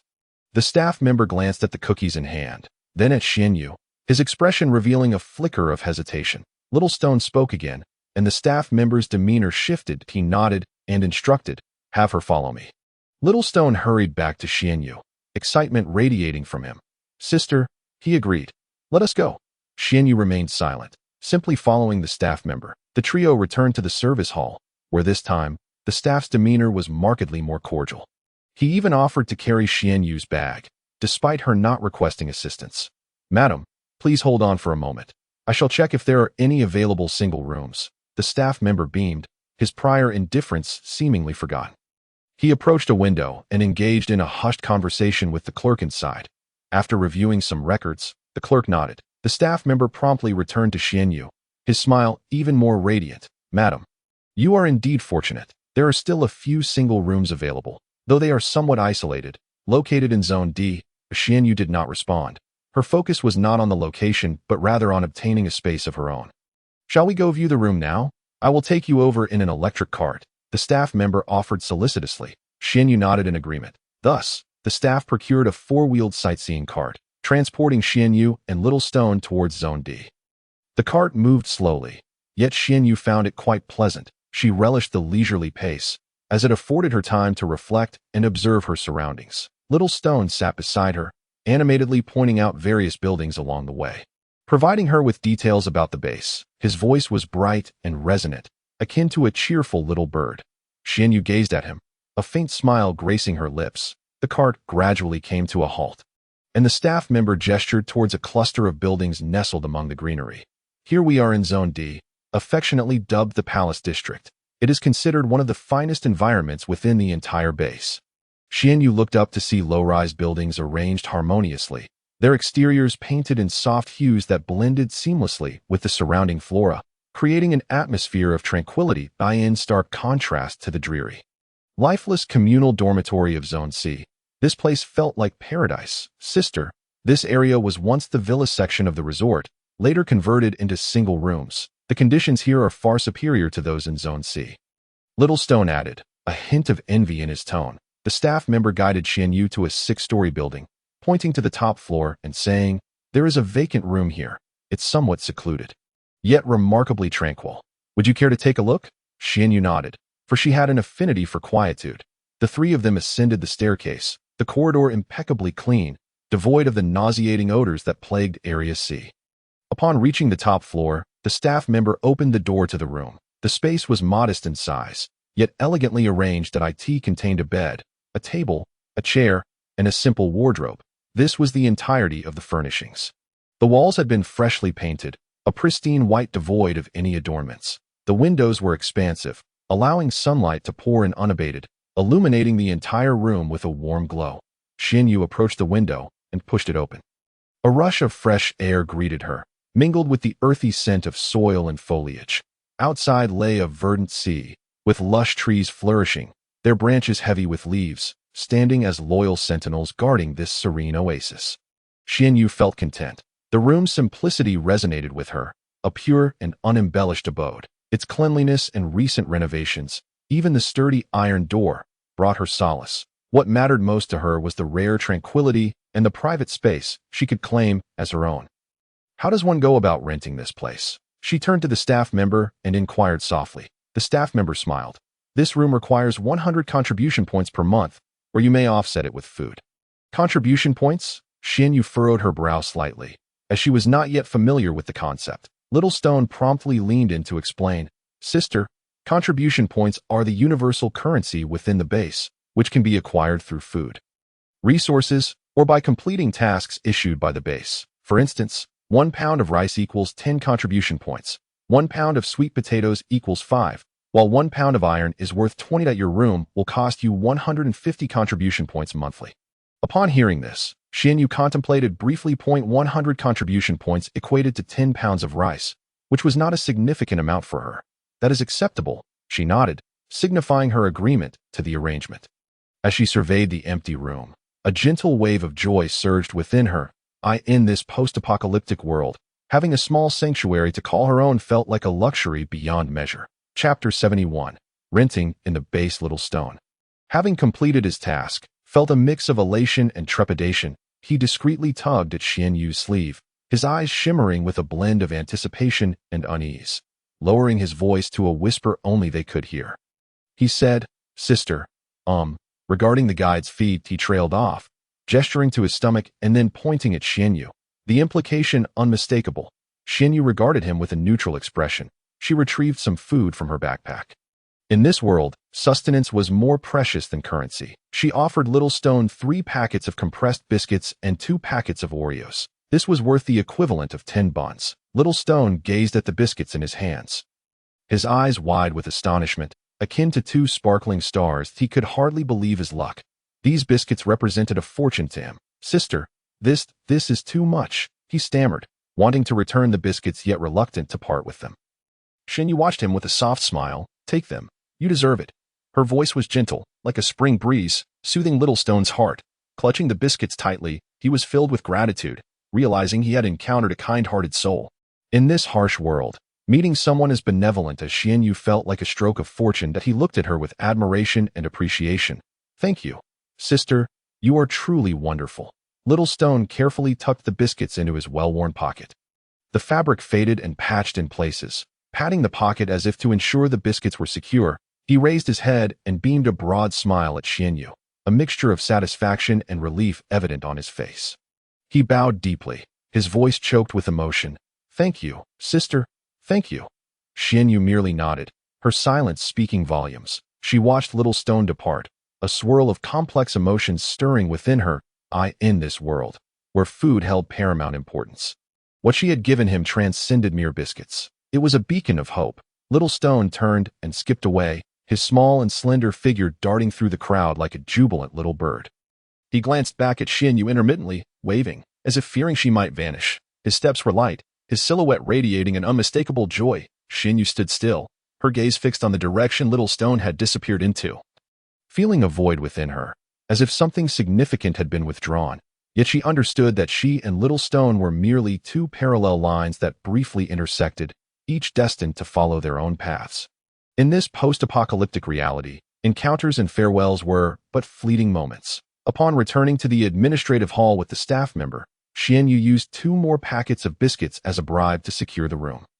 The staff member, having accepted the biscuits, displayed a markedly improved demeanor, even suggesting he could lend her an electric cart to return to the parking lot for her supplies in exchange for contribution points. Xianyu did not refuse. She remained wary of this sudden kindness but recognized that certain unspoken rules were unavoidable within the base. Silently, she followed the staff member as he retrieved an old 4-wheeled electric cart from a corner. "Madam, the parking lot is somewhat distant. Walking would take considerable time. Although my cart is a bit worn, it is still functional. Consider it a service to you," the staff member said, opening the door and gesturing for her to enter. Xianyu remained silent, simply nodding as she took her seat in the driver's position. This base was far larger and more intricate than she had anticipated. She needed time to acclimate to life here and to grasp its regulations.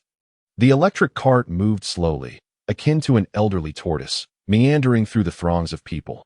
Xianyu observed the hurried faces around her, most bearing expressions of fatigue and numbness, resembling a herd of camels burdened by life's weight. The staff member's swift change in attitude surprised Xianyu, but she quickly discerned it was the result of the biscuits. Upon reaching the parking lot, she deliberately meandered a few times, ensuring no one was paying her heed before coming to a halt. She closed her eyes, sinking her consciousness into her space. The dark green ring lay quietly within her fingers, like a loyal guardian silently safeguarding her secrets. With a thought, she extracted 2 large bags of rice, each weighing 20 pounds. This had been prearranged for unforeseen circumstances. Upon returning to the administrative hall, the staff member dutifully parked the electric cart and even volunteered to help Xianyu carry the rice to the entrance. She accepted this gesture of goodwill without protest, her understanding of the survival dynamics within the base deepening. Entering the administrative hall, there were no lines to contend with this time. The staff member led her directly to a window marked for resource exchange. Behind the counter sat a middle-aged man wearing glasses, engrossed in a thick ledger. Without looking up, he inquired, "What would you like to exchange?" "Rice, for contribution points," Xianyu replied, her tone calm and devoid of emotional fluctuation. The man lifted his gaze, adjusting his glasses, and surveyed Xianyu before finally resting his eyes on the 2 hefty bags of rice. Rising from his seat, he approached the entrance and opened one of the bags for a meticulous inspection. Satisfied with its quality, he nodded and returned to his post, jotting down notes on a form. 40 pounds of rice for 400 contribution points. "Does that work for you?" Xianyu nodded, finding the exchange rate acceptable. For in this world, food was the ultimate currency. The man handed her the form. "Please sign and provide your fingerprint." Taking the form, Xianyu signed her name without a second glance and pressed her fingerprint onto the designated spot. She was aware that any hesitation at this juncture could invite unwarranted complications. The man took back the form and retrieved a small metal card from his drawer, handing it to her. "This is your identification card, containing your number and contribution point balance. You will use this for transactions within the base." Xianyu accepted the metal card, its cold surface sending a shiver through her. Inscribed upon it was a string of numbers, C 13-502-0400. This sequence was her identification within the base and a testament to her existence. "Your contribution points have been credited. You may leave," the man stated. Returning to his ledger, seemingly dismissing her presence, without uttering a word, Xianyu turned to exit the administrative hall. She placed the metal card in her pocket, feeling its icy touch evoke a surge of inexplicable emotions. Instead of immediately departing, she made her way to the housing management window. She needed to settle the rent to truly claim her small haven. At the housing management window, a few individuals were also in line, yet considerably fewer than at the previous counters. Xianyu stood quietly at the back of the queue. Waiting, the line moved steadily, and soon it was her turn. Approaching the window, she presented her metal card along with the slip indicating her room number. Behind the window sat a young woman who accepted the item handed to her by Xianyu, deftly operating her computer for a few moments. "District D, Building 6, Room 601, correct?" She lifted her gaze to confirm. "Yes," Xianyu replied softly. 150 contribution points per month, 300 for 2 months, no deposit required," the young woman stated in a formulaic manner, her tone devoid of any emotional nuance. The deduction will be made directly from your card.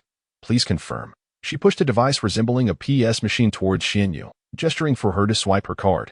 Xianyu placed her metal tag on the machine. And with a beep, the screen indicated a successful transaction. All done, the young woman said as she handed Xianyu the metal tag along with a receipt. Here you go. This is your proof of residence.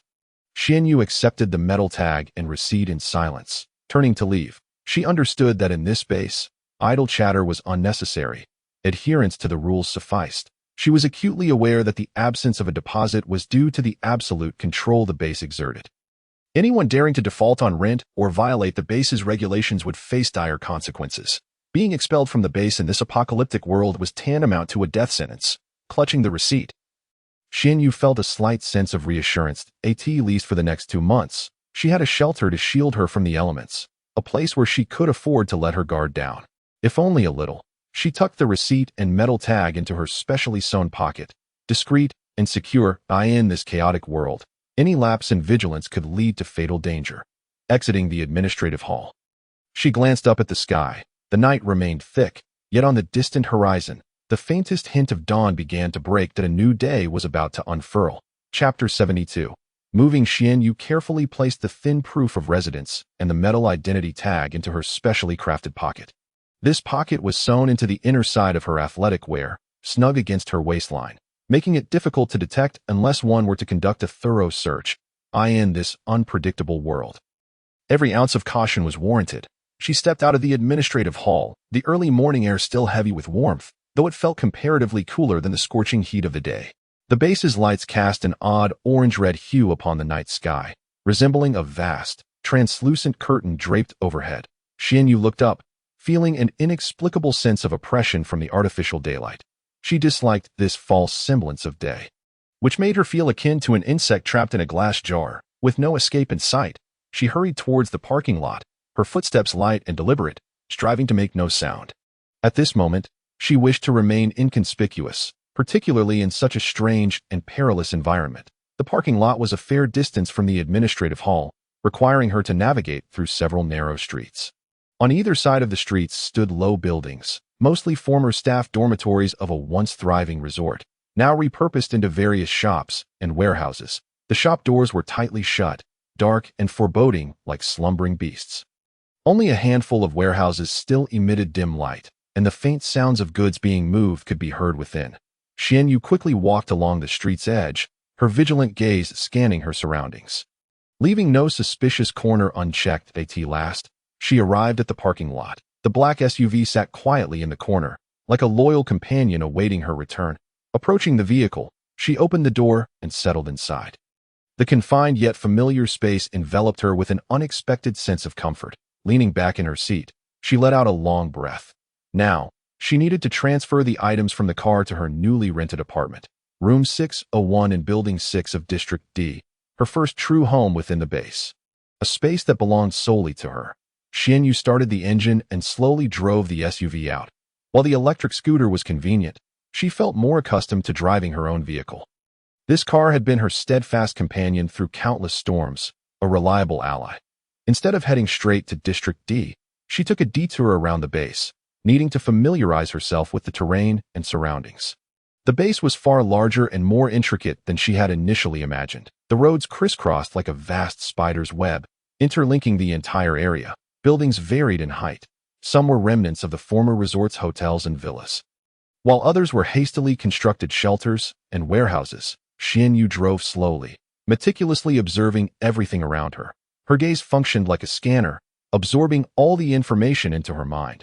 She noted that most residents were concentrated in Districts C and D, the bustling heart of the base, while Districts A and B remained relatively quiet. District A was the core area, heavily guarded, inaccessible to ordinary people, while District B was a military zone, seldom frequented by anyone other than soldiers. Xianyu parked her vehicle in a nearby parking lot in District D, just a few hundred meters from her rented room 601. After securing her vehicle and turning off the ignition, she stepped out and stood at the base of the building, inhaling deeply. The air was infused with a subtle fragrance of plants, a unique scent of District D. The area boasted lush greenery, with trees and flowers that evoked a sense of tranquility. She gazed up at the six-story building, its light yellow exterior glowing warmly under the illumination. The windows on the sixth floor were dark, devoid of any light, indicating that this level was yet to be occupied. That a flicker of joy surged within Xianyu. She cherished tranquility and preferred to remain undisturbed. Returning to her car, she began the process of transporting her belongings. Opting for the most rudimentary method, she carried items one by one, wishing to conceal the existence of her spatial storage, a closely guarded secret, her trump card for survival in this apocalyptic reality. On her first trip, she transported essential supplies of food and water. These were the fundamental necessities of life that needed to be placed in her new dwelling first. Opening the trunk, she unloaded boxes of bottled water and compressed biscuits, items she had previously stored, sufficient to last her several months. Cradling a box of water, she ascended the narrow and steep staircase, exercising utmost caution with each step. Climbing 6 flights of stairs was not a daunting task for her. Her physical fitness was commendable, allowing her to effortlessly navigate while carrying the box. Upon reaching the door of room 601, she unlocked it. The room was empty, devoid of any furnishings, save for a window that let in a faint glow of light. Xianyu set the water down on the floor before descending to retrieve more supplies. She made numerous trips, finally transporting everything from the car. That a thin sheen of sweat broke out on her forehead. Yet a slight smile graced her lips. This was her home, a true sanctuary of her own. On her final trip, she retrieved a large suitcase filled with her clothing and personal items, dragging the suitcase into the room. She placed it in the corner before closing the door and locking it securely. Approaching the window, she opened it, allowing a rush of fresh air to greet her, mingled with the earthy aroma of soil and foliage. Xianyu took a deep breath, savoring this rare moment of serenity. She understood that from this point forward, she would begin anew in this unfamiliar environment. After moving her belongings, Xianyu returned to her vehicle, needing to properly park it. The parking lot was expansive, yet spaces were scarce. After circling a few times, she finally located an open spot. She parked the car and turned off the engine, stepping out and locking the door behind her. Standing in the parking lot, she surveyed her surroundings. Various vehicles filled the area, private cars, trucks, and even military vehicles, all resting like weary beasts, awaiting their next journey. Xianyu gazed at these vehicles, a wave of inexplicable emotion washing over her. She pondered the whereabouts of their owners and whether they were still alive. Shaking her head, she dismissed the chaotic thoughts, focusing instead on the need for rest and preparation for the life that awaited her the following day. Chapter 73. Changing the lock, Xianyu parked her SUV steadily back in the parking lot. She did not immediately exit the vehicle. Instead, she scanned her surroundings, her gaze sharp as an eagle's, sweeping over every corner to ensure no suspicious figures or lingering eyes were upon her. This habit had been ingrained in her through years of survival in a post-apocalyptic world. Caution had become second nature. Once satisfied with her assessment of safety, she opened the car door, nimbly alighting and moving to the rear. As she opened the trunk, she subtly shifted her body to shield against any potential prying eyes. This seemingly insignificant action could prove crucial in safeguarding her in times of need. Inside the trunk, a transparent plastic fuel container was neatly arranged. Gasoline was a precious commodity that in the orderly world that once was. Such a practice might have seemed excessive, but in this fractured reality, it was a guarantee of survival. Retrieving a rubber hose from her toolbox, she had taken extra care to clean it thoroughly, ensuring it was free of impurities, even employing alcohol for repeated sanitization. In this era ravaged by bacterial and viral threats, even the slightest negligence can lead to fatal consequences. Xianyu approached the fuel tank, crouched down, and unscrewed the cap. The distinctively pungent odor of gasoline assaulted her senses, yet to her, it was a familiar and comforting scent. This aroma signified power, hope, and the assurance that amidst the brutality of this world, she could still forge ahead. She slowly inserted one end of the rubber hose into the tank, striving to reach the bottom as deeply as possible. This process demanded both patience and skill. She had to ensure she could siphon the fuel without bending the hose, which would impede the extraction efficiency. Taking a deep breath, she placed the other end of the hose in her mouth. This required a certain finesse, ensuring adequate suction while preventing gasoline from flowing directly into her mouth. The taste of gasoline was sharp and acrid, likely unbearable for the average person, yet Xianyu remained unfazed, as if she had long since acclimatized to this flavor. With a sudden pull, The essence of gasoline flooded her mouth. She swiftly withdrew the hose, pinching the end with her fingers to prevent any backflow. This action was executed with precision and fluidity, devoid of any hesitation. Aligning the gasoline-filled end with the empty fuel canister, she released her grip, allowing the fuel to flow gently into the container. The transparent liquid shimmered under the sun, reminiscent of flowing gold. She meticulously monitored the flow rate to avoid any spills. Gradually, the canister grew heavier, the distinctive scent of gasoline mingling with the surrounding odors of dust and sweat, creating a unique aroma that belonged to this post-apocalyptic world. After siphoning the fuel, she carefully withdrew the rubber hose from the tank, using a cloth she had prepared earlier to wipe the nozzle clean. Before neatly coiling the hose and returning it to her toolbox, each movement was methodical and precise, executed with unwavering diligence. Securing the fuel tank cap and closing the trunk, everything reverted to its original state. As if nothing had transpired, Xianyue stood beside the vehicle, scanning her surroundings once more to ensure no one had noticed her presence before she turned to leave. The morning sunlight pierced through the thin clouds, casting its rays upon District D. A faint white hue emerged on the horizon, dispelling the lingering darkness of night, heralding the arrival of a new day. Xianyue paused momentarily in the corridor of the six-story building, savoring the cool morning air as it brushed against her cheeks. The atmosphere was imbued with the fragrant scents of earth and vegetation, a stark contrast to the murky odors of District C. The corridor was deserted, enveloped in a tranquility that seemed to suspend time itself, interrupted only by distant noises emanating from the base, a reminder that this was not a desolate realm. This serene silence afforded Xianyue a rare sense of relaxation. She cherished quietude and abhorred chaos, as it allowed her to think more clearly and perceive her surroundings with heightened acuity. Taking a deep breath, she hoisted the fuel-filled canister and approached the door of room 601. The canister was somewhat heavy, yet to her, it was a trivial burden. Her body, forged through the trials of the apocalypse, had become resilient and strong.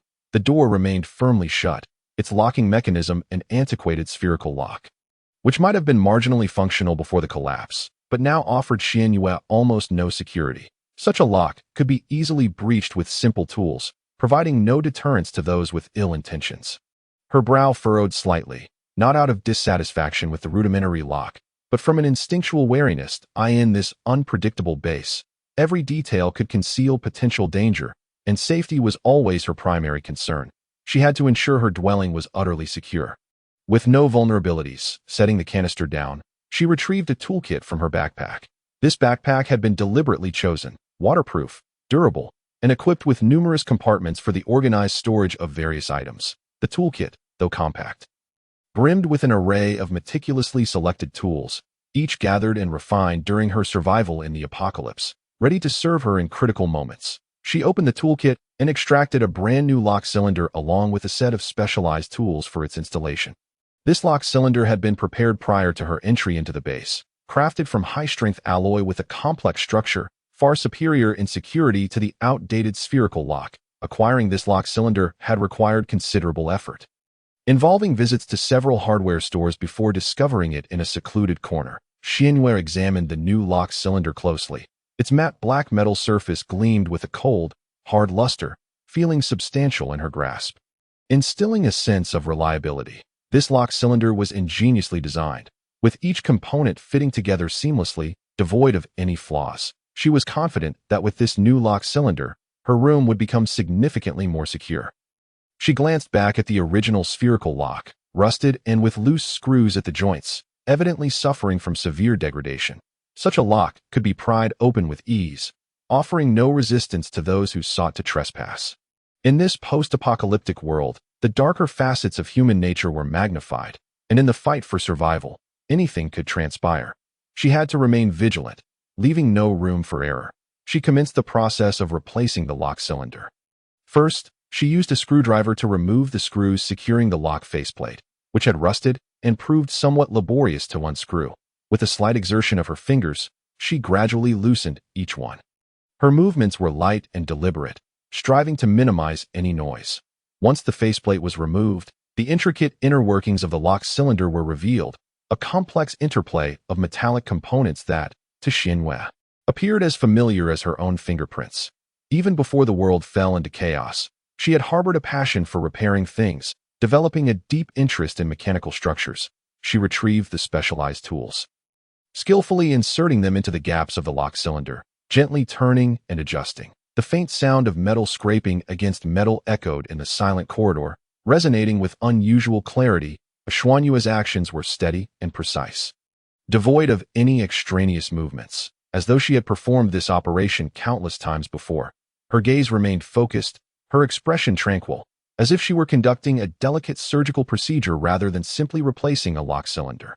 As time passed, the sunlight grew brighter, streaming through the window at the end of the corridor, casting a gentle glow upon Xuanyue, enveloping her in a soft halo. This illumination rendered her figure more distinct and her movements more composed. Beads of sweat formed on her forehead, trickling down her cheeks, yet she remained oblivious, fully engrossed in her task. Her breathing was steady and rhythmic, harmonizing with the environment around her. Finally, with a faint click, the old lock cylinder was successfully removed. The sound was soft and crisp, yet to Xuanyue, it resonated like the triumphant call of victory. She carefully extracted the old lock cylinder and set it aside. This antiquated cylinder had fulfilled its purpose, soon to be replaced by a newer, sturdier one. It lay there quietly, akin to a retired soldier, silently witnessing the rise of a new generation.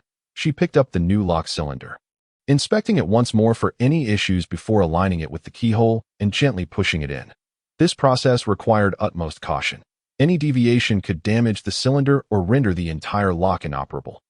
The new lock cylinder fit perfectly with the door, sealing together as if they were always meant to be one. Xuanyue secured the lock cylinder in place and reattached the faceplate, tightening the screws with meticulous care. Each step was executed with precision, striving for perfection. She understood that this was not merely a routine lock replacement. It was a crucial step in establishing a security barrier within this unfamiliar base. This barrier would shield her from external intrusions, allowing her to claim a safe haven amidst the cruelty of the world. As the final screw was tightened, Xuanyue exhaled deeply, standing up to stretch her stiff neck. The prolonged crouching had left her body somewhat weary, yet her spirit remained invigorated.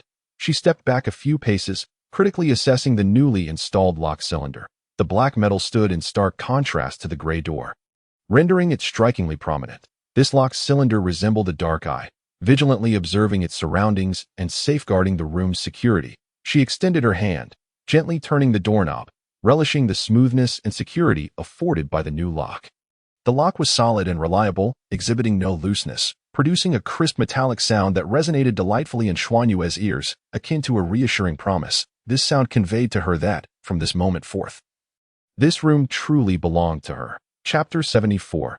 Renovation expert with the new lock in place. Xuanyue felt a sense of ease wash over her.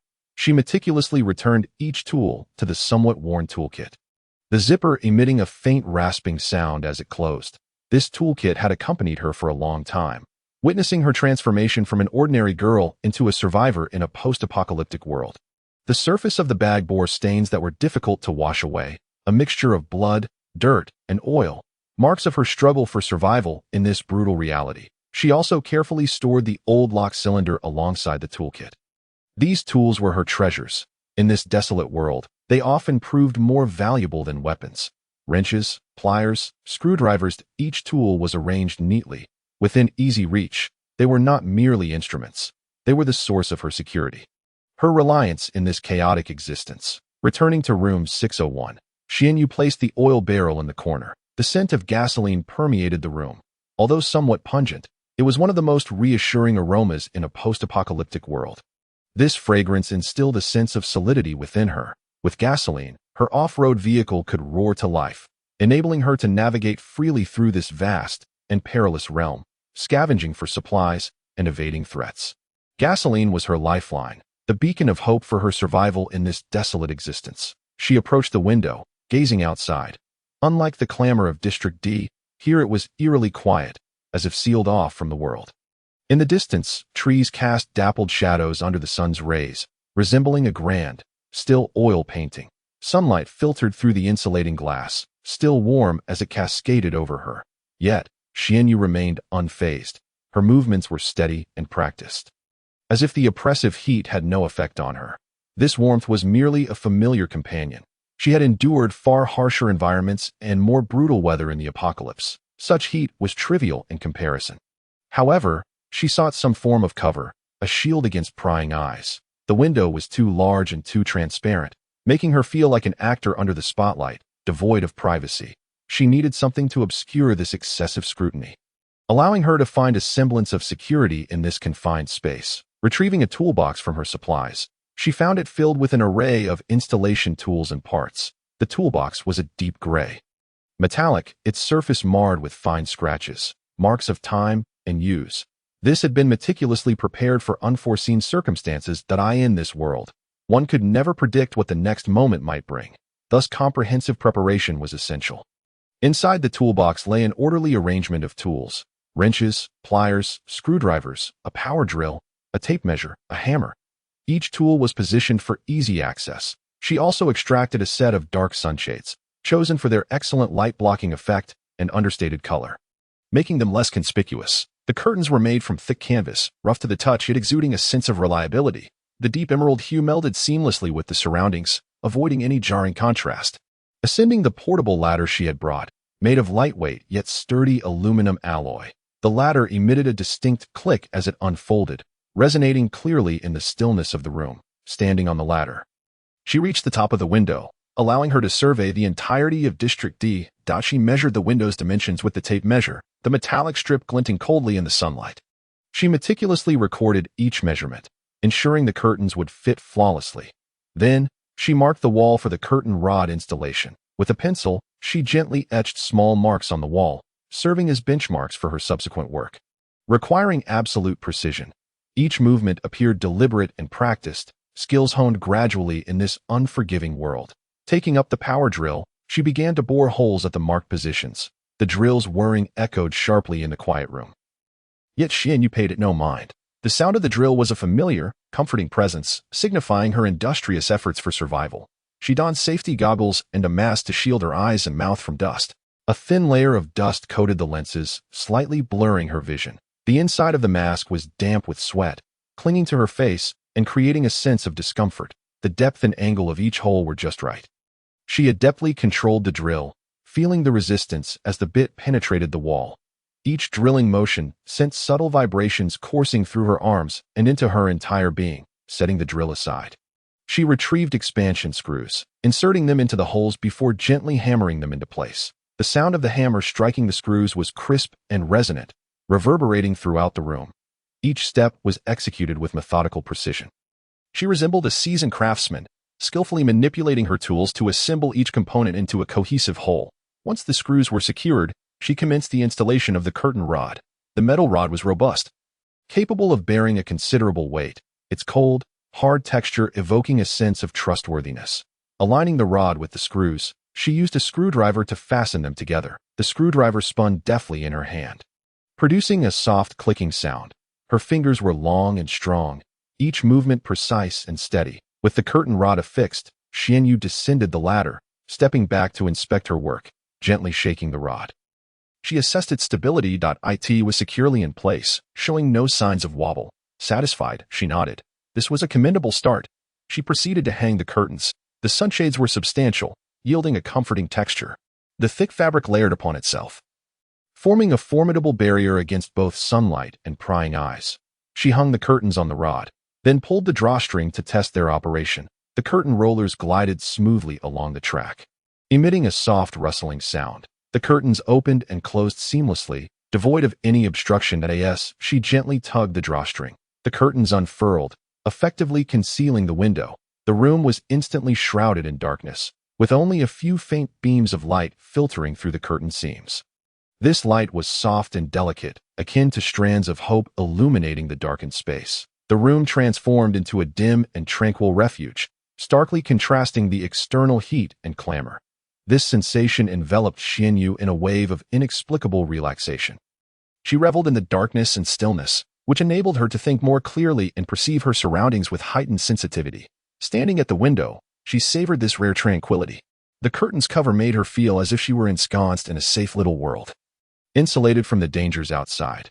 Though this modest sanctuary was rudimentary, it belonged solely to her, a rare space in this post-apocalyptic reality where she could afford to let her guard down, closing her eyes.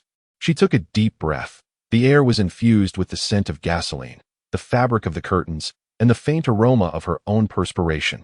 These fragrances melded into a unique, personal scent that brought her a sense of reassurance and grounding. She knew that from this moment forth, she would begin a new chapter in this unfamiliar base. Here, it would become her new home, a place where she could shelter from the elements and momentarily lower her defenses. Opening her eyes, she surveyed the dim and quiet room. It was empty, devoid of furnishings, save for the supplies she had just moved in, neatly stacked in the corner. These provisions were her lifeline, her greatest support in this harsh world. Approaching the corner, she crouched down and opened a box. Inside lay an assortment of food: compressed biscuits, canned goods, instant noodles, bottled water. Each item had been thoughtfully selected for its energy-giving properties and ease of storage. Grabbing a pack of compressed biscuits, she tore open the packaging and took a bite. The dry texture was somewhat unyielding, yet it offered her a peculiar sense of satisfaction. In this apocalypse, simply having something to eat was a luxury. She chewed slowly, relishing the sensation of the food dissolving in her mouth. Her thoughts drifted far away, recalling her past life, the moments of joy she once cherished. Those memories glittered like stars, adorning her darkened sky. Yet, she understood that those days were irrevocably gone, unreachable. She had to confront reality and the cruelty of this world. Swallowing the biscuit, she stood up, aware that many tasks awaited her. She needed to organize her room, familiarize herself with the base, seek out additional supplies, and learn to survive in this unfamiliar environment. Approaching the window, she peered through the curtain seams at the outside world. It remained hot and bustling. Leaning against the wall, Xianyu closed her eyes, absorbing the energy that sustenance provided. She reminisced about her carefree past, when food was abundant and culinary delights plentiful. Now, such luxuries had become distant dreams for many. Exhaling deeply, she banished the memories from her mind. This was not the time to dwell on the past. She had to focus on the present, striving for her survival. Rising, she moved to the window, observing the outside world through the dark curtain seams. The houses in District D were densely packed, with a steady stream of people on the streets, each hurrying along, faces etched with fatigue and numbness. Chapter 75. A thorough cleaning. Xianyu felt as though she had been thrust into a colossal steamer. Before the sweat could even escape her pores, it was evaporated by the hot air surrounding her. She struggled to keep her eyes open, heavy as if laden with weights, threatening to succumb to fatigue at any moment. No, she could not afford to sleep. This was not the time to relax. From her backpack, she retrieved a compact flashlight, its silver-gray metallic casing polished to a sheen, bearing the faint marks of previous explorations in the dark. This was meticulously prepared by her before the apocalypse, palm-sized. Yet the beam was as precise as a surgeon's scalpel, making it perfect for exploration. With a sharp click, the flashlight illuminated the desolate room, its white beams slicing through the darkness like a keen sword. Piercing the shroud of night, in the corners, on the ceiling, behind the curtains, Xianyu resembled an experienced detective, leaving no suspicious crevice unchecked. Squinting, she scrutinized her surroundings, searching for those tiny eyes and ears that might be lurking in the shadows. Although room 601 was as bare as a warehouse recently plundered, it was, after all, provided by the base. Who knew what contraptions those fellows might have installed within? One could never be too cautious, especially in these trying times. After all, the worth of privacy in the apocalypse was negligible. Moreover, she possessed the extraordinary advantage of space. Caution ensures longevity, and prudence can preserve one's life. Once she confirmed that there were no prying eyes or listening ears in the room, Xianyu's taut nerves relaxed slightly. With another click, she turned on the solitary lamp in the room. The dim yellow light flickered like a frail elder, trembling as it dispelled the darkness, illuminating the entire space. Though the glow was pitiably weak, it served as a lifeline, providing her with a modicum of security. The room was starkly empty, save for the belongings she had brought with her. Nothing more. The walls were rough concrete, speckled with remnants of dried cement, resembling unsightly freckles. The floor was cold tile, sending shivers through her as she stepped upon it. The environment was so austere it could bring one to tears. Xianyu surveyed the four bare walls and couldn't help but roll her eyes. Was this meant for habitation? It could easily be mistaken for a prison cell. It seemed she would have to take matters into her own hands, ensuring her needs were met by transforming this place into a cozy little haven. However, she felt no real complaint.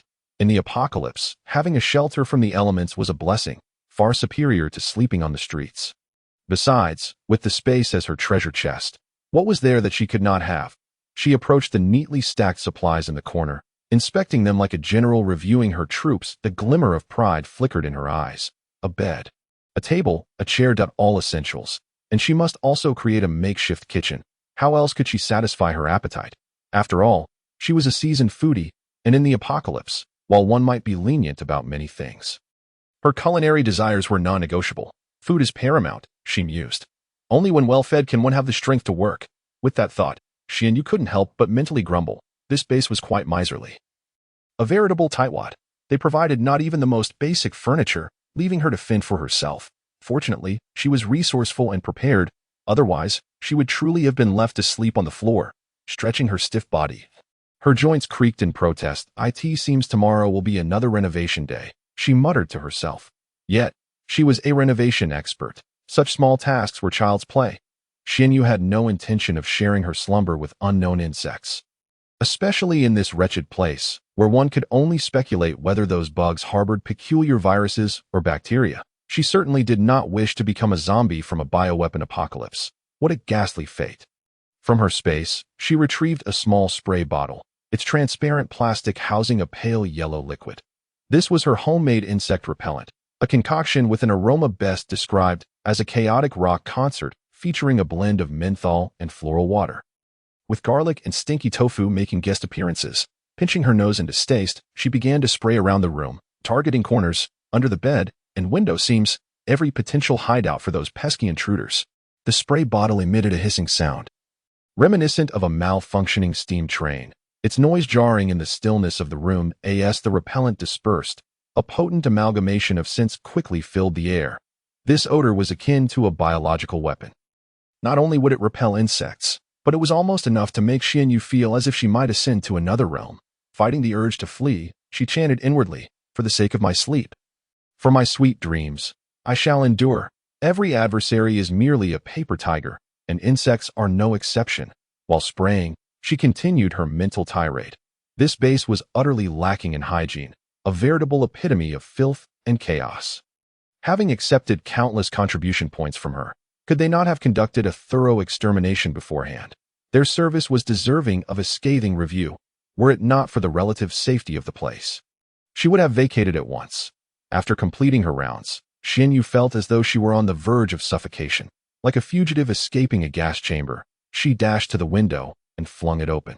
A wave of warm air, infused with the unique fragrance of District DS flora, washed over her. Although still sweltering, it was a welcomed reprieve. This sensation was akin to returning from hell to the world of the living. Even if that world was merely a furnace, standing by the window, she gazed at the fully risen sun, its golden rays cascading upon the distant trees, as if adorning them with gilded edges. She mused, surely the insect repellent will prove effective. Hopefully, I can enjoy a peaceful night's sleep without being abducted by bugs. Yet, a sly grin crept across her face, with her space at her disposal. What was there to fear? Should any insect dare to disturb her, she would simply ensnare them within her space, allowing them to experience confinement themselves. At that point, who would be afraid of whom? After a long day of toil, Xianyu had finally transformed the bare room into something resembling a livable space. Though still as rudimentary as a refugee camp, it was at least clean, safe, and conducive to restful sleep. Checking the time, she noted it was past noon. She had no desire to venture out with dark circles under her eyes, which would tarnish her radiant image, though appearances held little value in the apocalypse. She still aspired to be a refined and delicate young woman. From her space, she fetched a thin blanket and laid it directly on the floor. There was no other choice. The bed was still a work in progress, and she had to make do for now. After all, she was a thrifty and resourceful girl, reclining on the blanket, inhaling the lingering scent of the insect repellent. Xianyu found an extraordinary sense of comfort despite the acrid aroma that made her eyes water. This fragrance signified safety, evoked the essence of home, and represented her struggle to survive in this cruel world. Slowly closing her eyes, she embraced the fatigue in her body and the relaxation of her spirit.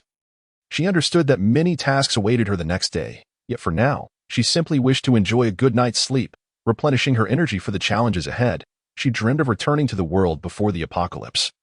a flourishing and peaceful realm. Strolling down familiar streets, flanked by towering skyscrapers, the thoroughfare bustled with traffic and throngs of people. Entering a restaurant, she ordered an array of her favorite dishes and indulged in a delightful feast. Yet, as she savored her meal, an unsettling realization struck her. Everyone around her had transformed into zombies, lunging at her. Panic surged within her as she attempted to flee, only to discover she was trapped within a colossal cage. She jolted awake, finding herself still on the floor of room 601, her body drenched in sweat. Exhaling deeply, she thought, "Thank goodness it was just a dream." Sitting up, she rubbed her bleary eyes, gazing at the bright sunlight streaming through the window. Silently encouraging herself, "Shinyu, you can do this. You will survive in this apocalypse and live life to the fullest." Chapter 76. A fresh start, choosing the smaller bedroom as her own. She swiftly tidied it before retrieving a folding army bed from her space. This was far superior to sleeping directly on the floor, alleviating her concerns about unexpected encounters with bizarre insects in the night. After all, she had no desire to spend the night with those little critters. The army bed unfolded with a satisfying click, echoing loudly in the empty room. Shinyu patted the mattress contentedly. While it couldn't compare to her plush mattress at home, having a bed in this apocalypse was a blessing. One must find joy in what one has. From her space, she also produced a compact power bank, a crucial item in this new world. With it, she could enjoy the benefits of technology enhancing her life. Skillfully connecting the power bank to a fan, she pressed the switch, and the fan whirred to life. Blowing a gentle breeze, though it was not exceptionally cool in this sweltering weather, it was a lifesaver, ensuring she wouldn't roast like a piece of meat. She collapsed onto the bed, stretching luxuriously. After a day of hard work, she could finally enjoy a moment of rest. That nap was exceptionally sweet, so much so that she didn't have a single dream. When she awoke, the world outside was cloaked in dimness. Rubbing her sleepy eyes, she glanced at the clock, which read 6 in the evening. What a delightful feeling to wake up naturally, Shinyu murmured to herself, her voice laced with laziness and satisfaction. Rising, she stretched her somewhat stiff body, her joints creaking in protest as if rebelling against her mistreatment. It appeared that her physical condition was quite good. A single nap had revitalized her. She felt a surge of pride as she thought to herself. Approaching the window, she peered through the curtain-esque gap, observing the world outside. The houses in District D were densely packed, and the streets had begun to sparkle with lights, the shadows of people bustling about, creating a livelier scene than during the day. It appears that everyone has grown accustomed to a lifestyle of nocturnal activity. Shinyu gently caressed her stomach, and the rumbling sound reminded her that it was time to eat. Food is paramount, she mused to herself. After all, a meal is of royal importance. With that thought, she retrieved an array of delicacies from her spatial storage. Compressed biscuits? Canned goods? No, those are mere staples of the apocalypse and unworthy of her palate. As a seasoned gourmet, how could she deprive her stomach? Before long, she produced a steaming bowl of wontons, still emitting wisps of steam. The wonton wrappers were thin and the filling generous, swimming in a savory broth, topped with vibrant green scallions and cilantro. Merely gazing at it heightened her appetite. Shinyu savored the wontons blissfully, feeling a deep sense of satisfaction. "Now, this is living," she exclaimed, before fetching a chilled bottle of cola. Gulping down several hearty swigs, a satisfied belch marked the conclusion of this apocalyptic dinner. With her hunger quelled and her thirst quenched, Shinyu felt invigorated. She surveyed the empty room and thought, "Tomorrow, I shall transform this bare shell of a house." After all, this was her new home within the base. It could not remain so rudimentary indefinitely. She was a connoisseur of life. How could she settle for less? "Tomorrow, you shall witness what it means to transform decay into the miraculous," Shinyu mused triumphantly, a confident smile gracing her lips. At precisely 6 o'clock, her alarm clock rang, prompting Shinyu to roll over and deftly silence it. She had not set an alarm. Her biological clock was more reliable than any device in this post-apocalyptic world. Even the luxury of sleeping in had become a rarity. Shinyu chuckled at her own predicament, a hint of resignation in her tone. Rubbing her sleepy eyes, she sluggishly rose from the bed. Her body ached slightly. After all, she had spent the previous day moving, changing locks, and conducting a thorough cleaning. Such exertion could wear down even the toughest of souls. However, she was no delicate flower. Stretching lazily, her joints creaked like a well-oiled machine coming back to life. A new day, a new renovation task awaited. Shinyu motivated herself. Approaching the window, she drew back the heavy blackout curtains. The dim room was instantly flooded with light. In the evening of District D, the oppressive heat of the day had dissipated, leaving a refreshing coolness in its wake. The distant houses, bathed in the warm hues of the setting sun, were adorned with a delicate golden outline, presenting a unique charm. Shan inhaled deeply, the air infused with the fragrance of plants and the earthy scent of soil, mingled with a faint whiff of gasoline. This aroma brought her a sense of comfort. From her spatial storage, she retrieved a piece of chocolate, unwrapped it, and popped it into her mouth. The rich flavor of chocolate spread across her palate, offering a touch of sweetness and fulfillment. Yes, energy replenished. Time to get to work, she mumbled through her mouthful of chocolate. She first extracted a set of dark wooden flooring from her spatial storage. This was no ordinary flooring.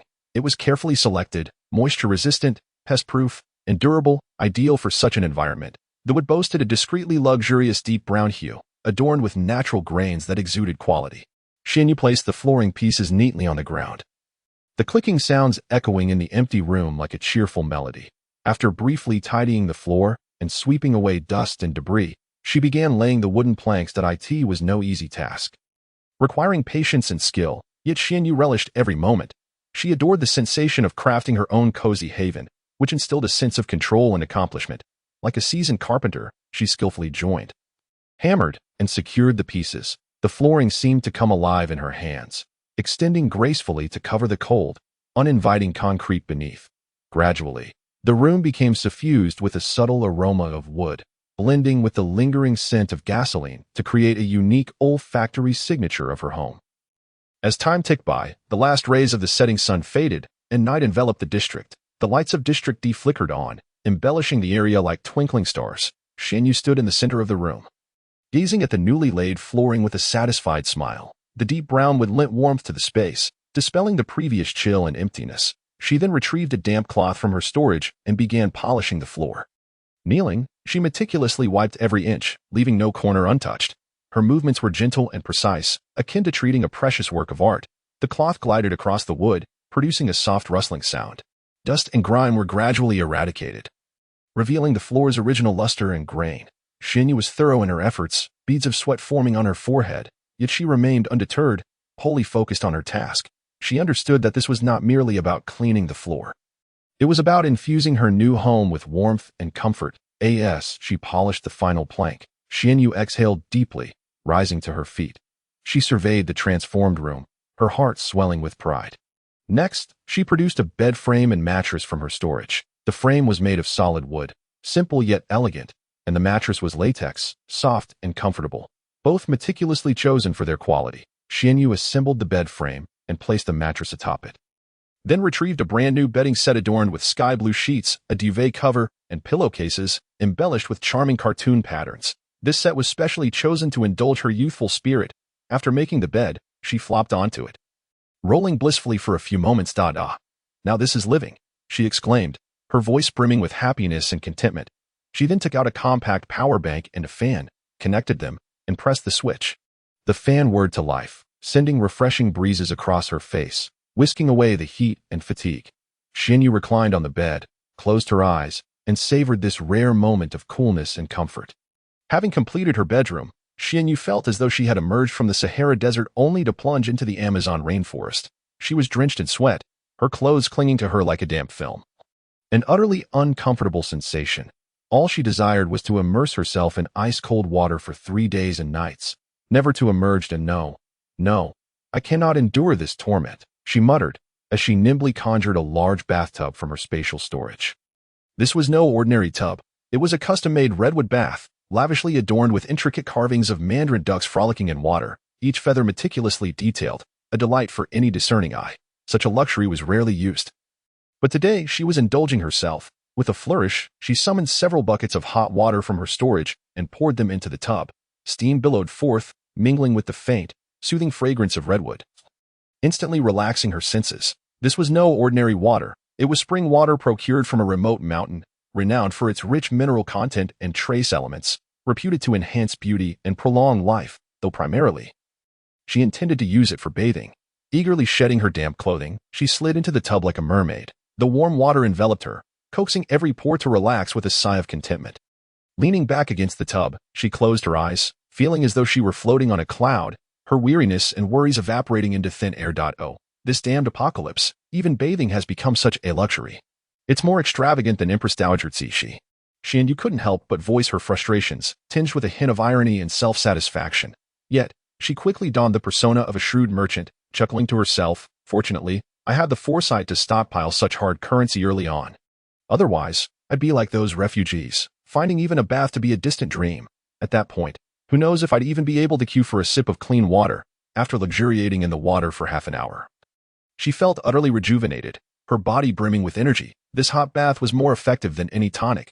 Climbing out of the tub, she dried herself with a bath towel emblazoned with Winnie the Pooh. Her skin, slightly reddened from the heat, felt smooth to the touch, akin to a peeled egg. Standing before the tub, she observed the still relatively clean bathwater, her mind worrying as she began to plot. To simply waste this water would be a travesty. In a place where water is as precious as gold, I must not be so extravagant. I shall reserve it for flushing the toilet. Conserving water starts with me. I truly am a diligent homemaker. With a thought, the bathtub and its contents vanished without a trace, returned to her storage. This spatial ability was truly an indispensable tool for home and travel, even for illicit endeavors. She then retrieved a set of pajamas adorned with Sailor Moon designs, slipping them on and instantly feeling a decade younger. Now, what shall I occupy myself with next? Xianyu pondered, stroking her smooth chin, contemplating her next project. She was not one to merely eat, sleep, and wait idly for death. She needed to find something to engage her, lest she succumb to boredom. She cast a glance around the desolate living room, her eyes falling upon the heap of supplies piled up in the corner. Resembling a small mountain, an idea suddenly sparked within her mind. Yes, she thought, it's time to renovate the living room. Surely, one cannot continue to live in such bare walls indefinitely. At the very least, she ought to procure a sofa. A coffee table, a television, and a home theater would be the icing on the cake. How else could she entertain guests? Well, even though there were currently no guests to entertain, what if a handsome stranger were to arrive one day? She certainly couldn't let him sit on the floor, could she? As Xianyu murmured to herself, she began to take action. Like a doorman with limitless gadgets, she summoned an array of furniture, appliances, and decorations from her space. First came a massive L-shaped leather sofa, soft and inviting, making one reluctant to rise once they reclined. Next was a uniquely designed glass coffee table, adorned with a delicate tea set. And then a gigantic LCD television, complemented by a surround sound home theater system. Xianyu moved about like an indefatigable decorator, bustling here and there, reveling in her task. She shifted the sofa, arranged the coffee table, and adjusted the sound system, thoroughly engrossed in her work. Her face radiated excitement and satisfaction, as if she were constructing her very own dream castle. In no time, the previously empty living room transformed into a warm and inviting space. The plush sofa, exquisite coffee table, oversized television, and surround sound system all melded together in perfect harmony, creating an idyllic atmosphere. Xianyu surveyed her masterpiece, nodding in approval, her face breaking into a triumphant smile. Ah, now this truly feels like home. This is the life that Xianyu deserves. She mused aloud, then plopped down onto the soft sofa, stretching languidly as if she were a queen returning to her palace.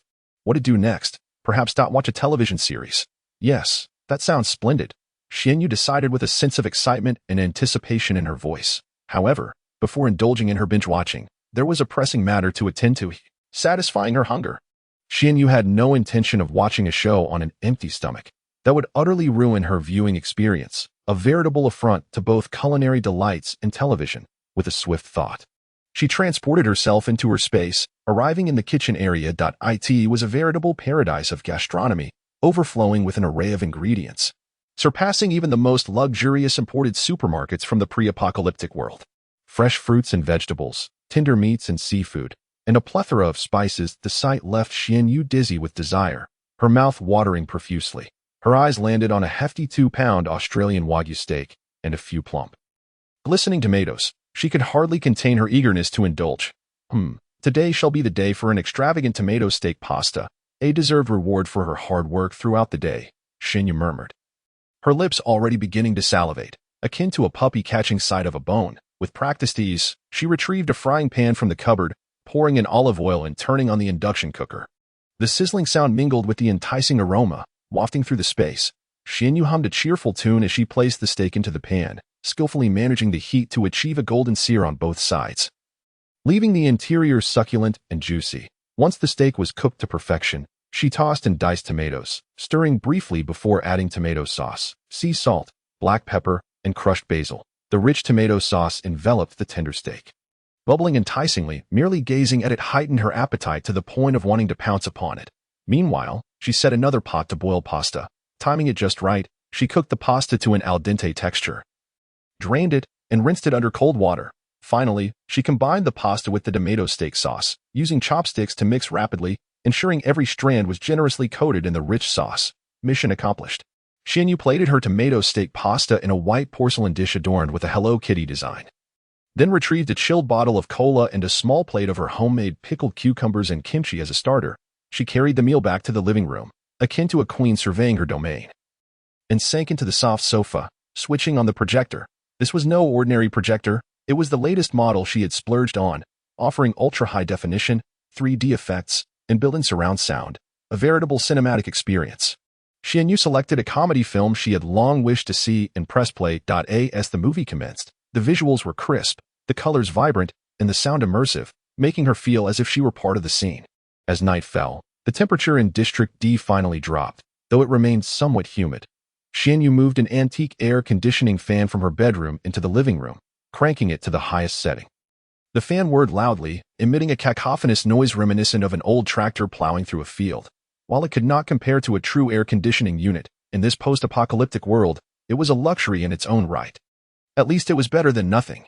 As Xianyu savored the delectable tomato steak pasta while watching the humorous plot unfold, she couldn't help but erupt into laughter, sounding like a jovial hen. The flavors were simply divine. The steak was tender and juicy, melting in her mouth, while the pasta was perfectly al dente, the sweet and tangy tomato sauce harmoniously uniting both elements, complemented by the effervescence of the chilled cola, truly a culinary delight. So delectable it made her wish to swallow her own tongue. This was life. This was existence. Xianyu sighed contentedly, relishing the last bite of pasta, then gulped down several large swigs of cola until a satisfying burp escaped her lips, signaling the conclusion of this lavish post-apocalyptic dinner. That burp was filled with the essence of happiness, the most direct gratification that food could provide. With her belly full and content, she could now enjoy the show.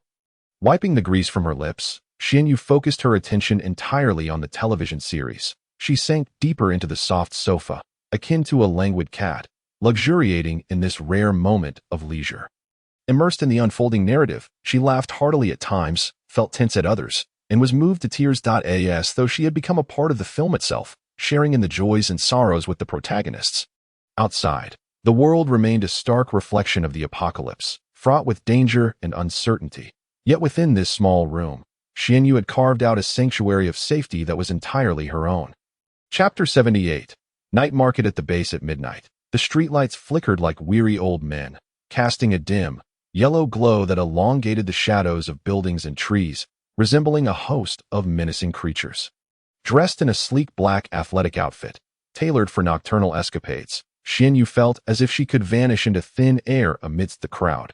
She had no desire to venture out in the dead of night, only to be gawked at like a circus animal. With a soft click, the door lock emitted a gentle sigh, and Xianyu slipped out silently, akin to a cat that had successfully snatched a treat. As she stepped outside, a wave of heat enveloped her, embracing her warmly, though less gently than during the day, akin to being trapped in a steam room. She couldn't help but roll her eyes at the oppressive weather, as if it bore a grudge against humanity. Intent on roasting her like a piece of meat, she strolled down the pitch-black street at a leisurely pace, resembling a solitary ghost merging with the surrounding darkness. The night in District D was eerily quiet, sending chills down her spine. Occasionally, a few insects chirped, their sounds resembling asthmatic wheezes, likely suffering from the relentless heat. Xianyu walked cautiously, her ears perked and eyes wide open, fearful of missing even the slightest rustle. Her gaze was sharper than a radar, sweeping the darkness like a detective on the lookout for a transgression. Huh, how peculiar, not even a mosquito in sight, Xianyu pondered, stroking her chin and muttering to herself. Logically, in such sweltering weather, mosquitoes should be hosting a grand celebration. Why had they all seemingly vanished? Could they have perished from the heat? She halted, meticulously surveying her surroundings like a hunting hound. The flower beds beside the road were adorned with peculiar plants, emitting an indescribable fragrance. As Xianyu leaned closer to take a whiff, a familiar scent struck her. Could it be a memory from her past life in a certain base where she had encountered mosquito-repelling plants? Impressive. Indeed, this first base truly possessed some remarkable features. Xianyu couldn't help but smirk, her lips curling into a knowing smile. Even considering something as trivial as mosquito repellent, it seemed the leaders of this base were not entirely incompetent. Continuing her journey, she noticed that as she drew nearer to the center of the base, the mosquito-repelling plants became more abundant, and the air grew increasingly fresh, as though a colossal air purifier had been installed. TSK, this base certainly had considerable resources. Xianyu couldn't help but marvel internally, though she couldn't shake the thought that all these flowers and plants had been procured with their blood, sweat, and tears. This group of vampires was quite adept at counting their profits. As she pressed forward, the cacophony of voices grew louder, resembling a raucous assembly of ducks in discussion, quacking incessantly to the point of inducing a headache. What was happening over there? Xianyu's curiosity ignited instantly, akin to a cat that had discovered a mouse hole, her eyes gleaming with intrigue. She quickened her pace, hurrying towards the source of the noise.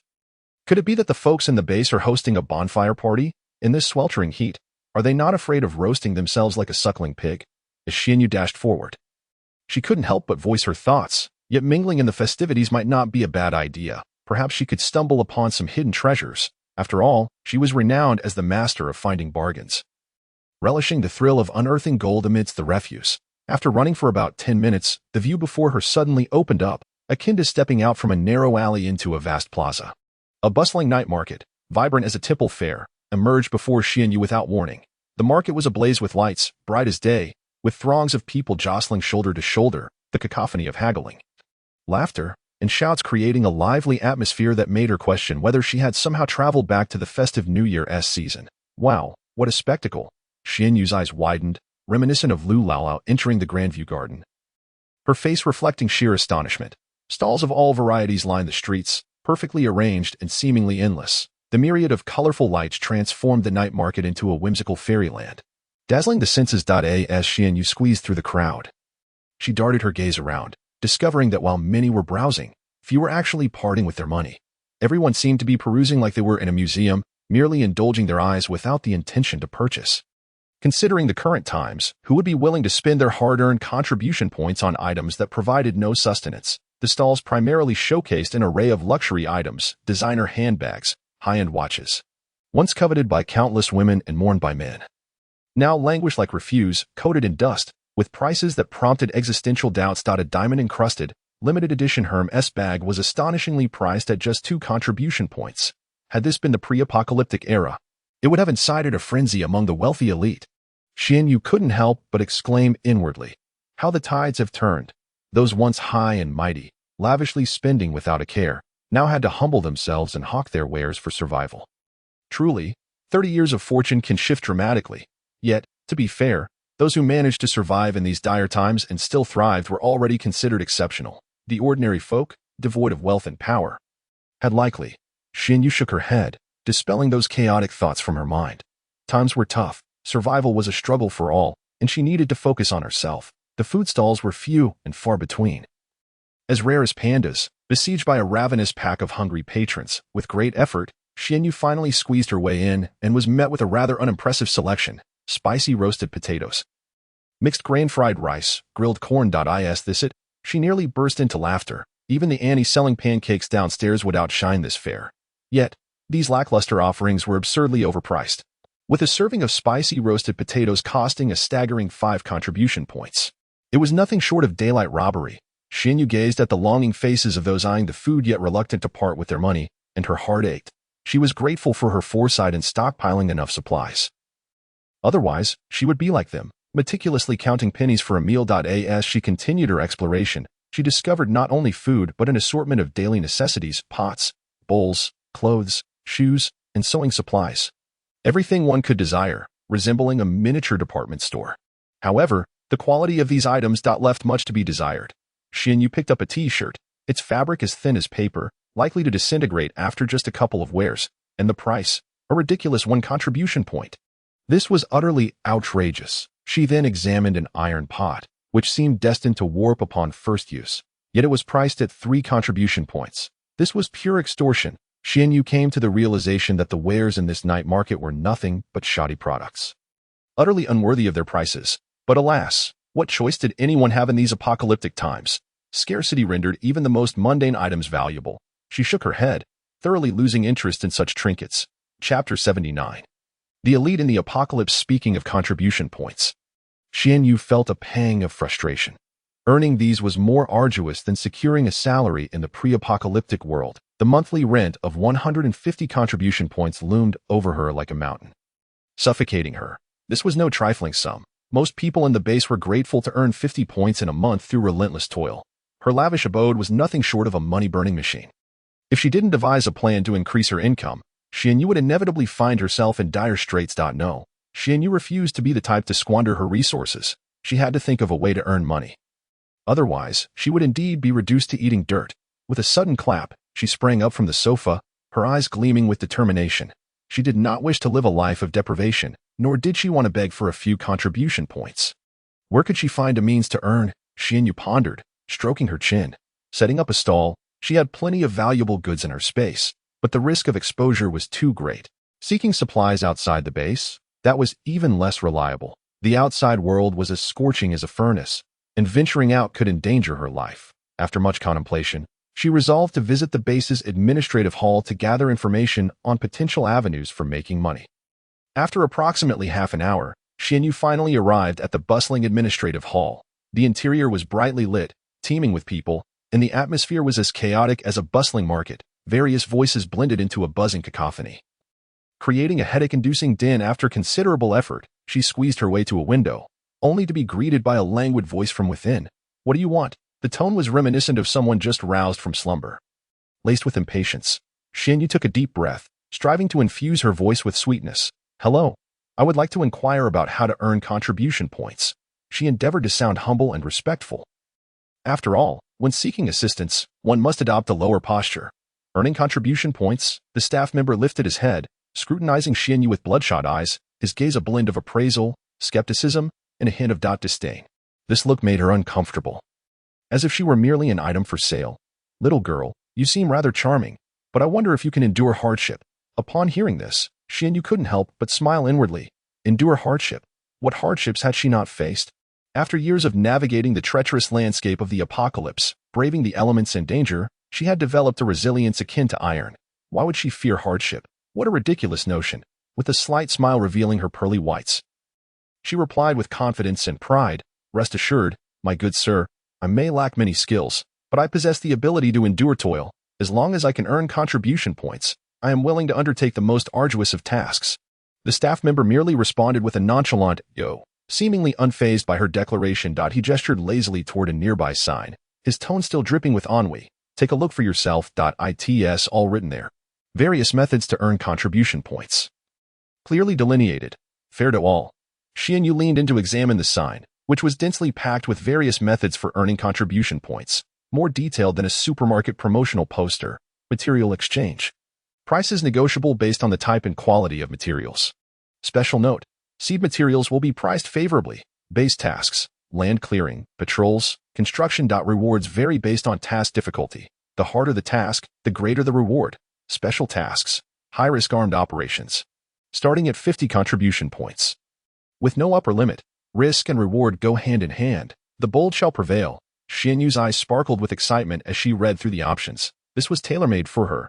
She had an abundance of supplies in her space, especially seeds, which were the currency of the apocalypse, even more valuable than gold. Pointing to the material exchange section, she inquired, "Good sir, how does the material exchange work? How are prices determined? I can't possibly bring my entire stock here." "Can I?" The staff member impatiently tapped on the desk, producing a rhythmic sound that seemed to urge her to hurry. "The price is negotiable. Just bring out what you have, and you'll find out. Don't waste time here. There are others waiting." Xian Yu remained unperturbed. She understood that these individuals held positions of privilege in the apocalypse, wielding their steady jobs like iron rice bowls, naturally looking down upon others. To them, she and her kind were likely akin to the serfs of the old society. Intrinsically inferior, Xian Yu chose not to engage in their petty squabbles. There was no point in lowering herself to their level. After all, she was the one holding the cards now, with them being the ones in need of her assistance. The material exchange section specifically highlighted seeds, listed separately with favorable pricing. Xian Yu's mind was clear. The base was likely intent on establishing agriculture in the apocalypse. Food equated to life. Whoever controlled it wielded power. The first base was playing its cards well. Xian Yu's heart soared with joy.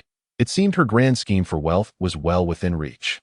In her space, there was nothing but an abundance of seeds, varied and plentiful, enough to cultivate a veritable paradise. When the time came, she would become the granary of the base, and how could she possibly fear not earning contribution points? However, Xianwei was not foolish enough to openly extract items from her space in front of so many onlookers. In these times, with so many eyes around, who could say whether someone might harbor ulterior motives? It was far wiser to proceed with caution and maintain a low profile. Thus, she resolved to perform her magic once she returned home. As she left the affairs hall, the sheer number of people present in broad daylight underscored just how challenging it was to earn contribution points. Xuanyue's determination to quietly amass wealth was further solidified. Upon returning home, she slammed the door shut and swiftly entered her space. Standing amidst her secluded paradise, she felt an immense sense of security. This was her foundation. With these resources, she would be an invisible tycoon within the base. Xianwei approached the area where her seeds were stored, her eyes sparkling at the sight of the towering stacks of seed bags. Each seed had been meticulously selected for its superior quality, high yield, and strong resistance to pests and diseases, truly coveted commodities in the post-apocalyptic world. She crouched down, casually picking up a bag of seeds to examine it closely. This particular bag contained cabbage seeds, plump and vibrant, clearly a fine product. She then lifted a bag of potato seeds, and, upon feeling its weight, was even more satisfied. Xianyue carefully chose several common, yet high-yield vegetable seeds, such as cabbage, radish, potato, and corn. These were the most sought-after supplies at the base and also the easiest to trade. She had no intention of revealing two rare varieties all at once, as that might raise suspicion and invite unnecessary trouble. Chapter 80. I Want to Survive. As Xianwei meandered through her space, she eventually paused in the seed area. Bending down, her fingers glided over the bags of seeds, akin to selecting cherished gifts. Ultimately, her gaze settled on the potato, sweet potato, and beet seeds. Just these three. Xianwei decisively took a portion of each. Potatoes and sweet potatoes were indeed golden partners in the apocalypse. Why? Because of their high yields. Just toss them into any patch of earth, and with minimal care, one could reap a bountiful harvest. Moreover, these two staples were remarkably filling, rich in starch, providing ample energy in a world where food was scarce. They were nothing short of lifesavers. More importantly, both potatoes and sweet potatoes were hardy, thriving in poor soil and withstanding drought and cold, truly born for the apocalypse. As for beets, they were even more remarkable. This vegetable was a primary ingredient for sugar production. And what is sugar? In the apocalypse, it was a strategic resource more precious than gold. It not only provided energy but also enhanced flavor and could even be used to create alcohol for disinfecting wounds. Just imagine the lives that could be saved by self-producing alcohol in a world with scarce medical supplies. Additionally, sugar could be used for bartering, making it a solid currency. Xianwei calculated that with these three treasures, her life at the base would be considerably more comfortable. She portioned the selected seeds into several small bags, ensuring that each contained only a little, both inconspicuous and sufficient to last her a while. After all, a slow and steady approach was the way to go. Revealing too much at once could easily provoke envy. With everything prepared, Xianwei exited her space, secured the door, and made her way back to the affairs hall. This time, she was not there to sightsee but to make a profit. Along the way, she pondered how to negotiate with the staff to maximize her benefits. She was no Navi little rabbit, but a shrewd businesswoman. Upon reaching the affairs hall, the scene was still bustling, resembling a grand marketplace. Xianwei deftly navigated her way to the resource exchange counter and joined the queue. While waiting, she attentively listened to the conversations between the staff and the patrons, subtly honing her negotiation skills. This corn is subpar. I can only offer you 3 contribution points per pound. What? Only 3 contribution points? That is far too little. This is a premium variety with high yield. Disappointed? You don't have to sell if you don't want to. No one is forcing you. Xianwei smirked inwardly at the staff's relentless bargaining tactics. Yet, she was not so easily fooled. She had carefully crafted her own persuasive argument, ensuring that the staff would willingly part with their contribution points. Finally, it was her turn. As she approached the window, before she could speak, a sharp female voice called out, "Next, what do you need?" The tone was shrill and commanding, unmistakably from someone accustomed to wielding authority. Xianwei did not take offense. Instead, she donned a professional smile. "Hello, I would like to exchange for some contribution points." "Exchange for contribution points? What do you have to trade?" "We don't accept scrap metal. The female staff member didn't even look up, her fingers flying over the keyboard while her eyes remained glued to the screen, as if Xianwei were invisible. Xianwei had anticipated such a scene. She wasted no words. Instead, she pulled a small cloth bag from her pocket and gently placed it on the counter. Could you take a look and see what these are worth? Finally, the staff member reluctantly lifted her gaze, glancing at the dull bag with a look of impatience. What is it? Open it and let us see. Xianwei complied. Unveiling the plump seeds within, the staff member's eyes widened in astonishment. Her previous disdain evaporating like mist, replaced by shock and disbelief, she sprang to her feet, nearly toppling her chair. This is. Stammering, she pointed at the seeds, her voice faltering as if someone had seized her throat. Xianwei smiled gently, her tone calm. Potato seeds, sweet potato seeds, and beet seeds. Could you provide an estimate? The staff member took several deep breaths, striving to compose herself. She had been in this line of work long enough to have seen it all. But such exceptional seeds were a rare find. These were treasures, more precious than gold in the apocalypse. She realized she had encountered a significant client, one whose worth she could not determine alone. Quickly, she donned a fawning smile and adopted a particularly respectful tone. Miss, please hold on. I will fetch our supervisor immediately. Without another word, she dashed off, her speed outpacing that of a rabbit. Xianwei watched her frantic retreat with a knowing smile. She had anticipated that these seeds would command attention. Before long, a middle-aged man in a uniform, sporting a beer belly, hurried toward her, accompanied by the female staff member. This man was the supervisor of the affairs hall. And he was panting, beads of sweat forming on his forehead. He shot a disapproving glare at the still-dazed staff member before turning his attention to Xianwei, his face beaming with a smile warmer than the spring sun. Hello, miss. I am the supervisor here. You can call me Old Wang. Old Wang rubbed his hands together, his eyes never straying from the bags of seeds. He knew these were no ordinary seeds. They were life-saving treasures. He had to treat this benefactor with utmost care to ensure she didn't slip away. Gingerly, he picked up one bag, opened it, and examined it closely, even taking a whiff. A look of ecstasy spread across his face. Excellent. Excellent. Truly splendid seeds, plump and vibrant, clearly of the highest quality. He set the bag down and repeated the same process with another, continuously praising the seeds. Xianwei stifled a laugh at his exaggerated performance. The supervisor was quite the actor. Miss, where did you acquire these seeds? Old Wang finally asked, having finished his examination and now looking at her with curiosity. Xianwei had anticipated this question, with a faint smile and a hint of sorrow in her voice. She replied, I must confess, my family used to run a seed shop, and we stockpiled quite a bit before the apocalypse. Sadly, a great fire took everything, leaving only these seeds behind. My family. They're all gone now. I am the sole survivor. These seeds are of no use to me, so I thought I might exchange them for some contribution points to help me survive. Chapter 81. Sudden wealth. As she spoke, she theatrically raised her sleeve, gently wiping her eyes, as if a few crystalline tears were threatening to spill. Such acting prowess could easily earn her an Oscar. Upon witnessing her display, Old Wang felt a sinking sensation in his heart. Trouble was brewing. He had encountered a dramatic performer. Quickly, he adopted a sympathetic expression, his tone turning exceedingly gentle. Miss, you have endured so much hardship. The apocalypse is merciless, but humanity endures. Rest assured, our base will offer you a fair price.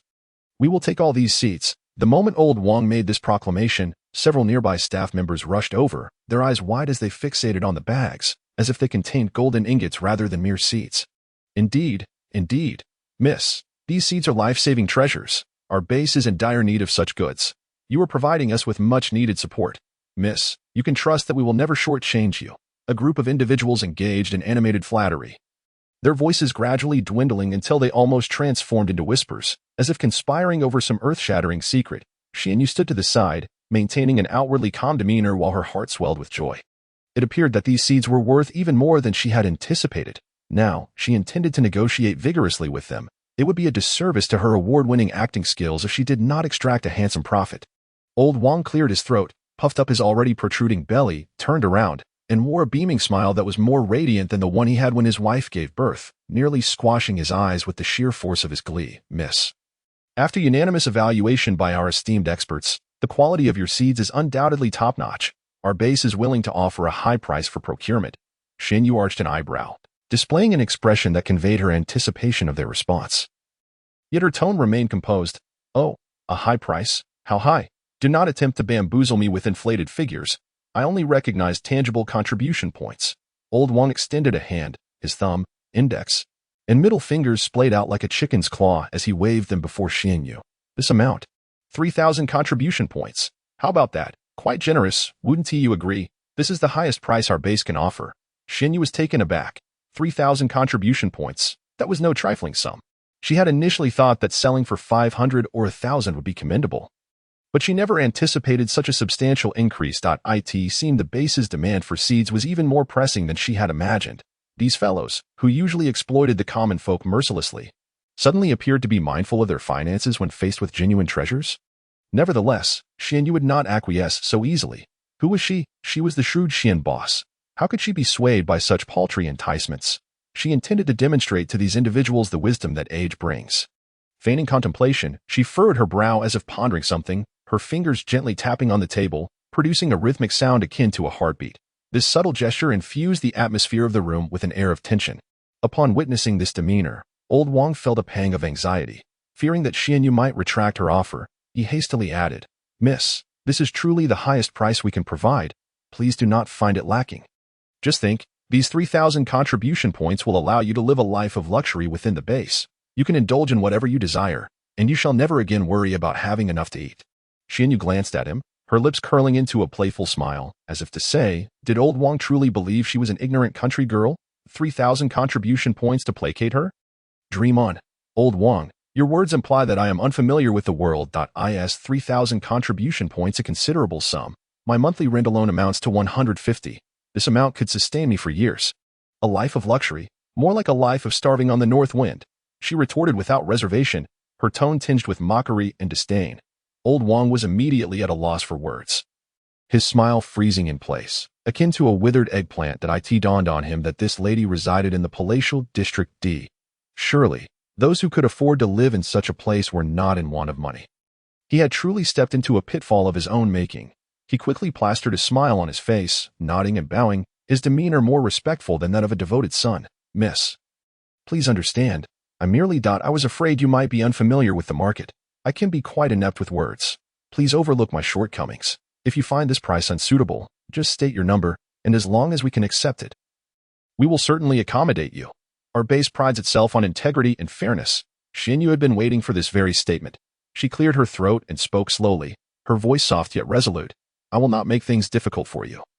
My price is 8,000 contribution points, not a single unit less. These are all superior varieties, with high yields and robust resistance to pests and diseases, incomparable to those run-of-the-mill goods." Old Wang nearly choked on his own saliva. 8,000 contribution points, that was nothing short of outrageous. He felt a sharp pang of pain in his heart, as if it were being sliced away. With a mournful expression, his voice trembled. "Miss, this is simply too high. Our base cannot possibly provide such a sum. You are asking for 8,000 at once. We would have to sell everything we own to gather that." Xianyu let out a cold laugh, her gaze piercing. "Cannot raise the funds? Then what are you doing in the business of planting?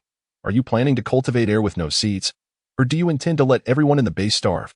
She declared, "Old Wang, let me enlighten you. In this day and age, food is life. Without food, everything else is meaningless." Old Wang was left speechless, cold sweat trickling down his forehead. He understood that Xianyu spoke the truth. Without seeds, all discussions were futile.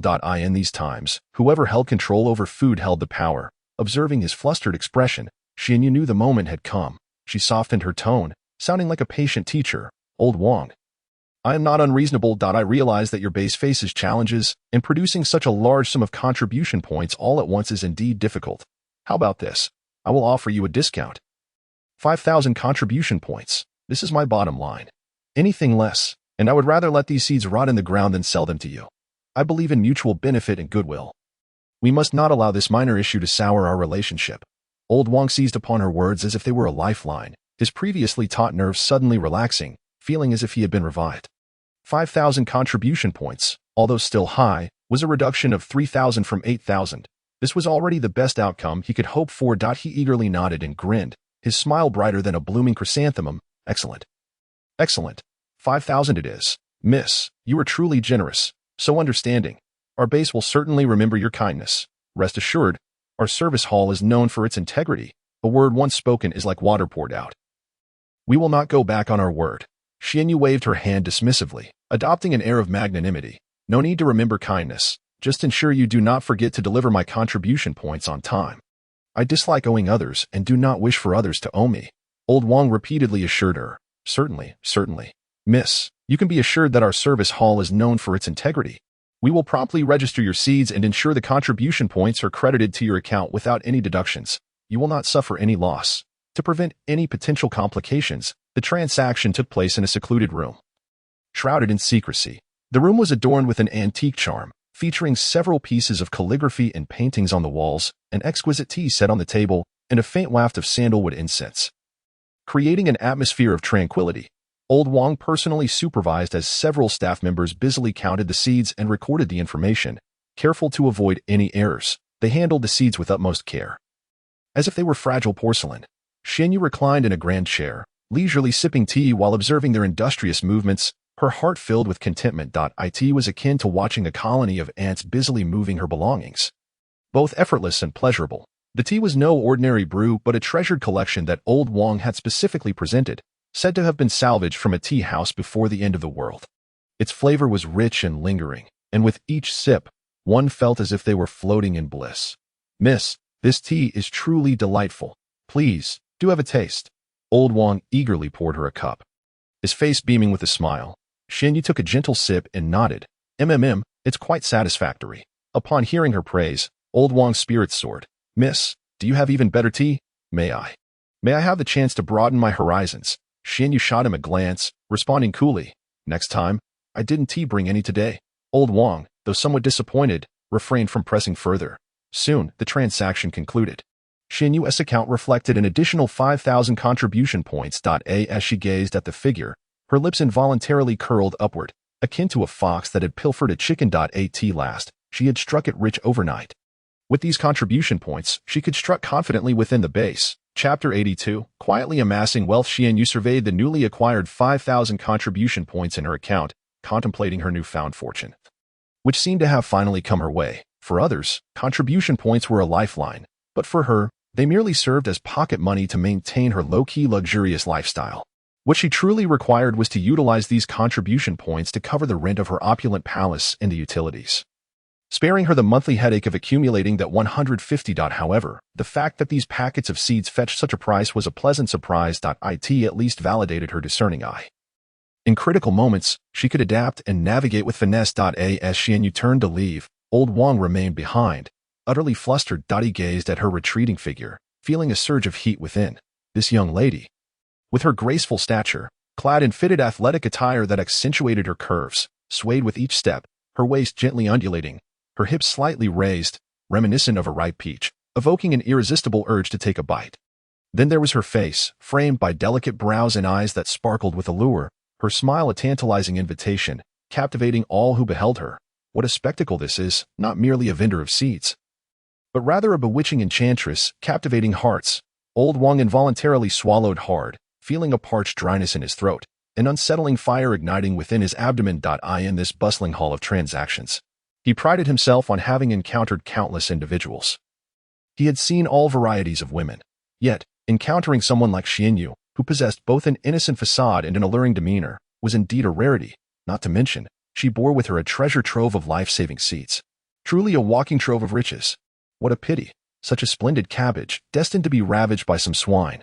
Old Wang mused to himself, his tone laced with a tinge of sourness and a hint of inexplicable melancholy. He patted his increasingly rotund belly and glanced at his rough hands, letting out a sigh. He knew all too well that women like Xianyu held lofty standards. How could someone as greasy and middle-aged as he ever catch her eye, even if he offered 5,000 contribution points? She might still turn her nose up at him. Shaking his head, he dismissed these unrealistic thoughts from his mind, chuckling self-deprecatingly. Oh, Old Wang, it's best not to indulge in daydreams. Tend to your own small patch of land and refrain from such fanciful notions. He slapped his cheek, forcing himself to refocus on his work. Yet, the image of Xianyu's swaying figure lingered in his mind, indelibly etched and impossible to erase. Even as several patrons approached to exchange goods, he found himself distracted, nearly quoting the wrong prices. This little enchantress was truly a source of mischief. Inwardly cursing, he couldn't help but recall Xianyu's enigmatic smile, sending a shiver of delight through him. Perhaps he was losing his senses. He quickly shook his head to dispel such thoughts. Old Wang swallowed hard again, reflecting on the young lady's cunning nature. Despite her youth, she was indeed shrewd. demanding 5,000 contribution points instead of the 3,000 he had anticipated. Yet, her remark about the lack of food resonated deeply. In this era, wealth meant little. Having provisions was paramount. He sighed, muttering to himself, 5,000 it is, for we are indeed in need of seeds. This clever girl had likely discerned their vulnerabilities long ago. However, her claim of a seed shop seemed rather dubious. Which seed vendor could hoard such an array of superior varieties? Most likely, she had emerged from some small base. Well, it mattered not, as long as she provided seeds. That was sufficient. Old Wang's thoughts drifted to Xian Yu's palace-like abode, considering that she surely was not short on funds. For her, 3,000 contribution points must be a mere trifle, perhaps in a few days. She would return to patronize him again. He would have to ensure she received a warm welcome. He rubbed his thinning hair, sporting a knowing smile, secretly calculating how to leverage Xian Yu for his own benefit. After all, in this post-apocalyptic world, who wouldn't aspire to rise above their station? Xian Yu wandered around the transaction hall twice, waiting patiently until the gaze of the exchange staff shifted away from her before she stealthily approached another counter to convert 1,000 of her contribution points into cash. She then proceeded to pay 2 years' worth of rent and prepay 300 contribution points for utilities. The utility fees were all consolidated into a single account, with an annual allowance of 150 contribution points to spend freely. Though this freedom came with a cap of 500 kilowatt-hours of electricity and 20 tons of water each month. For others, this may seem a meager allocation, but for Xian Yu, it was more than sufficient. In her space, she possessed ample power generation and water purification equipment, rendering these limits virtually meaningless. Having completed her transactions, Xian Yu felt a wave of relief wash over her. She was now a wealthy and leisurely landlord, no longer burdened by the worry of contribution points, able to enjoy her understated yet luxurious life. In this world, without any high-powered appliances, her resources felt infinite. However, considering her air fryer, induction cooker, and the vertical air conditioner she had planned to install, she realized they might not suffice in the sweltering heat. Stepping outside the transaction hall, she looked up at the sky. Even at night, the heat outside was stifling, akin to a steam chamber. Xian Yu pursed her lips, pondering when this dreadful weather would finally come to an end. Chapter 83. The freedom of electricity. Humming a tuneless melody, Xian Yu strolled back with buoyant steps, resembling a bear that had just indulged in stolen honey. Passing by a stall selling spicy roasted potatoes, she noticed that what had once been a throng of eager customers was now sparse, with only a few stubborn souls lingering to gaze longingly. It appeared that the exorbitant price of 5 contribution points per serving had successfully deterred the majority of onlookers. Xian Yu felt a swell of pride as she touched the cash she had just exchanged. Still imbued with the sin of ink, with 5,000 contribution points now in her possession, she was truly a small fortune unto herself. A few skewers of roasted potatoes were no obstacle to her newfound wealth. Striding confidently to the stall, she found the owner listlessly fanning himself with a tattered palm leaf, attempting to shoo away the flies buzzing around the grill. Spotting Xian Yu, the owner's once-dull eyes sparkled with life. Akin to 200-watt bulbs. "Boss, I'll have 2 skewers of roasted potatoes," Xian Yu declared, her tone exuding an air of extravagance, reminiscent of a lottery winner reveling in newfound riches. Upon recognizing her, the proprietor sprang to attention, his demeanor shifting to that of an eager servant. He deftly retrieved 2 golden-brown potatoes from the grill, expertly brushing them with oil and sprinkling them with chili powder and cumin. His movements fluid and graceful, as if performing an exquisite act of juggling. "Coming right up. Please hold on." His voice trembled with excitement. Xian Yu watched him work, inhaling the fragrant, spicy aroma that filled the air, her mouth watering in anticipation. In this post-apocalyptic world, the luxury of savoring a warm, flavorful roasted potato was nothing short of a grand indulgence. She could not help but swallow hard, feeling her fatigue from the past few days dissipate entirely. As she waited, Xian Yu began to survey her surroundings. Though the stall was modest, it was maintained with a degree of cleanliness. The grill was constructed from a few bricks, with a metal rack atop it for roasting the potatoes. Nearby, a plastic bucket held freshly cut potato chunks, appearing quite appetizing. Once the potatoes were ready, Xian Yu eagerly accepted them, paying no mind to the heat as she took a generous bite.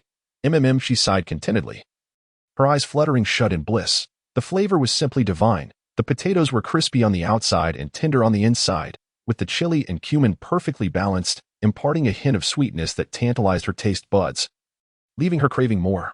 "Boss, your skills are truly remarkable," she exclaimed, devouring the potatoes while giving him a thumbs up in praise. The proprietor beamed with pride, his face lighting up with joy as he grinned widely, revealing a set of uneven yellow teeth. "Indeed, it's a family recipe. How could it be anything less?" My great-grandfather gained fame throughout the region with this very craft. Xianyu thought to herself that the owner was quite the storyteller. A family recipe, surely. Boasting does not incur any taxes. However, she found no fault with the flavor of the roasted potatoes and chose not to engage further in his exaggerations. In mere moments, she polished off both skewers, licking her lips in satisfaction, feeling invigorated as if she had consumed some magical elixir. "Boss, I'll have 2 more," she declared, still hungry for more of this delightful fare. Now that she had money, she intended to thoroughly enjoy this rare culinary experience. The owner, delighted by her request, hurriedly prepared her order with even greater zeal, all the while attempting to strike up a conversation. "Young lady, where do you live? You seem unfamiliar. Are you new to the base?" Xianyu's ears perked up slightly, but she pretended not to hear, continuing to indulge in her roasted potatoes. This owner was far too inquisitive for her liking. What could he possibly want to know so much for? She had no desire to reveal her address. If he were to be malicious, that would surely lead her into a trap. In this apocalyptic world, hearts are as distant as the insides of one's belly. One must never let down their guard. "Little girl, are you living alone?" The boss, noticing that Xianyu was ignoring him, shifted his approach with a hint of probing in his tone. As if attempting to uncover a secret, Xianyu rolled her eyes inwardly, thinking how persistent this boss was. She lifted her gaze, a smile that was almost a smirk gracing her lips, her eyes sparkling with a hint of mockery. "What's this? Boss, are you looking to introduce me to someone? Or perhaps you wish to take on the role of a sugar daddy?" The boss was momentarily taken aback by Xianyu's sudden remark, nearly choking on his words. He had not anticipated that this young girl would speak so boldly, so unconventionally, leaving him at a loss for words. He managed an awkward smile, the muscles in his face stiffening, as he scratched his head vigorously, as if attempting to peel his scalp away. "Hee, this little girl truly has a knack for humor. I could never be so fortunate." A joke. "I assure you, I am not jesting." Xianyu meticulously wiped her mouth with a napkin after finishing the last of the roasted potatoes, her movements exuding the grace of a refined lady. "Boss, your roasted potatoes are quite delectable, but perhaps you should temper your curiosity. In these times, it suffices to mind one's own affairs. It is best to inquire less into others' matters.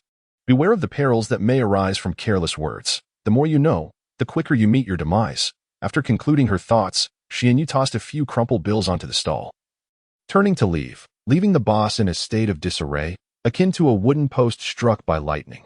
The boss, gazing at Xianyu's graceful silhouette, opened his mouth to say something, but found himself at a loss for words. He pursed his lips, contemplating how this young girl possessed quite the personality, her words prickly like thorns.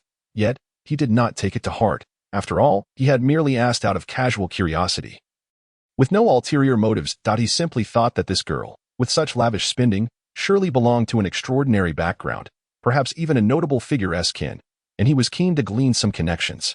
Upon returning home, Xianyu's first order of business was to dash into the bathroom for a refreshing hot shower. She washed away the lingering scents of roasted potatoes and sweat, donning a soft, comfortable silk nightgown, feeling as if she had been reborn. Lying on her plush bed, she began to contemplate her upcoming plans. The issue of electricity was paramount. The meager power supply from the base was utterly insufficient for her needs. She slipped into her space and headed straight for the tools area. There, an assortment of materials was piled high, resembling a small mountain. Bending down, she rummaged through the clutter and finally unearthed what she sought, a trio of hefty batteries, lying quietly like 3 silent giants. These were her spoils from before the apocalypse, procured at a hefty price, their quality beyond reproach. In addition to the batteries, she retrieved a diesel generator. This contraption was a notorious guzzler, but it could be a lifesaver in critical moments. She also dug out a collection of wires, sockets, converters, and electrical tools. These odds and ends were items she had gathered over time for emergencies. Xianyu scoffed, reflecting that the base's electricity was hardly enough to satisfy her needs. In this sweltering heat, air conditioning was a necessity.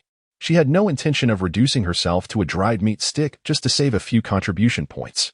She envisioned a life of leisurely indulging in watermelon in an air-conditioned room, rather than the destitution of sweating profusely while gnawing on steamed buns. Xianyu lugged the 3 heavy batteries onto the balcony, panting from the exertion.